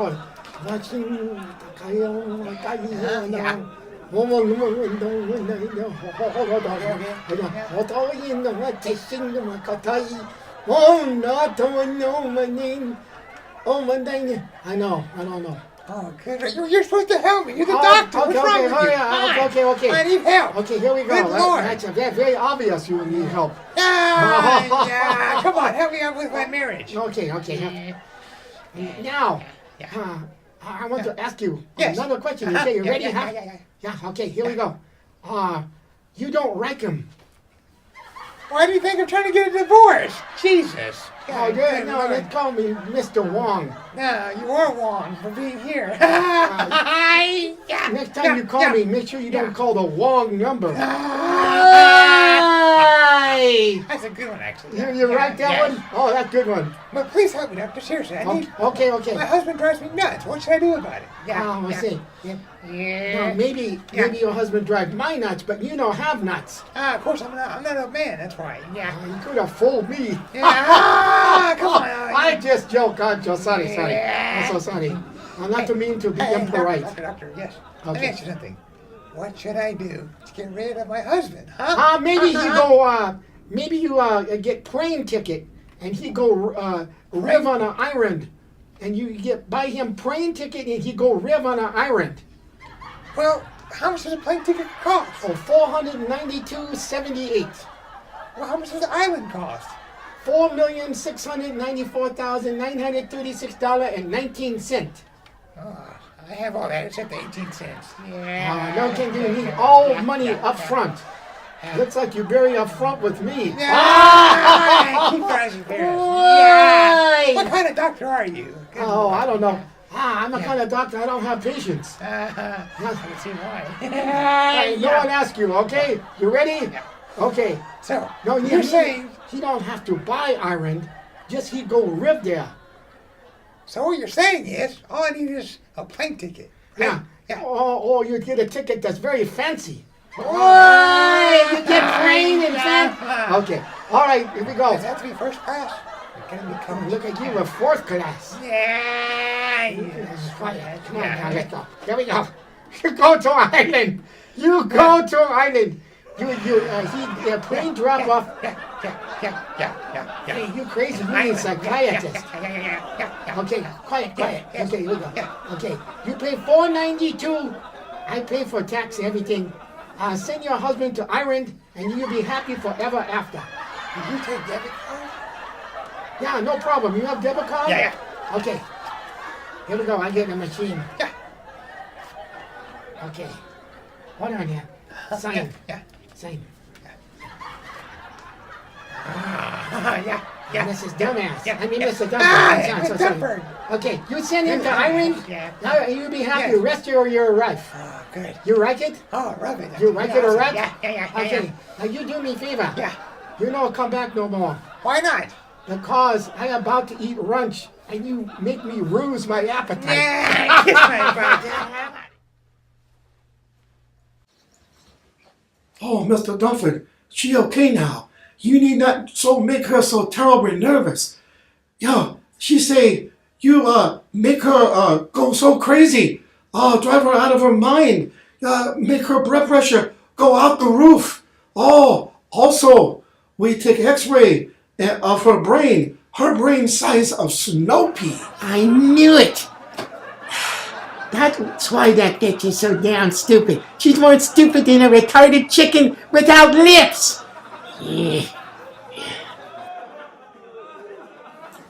Please take a monster home. I mean your wife. Oh my God. And take care of her, please. Oh my God. Good luck with that one.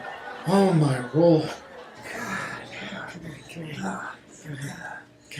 Come on, back to you again. Come on, let's go. Get in the car. I'm glad to see that you're doing a lot better.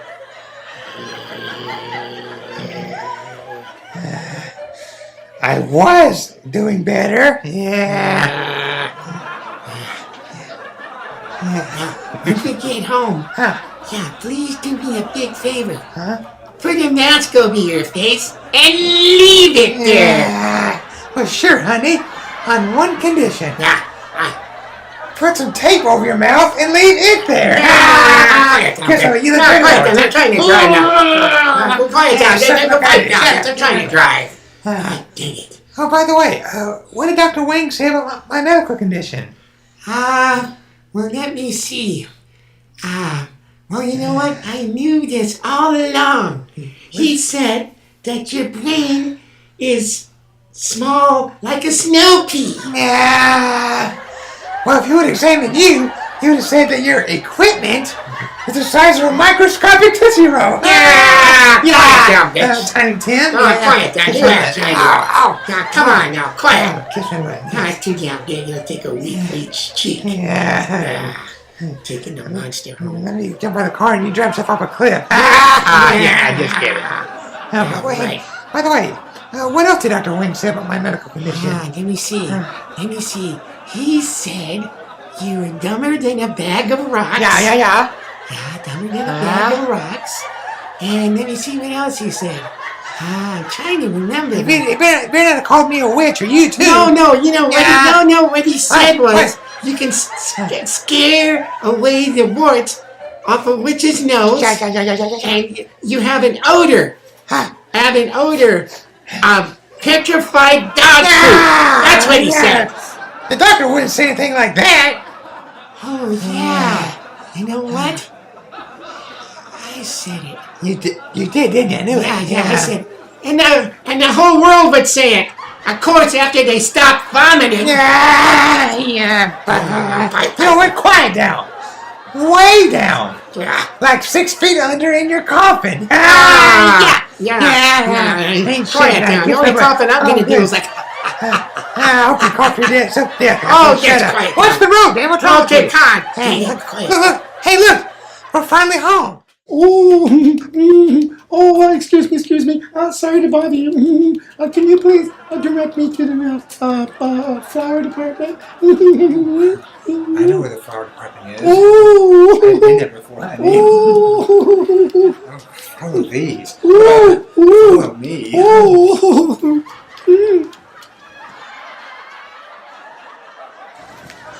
Oh my gosh!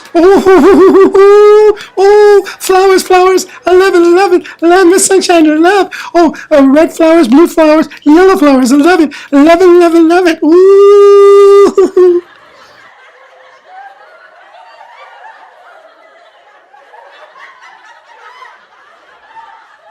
Oh, hello. Remember Iggy? And Biggie.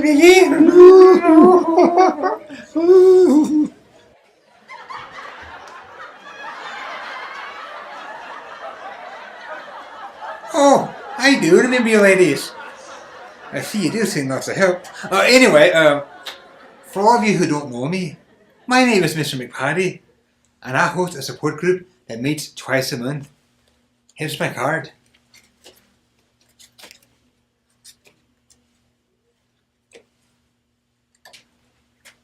I best be seeing you soon. You won't regret it.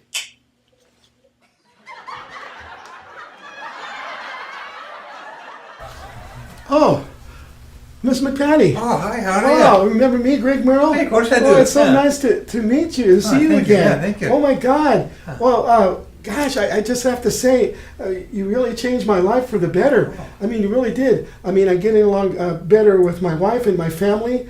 Yeah, and so I really appreciate everything that you've done. Of course. Yeah. So thank you so much. Yeah, you're very welcome. Yeah. You know, I'm doing pretty well. You know, my client list has grown considerably. Wow. In fact, I may even need to enlarge my office soon. Nice. And you're very welcome for all the help. And if you ever need anything, please feel free to give me a call. Oh, okay. Well, thank you so much, Mr. McPatty. Hi. You're welcome anytime. Appreciate it. Welcome. Yeah.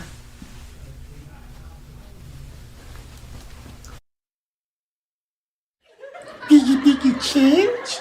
And Biggie change? Oh my gosh. Change, good. Oh, change, Miss Sunshine Light. Grow plants. Oh, Miss Sunshine Light, grow plants. That's good. Love it. Mm-hmm. Well, maybe I can enlarge these Ooh. and use them as a flotation device. Yes. May I have your attention, please? Like I told you before, it can change your life. It'll help you considerably. You should really consider doing it. I'm telling you, you'll not regret it.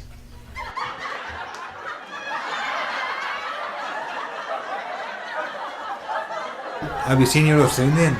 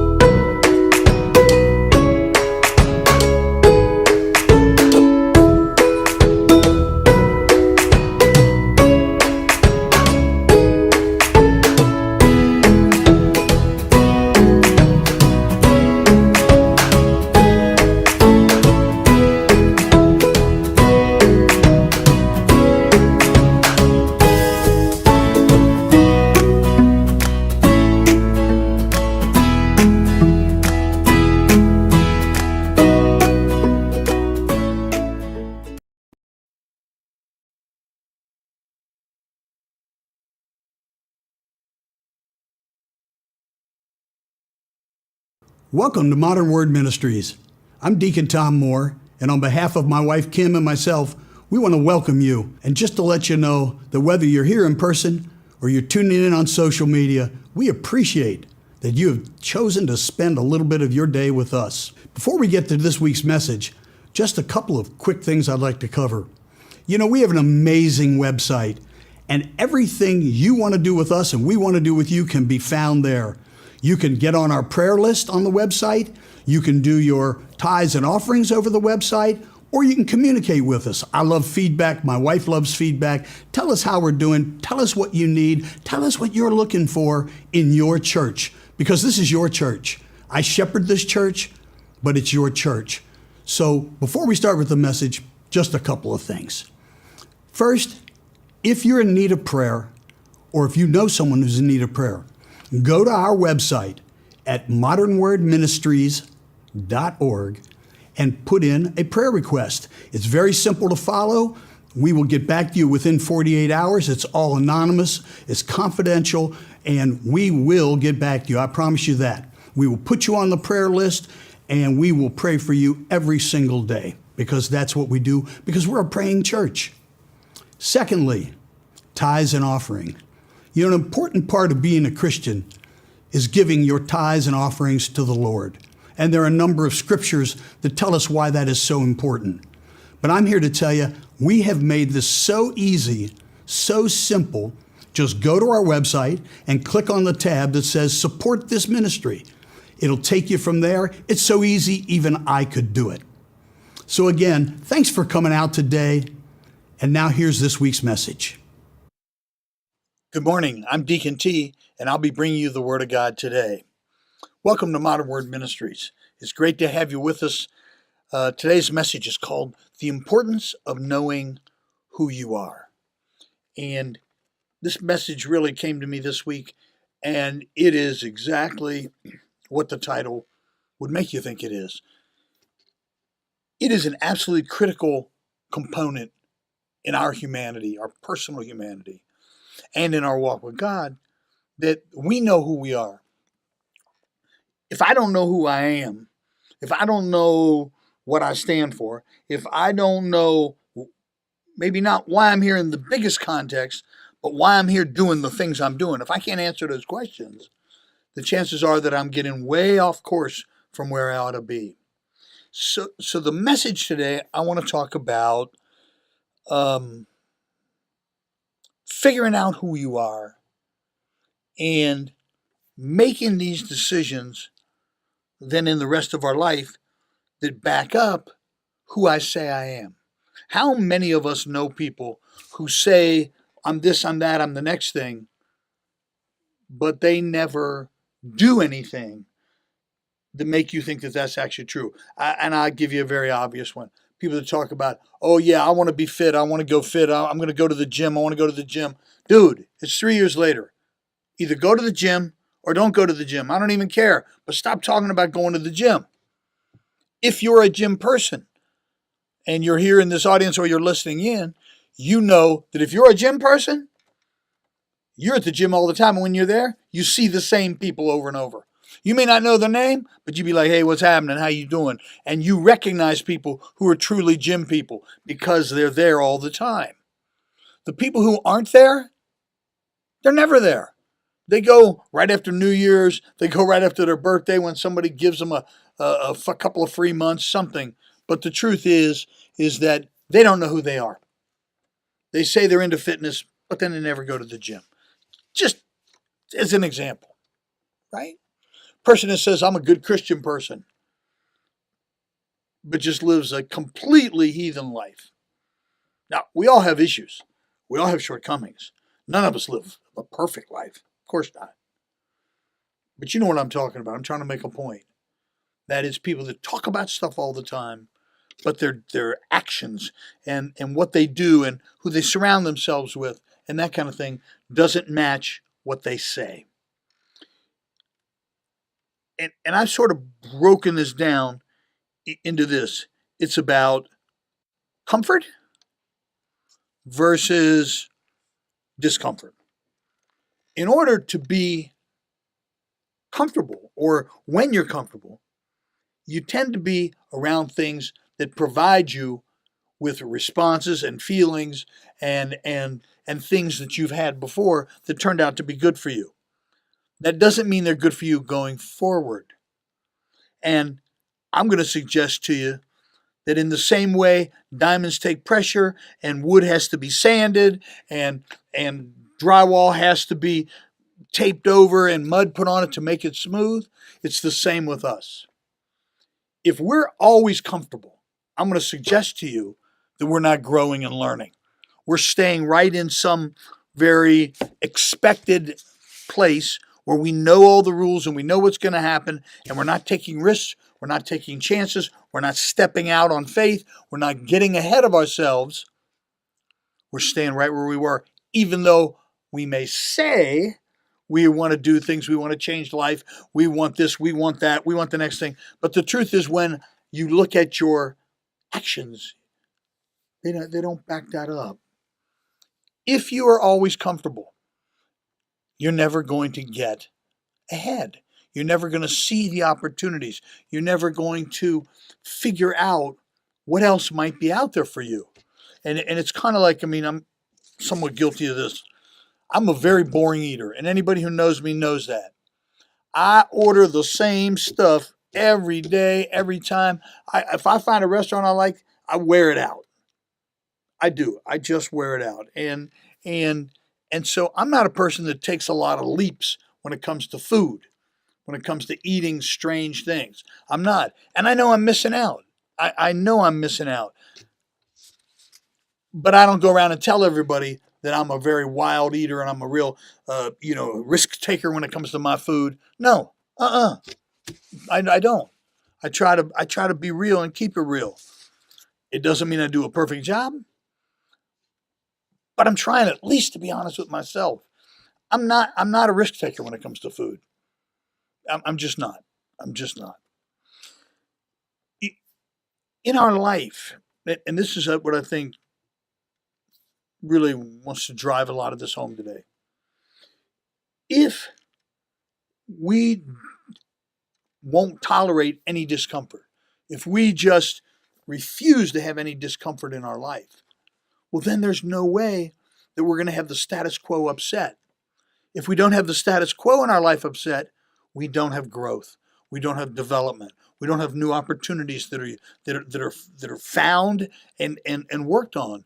We miss opportunities in our destiny at things that are put there by God just for us, but because we want to stay over here in safe little area and don't want to take risks, we never get to see these things come true, and we're busy talking about them. Yeah, I don't know. I don't see it. Not happening for me. I'm not getting the new job. Well, it's because you're not putting in resumes. It's because you're not going on to Indeed. It's not. You're just sitting at home complaining about your job. And that's not going to work. So if you want a new job, then go get a new job. Or at least try. I don't understand, and I really don't understand, people who lie to themselves. I understand lying to me. You're trying to perpetrate something. You're trying to be something. I understand you lying to somebody else. You're trying to be something that, or not be something that they think you are because you're trying to please other people. I understand that. I don't understand lying to yourself. Yeah, I'm on this diet. I'm really watching what I eat. No, you're not. No, you're not. That's why you don't lose weight. And you don't go to the gym. And you don't live a healthy lifestyle. So stop saying that. You're just lying to yourself. You're just lying to yourself. But it's so important that not in this message, but as we leave here, that you all say, I'm going to start with me. I'm going to start being honest with myself. I'm going to start asking myself these difficult questions. And I'm going to answer them to myself in the most honest, transparent way I can. I mean, if you can't be honest with yourself, who can you be? I have two scriptures today. One's kind of long, and I'm not going to read all of it. The other one, much shorter. But the scriptures are about, and then just set this up, come out of Exodus, and it's about when Moses went up on the mountain and actually got the 10 Commandments, and he was up there and he was fasting and praying and interacting with God. And when he came back down from the mountain, all of the Hebrew people, almost 2 million of them, had melted down all of their jewelry and all their goldware to build an idol, but they built an idol who worshipped, and they worshipped an Egyptian god. They didn't build the idol to the right God. They were all naked, dancing around. It was just a big party, big orgy, big mess is what it was. And I'm going to read selected pieces of it in a moment here. But Moses came down and he could hear them partying. And he came around and saw what they were doing and realized that Aaron, his number 2, was just as bad as the rest of them. And then trying to make up stories about, well, when we threw our gold into the fire, it just came out and looked like that idol. No, it didn't. No, it didn't. Not at all. You all built that, and you're worshiping false gods. You're worshiping foreign gods. And it's a very interesting piece of scripture because God wants to wipe these people out, is what he tells Moses, for just being so out of it. And Moses convinces God not to do that. Not to do that. And I'm going to read a couple things out of here. And then we want to talk about the importance of knowing who you are. In Exodus, in the 32nd chapter of Exodus, I'm going to skip the part where Moses went up and was, dealing with God, and he got the 10 Commandments on the tablets, and he came back down, and he realized that everybody was partying and dancing and worshiping false gods. I'm going to just skip ahead of that. But I want to go to the part where he came around the corner and he sees them doing all this stuff. And as soon as he came near the camp and saw the calf, that's the false idol, and the sound of the cry of defeat, but the sound of singing that I hear. So what's he hear? He comes around the corner and he doesn't hear people like, oh my gosh, the Egyptians have come back and taken us over. And no. He came around the corner and he saw the calf and he saw the dancing and heard the singing and he went crazy.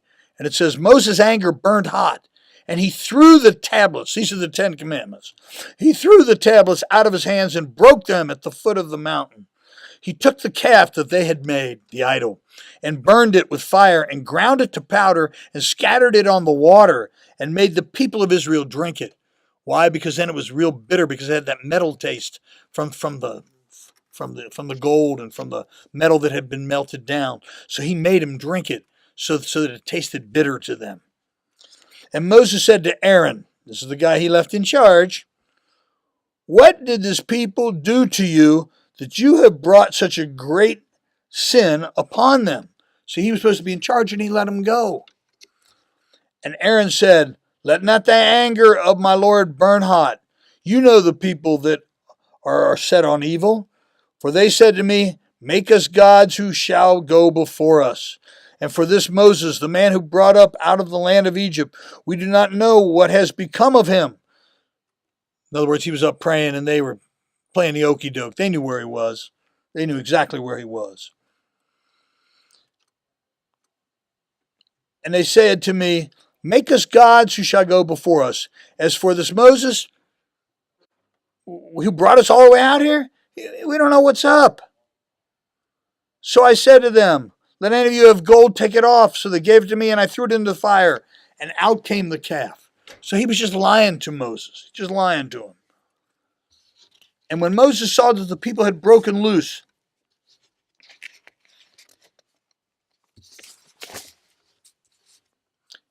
he stood at the gate of the camp and said, who is on the Lord's side? So he was talking to these 2 million Jewish people who, remember, are divided into 12 tribes, that were each tribe was led by a different person, different family.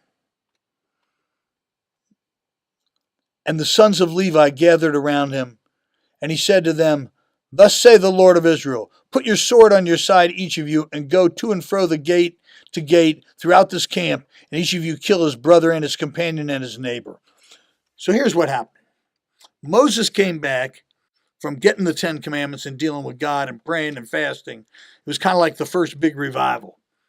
And instead of having a revival where people are praying and thinking about the real God and about Jesus and what's going to happen, these people are off back doing what happened, when they were entwined with the Egyptians. And the point here is this. You need to be careful who you hang out with and whose customs and observances you take into yourself. See, these people were so confused, even though they were Jewish people. They had been enslaved by the Egyptians for 400 years. As soon as Moses, the controller, was gone, all hell broke loose. These people, remember now, were not living in their own land for 400 years. Not really free to do their own faith for 400 years. Not free to practice and observe like they had all been trained for 400 years. Learned a different language and spoke it for 400 years. Because remember, the oppressors weren't going to learn, the Egyptian language they were speaking was a combination of Latin and other things. And the Hebrew people were speaking Arabic. These people weren't going to learn Arabic. They were the masters. So the thing that Moses realizes is that even though he was really mad at them, he wanted God to understand that we're confused down here. And he had witnessed it, experienced it himself firsthand. We are confused down here. We have lived so long and around and under the control of these other people that for us to fall off the wagon and to go back to worshiping false gods wasn't a very big jump at all. In fact, it was probably, he should have known it was going to happen.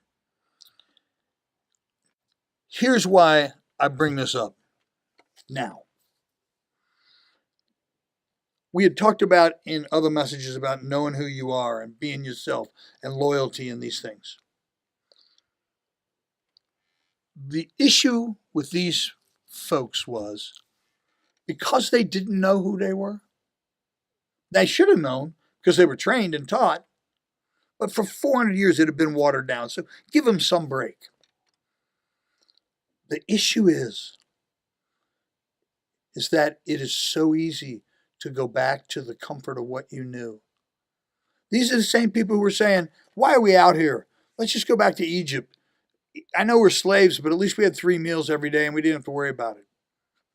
They wanted to be slaves. Go back to 400 more years of slavery or something. It's crazy. Why is this a big deal? Why is this little story here a big deal? A couple reasons. Number one, it shows that God is a merciful God because he didn't wipe them all out like he first went. And that he listened to his man, Moses, who prayed on their behalf and beseeched God on their behalf and went to God on their behalf. But what's the other reason? It's interesting, and this is what I want to talk about. It's interesting, and you may not have known this, that it of interest is that the tribe of Levi are the ones who stepped up and said, we will stand up and do the right thing. And then went out and killed several thousand people because that's what Moses told them to do. Several thousand Hebrew people, their friends and family members. Why is it interesting or important to us that it's the Levites? Here's why. Many, many, many years before, the tribe of Levi was cursed forever by Jacob. The Levites back in the day, way before this, hundreds of years before this, had done some things out of retribution that caused Jacob, their father, to curse them. So what had happened was the Levites, the original Levites, had a sister, Dinah. Dinah was raped and abused by some people in the village who then tried to play with Jacob and tried to get him to do a marriage contract with him so that they couldn't be held guilty for sexually assaulting this woman. Jacob gave specific instructions to Levi and to Simeon, his brother, about what they were to do with these people who had perpetrated these bad acts. Levi didn't, and Simeon didn't listen, and they went and did what they wanted to do, which was far more brutal than anyone had given them instruction to do. So what they did was they went and they convinced these people who had sexually assaulted their sister that if they all converted to Judaism, they would be spared. And so in order to prove that they converted to Judaism, all of the males in this village had to be circumcised. So these are grown people who are being circumcised. And Levi was told, hey, after they get circumcised, you leave them alone. He didn't. He went while these people were all trying to recover and basically wiped them out.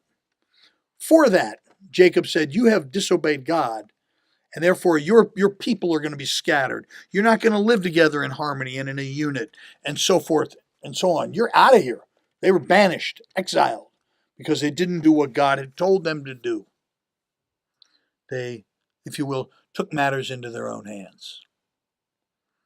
So all this time, they've been kind of the stepchild of all the tribes. They were always at the bottom of the heap. But on this day, when Moses came back and said, is there anybody here I can trust? So that we don't end up losing our lives and our faith all at the same time? Is there anybody who's willing to stand up and enforce what God has told us to do? And it was these Levites. And this is how they went to become the priests of the Hebrew people.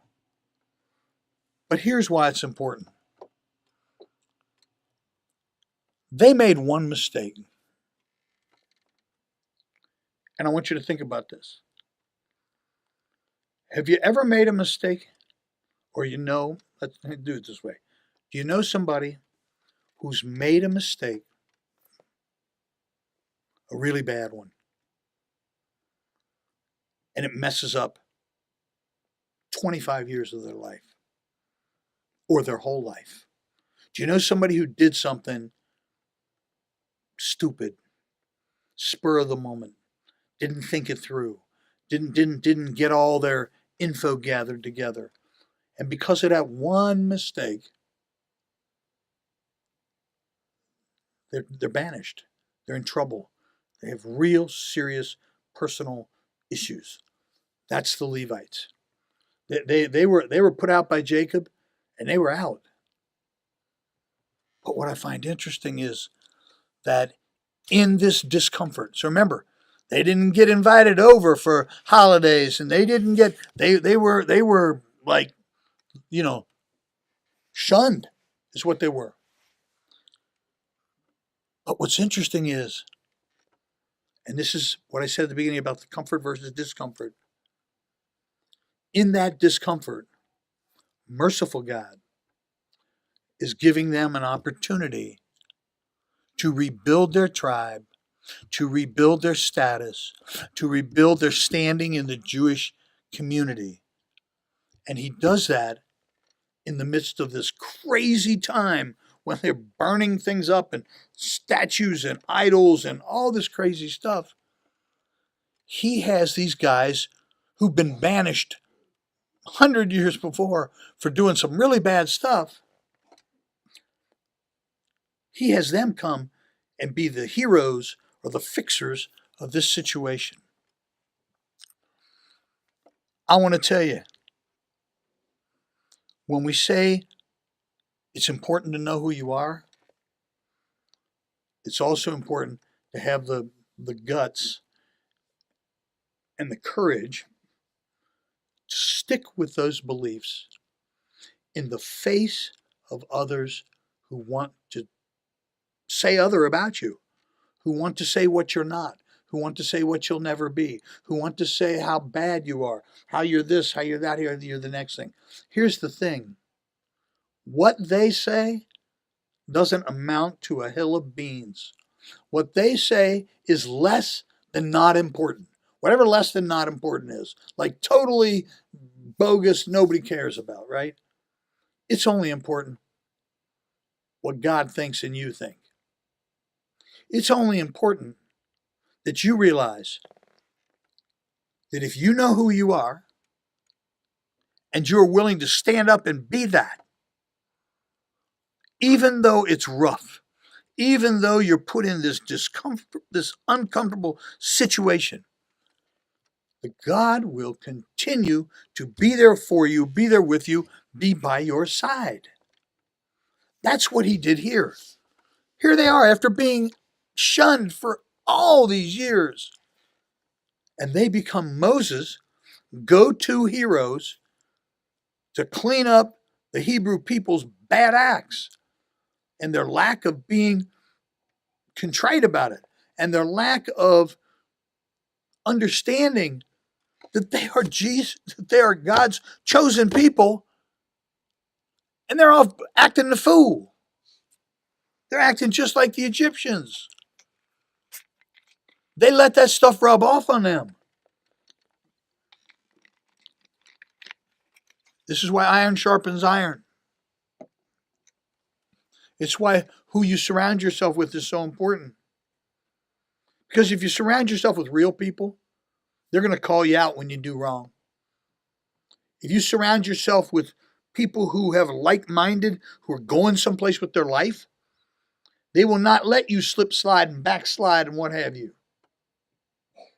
Why was Moses so mad at them? This is what I think. I think Moses was so mad because they were backsliding. They were worshiping idols that are from their past life when they were slaves. Finally, after 400 years, you're free and you're not a slave anymore. Why would you endorse anything from your captors, let alone something as important and vital as your relationship with God? Who does that? 2 million people who need leadership. You see, the Levites weren't empowered prior to that. They were down here in the bottom of the barrel. So they weren't even in a position where they could step up and tell the 2 million, hey, get it right. Couldn't do it.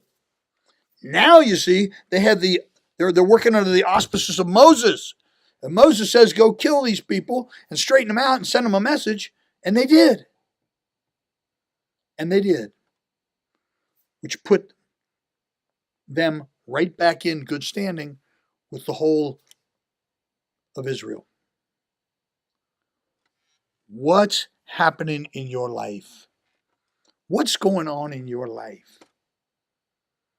Are you honest with yourself about who you are?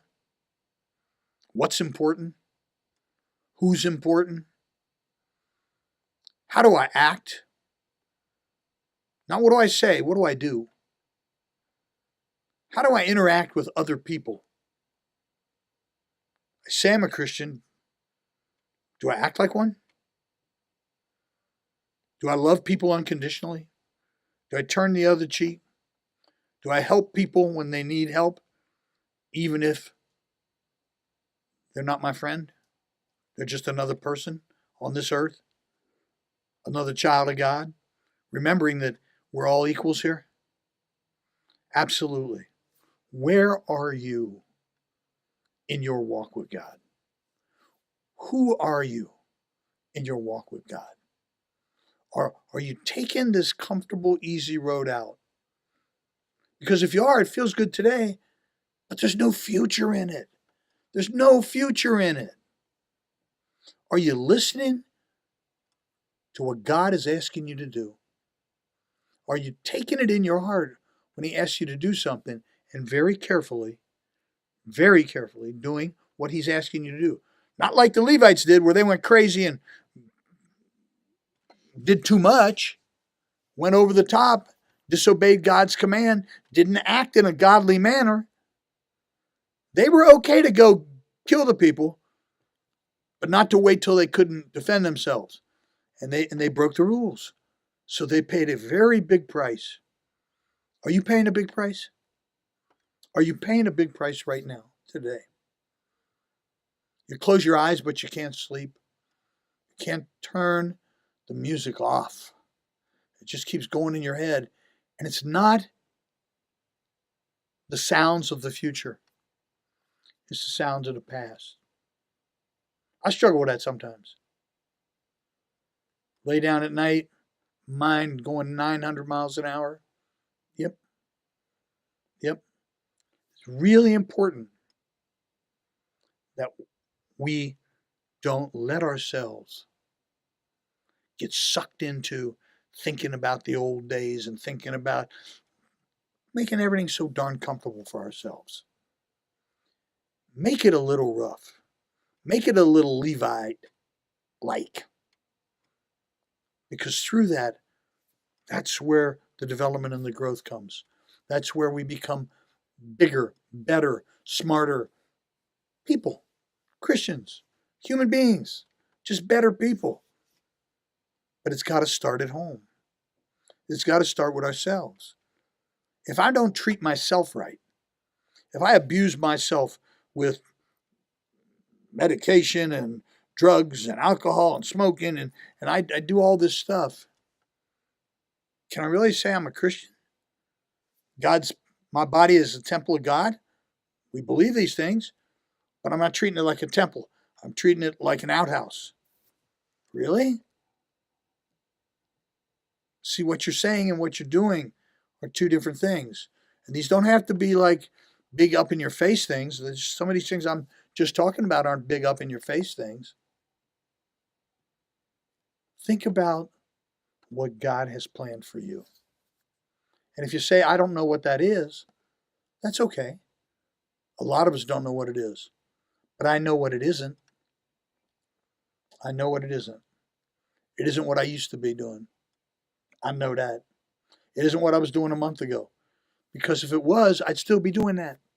And God would be giving me encouragement to do these old things and these old behaviors and these old things that felt really good and comfortable, but aren't really good and comfortable for me in the long term. You see, I need you, to be perfectly honest. I need all the people out there to help me. In order for you to help me, you need to be solid with yourself. You can't help somebody else if you're standing yourself in a bucket of mud. You have to be standing on a solid foundation. I need you. You need me. But we need each other to be solid. We need each other to be sound thinkers. We need each other to be brave and bold. We need each other to be willing to be unpopular, to be willing to be uncomfortable, and to know that it's okay. Because if you really care about somebody and you really love them, you don't mind being a little uncomfortable if it's for their better good and you believe in your heart it is, and you do it in a loving, caring way. I think we're going to start the music here. But before we close, I just want us all to leave on this one accord.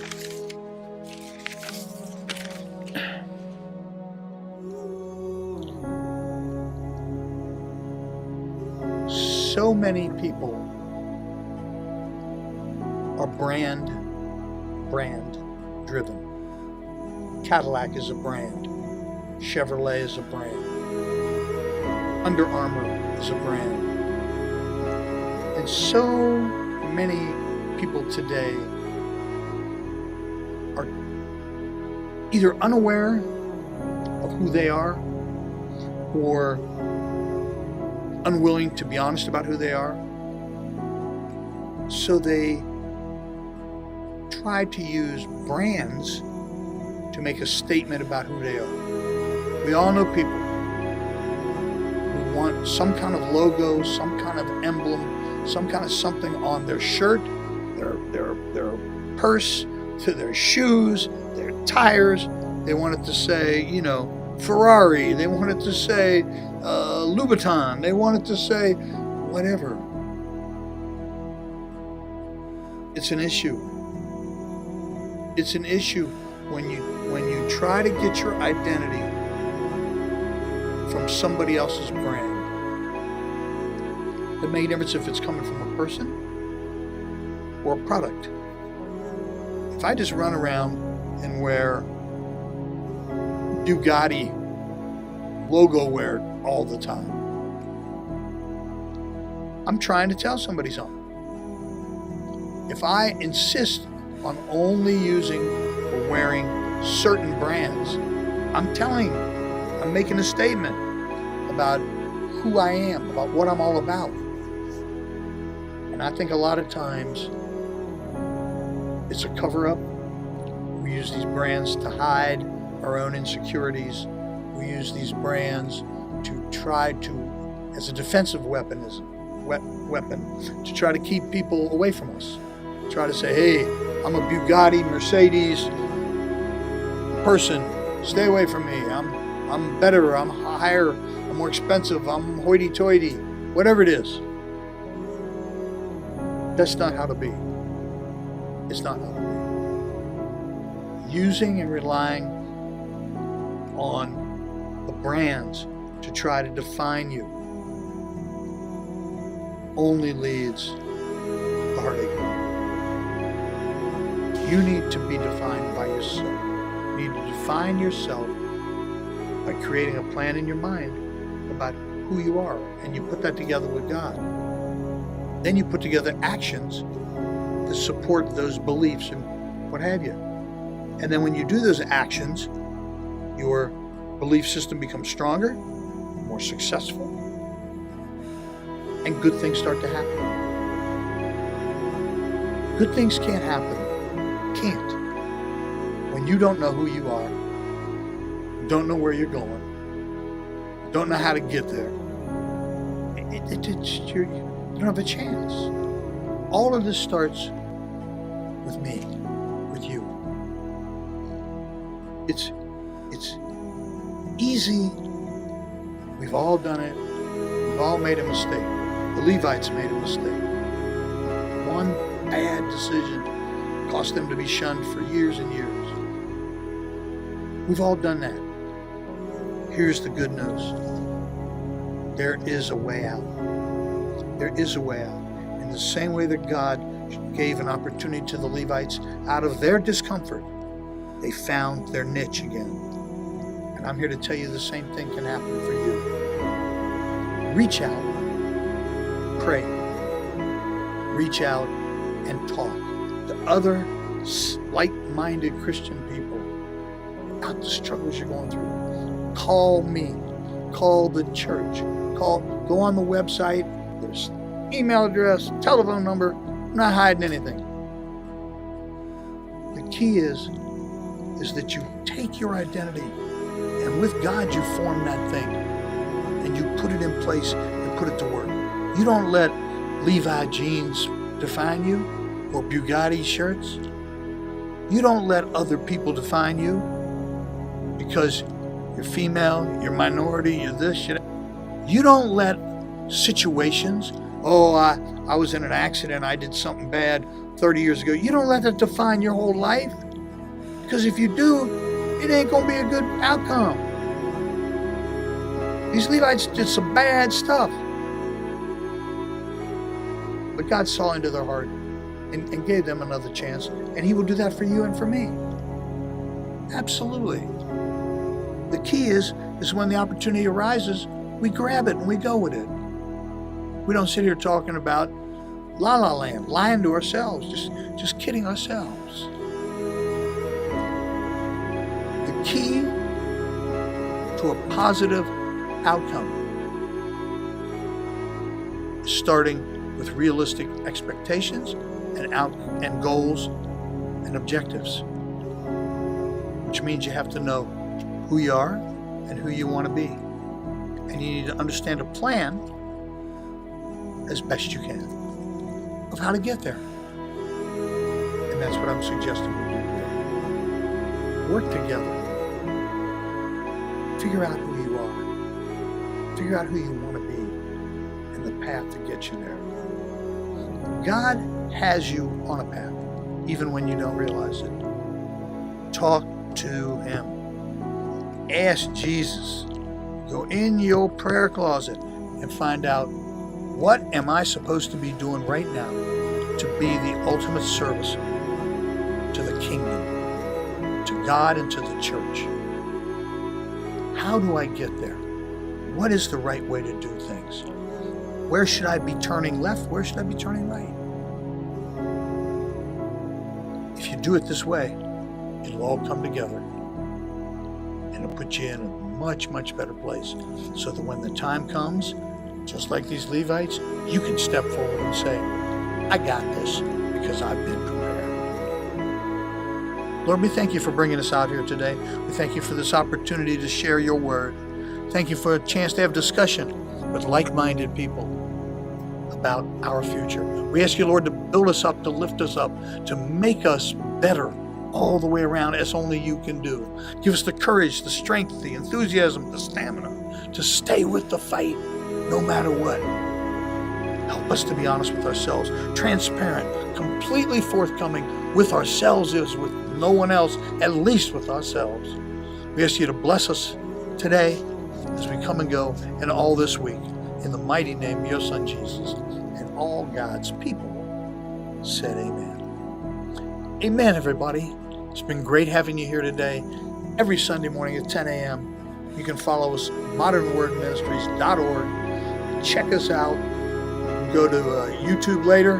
We'll be on there. Deacon Tom Moore. I need you. I really do. I need you because I need a lot of help. And I think there's somebody out there who needs me. And there's somebody out there who needs Maria. And there's somebody out there who needs everybody in here, even if we don't know that. But in order to be there and to be ready for that person when they need us, we need to be, as they used to say, paid up, prayed up, and ready to go. We need to have our ducks in line. We need to be standing on our own 2 feet. We need to, so that when somebody says, hey, you're supposed to be my helper, and God has told me you're my helper, that we can stand up and do what God has asked us to do. And not be going, well, I'm not ready. No, that's not going to work. We got to be ready. So until next week, I just say this. Remember, God's going to see you through, and I'm going to pray for you. Have a wonderful week. Be safe. Be blessed. This is Modern Word Ministries, where you can come as you are, but you'll never leave the same. I love you all. See you next week, 10 a.m. Bye-bye.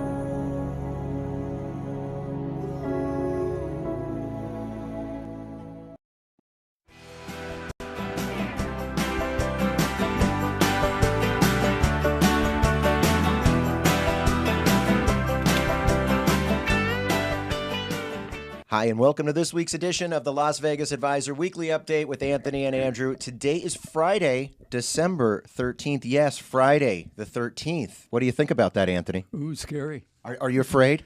Yes, very. Are you superstitious in any way? A little bit. Okay. Just All a right, little fair bit, enough. but not the same dumb ones that everybody does. But I've got some of my stuff. You know, sometimes you can't help it. Yeah. I mean, I'll be honest. Sometimes I'll have done well on a machine, and I know they're all the same. And if I have a choice, I'll sit down at that machine. But Well, I know it doesn't make a difference. You know, I think I can affect. the Yes, I outcome. know you do. I know you do. So people who are members, LVA members, the question of the day today is all about the origins of Friday the 13th and why it's supposedly bad and all of that, and about superstitions and things of that nature. Yeah, how did we get to Friday the 13th becoming a thing? Yeah, so so check it out if you're a member. It's today's question of the day. That's right. right. It's a good read. Is Friday the 13th unlucky for you, or maybe you go the other way? Maybe it's lucky for you. Leave a comment in the comments. All right, in last week's episode, we talked about the parking situation at the Oyo on the south end of the Strip. Anthony, you drove down there to go take a look. What'd you find? It's strange. You know, it's we were told that there were gates up and everything. There's not. There are no gates. There are no guards. There are no employees. It just says you have to pay for parking.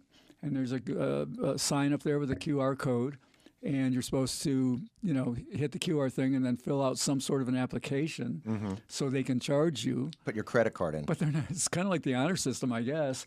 I didn't do it because I just was driving. I wasn't even going into the place. So I don't know what will happen. I kind of wanted to see as well, to see if they can somehow track you down and they're going to tell me that, I owe them $8 or something, which is fine. If I do, I do. But it's supposedly, from what we can tell, you need to fill this thing out, and then it somehow will charge you. I guess it looks at your license plate maybe, or you filled out the thing and you've given it information so it can follow you. Okay. But as of now, it doesn't seem like it's being enforced at all. Okay. And according to the placard up there, it says $8 for 3 hours, and then $20 for 24 hours. Right. And then it's like that the next day is 40 total, and then it's 60 total, and it's just, it goes right Goes up up the from line. there. Yeah. And from what we could see, what I could see there, it's like no grace. Normally they say you get 1 hour free. That's so you can go in and make a sports book bet or something along those lines. Or they'll say locals get 3 hours free. Or they'll say, if you're staying at the hotel, your parking is comped. None of those things were indicated. Okay, interesting. So, and if that's true, it's like maybe you're better off just parking at MGM or one of those really expensive places, just because it's going to be the same. Well, at MGM it won't be the same. At MGM you'll get some grace. 3 hours free, right? Yeah, if you're a local. Yeah. And I'm not even sure. We have a parking chart. I didn't even look at it. I don't know I think there's an hour's grace for everybody there, but I'm not sure about that. Check our parking fees page before you go anywhere. I do that now. You can't keep them all straight. Anytime I'm going to go anywhere, I look and see what do locals get, or how much free time do I get, so I don't have to pay the fee. All right, so anytime we talk about buffets, it's very exciting. People are listening, and on the north end of the Strip at Resorts World, what's going on, Anthony? Well, it looks like a new buffet, This is cool. and I don't think it's a dedicated buffet. Okay. Meaning, I don't think it's a buffet room that you go into. I know it's at Resorts World. It's in the Genting Palace restaurant, which is a Chinese restaurant there. I think they have a regular menu, but then they also have a buffet Thursday through Sunday. Did I say Thursday through Sunday? I meant Wednesday through Sunday. It's $50.88 Wednesday and Thursday. Okay. And then it's $60.88 on the final 3 days, Friday, Saturday, and Sunday. Okay. Notice that 88. We were talking about superstitions and all. Mhm. 88 in the Asian culture is lucky. That's right. So there's that again. Well, you notice also on the buttons, there's a lot of 888s, on a lot of the gaming. Absolutely. So they've also got an all-you-can-drink wine add-on for $35 on Wednesday and Thursday, and $40 on Friday through Sunday. Okay. Now the thing is, it looks really good, and a lot of seafood. I heard chatter about king crab legs, Anthony. Is Not that true? king. It looks like it's big snow crab. Okay, that's pretty All right? good. But they've got they've got the shumai, they've got the Peking duck, they've got all that stuff. And here, you want to see it? Go to Explore Vegas. Okay. All right, and look at their YouTube videos. Yeah, they have a YouTube channel, Explore Vegas. I think explorevegas.com, I think is what they're called. We're putting a link up to it. Okay. But they put up a video on this thing already. And they go over and they show you all the dishes. It looks fantastic, and that's where you'll see that it's the snow crab, not king crab, but they're the big snow. Okay. So They taste the same. I don't know. I don't think they do. Do you? I mean, Yeah. If they're big enough, but they're split, so you don't have to crack them and do all that. I mean, it's beautiful. It's one of the most beautiful presentations. So go, check out the link and go check out Explore Vegas. Okay. And they do, Explore Vegas. We got to give them some credit. They review buffets like they've reviewed them all. Oh wow! And if you're ever thinking of going to one, go find their their video. They do good camera work, and you can see what the thing looks like. Okay. All right. Now, that's not the only buffet news. I mean, I went and tried the M Buffet's Sunday brunch at Anthony's. Okay, and that's very south, right? That's like by South Point at the M. Farther than South Point, yeah. It's Yeah, a like little the bit farther. First casino after Prim that you encounter on the way into Vegas. But they've had this now for about a year and a half. Right. $99 buffet. And people have been asking us for a long time, is it really good? Because the last $99 buffet, you remember, was the Sterling brunch at Bally's. Right, okay. And so we went and checked it out. And, $99. And they have lobster. Oh, wow. Okay, And good. They've got high-end dishes like beef Wellington. They've got they've got, a rack of lamb that they cut for you right there. Mm-hmm. They've got a real good seafood selection. Also big snow crab. Okay. They've got lox, they've got crab claws. All of this, fresh seafood. Sounds great. It's good. It's good. Now, is it as good as what the Sterling brunch was? No, it's not. Okay. The Sterling brunch had caviar, and the Sterling brunch had, goblets of raspberries and, things along those lines.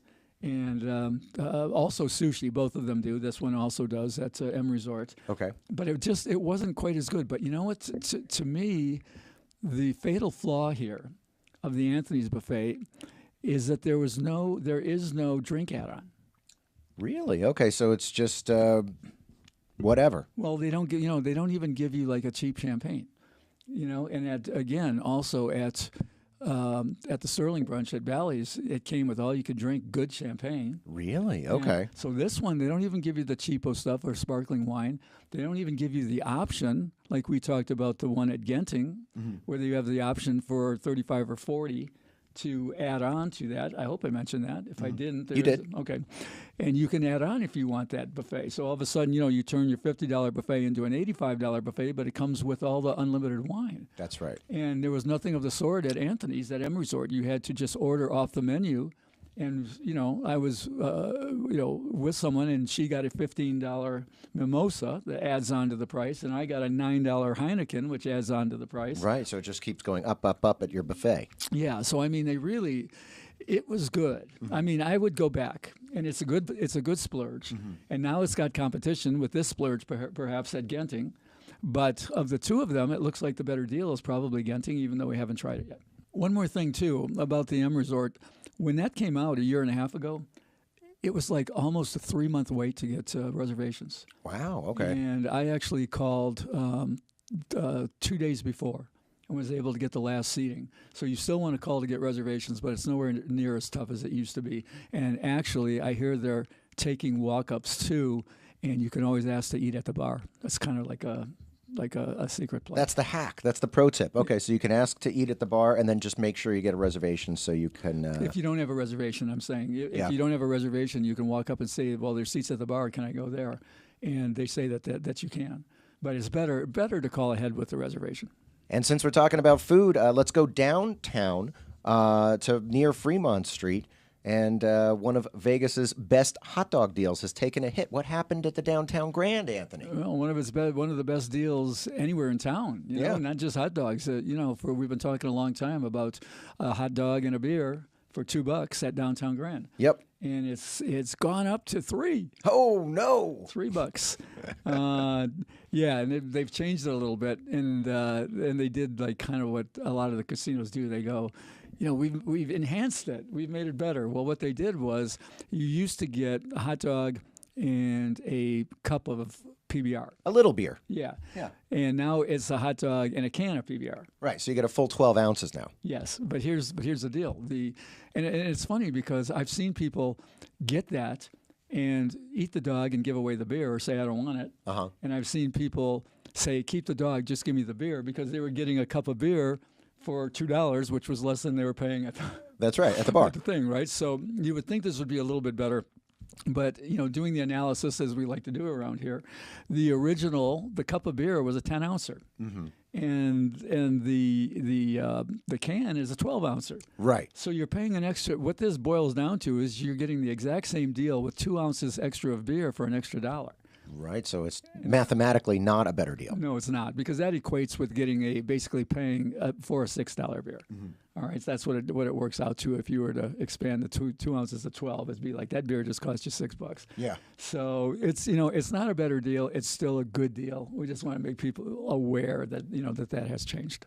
Okay, so you heard it here. And also, if you are at the Downtown Grand on Friday nights, they're doing a comedy show at Freedom Beat. So that's every Friday now. Something I didn't know. And if you know me, you know I love that prime rib dinner at Freedom Beat. Hey guys, it's Andrew from the Las Vegas Advisor, reminding you to go to the description box in the video and click on the link to get your member rewards coupon book. So when you come to Vegas, you can save thousands on all sorts of fun stuff to do. Happy couponing.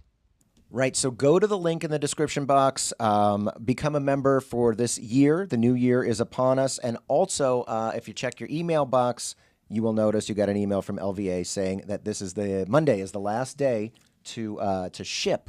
So get your orders in, last day to ship for the holidays. To be in time for Christmas. Right. Yeah, so this is based on the post office. They say Monday's the last day to ship. So we sent out a notice to everybody saying, last day to get things from our catalog. And we decided at the last second we're just throwing in a 25% discount on top of it. Well, there you go. Everybody likes a discount, right? So it's for everything except memberships. Mm-hmm. And the code is HOLIDAYS, HOLIDAYS 2024. HOLIDAYS 2024 will get you an extra 25% off of the already discounted prices. And, that's what people are buying. I'll tell you what they're buying. They're buying the new books, breaking the slot code. We talked about that. Talks about the Advantage Play slots. They're buying the Advantage Players, which is the book. The whole story, the book about Advantage Play and Advantage Play in all different areas, from gambling to cutting locks, believe it or not. And I think being a rock band, it's an interesting book. And we've got the Gambler's Calendar that we've been talking about. There's the calendar. Nice. It came in. Stands up on its own. Stands up on its own. It's a tear off. Okay. Right? So you go day by day by day.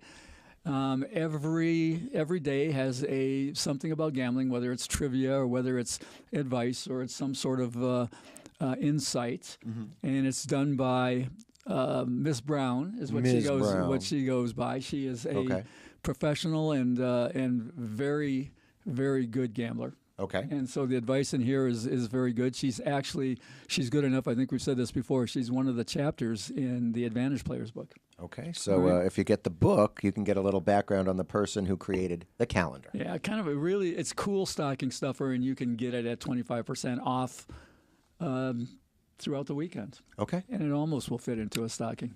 So all the links are going to be in the description box below. And as always, every week we like to give you an update on the Circa Survivor competition. What's going on, Anthony? Quick update this time, Andrew, because almost nothing is happening at all. 2 weeks ago, only 2 players dropped out. Last week, only 1 player dropped out. Okay. We're down to 51 now. It makes the inherent value of each $1,000 entry is now $279,725. Wow. So it's going to get exciting because when we get to Christmas, that's when you've got to pick on Christmas Day and then on the weekend. So, Right. That should thin the herd quite a bit, but down to 51. And in this week's question of the week, it comes to us from the comments section. And it's based on something we had talked about last week. It's not really a question. It's somebody making a comment, which we want to address comment on. Yeah. Yeah. So last week we talked about taxables. If you hit anything $1,200 or more on a gambling machine, you get a taxable. You get a W-2G. So Anthony said now he gets a taxable on that. And the guy wrote in the comments, "Come on, Anthony, you know better than that. All winnings are subject to taxes. The $1,200 amount is the reporting requirement for the casino. The player is still supposed to report it, even though the IRS might not otherwise know about it. This is a mistake casual gamblers make all the time. Let's provide accurate information so that the gamblers can make informed decisions." Well, what do you have to say, Anthony? Well, it is accurate. What I said is accurate. I said, he's going to get a taxable now. Okay. And I didn't say anything about he should or shouldn't pay his taxes. Right. I agree. People, you're supposed to pay your taxes on gambling winnings. Mm-hmm. And a lot of people don't like getting taxables for lots of reasons. Maybe they don't want to pay those, pay them, and they don't want a record of it. A lot of people just don't want to, have to go through the process of filling out paperwork.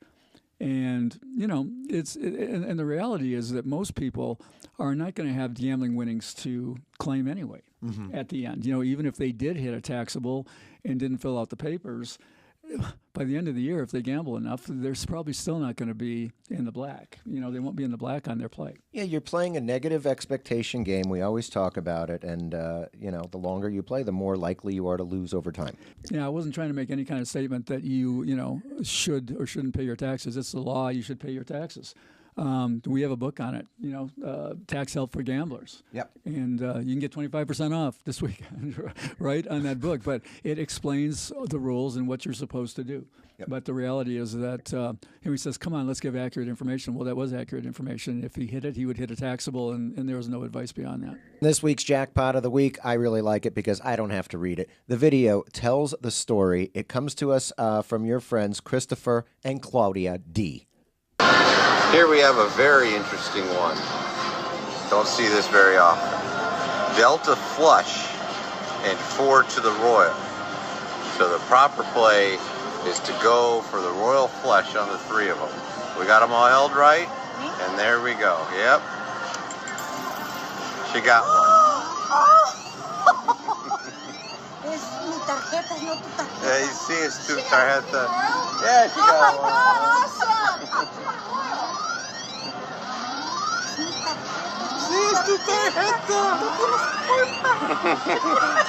So once in a lifetime photo, you need to get in there. Get in there. Get in there for the photo. Así tú. Dentro para foto, para video, para todos. Muy bien. Awesome. Congratulations. Thank you.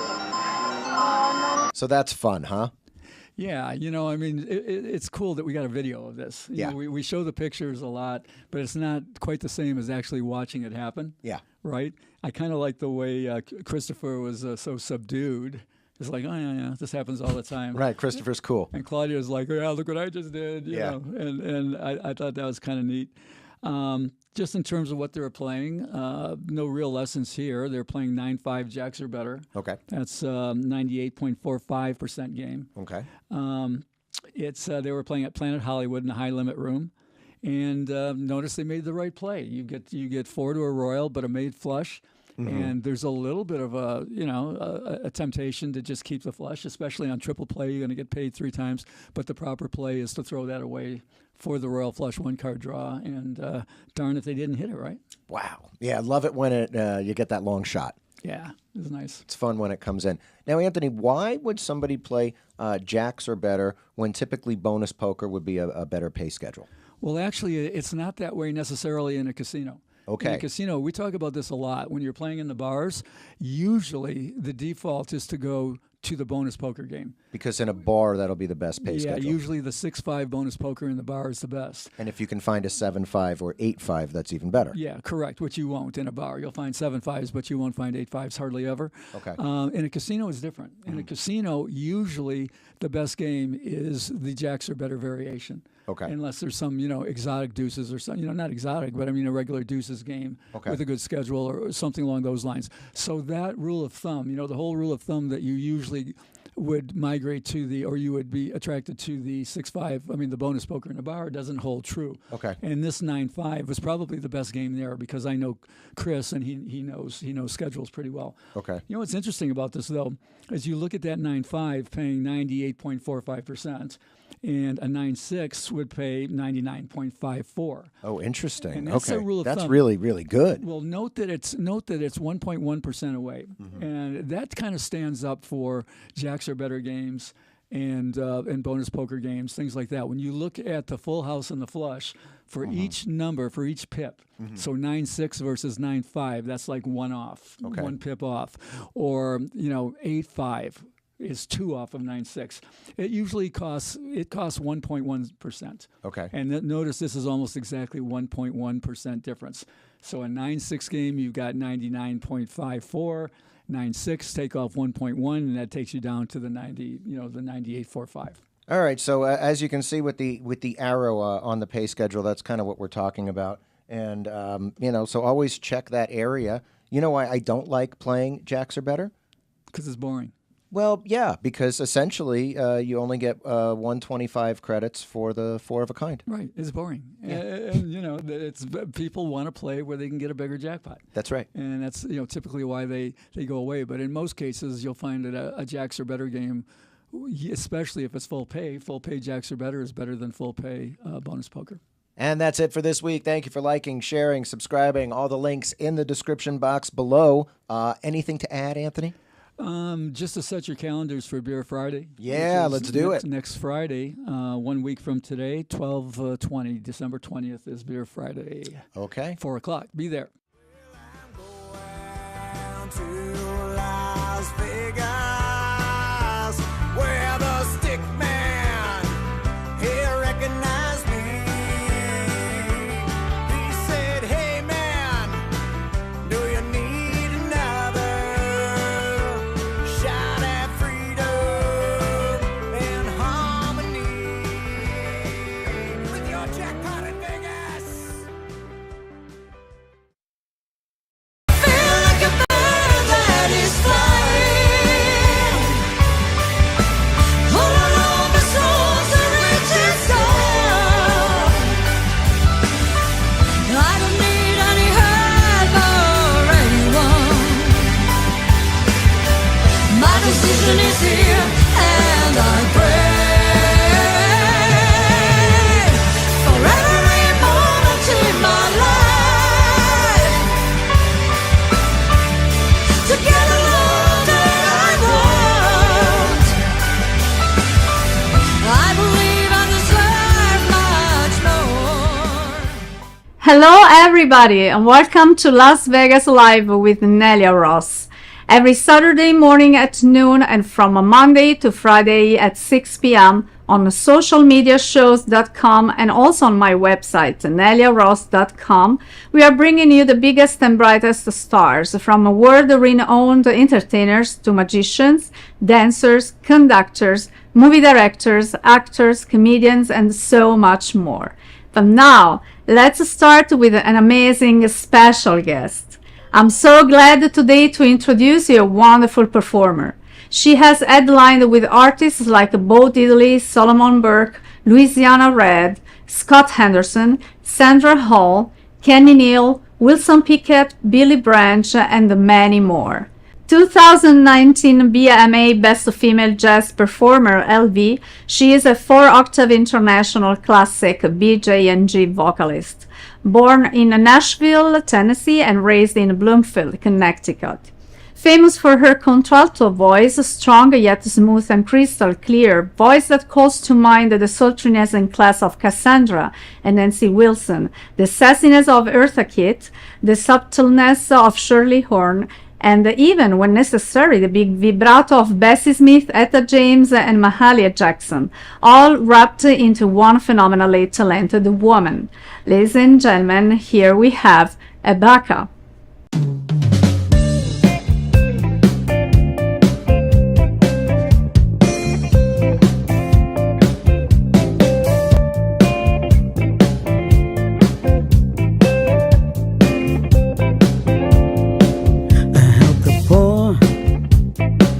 Won't you help for me?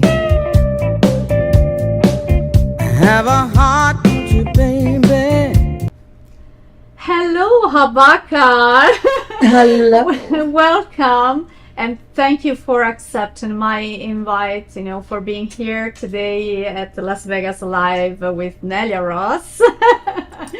I want to mention people. She is a great friend of mine. She met like almost 1 year ago, I think. Now, maybe even more. Maybe even more. And then we were so busy that rarely we could meet again. So this is an amazing occasion. That an opportunity to talk a little bit and to let you know more about her story, her background, and her future projects. So you are originally from Nashville in Tennessee, a place where you can breathe music in every corner. How important was living in this city for you and your career? Well, to tell you the truth, I was born in Nashville, Tennessee, and oddly enough, like you said, the Nashville is famous for music. All kinds of music, great artists coming out of Nashville. But I was born there and I don't remember because I was so little when we moved to Connecticut that I really don't remember how Nashville was. But I do know, I'm proud to say that I was born in Nashville, Tennessee. And I also wanted to say real quickly, Nelia, thank you so much for inviting me on your show, and I'm so glad that I was able to come and be available at the right time. At the right time. So I reformulate, the question. So since you raised in Connecticut, how was music in Connecticut, and how, if it had sort of impact on you and, your future decisions? Well, that's a very good question, because actually my music was very career, and my style and all of that really was impacted from growing up in Connecticut, because also Hartford, Connecticut was a city at the time very vibrant with music, and my mother was a jazz vocalist as well, and so she performed in Connecticut with a lot of incredible jazz artists like Jimmy McGriff and all of these type of artists who were just really fantastic. Absolutely. And you can go to these venues, and we would always go to the jazz festivals in the park, and that's right. to see all of these things. And then me studying as well, I studied dance for 16 years. And I know, right? Long time, unbelievable. I did probably 1 year dancing, and then at the end I said, okay, maybe dancing is not for me. Well, I tell you what, becoming a vocalist was a surprise for me, because I thought I was going to be a dancer, because I loved it, and I did lots of recitals and studied jazz, tap, African ballet, and those were my genres. And but I sang in school and the school choir, and that was a really good teaching for me to be in a group of people, and I loved singing in a choir and in a group. But because I was dancing, I never thought to be a individual out front singer and vocalist, you know. That's right. I did a couple of things in school, but I was terrified. Okay. Terrified. Oh my. But so this means that you were exposed to music immediately. Immediately. Especially having a family, a musical family. Yes. And what kind of songs, were you listening most? I was listening mostly to jazz music Yeah. because my mother was a jazz vocalist. And although my father is a blues man and played the saxophone with B.B. King for more than 30 years, but growing up with my mother, listening to jazz, and she would have me write out her songs for her. And so I was writing out songs from Carmen McRae, Billie Holiday, Etta James, Nancy Wilson. So all of these voices were actually voices that were instilled in me. Absolutely. That I learned to really love. Ella Fitzgerald, Sarah Vaughan, and my mom sang all those type of music, and we always had music playing in the house as well, and the OJs, and I mean just all types soul music, Absolutely. And how did you succeed in combining both the jazz and blues? Because I mean, you excel in both of them. Thank you. So I mean, I know you like a jazz singer, but then I found out that you're an amazing blues singer as well. Thank you. So Thank how did you do it? Well, that was by surprise as well, because growing up with my mom doing jazz, I really never thought that I would become a blues singer. And I was singing jazz all the time, and I would listen to my dad, and I would go to his shows with Bobby Blue Bland, and he was the band leader for Bobby Blue Bland, and then I would go to his shows with B.B. King, and I loved the energy, of the music, and I knew every beat, and I was directing, and and it was just absolutely amazing. And I tell you, this is how it was instilled in me without me even knowing. That's right. And as I became older, actually, I really didn't start singing blues until I went to Italy. Yeah. Actually. Really? Yes, because So- I was singing jazz. Yeah, of And course. I called myself a Yeah. jazz vocalist. Yes. And but when I went to Italy, maybe my second time when I went on my own for my first tour on my own, I went as a blues artist, and I was like, I am not a blues singer. Oh my! But you did it. And I mean, it's amazing. but my father, I told him, I'm like, Dad, I am not a blues singer. He said, Yes, you are. Yes, you are, of course, because you knew that. He said, It's in your DNA. You are a blues singer. Absolutely, absolutely. You needed just the right time to express yourself. That way. Yes. So that's it. Yes, you are absolutely right. Yeah. And I became a blues A blues singer. singer. And when did you decide exactly? I mean, do you remember the moment, or I mean, something that happened that let you understand that you would have become a singer? That's a great question. Actually, I was doing a lot of things in the gospel and the singing in my church and with an ensemble. And my very first tour in Italy was with a gospel ensemble. I was the lead vocalist. And while we were there, we were in Bordighera. Yes. And we were opening up for Dee Dee Bridgewater. And I remember that evening going back to my hotel room and sitting on the balcony, and I said, I could see myself doing this. And that was the very first time ever, even though I had sang with bands, but I did it part-time, and I wasn't doing it full-time, and that was the very first time I literally actually in my heart Of course. that I I mean, wanted to be a vocalist, and that's it's it. an amazing memory. Yes. It's so beautiful. And as I mentioned at the very beginning of the show, you have headlined with so many big artists like Bo Diddley, Solomon Burke, Wilson Pickett, and so on. What did this experience bring to you and your musical career? You know what? It gave me courage. Mm-hmm. It gave me courage and it gave me inspiration because these were legends that I was actually, headlining on the same festivals with them. That's right. They saw me perform. Even the original Blues Brothers, I opened up, for them in Italy. Oh, I yes. didn't know that. Yes. You didn't tell me. Because there's so much Nelia that I forget myself. Well, when I asked for a short video, then her video is really short, but in the reality, I think that she needs hundreds of pages.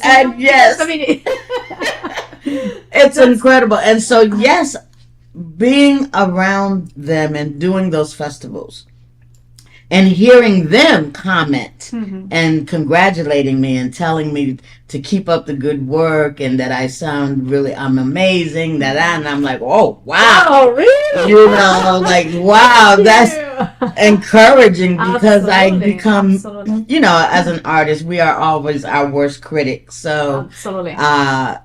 it was very encouraging and then inspiring for me to keep on going and not to give up. Never give up. Never give up, because there are so many obstacles in our career. Yes. That people can even imagine. And that's right. And you have to be strong enough. You have to believe in yourself so much, much. Otherwise, you just let it go. You let it go, and it's not right. The world needs you.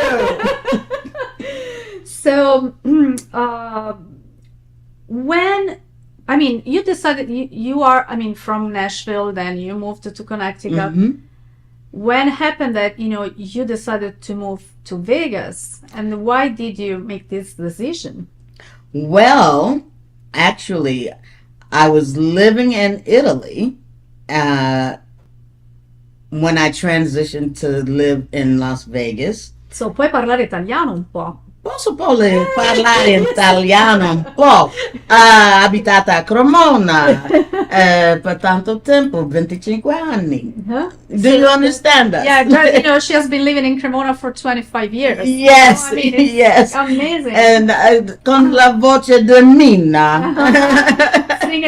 Because from Cremona. From right? Cremona, yes. And just one night. Oh my gosh, she's the top. Most the top. fabulous artists yes. that we have in Italy. And they compared me to Mina because, she's the tiger of Cremona. She's the tiger, and you are coined like? I am coined the Pantera, the panther of Cremona.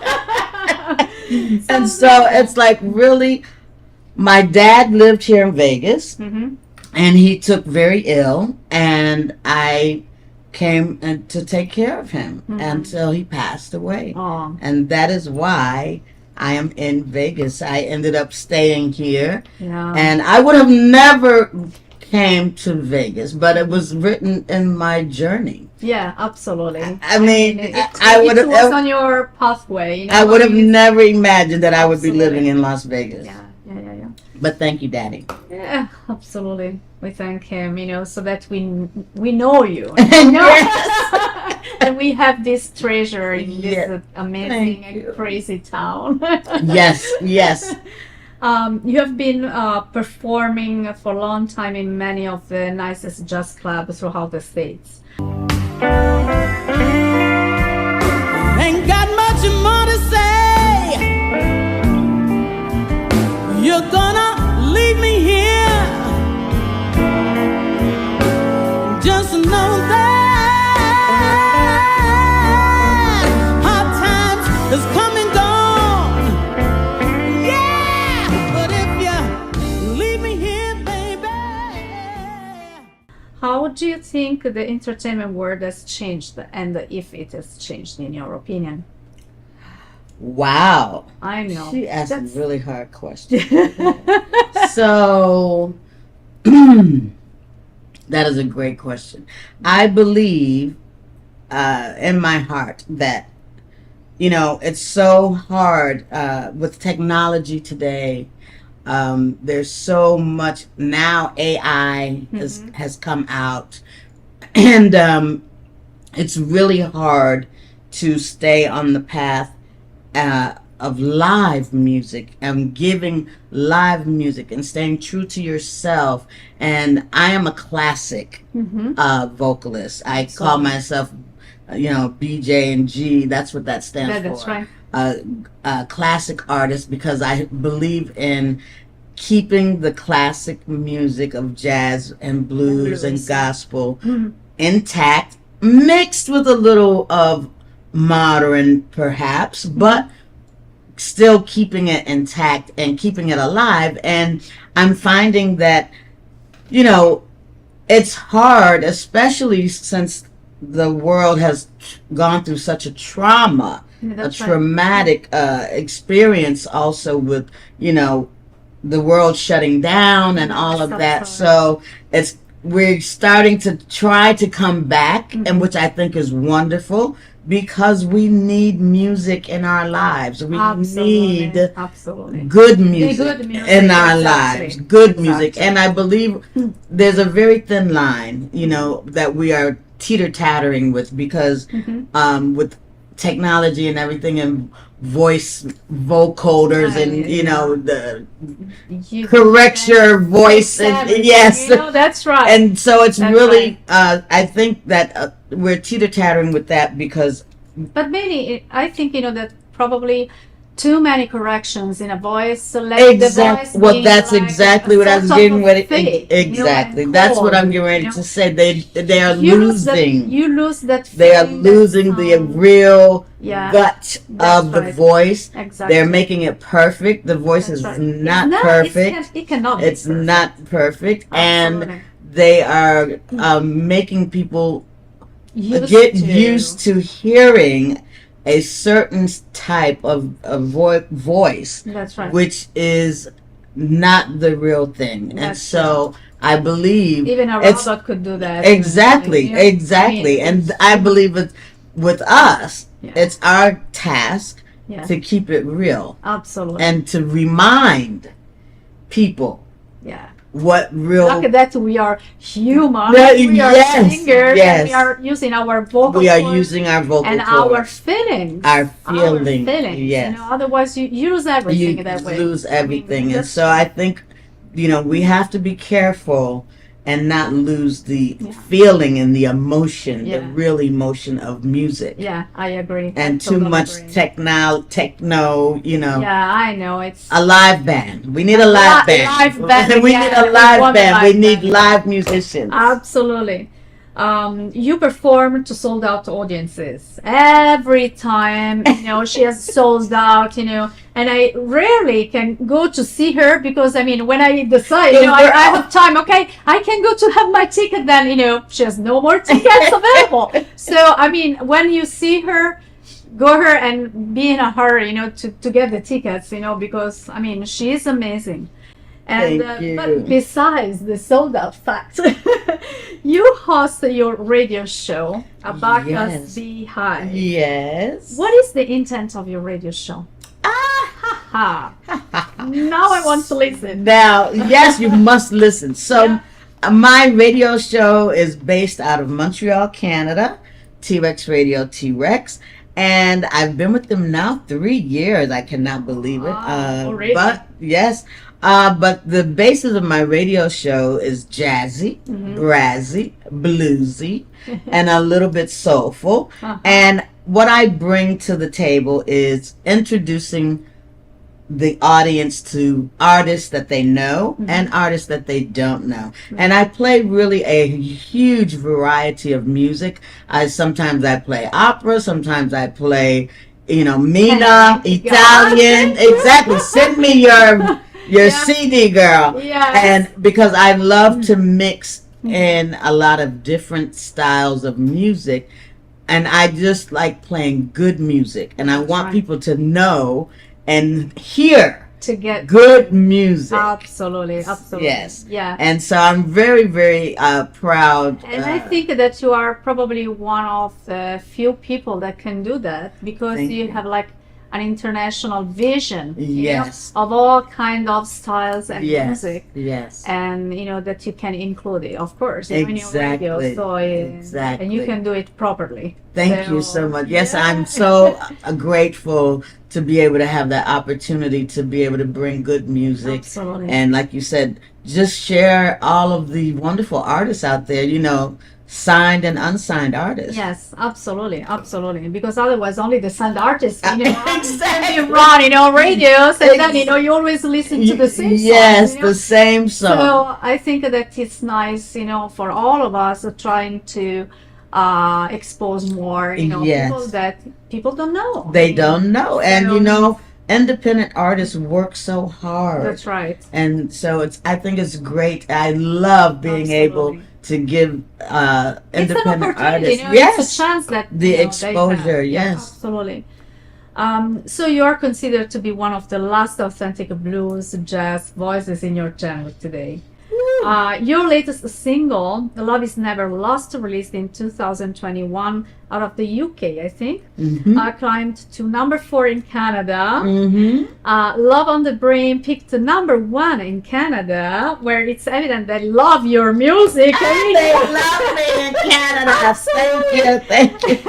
And in 2016, you released the Heritage Blue, which is a collection of blues and jazz standards and originals, rearranged the Habaka style, of course, to bring these age-old classics of yesterday into the 21st century.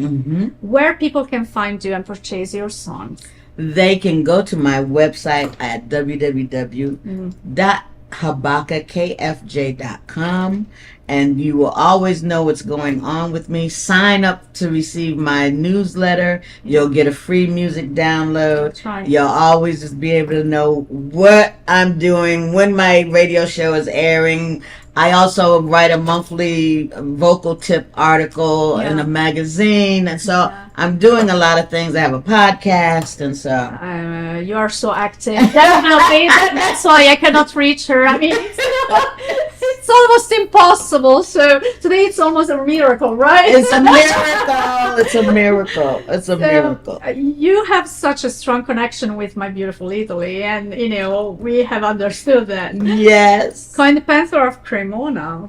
You are going on tour, in Italy, and I think in Europe too, to perform with your stellar band. So I would love to, that you tell me more about this project. Yes. And if you can name also the musicians you are going, to Most perform with, definitely. please. I am so excited to be going on tour. September the 18th, I will be leaving, and my first show will be on the 21st, and I will be reuniting with my band. I have not been back to Italy. It's been 5 years, and I mean, everyone is. Everyone's the same. Oh my God. They're ecstatic. They are ecstatic, and everyone is just having a fit because they found out Habaka is coming back to Italy. Yeah. And so my band that I played with and sang with for 20 years, Fabio Beto on guitar, Francesco Mazzilli on bass, and he writes incredible songs as well. And he wrote the song on my Heritage Blue album, Just a Little Better. And yes, it's just an amazing, and Like the Sunshine, he wrote that too. Yeah. And Nicola Dalbo on Hammond organ, Loris Veronese on the drums, and Sergio Cagnato on saxophone. And I can't wait to see my guys. I tell you, it's going to be great. And we're going back to some of the really great places, like The Corner is a really famous club there in Italy. And every time I sing there, it's sold out. Obviously, I told you, it's always sold out. It's sold out, and so they are just so happy that I'm coming. And also, I'll be doing a jazz show with a 3 of the musicians from that blues band with one other musician, Lino Broto, on guitar, and we'll be doing a jazz show. They're called Mama's Instinct. Yeah. Who's Mama? Who is Mama? Who is Mama? Mama's Instinct, and we'll be doing that. So, and then I'll be returning back to Vegas on October the 8th. Yeah. And just in time for my next blues show, October the 10th. Yeah, wow. And I mean, it's... Yes, it's going to be marvelous. Absolutely, yes. Yes. Absolutely, yes. How much do you like Italy and why? Oh my God. I have to ask you, I'm sorry. You know, I love Italy. I believe I was Italian in another lifetime. I really believe that, because the moment I went to Italy and stepped foot on Italian soil, I was comfortable. I felt like I was at home, and I learned the language very easily. It sounds like music to my ears, and I love the lifestyle. It taught me a lot, actually, on how to slow down and enjoy life and smell the roses, you know, because Italian lifestyle, you are walking around, they go out into the piazza. That's right. Italians love to socialize Yes, meet absolutely. and out, and they don't stay in the house. They love to socialize. They love music and having your coffee and Absolutely. your prosecco. With our time. Yes.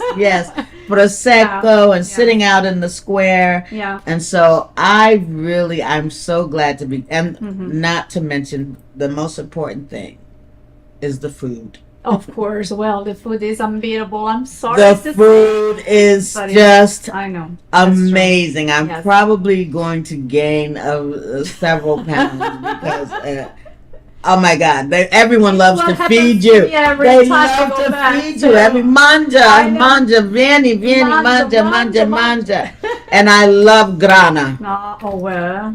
I mean, you could put it everywhere on every meal. I love grana. Grana is really- cheese. Yeah. It's so the real grana, guys.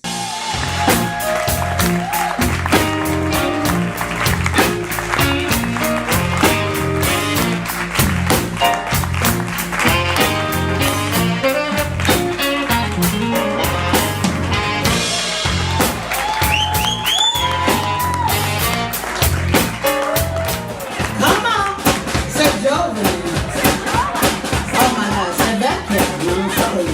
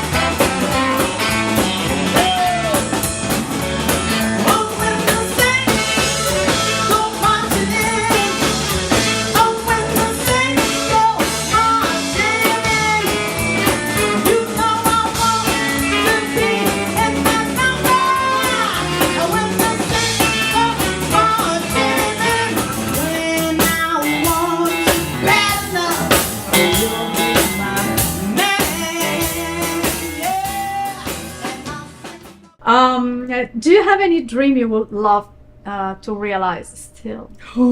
Whoa, that's really personal, Nelia. I know. Well, Don't- a don't be secret. That's a secret, dream but that I something would that you can love. share with us. A dream that I would love to realize. You know what? I'm just gonna put it out there in the universe, and I really do. I would love to sing at Carnegie Hall. Wow. That is my dream. I think the universe hears you some way, and probably something. No one has ever asked me that question. Really? Yes, no It's one has unbelievable. I mean, ever it's- asked me that question. So I am You so are the first. proud to be the first The one. first, and I am sharing it here first, and so and to receive this amazing answer, I mean that I think that nobody could answer like that. You know? I mean, it's you. it's a dream. It's If you. It's ask- a dream. It's my and dream. It really is. beautiful. It's the best answer I could receive. Thank you. And Thank you. any suggestions for the upcoming talents? For the upcoming talent, I would suggest to the upcoming talent that you stay true to who you are as an artist. Don't allow anyone to change who you are.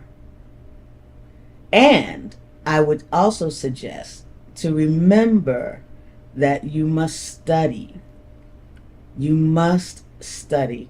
No matter how good you are, we always need a coach. Absolutely. Absolutely. No matter how great of a singer you are, you need a coach because it will also keep you focused. It will help you to grow, and you'll learn many things about yourself as an artist and Absolutely. and becoming who you are. So I would say that, and of course, never give up. Just keep doing what you love to do and sharing the love of your music. I totally agree. I totally agree.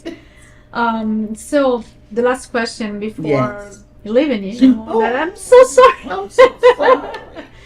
But let's keep in touch, please. Please, yes, Okay. we must do it. After the Italian tour, Yes. are you going to have any other projects? We talked about the October show here. Yes, and I have a residency blues show here in town. So I do this show, the blues show, once a month. Mhm. And you can get tickets, and always the shows are listed there on Eventbrite. Just check for Lizzie Las Vegas, and you will find Ain't Nothing But the Blues Thursdays. And the next show is September the 12th, but I won't be here. I mean, right. the show will be The show. right. Yeah. But the next one will be October the 10th. And I have a very big project I'm working on for November 2nd. Okay. Which will be my very first annual Leopard Affair. Wow. So you can also go on Eventbrite right now and start purchasing tickets. People are already purchasing. It's going to be, I think it's going to be a huge success. And I will be doing it every year. This is the first because everyone knows I wear leopard. So come out with your best You have to leopard. change everything now. You know, they have red leopard, darling. Oh, They- really? Yes. Oh, I have yes. to try. Yes, they have red leopard. So Okay. come to the Leopard Affair November 2nd. Absolutely. And I also host once a month a open mic. Oh. As well. So all of that information is on Eventbrite. If you go there, Eventbrite, Lizzie Las Vegas, or to my website, you will see all of those dates there. And I love doing the open mic, encouraging other artists and it's upcoming beautiful. artists and Yes. sharing the love through music. And Absolutely. it's done with a live band. I have a live band there. So That's a it's great wonderful. idea. That's Thank a great idea. So thank you, Abaka, for everything. Break a leg, even two legs in Italy.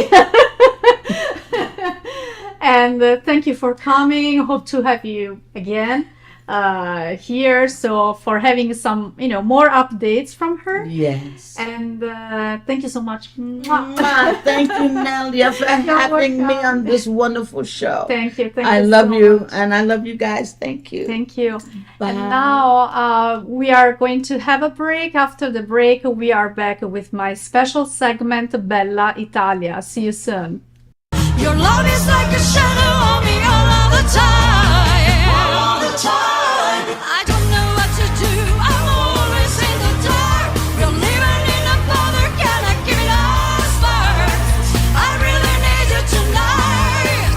Forever's gonna start tonight. Forever's gonna start tonight. For every moment in my life.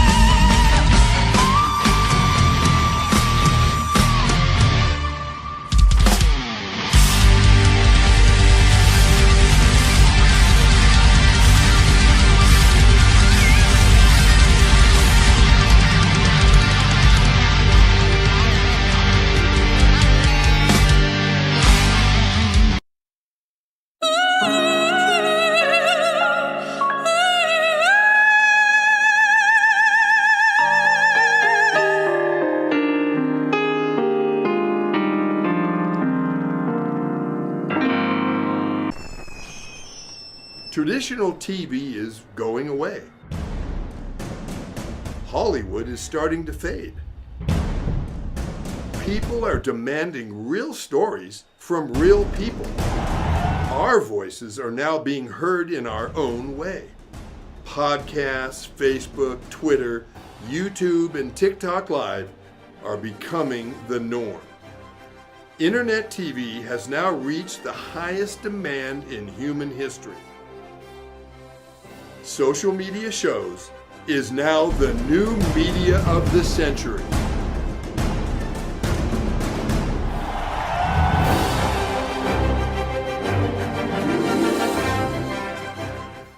Hi, I'm Deacon T with Modern Word Ministries. It's great to be with you today. Just a short little promo for our show. Every Sunday morning we have service, and you can follow us at 10 a.m. Pacific Time on modernwordministries.org. And if you missed us or you want to see some of our older messages, go ahead and check us out on socialmediashows.com every single morning at 9 a.m. It's a great way to kick off your day, get a little bit of the word in you, get something uplifting, get you started off on your way. You know, if you're looking for prayer or you need some help, reach out to us. If you go to our website, again, that's modernwordministries.org, you can interact with me via telephone, via DM, text message, whatever you want. I'll get right back to you. So if you need prayer, you need help, you just need somebody to talk to, Modern Word Ministries is here for you. We are your church in the community. So until you see you next time, be blessed, everybody. Bye-bye. Got Films is a full-service production company that provides motion picture quality content and production services for use in the film and TV industry. Looking for a seasoned crew, high-quality equipment, or other production services for your film, TV, commercial, corporate convention, sports, news, or interview project? Your search stops here. Some of our projects include NASCAR, American Restoration, Pawn Stars, Counting Cars, Top Chef, BattleBots, Forge and Fire, and Street Outlaws. We have also produced over 60 feature films and documentaries. We're ready for all your needs. Whatever your project, whatever your budget, big or small, Got Films got you. GotFilms.com Hello everybody, I am Nelia Ross. I want to invite you to join my new variety TV show, Las Vegas Live with Nelia Ross, every Saturday morning at 12 p.m. on socialmediashows.com. Experience music, entertainment, and culture with local artists, celebrities, movie directors, magicians, comedians, dancers, and so much more. But that's not all. Our special segment Bella Italia will take you on a musical journey through Italy. And the best part is that now you can watch us from anywhere in the world thanks to the streaming. Email us at neliaross.official@gmail.com to be our guest or sponsor. Tune in every Saturday morning at 12 p.m. and get ready for the ultimate Las Vegas experience. Un bacio da Nelia Ross. Ciao! Buongiorno a questo giorno che si sveglia oggi con me. Buongiorno al latte e al caffè. Hello, my dear friends. Welcome back to Las Vegas Live with Nelia Ross. I'm so excited to take you on a captivating journey through Italy with my new segment, Bella Italia.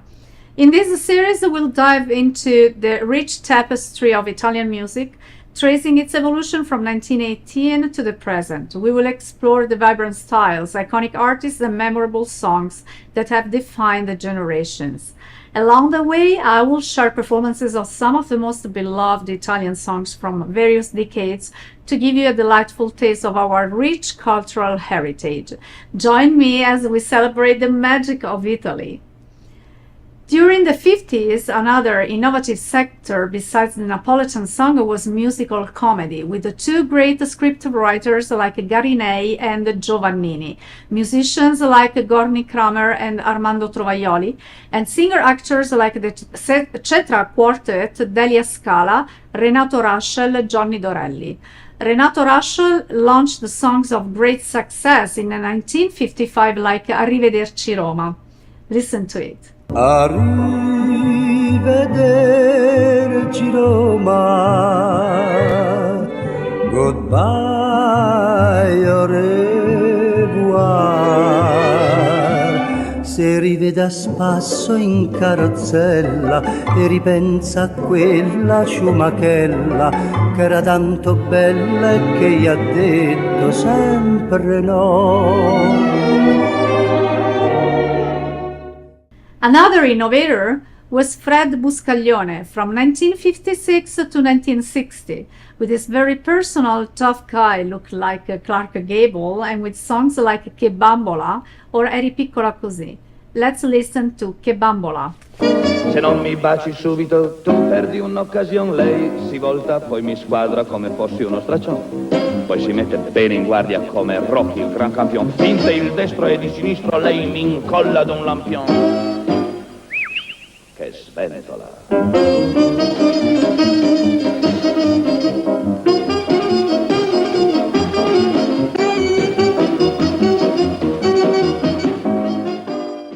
Buscaglione, like Carosone, entered the genre of the night song, confidential, soft, entertaining, and at the same time danceable, often to the rhythms of jazz and early American rock. The night songs contributed to fairing the Italian singing of the 50s, from the world of Alpine valleys and bell ringers to that of jazz and modern entertainment. Although under the banner of restoration, the music of the 50s was crossed by real technological revolutions. In 1953, the American RCA, a multinational giant of the record industry, landed in Italy, introducing a marketing philosophy still unknown to our record companies. In 1954, television was born, and from 1957, one of its most popular programs was a song recognition contest, Il Musichiere, on the model of the American Name This Tune. It was presented by Mario Riva, with a theme song by Gorny Kramer, Domenica è sempre domenica, which all Italians hummed. Let's listen to it. Domenica è sempre domenica, si sveglia la città con le campane, al primo din-don del gianicolo, Sant'Angelo risponde din-don-dan. è sempre domenica. So, Il Canzoniere, which seized the following Riva's death in 1960, was followed by other very popular musical broadcasts. For example, Canzonissima from 1957 to 1979 and the Studio Uno in the early 1960s. Furthermore, in 1955, the jukebox had landed in Italy directly from Chicago. Connected to it, another revolution, the 45 RPM vinyl record, born in USA in 1949. Arrived shortly after in Italy, and in the mid-50s, it surpassed the old 7 RPM to then completely supplant it. And with it, the 33 RPM, because the 45 RPM was very small, single record. The 33 RPM was the large one with about 10 songs. 1958 was the first year of the economic boom for Italy, the year a young singer-songwriter from Puglia region, Domenico Modugno, appeared at Sanremo Festival with a song composed together with the lyricist Franco Migliacci, Nel blu dipinto di blu, which became famous as Volare. It was a triumph. Even though the language was still traditional, that is far from current speech, there was a lot that was new. Modugno's very particular voice, his gestures like arms wide open, so different from the norm, the rhythmic music, with echoes of rhythm and blues, deliberating, the exciting words constituted an explosive mix. Even in music, the long post-war period was suddenly over. Modugno not only made the dreams of Italians fly, but conquered the world. In the United States, Volare remained at the top of the sales charts for 13 weeks. Was performed by the greatest singers like Frank Sinatra and Dean Martin, and sold 22 million records worldwide, second only to Bianco Natale by Bing Crosby. Let's listen, of course, to Volare. Volare,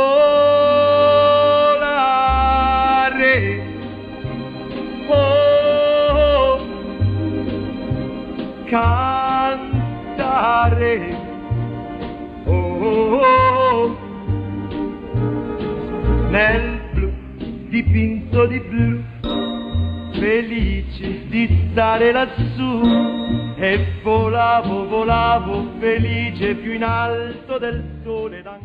Hope you liked this episode. We are already at number 6. It's unbelievable. And I want to thank you for watching Las Vegas Live with Nelia Ross. And if you are interested in booking an interview with me or sponsoring our program, please reach out to us at neliaross.official@gmail.com. Once again, thank you for watching us, and I look forward to seeing you next Saturday at noon on social media shows, and from Monday to Friday at 6 p.m. Also on neliaross.com. Have a great day. Un bacio da Nelia Ross. Ciao. The woman inside me is coming out. I feel like a bird that is flying. All around my soul's a reaching star. I don't need any help or anyone. My decision is here, and I pray.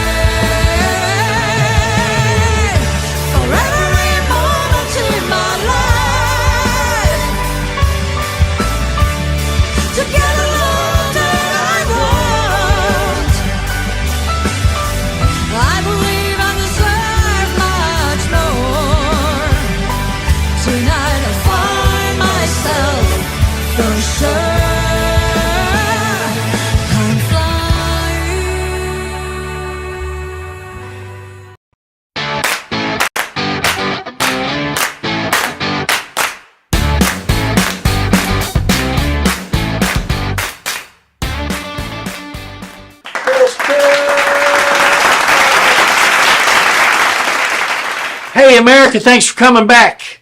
Chris Cook here with the Chris Cook Show.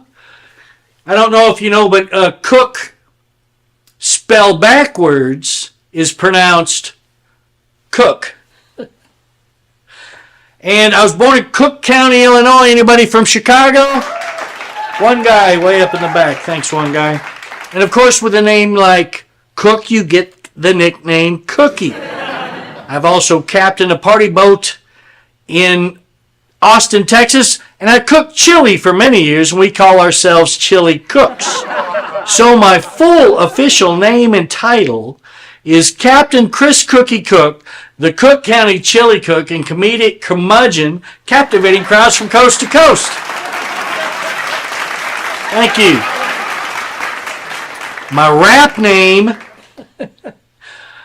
name is CL Cool, and I am working on a rap, so stay tuned for that. What else we got going today? America loves lists, and I have a list for you guys today. I have the top 5 tips for tourists visiting Las Vegas, right? This is an important category. So, if you're visiting Las Vegas, tip number 5. If you see an extremely beautiful woman staring at you, she's either a prostitute or a tranny. Or a tranny prostitute. We do have those here in Vegas. Anyway, the tell is the Adam's apple. Look to the Adam's apple. Tip number 4, I'm sorry. The weed here is very strong in Las Vegas.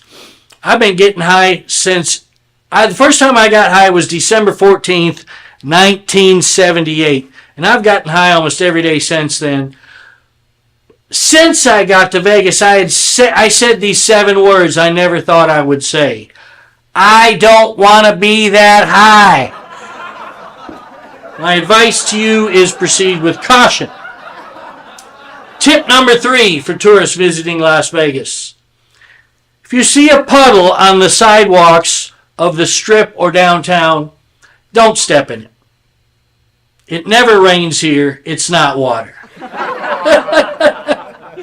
Tip number 2 for tourists visiting Las Vegas. Leave your children at home. If you bring your children to Las Vegas, we consider that child abuse, and your children will be taken from you at the airport. Heed my warning. And the number 1 tip for tourists visiting Las Vegas, we have a problem here with the homeless. So the city of Las Vegas has a new program. It's called Take a Homeless Home With Ya. That's right. So all of you tourists, you get to take one homeless person back with you. So what happens in Vegas stays in Las Vegas, except for the homeless guy that's now living in your garage in Des Moines, Iowa. All right, that's it. Top 5 list for the top 5 tips for tourists visiting Las Vegas. I do love living here in Las Vegas. I think the city has a great sense of humor as a whole. Example, the Brazilian waxing salon in town is called Pretty Kitty. That's right. And fellas, they do manscaping as well. I'm wearing the Hitler mustache right now. I'm kidding. Actually, it's a landing strip that goes all the way up to my navel. Leave you with that image. No, I do love this town. I started a new diet last week. I don't know if y'all have heard of this one. It's called the Vodka Diet Tonic Diet. Have you heard of this? It's great. Just last week, I lost 2 days. Again, thank you, one guy. Up in the back. He must be high. He's laughing at everything. All right, we're going to get to the show now. Thanks for coming back for the Chris Cook Show. We'll be back right after this message. Are you looking to record or film your podcast? We have the sound room and all necessary equipment you need. Contact us for pricing and to schedule your tour. Hi, I'm Deacon T with Modern Word Ministries. It's great to be with you today. Just a short little promo for our show. Every Sunday morning we have service, and you can follow us at 10 a.m. Pacific Time on modernwordministries.org. And if you missed us or you want to see some of our older messages, go ahead and check us out on socialmediashows.com every single morning at 9 a.m. It's a great way to kick off your day, get a little bit of the word in you, get something uplifting, get you started off on your way. You know, if you're looking for prayer or you need some help, reach out to us. If you go to our website, again, that's modernwordministries.org, you can interact with me via telephone, via DM, text message, whatever you want. I'll get right back to you. So if you need prayer, you need help, you just need somebody to talk to, Modern Word Ministries is here for you. We are your church in the community. So until you see you next time, be blessed, everybody. Bye-bye. Hey, America. Chris Cook here with the Chris Cook Show. We are out in beautiful Henderson, Nevada. About 10 miles over my shoulder is the Las Vegas Strip. We're out here. I like to get my cardio in the mornings. It is mid-February, and I'm out here in shorts. I'm out here to do what I call a trash run. If you're like me and you can't run like you used to, your runs are trash, well, might as well pick up some trash while we're out here. We're at Teresa Park in Henderson, Nevada. Let's see what we find. All right, I'm out here on a trash run in Henderson, Nevada, and I run into people picking up trash. Introduce yourself. What's your name? Where are you from? My name's Sean. I live here in Las Vegas. Okay. We picked this guy up. And? I'm James. I'm from Dallas, Fort Worth. Nice. Yep, straight I off grew the up plane. grew up in the Dallas Fort Worth area, and you are? Hi, I'm Becky. I'm married to Sean. All right. And y'all just came out here on your own recognizance to pick up trash. I think that's great, and that's what I do out here. I wanted to say thank you to you guys. Yeah. Chris Cook Show. Everybody's doing it. Trash run. Get it done, America. Well, we're back from the trash run. Picked up some empty bottles, a kid's birthday balloon that blew in from who knows where, maybe California, and the ever-present Modelo empty cans. Modelo drinkers, do a better job. Anyway, trash run. It's going straight to recycling, not even going in to the landfill. Trash run, America. Chris Cook with the Chris Cook Show. Traditional TV is going away. Hollywood is starting to fade. People are demanding real stories from real people. Our voices are now being heard in our own way.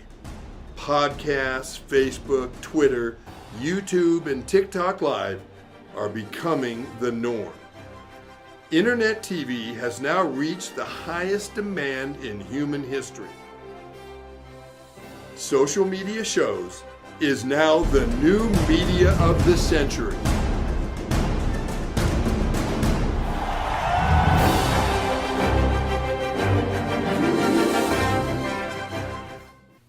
Welcome back to the Chris Cook Show. This is In the News. In the news today, our favorite Lauren Bobart is back in the news after she said, take your children to church and not drag shows. Her son was arrested on 17 counts of stealing cars and property. But it was nice of her to take time out of letting men fondle her breasts in the movie theater. And she was also recently, she missed a political event, political fundraiser, because she was busy looking for clothes that her husband had thrown in the pond. Thank you for writing the jokes for me, Lauren Bobart. Speaking of angry Trump supporters, I just got back from Texas, and boy, are Texans angry right now. I don't know what makes them madder, the Vote Aquí signs or the roundabouts. They hate roundabouts. They blame them for everything. Well, he didn't have crop circles before we started building all these roundabouts. They hate the roundabouts. We didn't have all these tornadoes before they built all these roundabouts. They like the four-way stop. My daddy died in a T-bone crash. My granddaddy died in a T-bone crash. And by God, I'm going to die in a T-bone crash too. Well, We hope your dreams come true. But you can't blame Dallas Cowboy losses on the roundabouts. That's you've gone too far. That's the news. We're going to take a break. We'll be right back. Now on digital and DVD.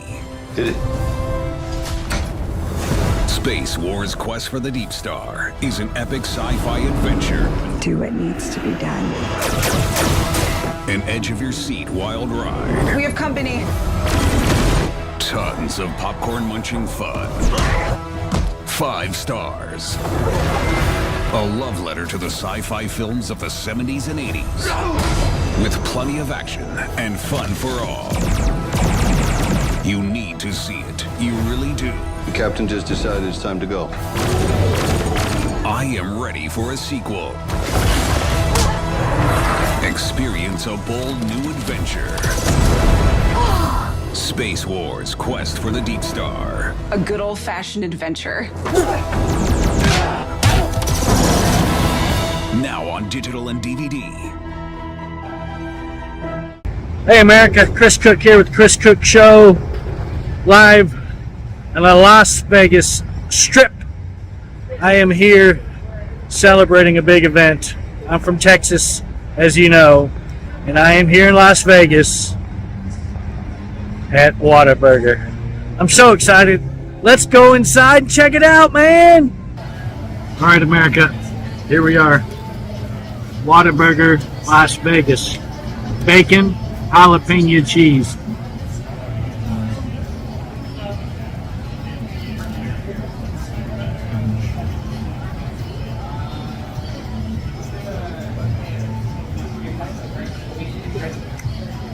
I'm not crying, you're crying. Are you looking to record or film your podcast? We have the sound room and all necessary equipment you need. Contact us for pricing and to schedule your tour. Welcome back to the Chris Cook Show. It's time for the news. In politics, Marjorie Taylor Greene announced that the Republican Party needs to start working together, and then she immediately filed a motion to oust Mike Johnson from his speakership. Marjorie, show some decorum. The members are reminded to abide by decorum of the House.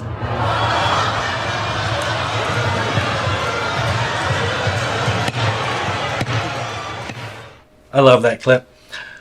Biden's State of the Union address gave way to a really bizarre response from Katie Britt, who came to America from her kitchen. Anyway, she complained about the unsafe border with Mexico. The ironic part is that Katie Britt is the chairperson for the subcommittee on Homeland Security. Katie Britt had been working for months, working on a bipartisan bill to make the border safer and stronger. And then you know what she did? She voted against her own bill. That's like watching somebody burglarize. That's like watching somebody burglarize your house so that you can complain to the HOA. Come on, people, do better. The 2024 election is now set.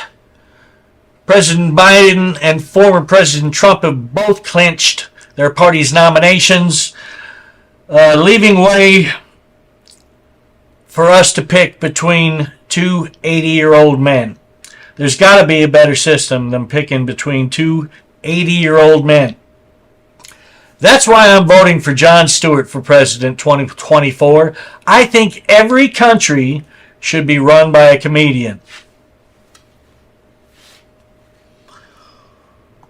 The solar eclipse, the big news story. April 8th, a full solar eclipse is coming to Mexico, the central United States, and Canada. The celestial event will be visible to millions of people. The question is, Will anyone notice?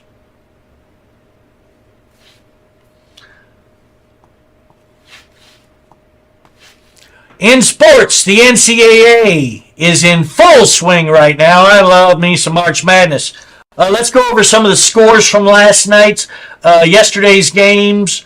We have 91 to 52, 78 to 50, 46 to 86, and 102 to 100. Those are the scores from yesterday's NCAA tournament. The Oakland A's are still rumored to be moving to Las Vegas. I'm personally completely skeptical. I don't think it's going to happen. The Chris Cook Show did call Mayor Goodman's office to get a quote on whether she believed the A's are moving to Las Vegas, and Mayor Goodman said,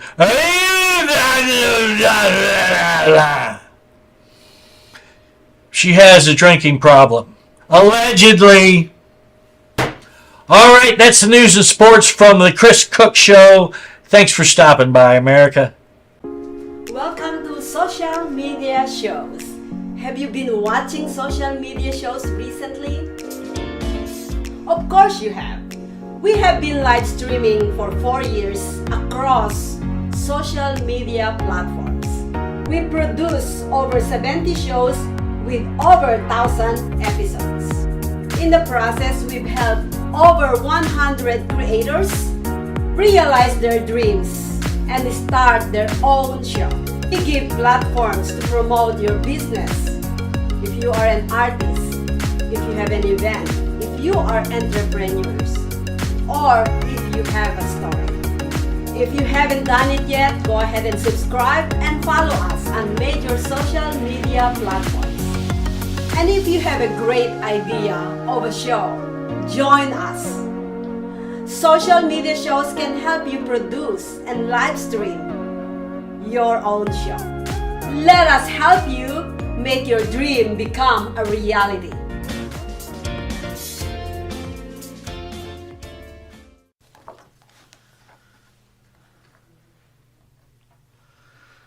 I've got this $800 charge on my credit card. Let's give these guys a call. Thank you for calling Shady Business. If you know your party's extension, you may enter it at any time. To purchase our product, press or say 1 for sales. To speak with a customer service rep, press or say 2.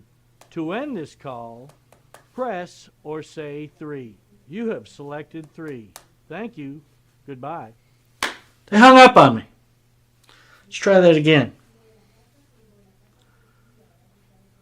Thank you for calling Shady Business. If you know your party's extension, you may enter it at any time. To purchase our product, press or say 1 for sales. To speak with a customer service rep, press or say 2. To end this call, Representative! 3. Representative! Oh, thank you.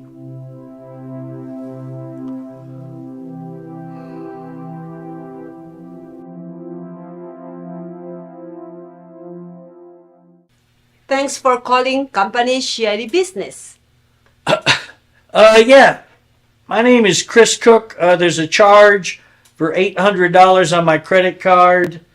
Why did you guys charge me $800? Yes, you called Shady Business. Yes, thank you for the business. Wait. No, you haven't answered my question yet. There's an $800 charge on my credit card. Why is there an $800 charge? Yes, thank you for the business. You come back soon. No, wait. You haven't answered the question. Why is there an $800 charge on my card? Hold, please.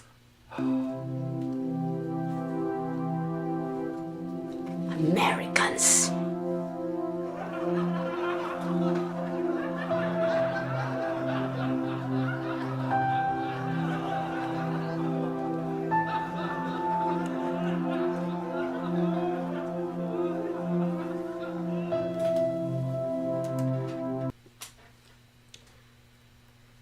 Thanks for calling Shady Business. Yes, I was holding. There's a charge on my credit card for $800. Can you help me with that? Can somebody help me with this? Name, please? Chris Cook. No one here by that name. Yes, thank you for the business. You come back soon. No. I'm Chris Cook.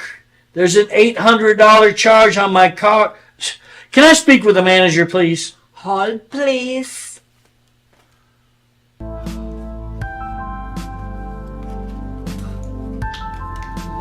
Americans.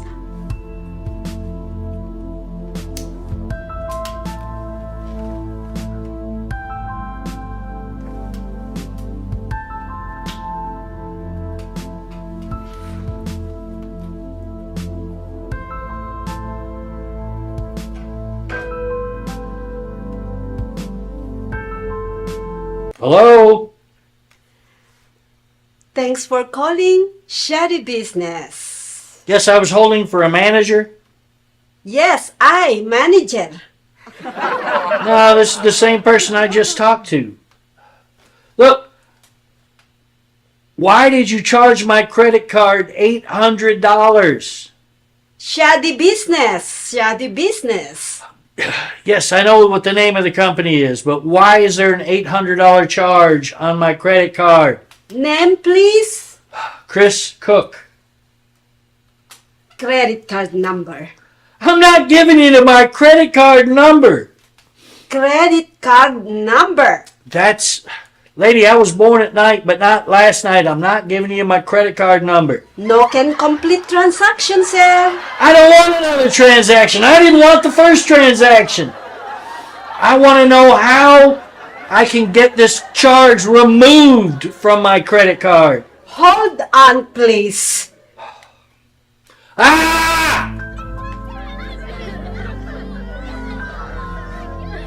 Magtigil kayo, punyeta! Shh!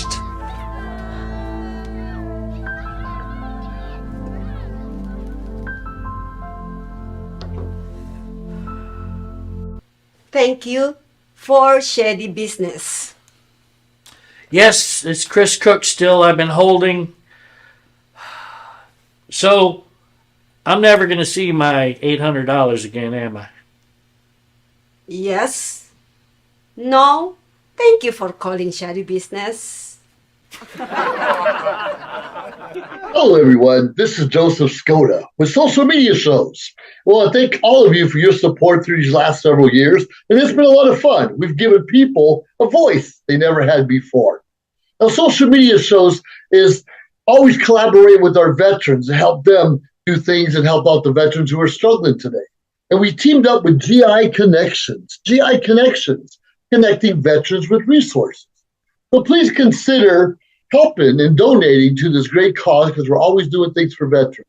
So GI Connections, Social Media Shows, and you is what makes the world a better place. Once again, Joseph Skoda, proud United States Air Force veteran.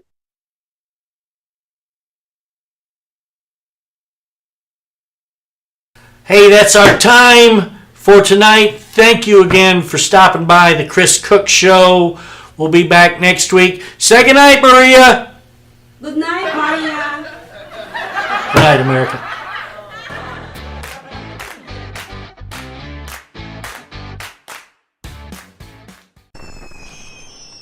Traditional TV is going away. Hollywood is starting to fade. People are demanding real stories from real people. Our voices are now being heard in our own way. Podcasts, Facebook, Twitter, YouTube, and TikTok Live are becoming the norm. Internet TV has now reached the highest demand in human history. Social Media Shows is now the new media of the century.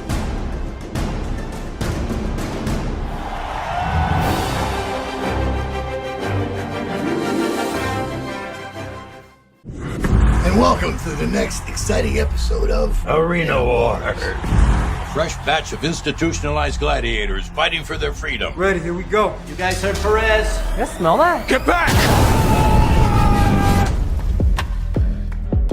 Those on the line. The parole board has offered you a ticket out. Win Arena Wars, win your freedom. 7 arenas with 7 of the most vicious killers the world has seen in the last decade. You make it out alive, you get to go home.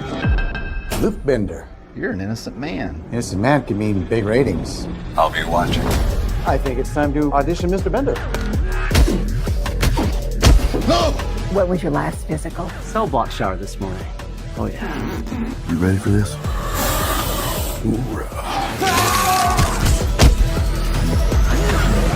Impressive showing out there tonight. You're the new fan favorite. Are you with me?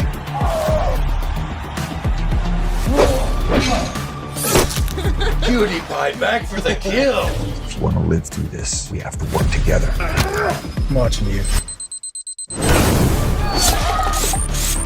Smile for the camera, thug life. Wow! It's showtime! We have to finish this.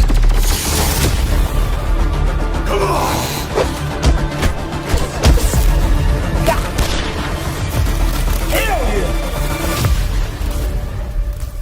Doesn't sound much like rehabilitation, does it? Got Films is a full-service production company that provides motion picture quality content and production services for use in the film and TV industry. Looking for a seasoned crew, high-quality equipment, or other production services for your film, TV, commercial, corporate convention, sports, news, or interview project? Your search stops here. Some of our projects include NASCAR, American Restoration, Pawn Stars, Counting Cars, Top Chef, BattleBots, Forge and Fire, and Street Outlaws. We have also produced over 60 feature films and documentaries. We're ready for all your needs. Whatever your project, whatever your budget, big or small, Got Films got you. GotFilms.com. Welcome to Social Media Shows. Have you been watching social media shows recently? Of course you have. We have been live streaming for 4 years across social media platforms. We produce over 70 shows with over 1,000 episodes. In the process, we've helped over 100 creators realize their dreams and start their own show. We give platforms to promote your business. If you are an artist, if you have an event, if you are entrepreneurs, or if you have a story. If you haven't done it yet, go ahead and subscribe and follow us on major social media platforms. And if you have a great idea of a show, join us. Social media shows can help you produce and live stream your own show. Let us help you make your dream become a reality.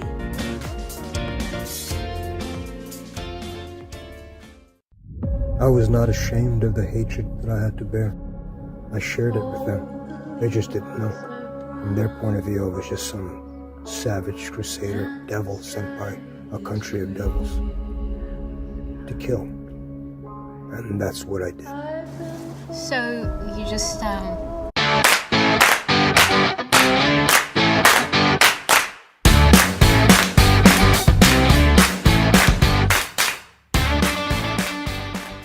Hey America, welcome to the Chris Cook Show. My name is Chris Cook. We are a Vegas-centric talk show. We're going to have weekly guests. We're going to promote the largest events that happen here in Las Vegas, and we're going to review small businesses and restaurants here in town. And we're going to have plenty of fun along the way. I will say this, though. If you're easily offended, this is not the show for you. So keep on scrolling. But if you do want to have some fun today, stick around for the next 30 minutes and see what happens.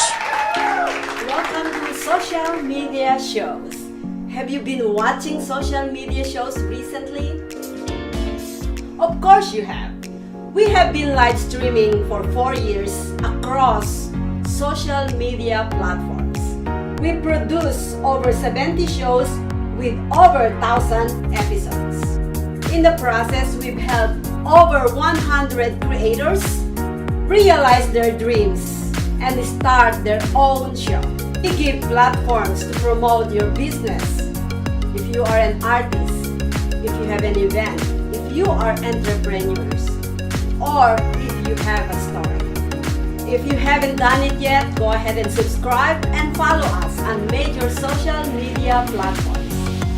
And if you have a great idea of a show, join us. Social media shows can help you produce and live stream your own show.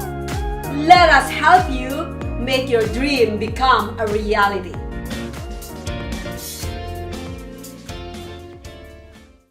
Okay, let's start with the Vegas traffic report.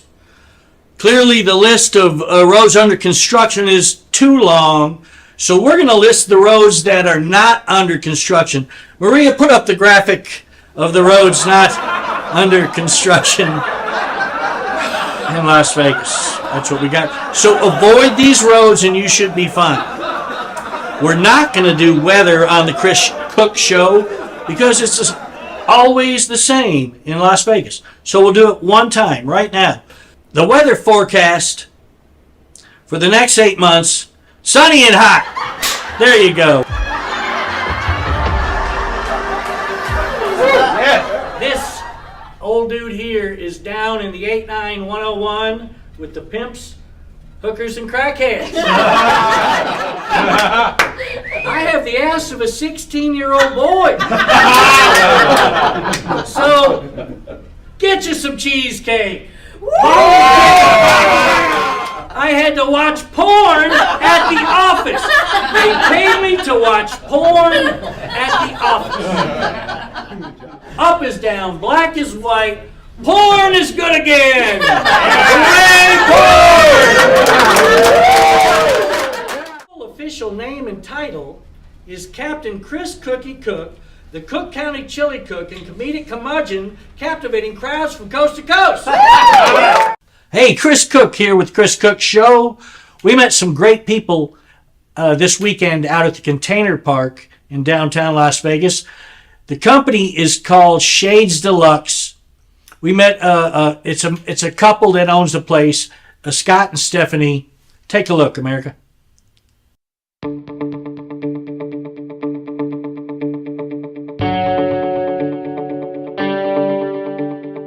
Hey, America. Chris Cook here with the Chris Cook Show. We are in downtown Las Vegas at the Container Park, a fun little place with restaurants and shops. We're going into my favorite sunglass shop in all of Las Vegas. Let's go in and meet the owners of Shades Deluxe. Hey America, I'm here with Stephanie and Scott Hudgens, the owners and proprietors of Shades Deluxe here in the Container Park. Stephanie, I got these glasses from you guys a few months ago and I really loved them. That's why I came back to talk to you guys about your business. Tell me about my product, tell me about y'all's story, and just tell me a little about the place. Yes, so we are a unique sunglass boutique in downtown Vegas. Something that you're wearing is your Rios brand, and they actually are floating sunglasses, so for our fishermen or maybe people who are out on the lake. We're unique in the fact that all of our brands actually are socially conscious, so they give back to people in need. So the ones that you're actually wearing actually helps autism children go on the water and learn how to surf, and it's like a sensory experience for them. Very cool. Yeah, so they all do something a little different. A majority of our brands This brand is, and this is called Rios. Rios. Yes, with a H, so it's RHEOS. Okay. Yes, Rios. And then most of our brands actually give back to restoring vision. And the reason that is I originally wanted to go to school to become an eye doctor. And so this is a way we can help people get the vision that they need and also help people get sunglasses that they also need. Okay, very cool. Now, how long have y'all been here in the Container Park? We've been in Container Park for 3 years now, and we're so happy to be here and call this home. It's like a hidden gem here in Vegas. And we hope to not have to move or leave, or, you know, hopefully we expand and move into maybe the Strip location, something like that. Well, very cool. Yes, expansion would be very cool. I love these shades. What I noticed different about this place when I came in as a customer as opposed to the mall sunglass places are the prices. They're very reasonable. I was pleasantly surprised at the low prices of sunglasses in here, and you're giving back to the community. All right, what else you got? Tell us some more about y'all's story. Well, our glasses are fun, affordable, and of course they give back, so that's always a plus.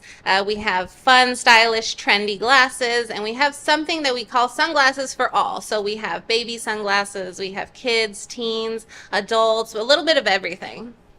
Sounds great. All right, the future's so bright, we got to wear shades deluxe, America. Chris Cook with the Chris Cook Show. We'll be right back.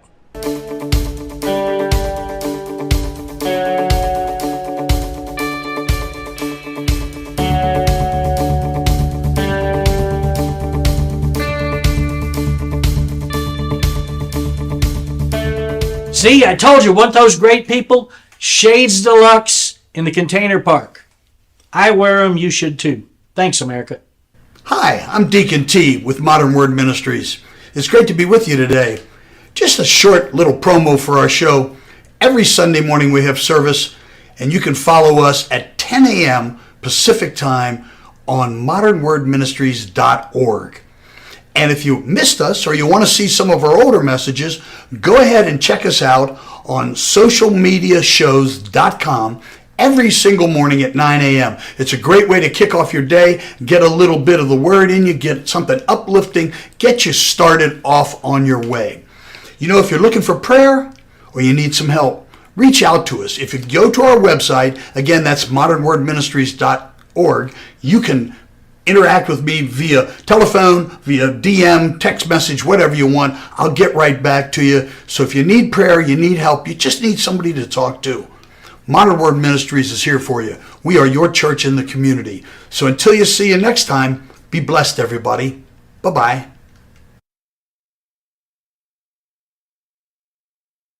Hey, Chris Cook here, America. Thanks for coming back. The Super Bowl was here 2 weeks ago. Wow, what an experience. Nobody does a Super Bowl quite like Vegas. Except the halftime show. The halftime show was not up to Vegas standards. I will say that. Sorry, Usher. Love you. But I think the halftime show was lacking a little. But let's check the numbers. So 330,000 people came to the Las Vegas for the Super Bowl. Ironically, that's 5 times more than the stadium holds. Tailgating for the Super Bowl, $1,000 just to get into the gate, and it was sold out. Every ticket was gone by game time, sold out event. The estimated economic impact of the Super Bowl in Las Vegas is $1.5 billion. It's the largest economic impact ever for a Super Bowl because Vegas does it different. You don't go to Atlanta for a Super Bowl and go to the casino and blow a bunch of money. So that's why the economic impact is larger here. I think we should do the Super Bowl every year here in Vegas. Probably be more feasible if we didn't have a team here already. But wow, what a fun time was had by everybody. Congratulations to the Chiefs on winning 2 in a row. That's our sports snorts for today. Chris Cook. Traditional TV is going away. Hollywood is starting to fade. People are demanding real stories from real people. Our voices are now being heard in our own way. Podcasts, Facebook, Twitter, YouTube, and TikTok Live are becoming the norm. Internet TV has now reached the highest demand in human history. Social media shows is now the new media of the century.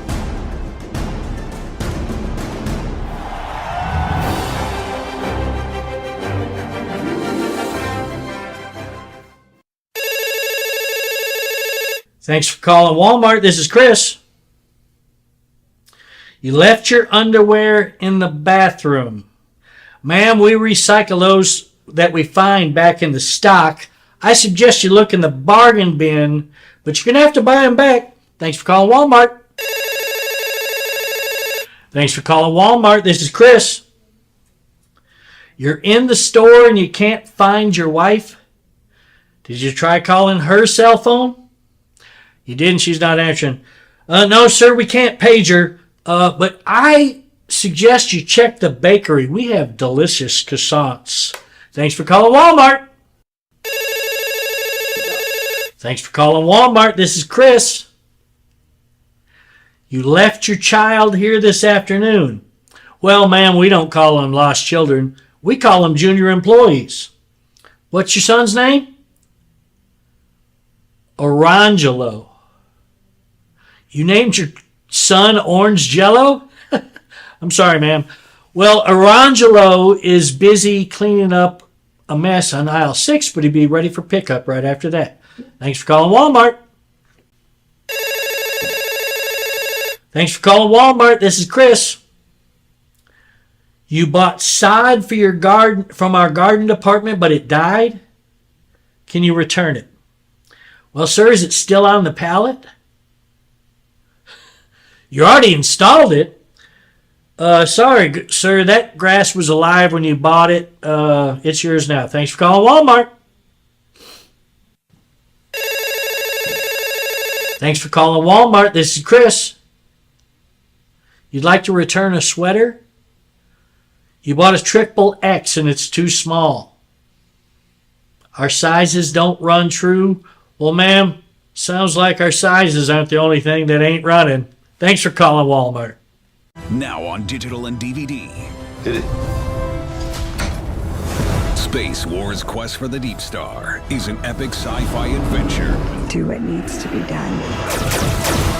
An edge-of-your-seat wild ride. We have company. Tons of popcorn-munching fun. 5 stars. A love letter to the sci-fi films of the 70s and 80s. With plenty of action and fun for all. You need to see it. You really do. The captain just decided it's time to go. I am ready for a sequel. Experience a bold new adventure. Space Wars Quest for the Deep Star. A good old-fashioned adventure. Now on digital and DVD. Hey America, welcome back to the Chris Cook Show. I am here with magician / comic Dave Johnson. He's a very funny guy, a very talented magician. I'm kind of fascinated by magic because I don't know how it works. So that's frustrating to me. But give a big Chris Cook Show welcome to Dave Johnson. Dave, welcome to the show. Thank you. Glad to be here. You're over here. I'm over there. All right. Glad to be here. Tell us a little bit about yourself. Where are you from? From California, from Northern California. Okay. I've been out here in Vegas for 20 years. Wow. Moved out here back in 2004. Love this town. It's the greatest thing I've ever done is move out here. It is a great town. And I do comedy magic and mainly corporate events, but sometimes some different things too. Right, we performed on a show together at Rick's Rollin' Smoke. Yeah. Fun venue. That was a great night, lots of fun. Well, why? They always ask comics, why are you a comedian? Why are you a magician? I'm a magician. I think a lot of people are magicians because they need attention. They need that validation. And yeah, I think that's probably the same thing. It's really no secret here. It's there's a lot of what I do is getting other people involved and getting them to have fun. Right. And when they have fun, I have fun. Right. So agreed. That's it's kind of the same reason a lot of comics do what they do. Yep. So we take enjoyment in watching other people have a good time and laugh. So I get that.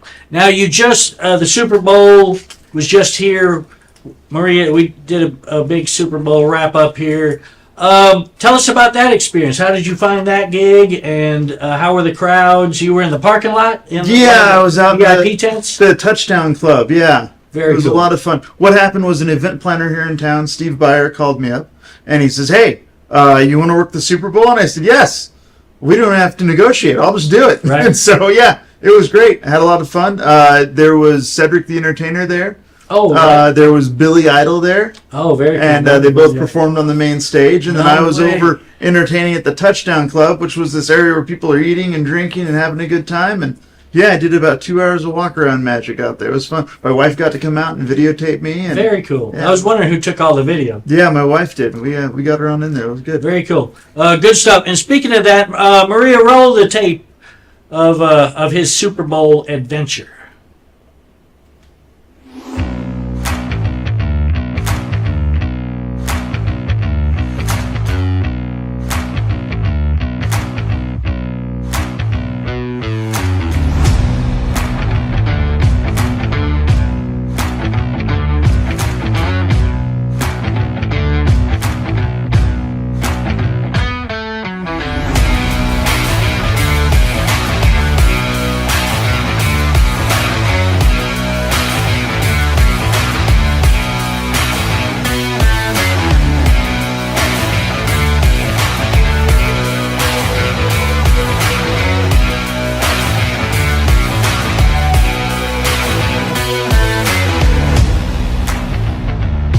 All right, we're back. Wasn't that cool? How much fun was that, man? That just looked fantastic. Did you see that guy hug me? No clue who he was at all. No clue at all who he was. It was good though. No, great So, video. Lots of fun. Great event. The other thing I wanted you on the show for is I want to learn a magic trick. So, all right, can you help me? Teach me one of the simpler ones because I'm a simple man. All right, you bet. What do you got? Yeah, so I brought this trick right here. This will be a fun one. Chris, basically, well, here's a real simple principle right here. If I wanted for you to go ahead and take a playing card out of the deck, I can go ahead and just give you any card I want to. It's called making you take whatever I want. Okay. All right. That's really not the technical term. We're not getting into technical terms. You're sliding out there. Yeah. With And your so thumb. I can do whatever I want to. So if you were to go ahead and have me take any card you wanted to, and it was your choice, don't pick something simple like the Ace of Spades or the Joker. That's not funny anymore. But any card you want, name it out loud. What's the card? Let's go with 8 of clubs. I had a dog named Ocho. Ocho. It's my All right. lucky number. So if I were to go ahead and have you pick out an 8 of clubs, one way to get you to pick out a card is if I were to go ahead and just kind of give you the card right there. That's probably not too obvious, is it? Right there, it's probably not too obvious. But everyone asks me what card would I want to pick out, and my favorite card to have someone else pick is a Jack of clubs. For that reason, my favorite way to get them to pick the Jack of clubs is to stack the deck in my favor, and I go ahead and I just grab a whole bunch of Jacks of clubs. I grabbed 51 of them, and there's 52 cards in a deck. The only card that's not the Jack of clubs is obviously your card you wanted right there, the 8 of clubs, and that's your lesson for the day. Here we have it. So. All right, we're going to take a little break here, and I'm going to practice this a little bit and see if I can't pull this off. Be right back, America. John is an employee at one of the most famous firms in the city of New York, so his job is very hectic, and he realized that it is necessary for him to go and finally take a vacation. But he went on a vacation without planning out the details, and wasn't able to truly enjoy where he went because he had to think about so many things that he didn't plan for. Instead of enjoying his time away from work, he came back with more stress that he was not able to take full advantage of his vacation. But this year, a coworker suggested him to try World Ventures this time to make his vacationing more enjoyable and less stressful. They do not require you to plan anything outside of your transportation, which is also available at discounted rates. Your stay, your transport, and many meals are planned by the club. John liked the idea very much. He tries World Ventures, and his experience with the club was amazing, as he made many friends there with whom he had a great time. John recommends that everyone should try this club, as they are the best in business. See how the VIP-vacation-club.com can give you the right experience without all the hassle. Enjoy the VIP experience that only World Ventures provide. Welcome back, America. We're back at the Chris Cook Show with Dave Johnson. He's going to show us another trick. This will be fun. Floor is yours, Mr. Johnson. You said you liked the 8 of clubs. You had a dog named Ocho. Yes, I did. Yeah. Was it a black dog? Is that why it was a... Or was it? No. She was all white with one Marilyn Monroe black spot on her. Oh, there's that club right there, huh? She was so gorgeous. All right. If I wanted you to go and pick out an 8 of clubs, reach in there and just grab out any card you want to. Go ahead. Just grab out a card. You got one? You know what it is? Take a look. You get the 8 of clubs again? Of course you do. I'll show you how it works out. This one's really easy. Here's a real simple lesson for everybody. You grab yourself 52 decks of cards. Remember how I showed all the jacks before, the jacks of clubs? Same thing here. You grab out the 8 of clubs out of every deck. It's known as time-consuming there, Chris. It's known as expensive. It's known as cheating in most states, including in Texas, where you're from. But in cheating, I say poker is a much better game, and the 8 of clubs is great. The more of those you got, the better off you are. But honestly, in a town like here in Vegas, in a game like poker, I'd say a natural 4 of a kind, like those 4 aces right there. Those guys are a whole lot better. There you have it, America. I don't know how he does it. He just keeps doing it. Thank you for joining us tonight. Dave, thanks for coming by. Thanks for having me. We'll be back, America. Hello, everyone. This is Joseph Skoda with Social Media Shows. Well, I thank all of you for your support through these last several years, and it's been a lot of fun. We've given people a voice they never had before. Now, Social Media Shows is always collaborating with our veterans to help them do things and help out the veterans who are struggling today. And we teamed up with GI Connections, connecting veterans with resources. So please consider helping and donating to this great cause, because we're always doing things for veterans. So GI Connections, Social Media Shows, and you is what makes the world a better place. Once again, Joseph Skoda, proud United States Air Force veteran.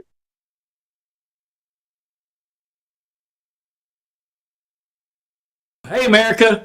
Chris Cook here. My producer, Maria, has agreed to join me for his segment. We like to have a little fun. Maria, you were telling me your foot hurts. What's going on? I think I have a stress fracture in my foot. A stress fracture? Those are mostly for runners. You're not a runner. I stress a lot. Chris, your show went so well. Oh, thank you. It's like shooting monkeys in a barrel. I don't think that's the phrase. It's fish in a barrel. You never heard barrel of monkeys? Yes, I've heard of a barrel of monkeys, but nobody's shooting them, Maria.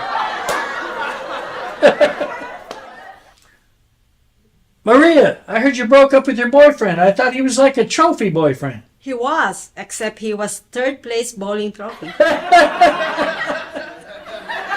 Chris, I heard you making street tacos the other day. How did it went? Oh, they were delicious. They were so authentic, they gave me the shits the next day and everything.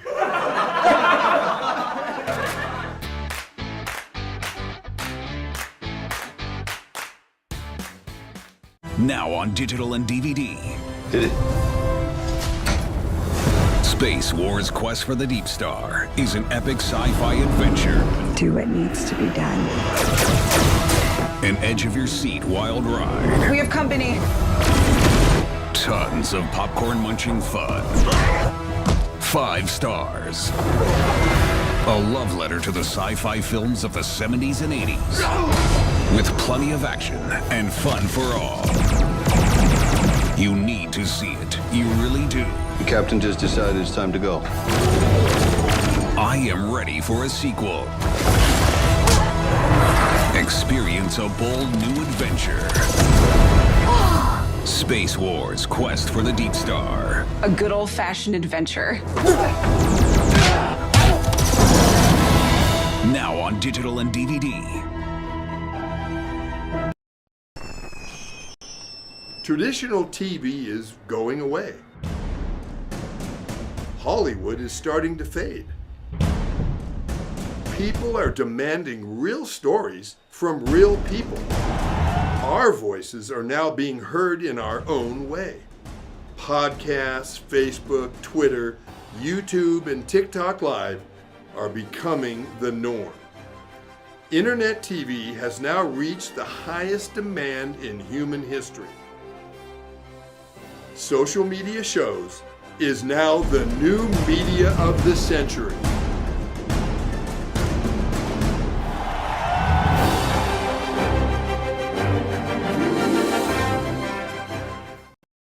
Hi, I'm Deacon T with Modern Word Ministries. It's great to be with you today. Just a short little promo for our show. Every Sunday morning we have service, and you can follow us at 10 a.m. Pacific Time on modernwordministries.org. And if you missed us or you want to see some of our older messages, go ahead and check us out on socialmediashows.com every single morning at 9 a.m. It's a great way to kick off your day, get a little bit of the word in you, get something uplifting, get you started off on your way. You know, if you're looking for prayer or you need some help, reach out to us. If you go to our website, again, that's modernwordministries.org, you can interact with me via telephone, via DM, text message, whatever you want. I'll get right back to you. So if you need prayer, you need help, you just need somebody to talk to, Modern Word Ministries is here for you. We are your church in the community. So until you see you next time, be blessed, everybody. Bye-bye.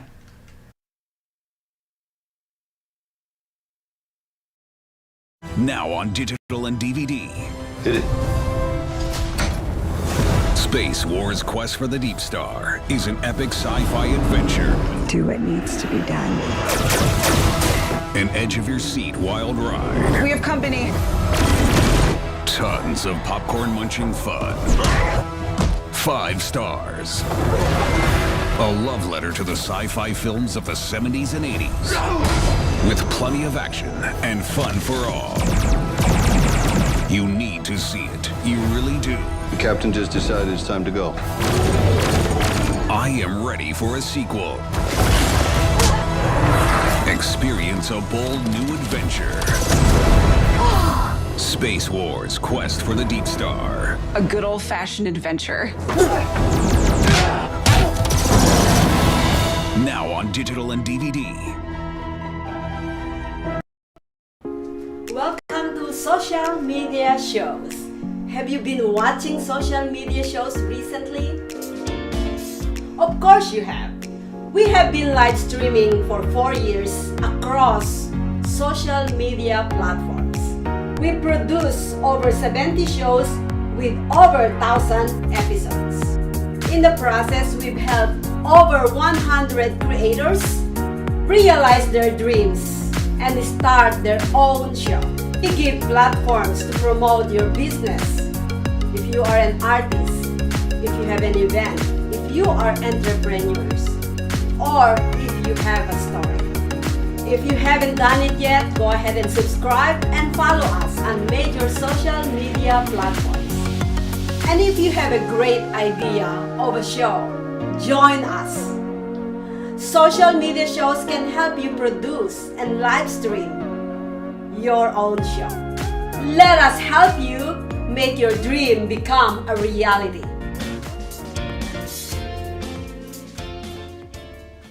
Got Films is a full-service production company that provides motion picture quality content and production services for use in the film and TV industry.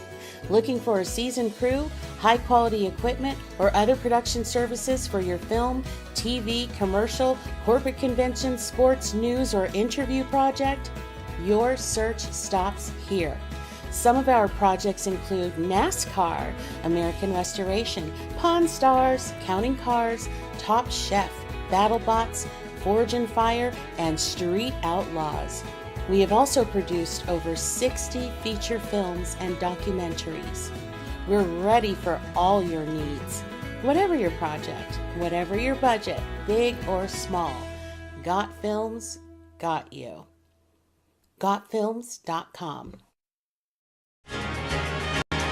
Morning shine, shine, shine, Las Vegas, shine your light on me. Welcome to Las Vegas Tonight with your award-winning host, Dale Davidson. Dale interviews fascinating guests from top-ranked celebrities to people just like you who have an important story to tell. For more than 15 years, Dale is broadcast every week from the fabulous Las Vegas Strip. He finds the people who really make Las Vegas a one-of-a-kind city and lets the world know just what's happening in this remarkable town. You'll discover why 50 million people visit the entertainment capital of the world every year. Stay tuned for another exciting episode of Las Vegas Tonight. Welcome to Las Vegas Tonight. I'm your host, Dale Davidson. Thank you so much for tuning in. Man, you are going to be so glad you did. We have a very special guest. Her name is Jessica L. Moody. She's written a fabulous book. We're going to get to that in just a minute. Most importantly, she's a high school English teacher, just like my mom. What grades do you mostly teach? I teach 11th and 12th grade. At the moment, I'm teaching the English 101 and 102 classes for the college while I'm teaching high school. So it's the college classes in the high school. Oh, wow. Good for you. And I can tell you're an excellent writer because I read your book from cover to cover. It is called Into the Depths.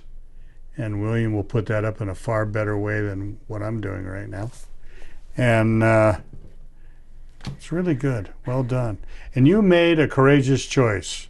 You picked as your model Jonah. Now, most people would say, Jonah, okay, he was a prophet, but come on, he was a reluctant prophet. His whole story is running from God.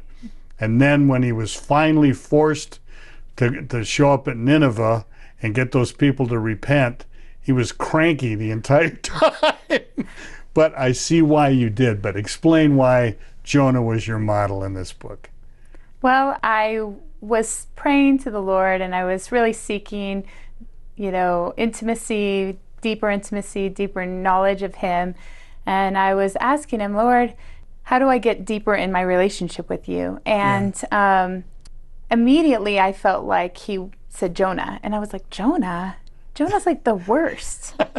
And You sounded like Jonah right I went back and forth with him, and it was a little bit of an argument. I was like, I don't want to be as reluctant as Jonah is. And then he's like, well, you are. And so as we continued to go through this dialogue, I guess, in prayer and meditation, I started reading the story of Jonah, I realized I am exactly like Jonah. Yes. God asked me to do things, and I eventually do it just because He asked me to do it. And most of the time, I'm complaining and whining the entire time. Yeah. It's hard. You fight Him. Yeah, and it's hard because you want to be this glorious, magnificent obeyer of the Word of God and of God, anything He asks you to do, you're like, oh, let me go. And we find that we're not at all willing to do those things. Yes. and we just continue to battle Him and fight Him. And a lot of times it's easy to just not stop. Yeah. But I realized that there's so much value in the obedience and the doing it anyways. And once I started to realize that it really wasn't about Jonah, it was about God's relationship and pursuing a relationship with Jonah. And I realized that was the same with me, that He had done that with me. He was chasing me and asking me to obey even when it's not easy. You talk in the book, you're very open about your life. Mm-hmm. You talk in the book about dark times, when you were at the bottom. And in a way, that was a good thing because it was easier for you to reach out to God and to speak to Him and learn from Him. Tell me a little bit about that. I have followed the Lord most of my life, and we have these people that we look up to, and we hope that we're going to be this gracious, perfect Christian. And that almost feels like the fight that we battle within ourselves. Like, if I'm not this perfect person, can I still follow the Lord? And I realized that there's so much intimacy and connection with the Lord whenever we're at our lowest, and when things are so hard that we don't even think that we can move on. And so as I started to realize how precious those moments of desperation were, the more I actually longed for it. The more I longed for being really close to the bottom, because I knew how desperate I was for His presence. That's where you almost feel like that's where he's the most present, is when we're really, really struggling. And you're like, if that's where God is, then I want to be there too. You know, if that moment of surrender and that relinquishing of control is at the bottom of the ocean, then okay, let's go. Let's do it. Let's be there. I want to be there, so I'm desperate for you, Lord.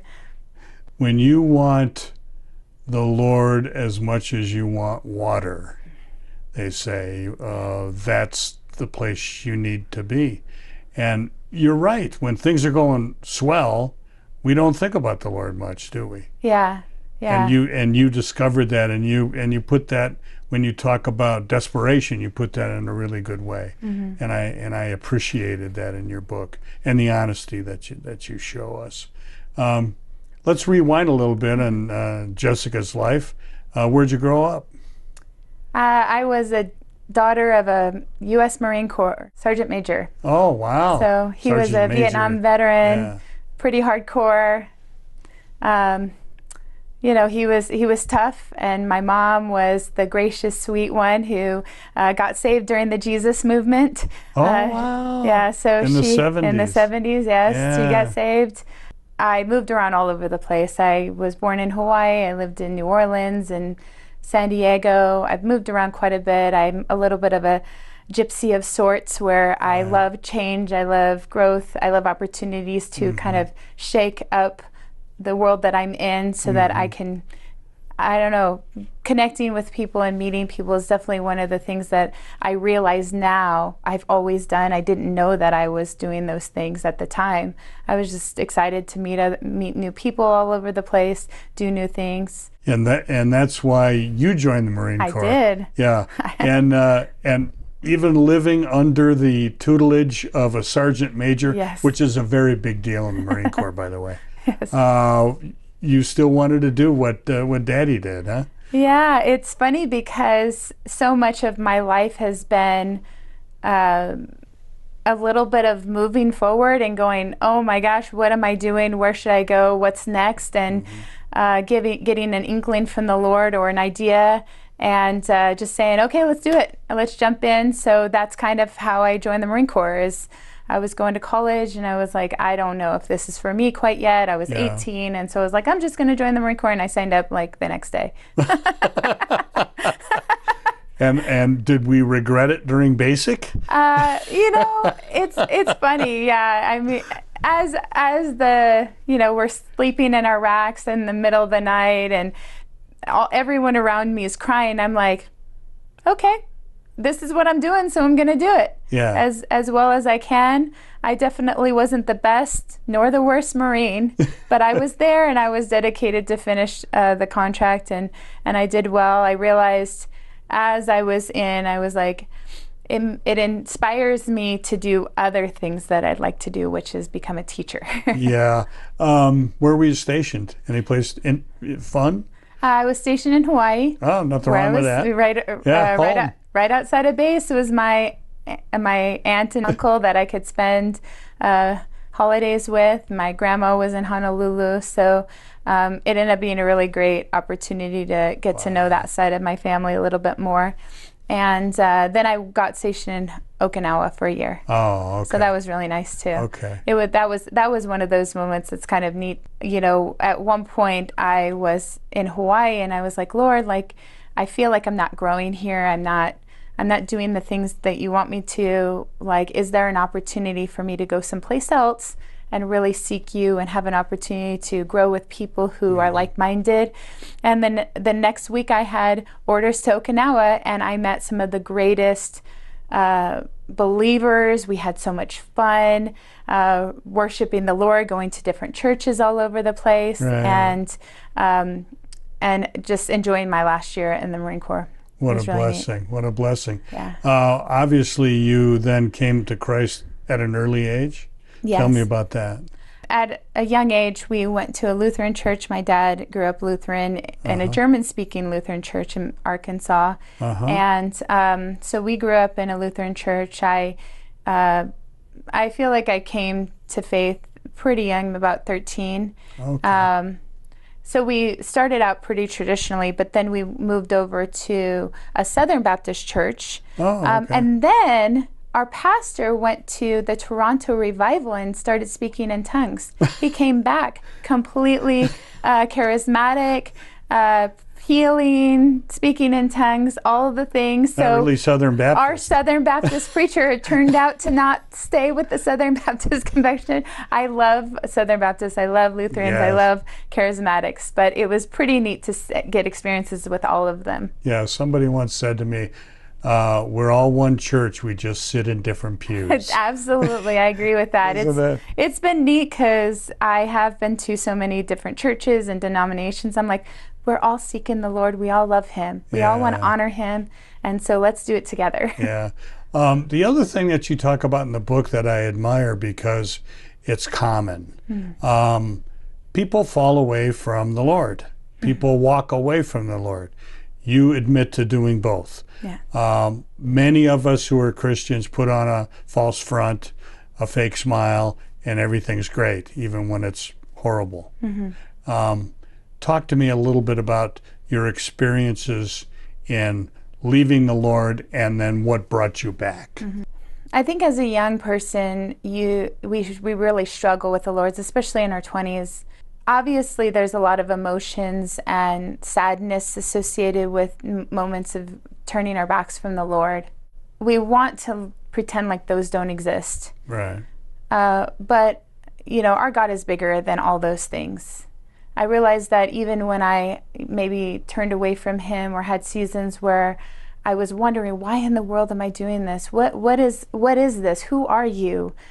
Struggling with that and kind of turning and seeing if the world has anything to offer. Yeah. Every time that I turned to the world, I realized maybe it was a season of, excitement and, doing other things. I always felt empty and sad and ultimately hopeless. And it always brought me back to my one true love, which is the Lord. He does love us. He does seek our hearts and seek relationship with us. And He is not, He is a gentleman, they say, right? They say He's a gentleman. He's waiting for us to turn back to Him. Yeah. And He doesn't force it. Yeah. At the same time, as we grow and mature, we realize that those are the moments that bring us to desperation for Him again. And so they say all things work together for the good of those who love Him and are called according to His purpose. In the moment, we might not feel that we're called according to His purpose. We might not feel like we're seeking Him or even that there's hope in that moment. But He can turn all of those things, even our moments of turning away from Him, for His good, because we realize the desperation we have for Him, that He is the only way. That's really well said. Very well said. Jessica, we need to take a really brief break. We're going to come back and talk in depth about your book. And what a joy it's been to meet you. You too. Thank you. You're a very cheerful person and you make me happy. Thank you. You too. We'll be back with Jessica Moody right after this.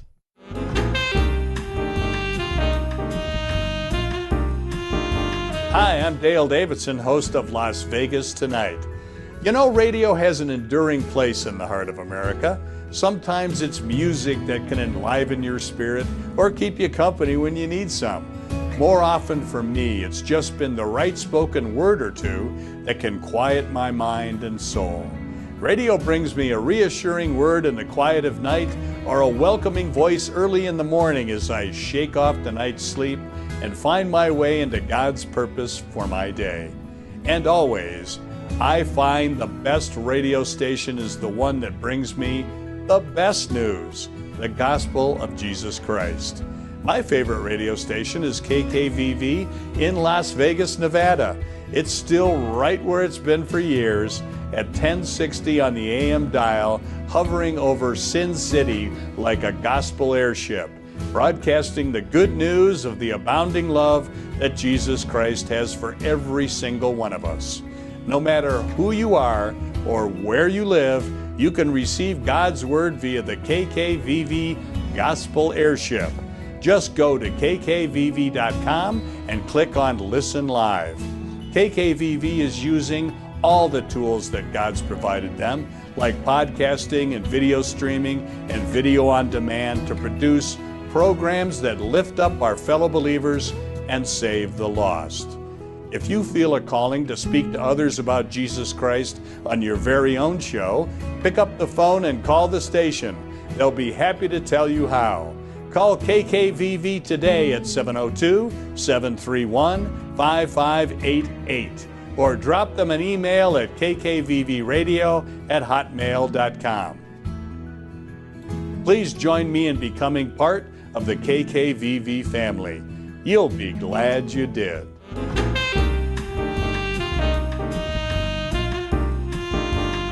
Welcome back to Las Vegas Tonight. I'm your host, Dale Davidson. Jessica L. Moody is my guest. What's the L stand for? Lewis. Lewis? Yes. Like, how do you spell it? Lewis. Is it a family name? Yes. Oh, So it is? both of them are family names. Oh, they are? Moody is my great-grandpa's name. Oh, okay. There's a famous Moody. C.S. Lewis. Uh, So I am not connected to C.S. Lewis, but I am relationally connected to D.L. Moody. You are? Yes. Wow. It's pretty distant, but Yeah. my great-grandpa Moody is one of the Moodys that this came from. So. Wow. And started the Moody Church and all of those things. He was involved in that? Oh, no, Yeah. not that deep. Yeah.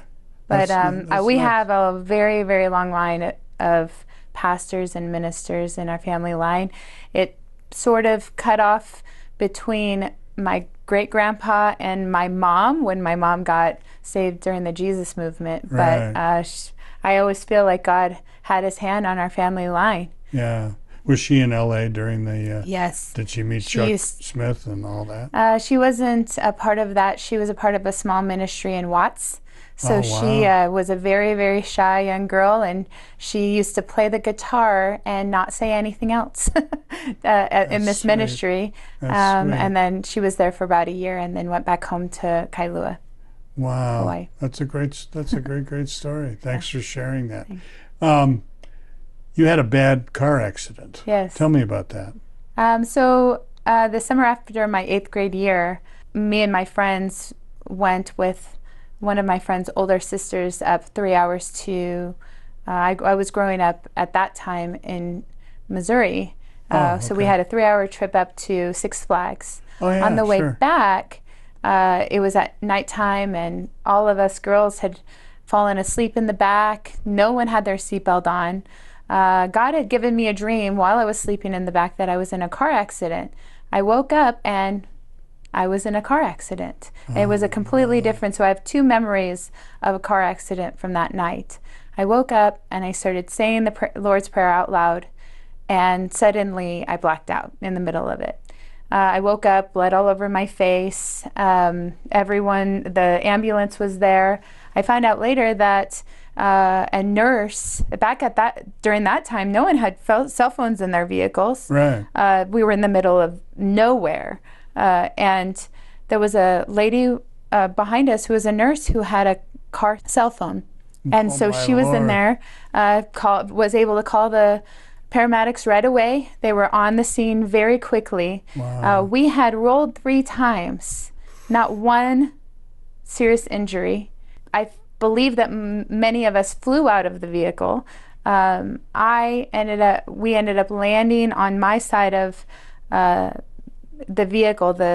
The vehicle that landed on my side. Every single one of the windows was broken out, except for mine, which it landed on, which was the back passenger side window. And so no one could believe that we had survived. I absolutely believe we had angels surrounding us and protecting us. Sounds like it.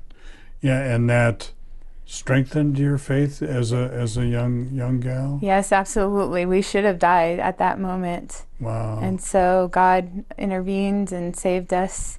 It strengthened my faith. At that time, after my pastor had become charismatic, there was about 3 or 4 years where we were doing Acquire the Fire and different youth events and, seeing healings and powerful moves of God.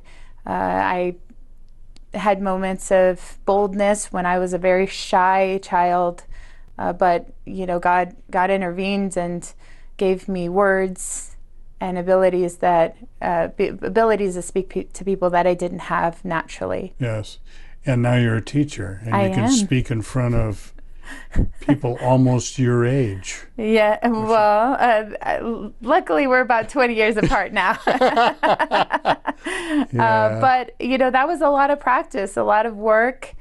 It was not an easy thing to transform from being a shy child to being able to speak in front of one of the hardest audiences in the world, teenagers. Yes, they are. They're tough. But I felt like it was what I was meant to do, and so I was willing to put in the effort and the work to become better at it.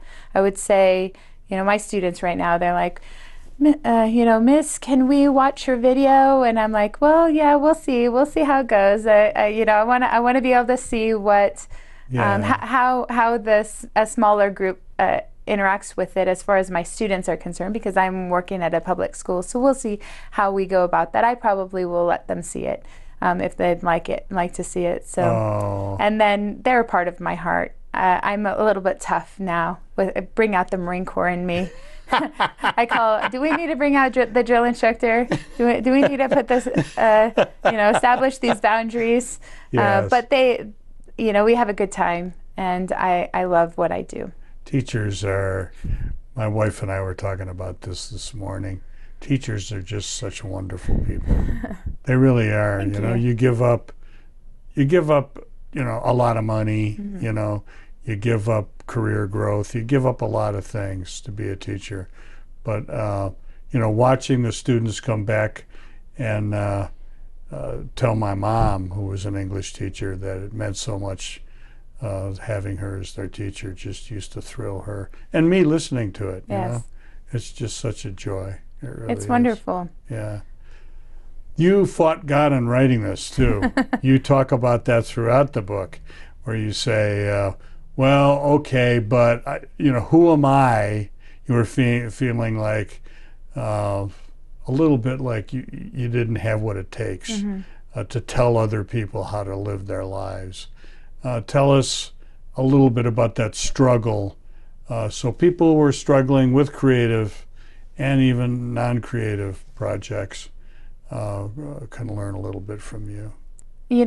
I was a high school English teacher for years, and one day I realized that whenever I was 33, I didn't know that I was a writer until I had written this document for my school. It was a 50-page document that I had to write from scratch. And I was like, oh, I did that. I'm a writer. Yes. I had no idea before that. I just thought, well, I'm teaching English. We read a little bit and write a little bit, but I never had put that name on myself. And after I had created this document from scratch, I was like, I'm a writer. And so I was like, well, if I'm a writer, what do I write? And I started playing around with things, writing blogs, writing curriculum for entrepreneurs and small businesses. And I realized I'm kind of good at this. I like writing training manuals and Bible studies and instructional manuals. But there was one thing that was a struggle for me, is that I realized as I was writing it that it's not really about my story at all. That it was about me helping others to guide into finding their story. And as a teacher, I realized there was so much value in not just telling my story, but getting others to reflect on theirs and seeing, hey, like, my story is not much different than yours. Yes. And once we really dig down and go, these moments that were so filled with so much struggle or pain or difficulty or even sometimes disobedience, those were the moments where we really enter into deep opportunities to, find intimacy with the Lord. Yes, yes. I want to delve into your chapter 5 for a minute, if I can, because it's all about Jonah's reality. and as you can tell, I made a lot of marks throughout the book, but it seemed like as I was reviewing it today, it seems like it was more on this chapter than anything else. I'm not sure why, but it really touched me. And I think there are people, I know there are people watching all over the world and meeting Jessica for the first time, and they don't know Jesus. And they say, well, that's fine and good. You grew up with Jesus. Mm-hmm. You understand Jesus. I don't know who this person is that you keep talking about. But I'm living in reality Mm-hmm. right now. And I think that's what Jonah was saying essentially. And here's what you said, and this speaks to what you were talking about, disobedience. The reality of our own propensity to disobey God is hard to admit. Jesus says, "For whoever would save his life will lose it, but whoever loses his life for my sake will find it," which of course is Matthew 16. So tell us a little bit about Jonah. And we're back to describing how he was a good model for this book and his reality. He was a runner, wasn't he? He was. Yeah. You know, when God spoke to Jonah and told him to go to Nineveh, I like to assume, and again, this is my version of what I'm reading, is where was Jonah in this season of his life? Yes. I like to think that he had been obedient in the past, and that's why God knew that he could trust Jonah to enter into what he'd called him to. And Jonah was like, no, I'm done with that. I'm good. I've done the things. I don't want to do anymore. I did what you told me to do. Yeah. Yeah. And so I have to step into what it is that God has and leave what I feel is comfortable. Right. Enter into what it is without really knowing where we're going. Yes. You know, on the other hand, I feel like Jonah knew exactly what would happen with Nineveh. Jonah says, like, those people don't deserve you. They don't deserve your love. Yeah. And so he's like, why would I go sacrifice my time and my comfort for them? Yeah. That when they've been so disobedient to you. Yes. And so there's so much depth in the realities that we experience ourselves. Like, well, if I step out, what is that going to look like for us? What are, you know, what's going to happen whenever I'm starting to step into this and then I stop hearing clearly from the Lord? Like, then I have to figure out what to do. And can I trust myself? Can I trust you to enter into this journey without really knowing what's going to happen? And so we go to the place where we're like, am I just going to obey the command, the step that you asked me to take? Yeah. And then go from there. Yeah. You have a great visual where you say, he's been tossed overboard now, and he's floating, and I can imagine he's floating face up, looking up at the sky, and you say, he knew he was supposed to do this, and he knows God is punishing him for this. And it was like, you know, no big surprise, you know. You got thrown in the ocean because you didn't do what you were supposed to do. Aren't we all? Duh. Have we all been there before? We're like, I did this to myself. I know. disobeyed you, Lord, and so I deserve all these things that are happening to me. Yet he is still gracious to give him a way out. Oh, yeah. Right. You know, it's funny. This is sort of a sidebar, but, you know, when people hear the story of Jonah, they go, well, that couldn't have happened, Mm-hmm. you know, because you couldn't live inside of a whale for 3 days and blah, blah, blah. You know, that's just literature, right? You've maybe heard this in your research on Jonah, but this actually did happen. Yeah. And in the early 1900s, National Geographic wrote a big article about this. A whaling vessel from, I want to say it was Norway, it was a Scandinavian country, was out in the North Sea hunting for whales. They go in longboats and threw spears and shot spears in those days, and one of the crewmen fell overboard, was swallowed by the whale, and they, you know, had a little ceremony for him because he was obviously dead. 3 days later, they killed a whale, pulled it on board, and there was something moving inside. They cut it open, and it was the guy. Oh my goodness. And here's what happened. He was bleached completely white from the acid in the Oh, my whale's goodness. stomach and was mad. Uh-huh. He was like crazy. And the captain locked him in the stateroom, in his stateroom, for a week or whatever it took for him to calm down. Mhm. But he survived 3 days in a Wow. whale. That's insane. So, folks, this stuff can happen. I mean, the truth is that Jesus believed that it was true.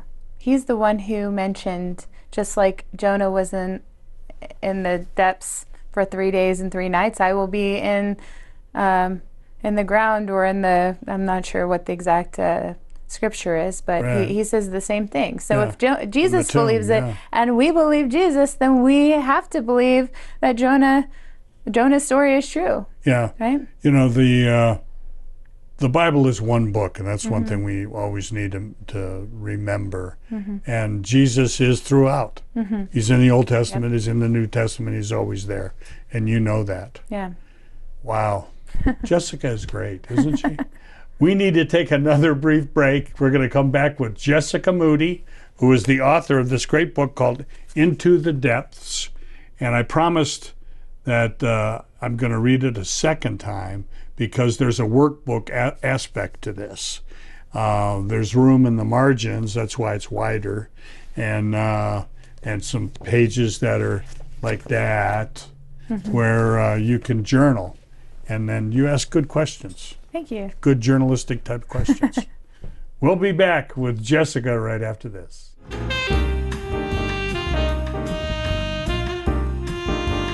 If you're watching this video, chances are you're wondering, what is sin? Sin is a word Christians use from the Bible. It means that we have fallen short of God's expectations to love Him and others with the honor and respect they deserve. But we often define good and bad on our own terms. Our relationship with God has been ruined because we like to do things our way and we've rejected the perfect plan. But what does that mean for us? Let's put it this way. Has someone you loved ever hurt you? Or have you been bothered to the point that you got really angry or frustrated? When you look around, it's clear that there's wrong in pretty much everything. These things are actually the effects of sin in our world. Nothing is perfect. And the truth is that our world is in a horrible state of corruption because we're all sinners. Even though we live sinful lives against God, He still loves us, including you. He came as a person named Jesus so that He could bring restoration. When we choose to follow Jesus, He frees us from the bondage of sin and empowers us to extend that same grace to others. God's grace counteracts the effects of sin in our world. Our hope for you is that you look to Jesus and the power of His sacrifice. And if you have questions about sin or how Jesus can change its effects in our world, please let us know. We'd love to walk with you on your journey to know God and His grace. We hope to hear from you soon. Right before we go back to our interview with Jessica L. Moody, the author of this fantastic book, Into the Depths, our executive producer, co-executive producer with me, Terry Arnold, came up with a great idea, and we're doing it right now. We would like you to write us a short essay. You're accustomed to this kind of thing. How many words should we make it, Jessica? 300 words. 300-word essay explaining, this is after you've prayed about the interview that we just did, and you want to win the book, write a 300-word essay on how a book like this about Jonah could help you in your Christian walk. Everybody got that? Yeah. 300 words. Send it right here to the studio, and that's Dale Wynn Davidson Ministries, 9030 West Sahara Avenue, Suite 255, Las Vegas, Nevada, 89117. If you have any questions, give me a call, 702-480-3989, and the winner will win an autographed, you promised, Yes. an autographed copy of Into the Depths. Okay? Everybody got it? Thank you. God bless you. And now, back to Jessica.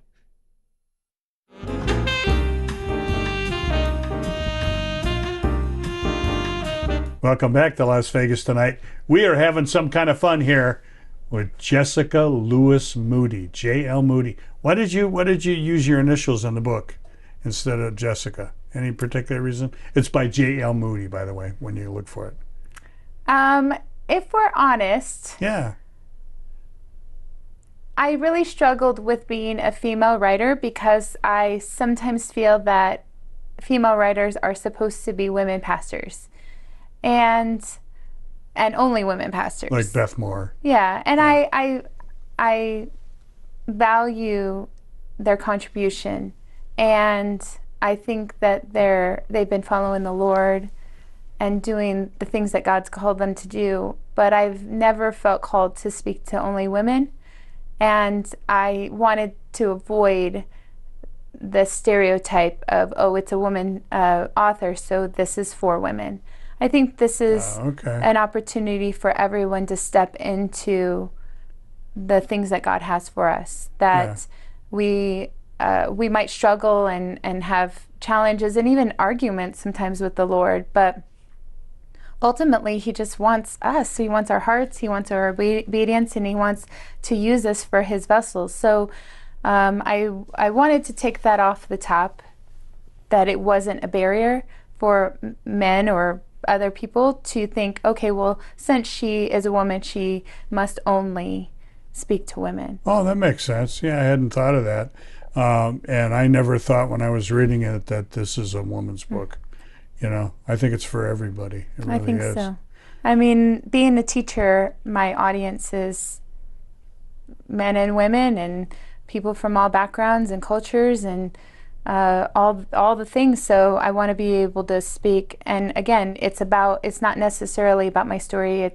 My story happens to be in there, but it's really about your story, about you digging in and finding out what God has for you and where he's taking you. Yeah.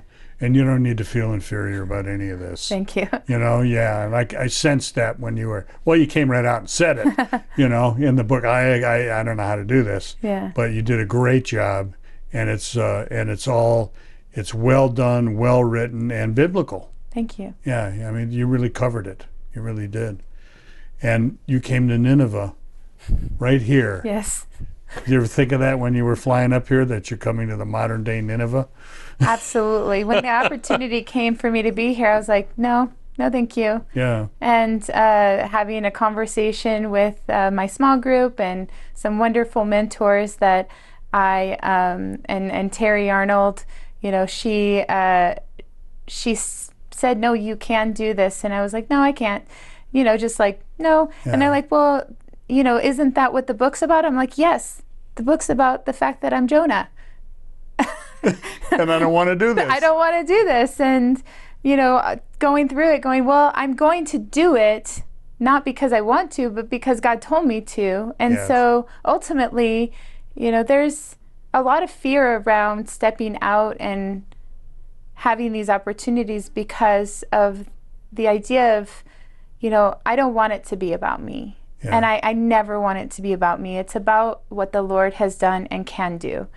And that is not me being humble. It really is the truth. I hesitate to step into the light. I hesitate to want to say, okay, I have it figured out. I really don't have it figured out at all. And that really, when there was a turning point in the book where I was like, what am I writing? What am I doing here? And then I realized, oh, the book is my path with the Lord that mimics Jonah, where I'm fighting the Lord every step of the way about completing this. Yeah. And he's like, just do it. And then I'm going to take care of the rest. And he has, you know. Well, you did a great job. and I hope and pray it has the same effect on the Nineveh we're sitting in the middle of right now, Sin City, that it did in the Nineveh of old. Yes. Or Corinth. I'll call Las Vegas Corinth as well, because it's where sin abounds, grace abounds even more. I'm here, and first year I was here, like, what am I doing here? You know, I mean, I don't gamble really, I don't drink, I don't, you know, I don't like the Strip, and yet here I am. And I've fashioned my entire show to feature the fact that I'm in Las Vegas. And what's helped, I think, is people all over the world now just tune in because it's a show about Vegas. Yeah. You know, they say, well, you know, there's a couple of decent looking people. There's a pretty girl here, and she wrote a book, and it's about Vegas, and we got the Strip behind us, and so let's watch this. And people will come to Christ because of what you've done here. You know? Praise God. Oh, yeah. One of the Jonah quotes, Jonah 2:2, must be one of your favorites because you lead off chapter 10 with it. For you cast me into the deep, into the heart of the seas, and the flood surrounded me. All your waves and your billows passed over me. And I had it coming. Yes. Isn't that kind of what he was saying right along? And then when he got there, tell me what you think about Jonah when he got there and he did what he was supposed to do and then was unhappy about it. Tell me about that. I've always had an over-the-top kind of cartoonish imagination. Yeah. And so I tried to bring that in to make the story sound a little bit more humorous than it is, even just in the book. The book is 4 chapters, and I took 4 chapters of the Bible and I turned it into an entire book. So Yeah. I had to over-dramatize it a little bit, right? Right? And so I just imagine like Jonah walking in through Nineveh going, repent, everybody, repent, and quietly like, okay, I'm just doing what he told me to. I don't really care how you respond, but like I'm obeying the Lord, because if not, I might be swallowed by another whale. You know, I'm doing it to avoid another consequence. Yeah. And you know, again, we can say that, you know, God has changed or whatever it is that people have, you know, this idea, but like, haven't we all been in the depths? Haven't we all been so low that we are like, what have I done with my life? Turning my back against the Lord and wanting to do my own thing and going, this is not good. Does it feel good? I don't want to do it. I'm going to do what he asked me to do. And sometimes that's not always out of excitement. You know, they say that, you know, you should give, you know, you shouldn't give, you know, money if your heart isn't in it. But he doesn't say that about anything else. He says obey. Obedience is better than sacrifice. Right.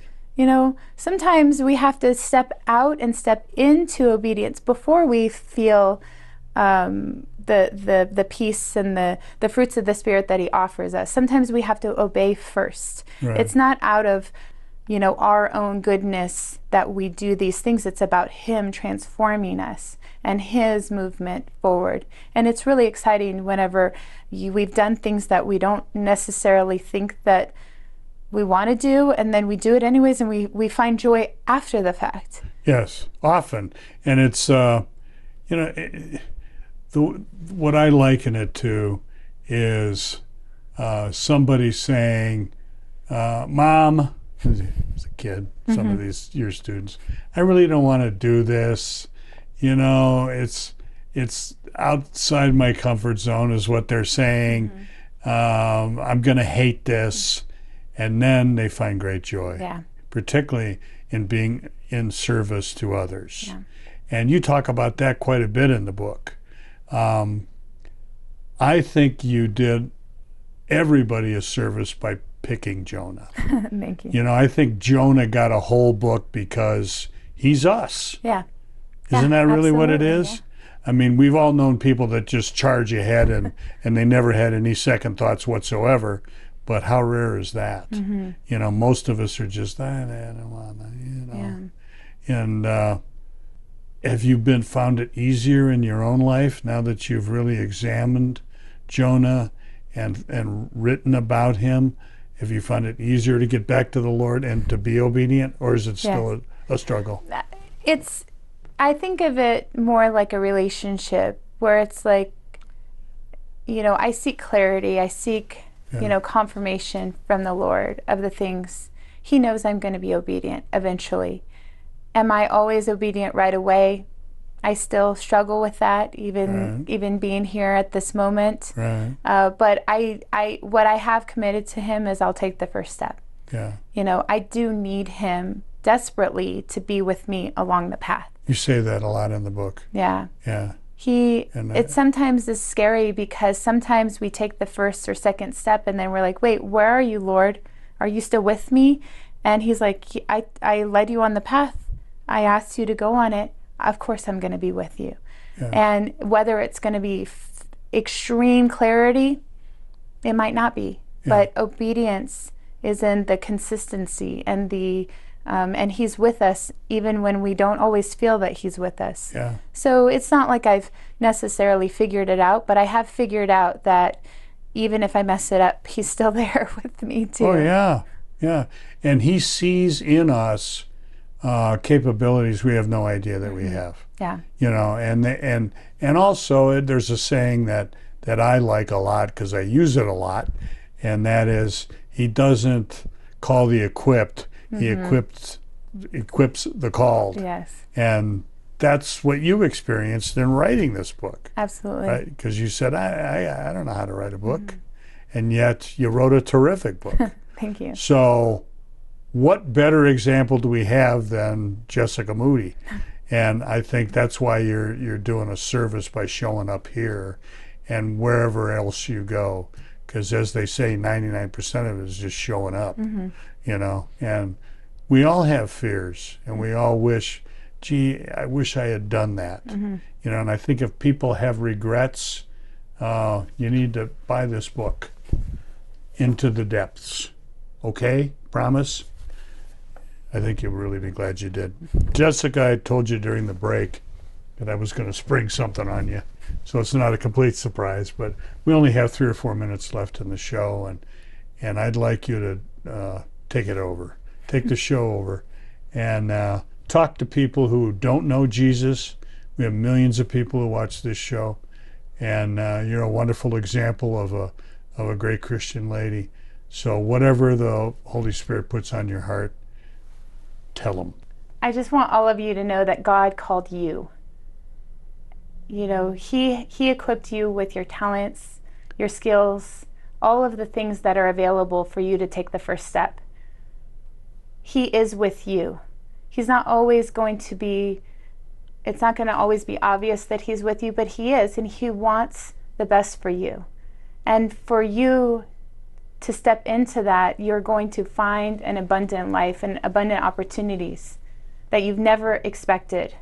You know, just like me, you know, I don't have it all figured out, but I do trust in the one who does. And if you haven't given your life to the Lord, you know, this is an opportunity right now for you to do that. You know, it's really easy. It's a realization that we can't do it alone, that he can not only be our Lord or our Savior, but our Lord, that he came to redeem us. He came to reconcile us with the Father. Jesus came to reconcile us with the Father, that we aren't going to figure it out by ourselves. We need to surrender our lives and say, whatever you want to do, Lord, is what I want to do. That I trust in you, Lord. So if that's you, you can bow down, or close your eyes and pray. Lord, I know I'm a sinner. I know that I can't do this alone.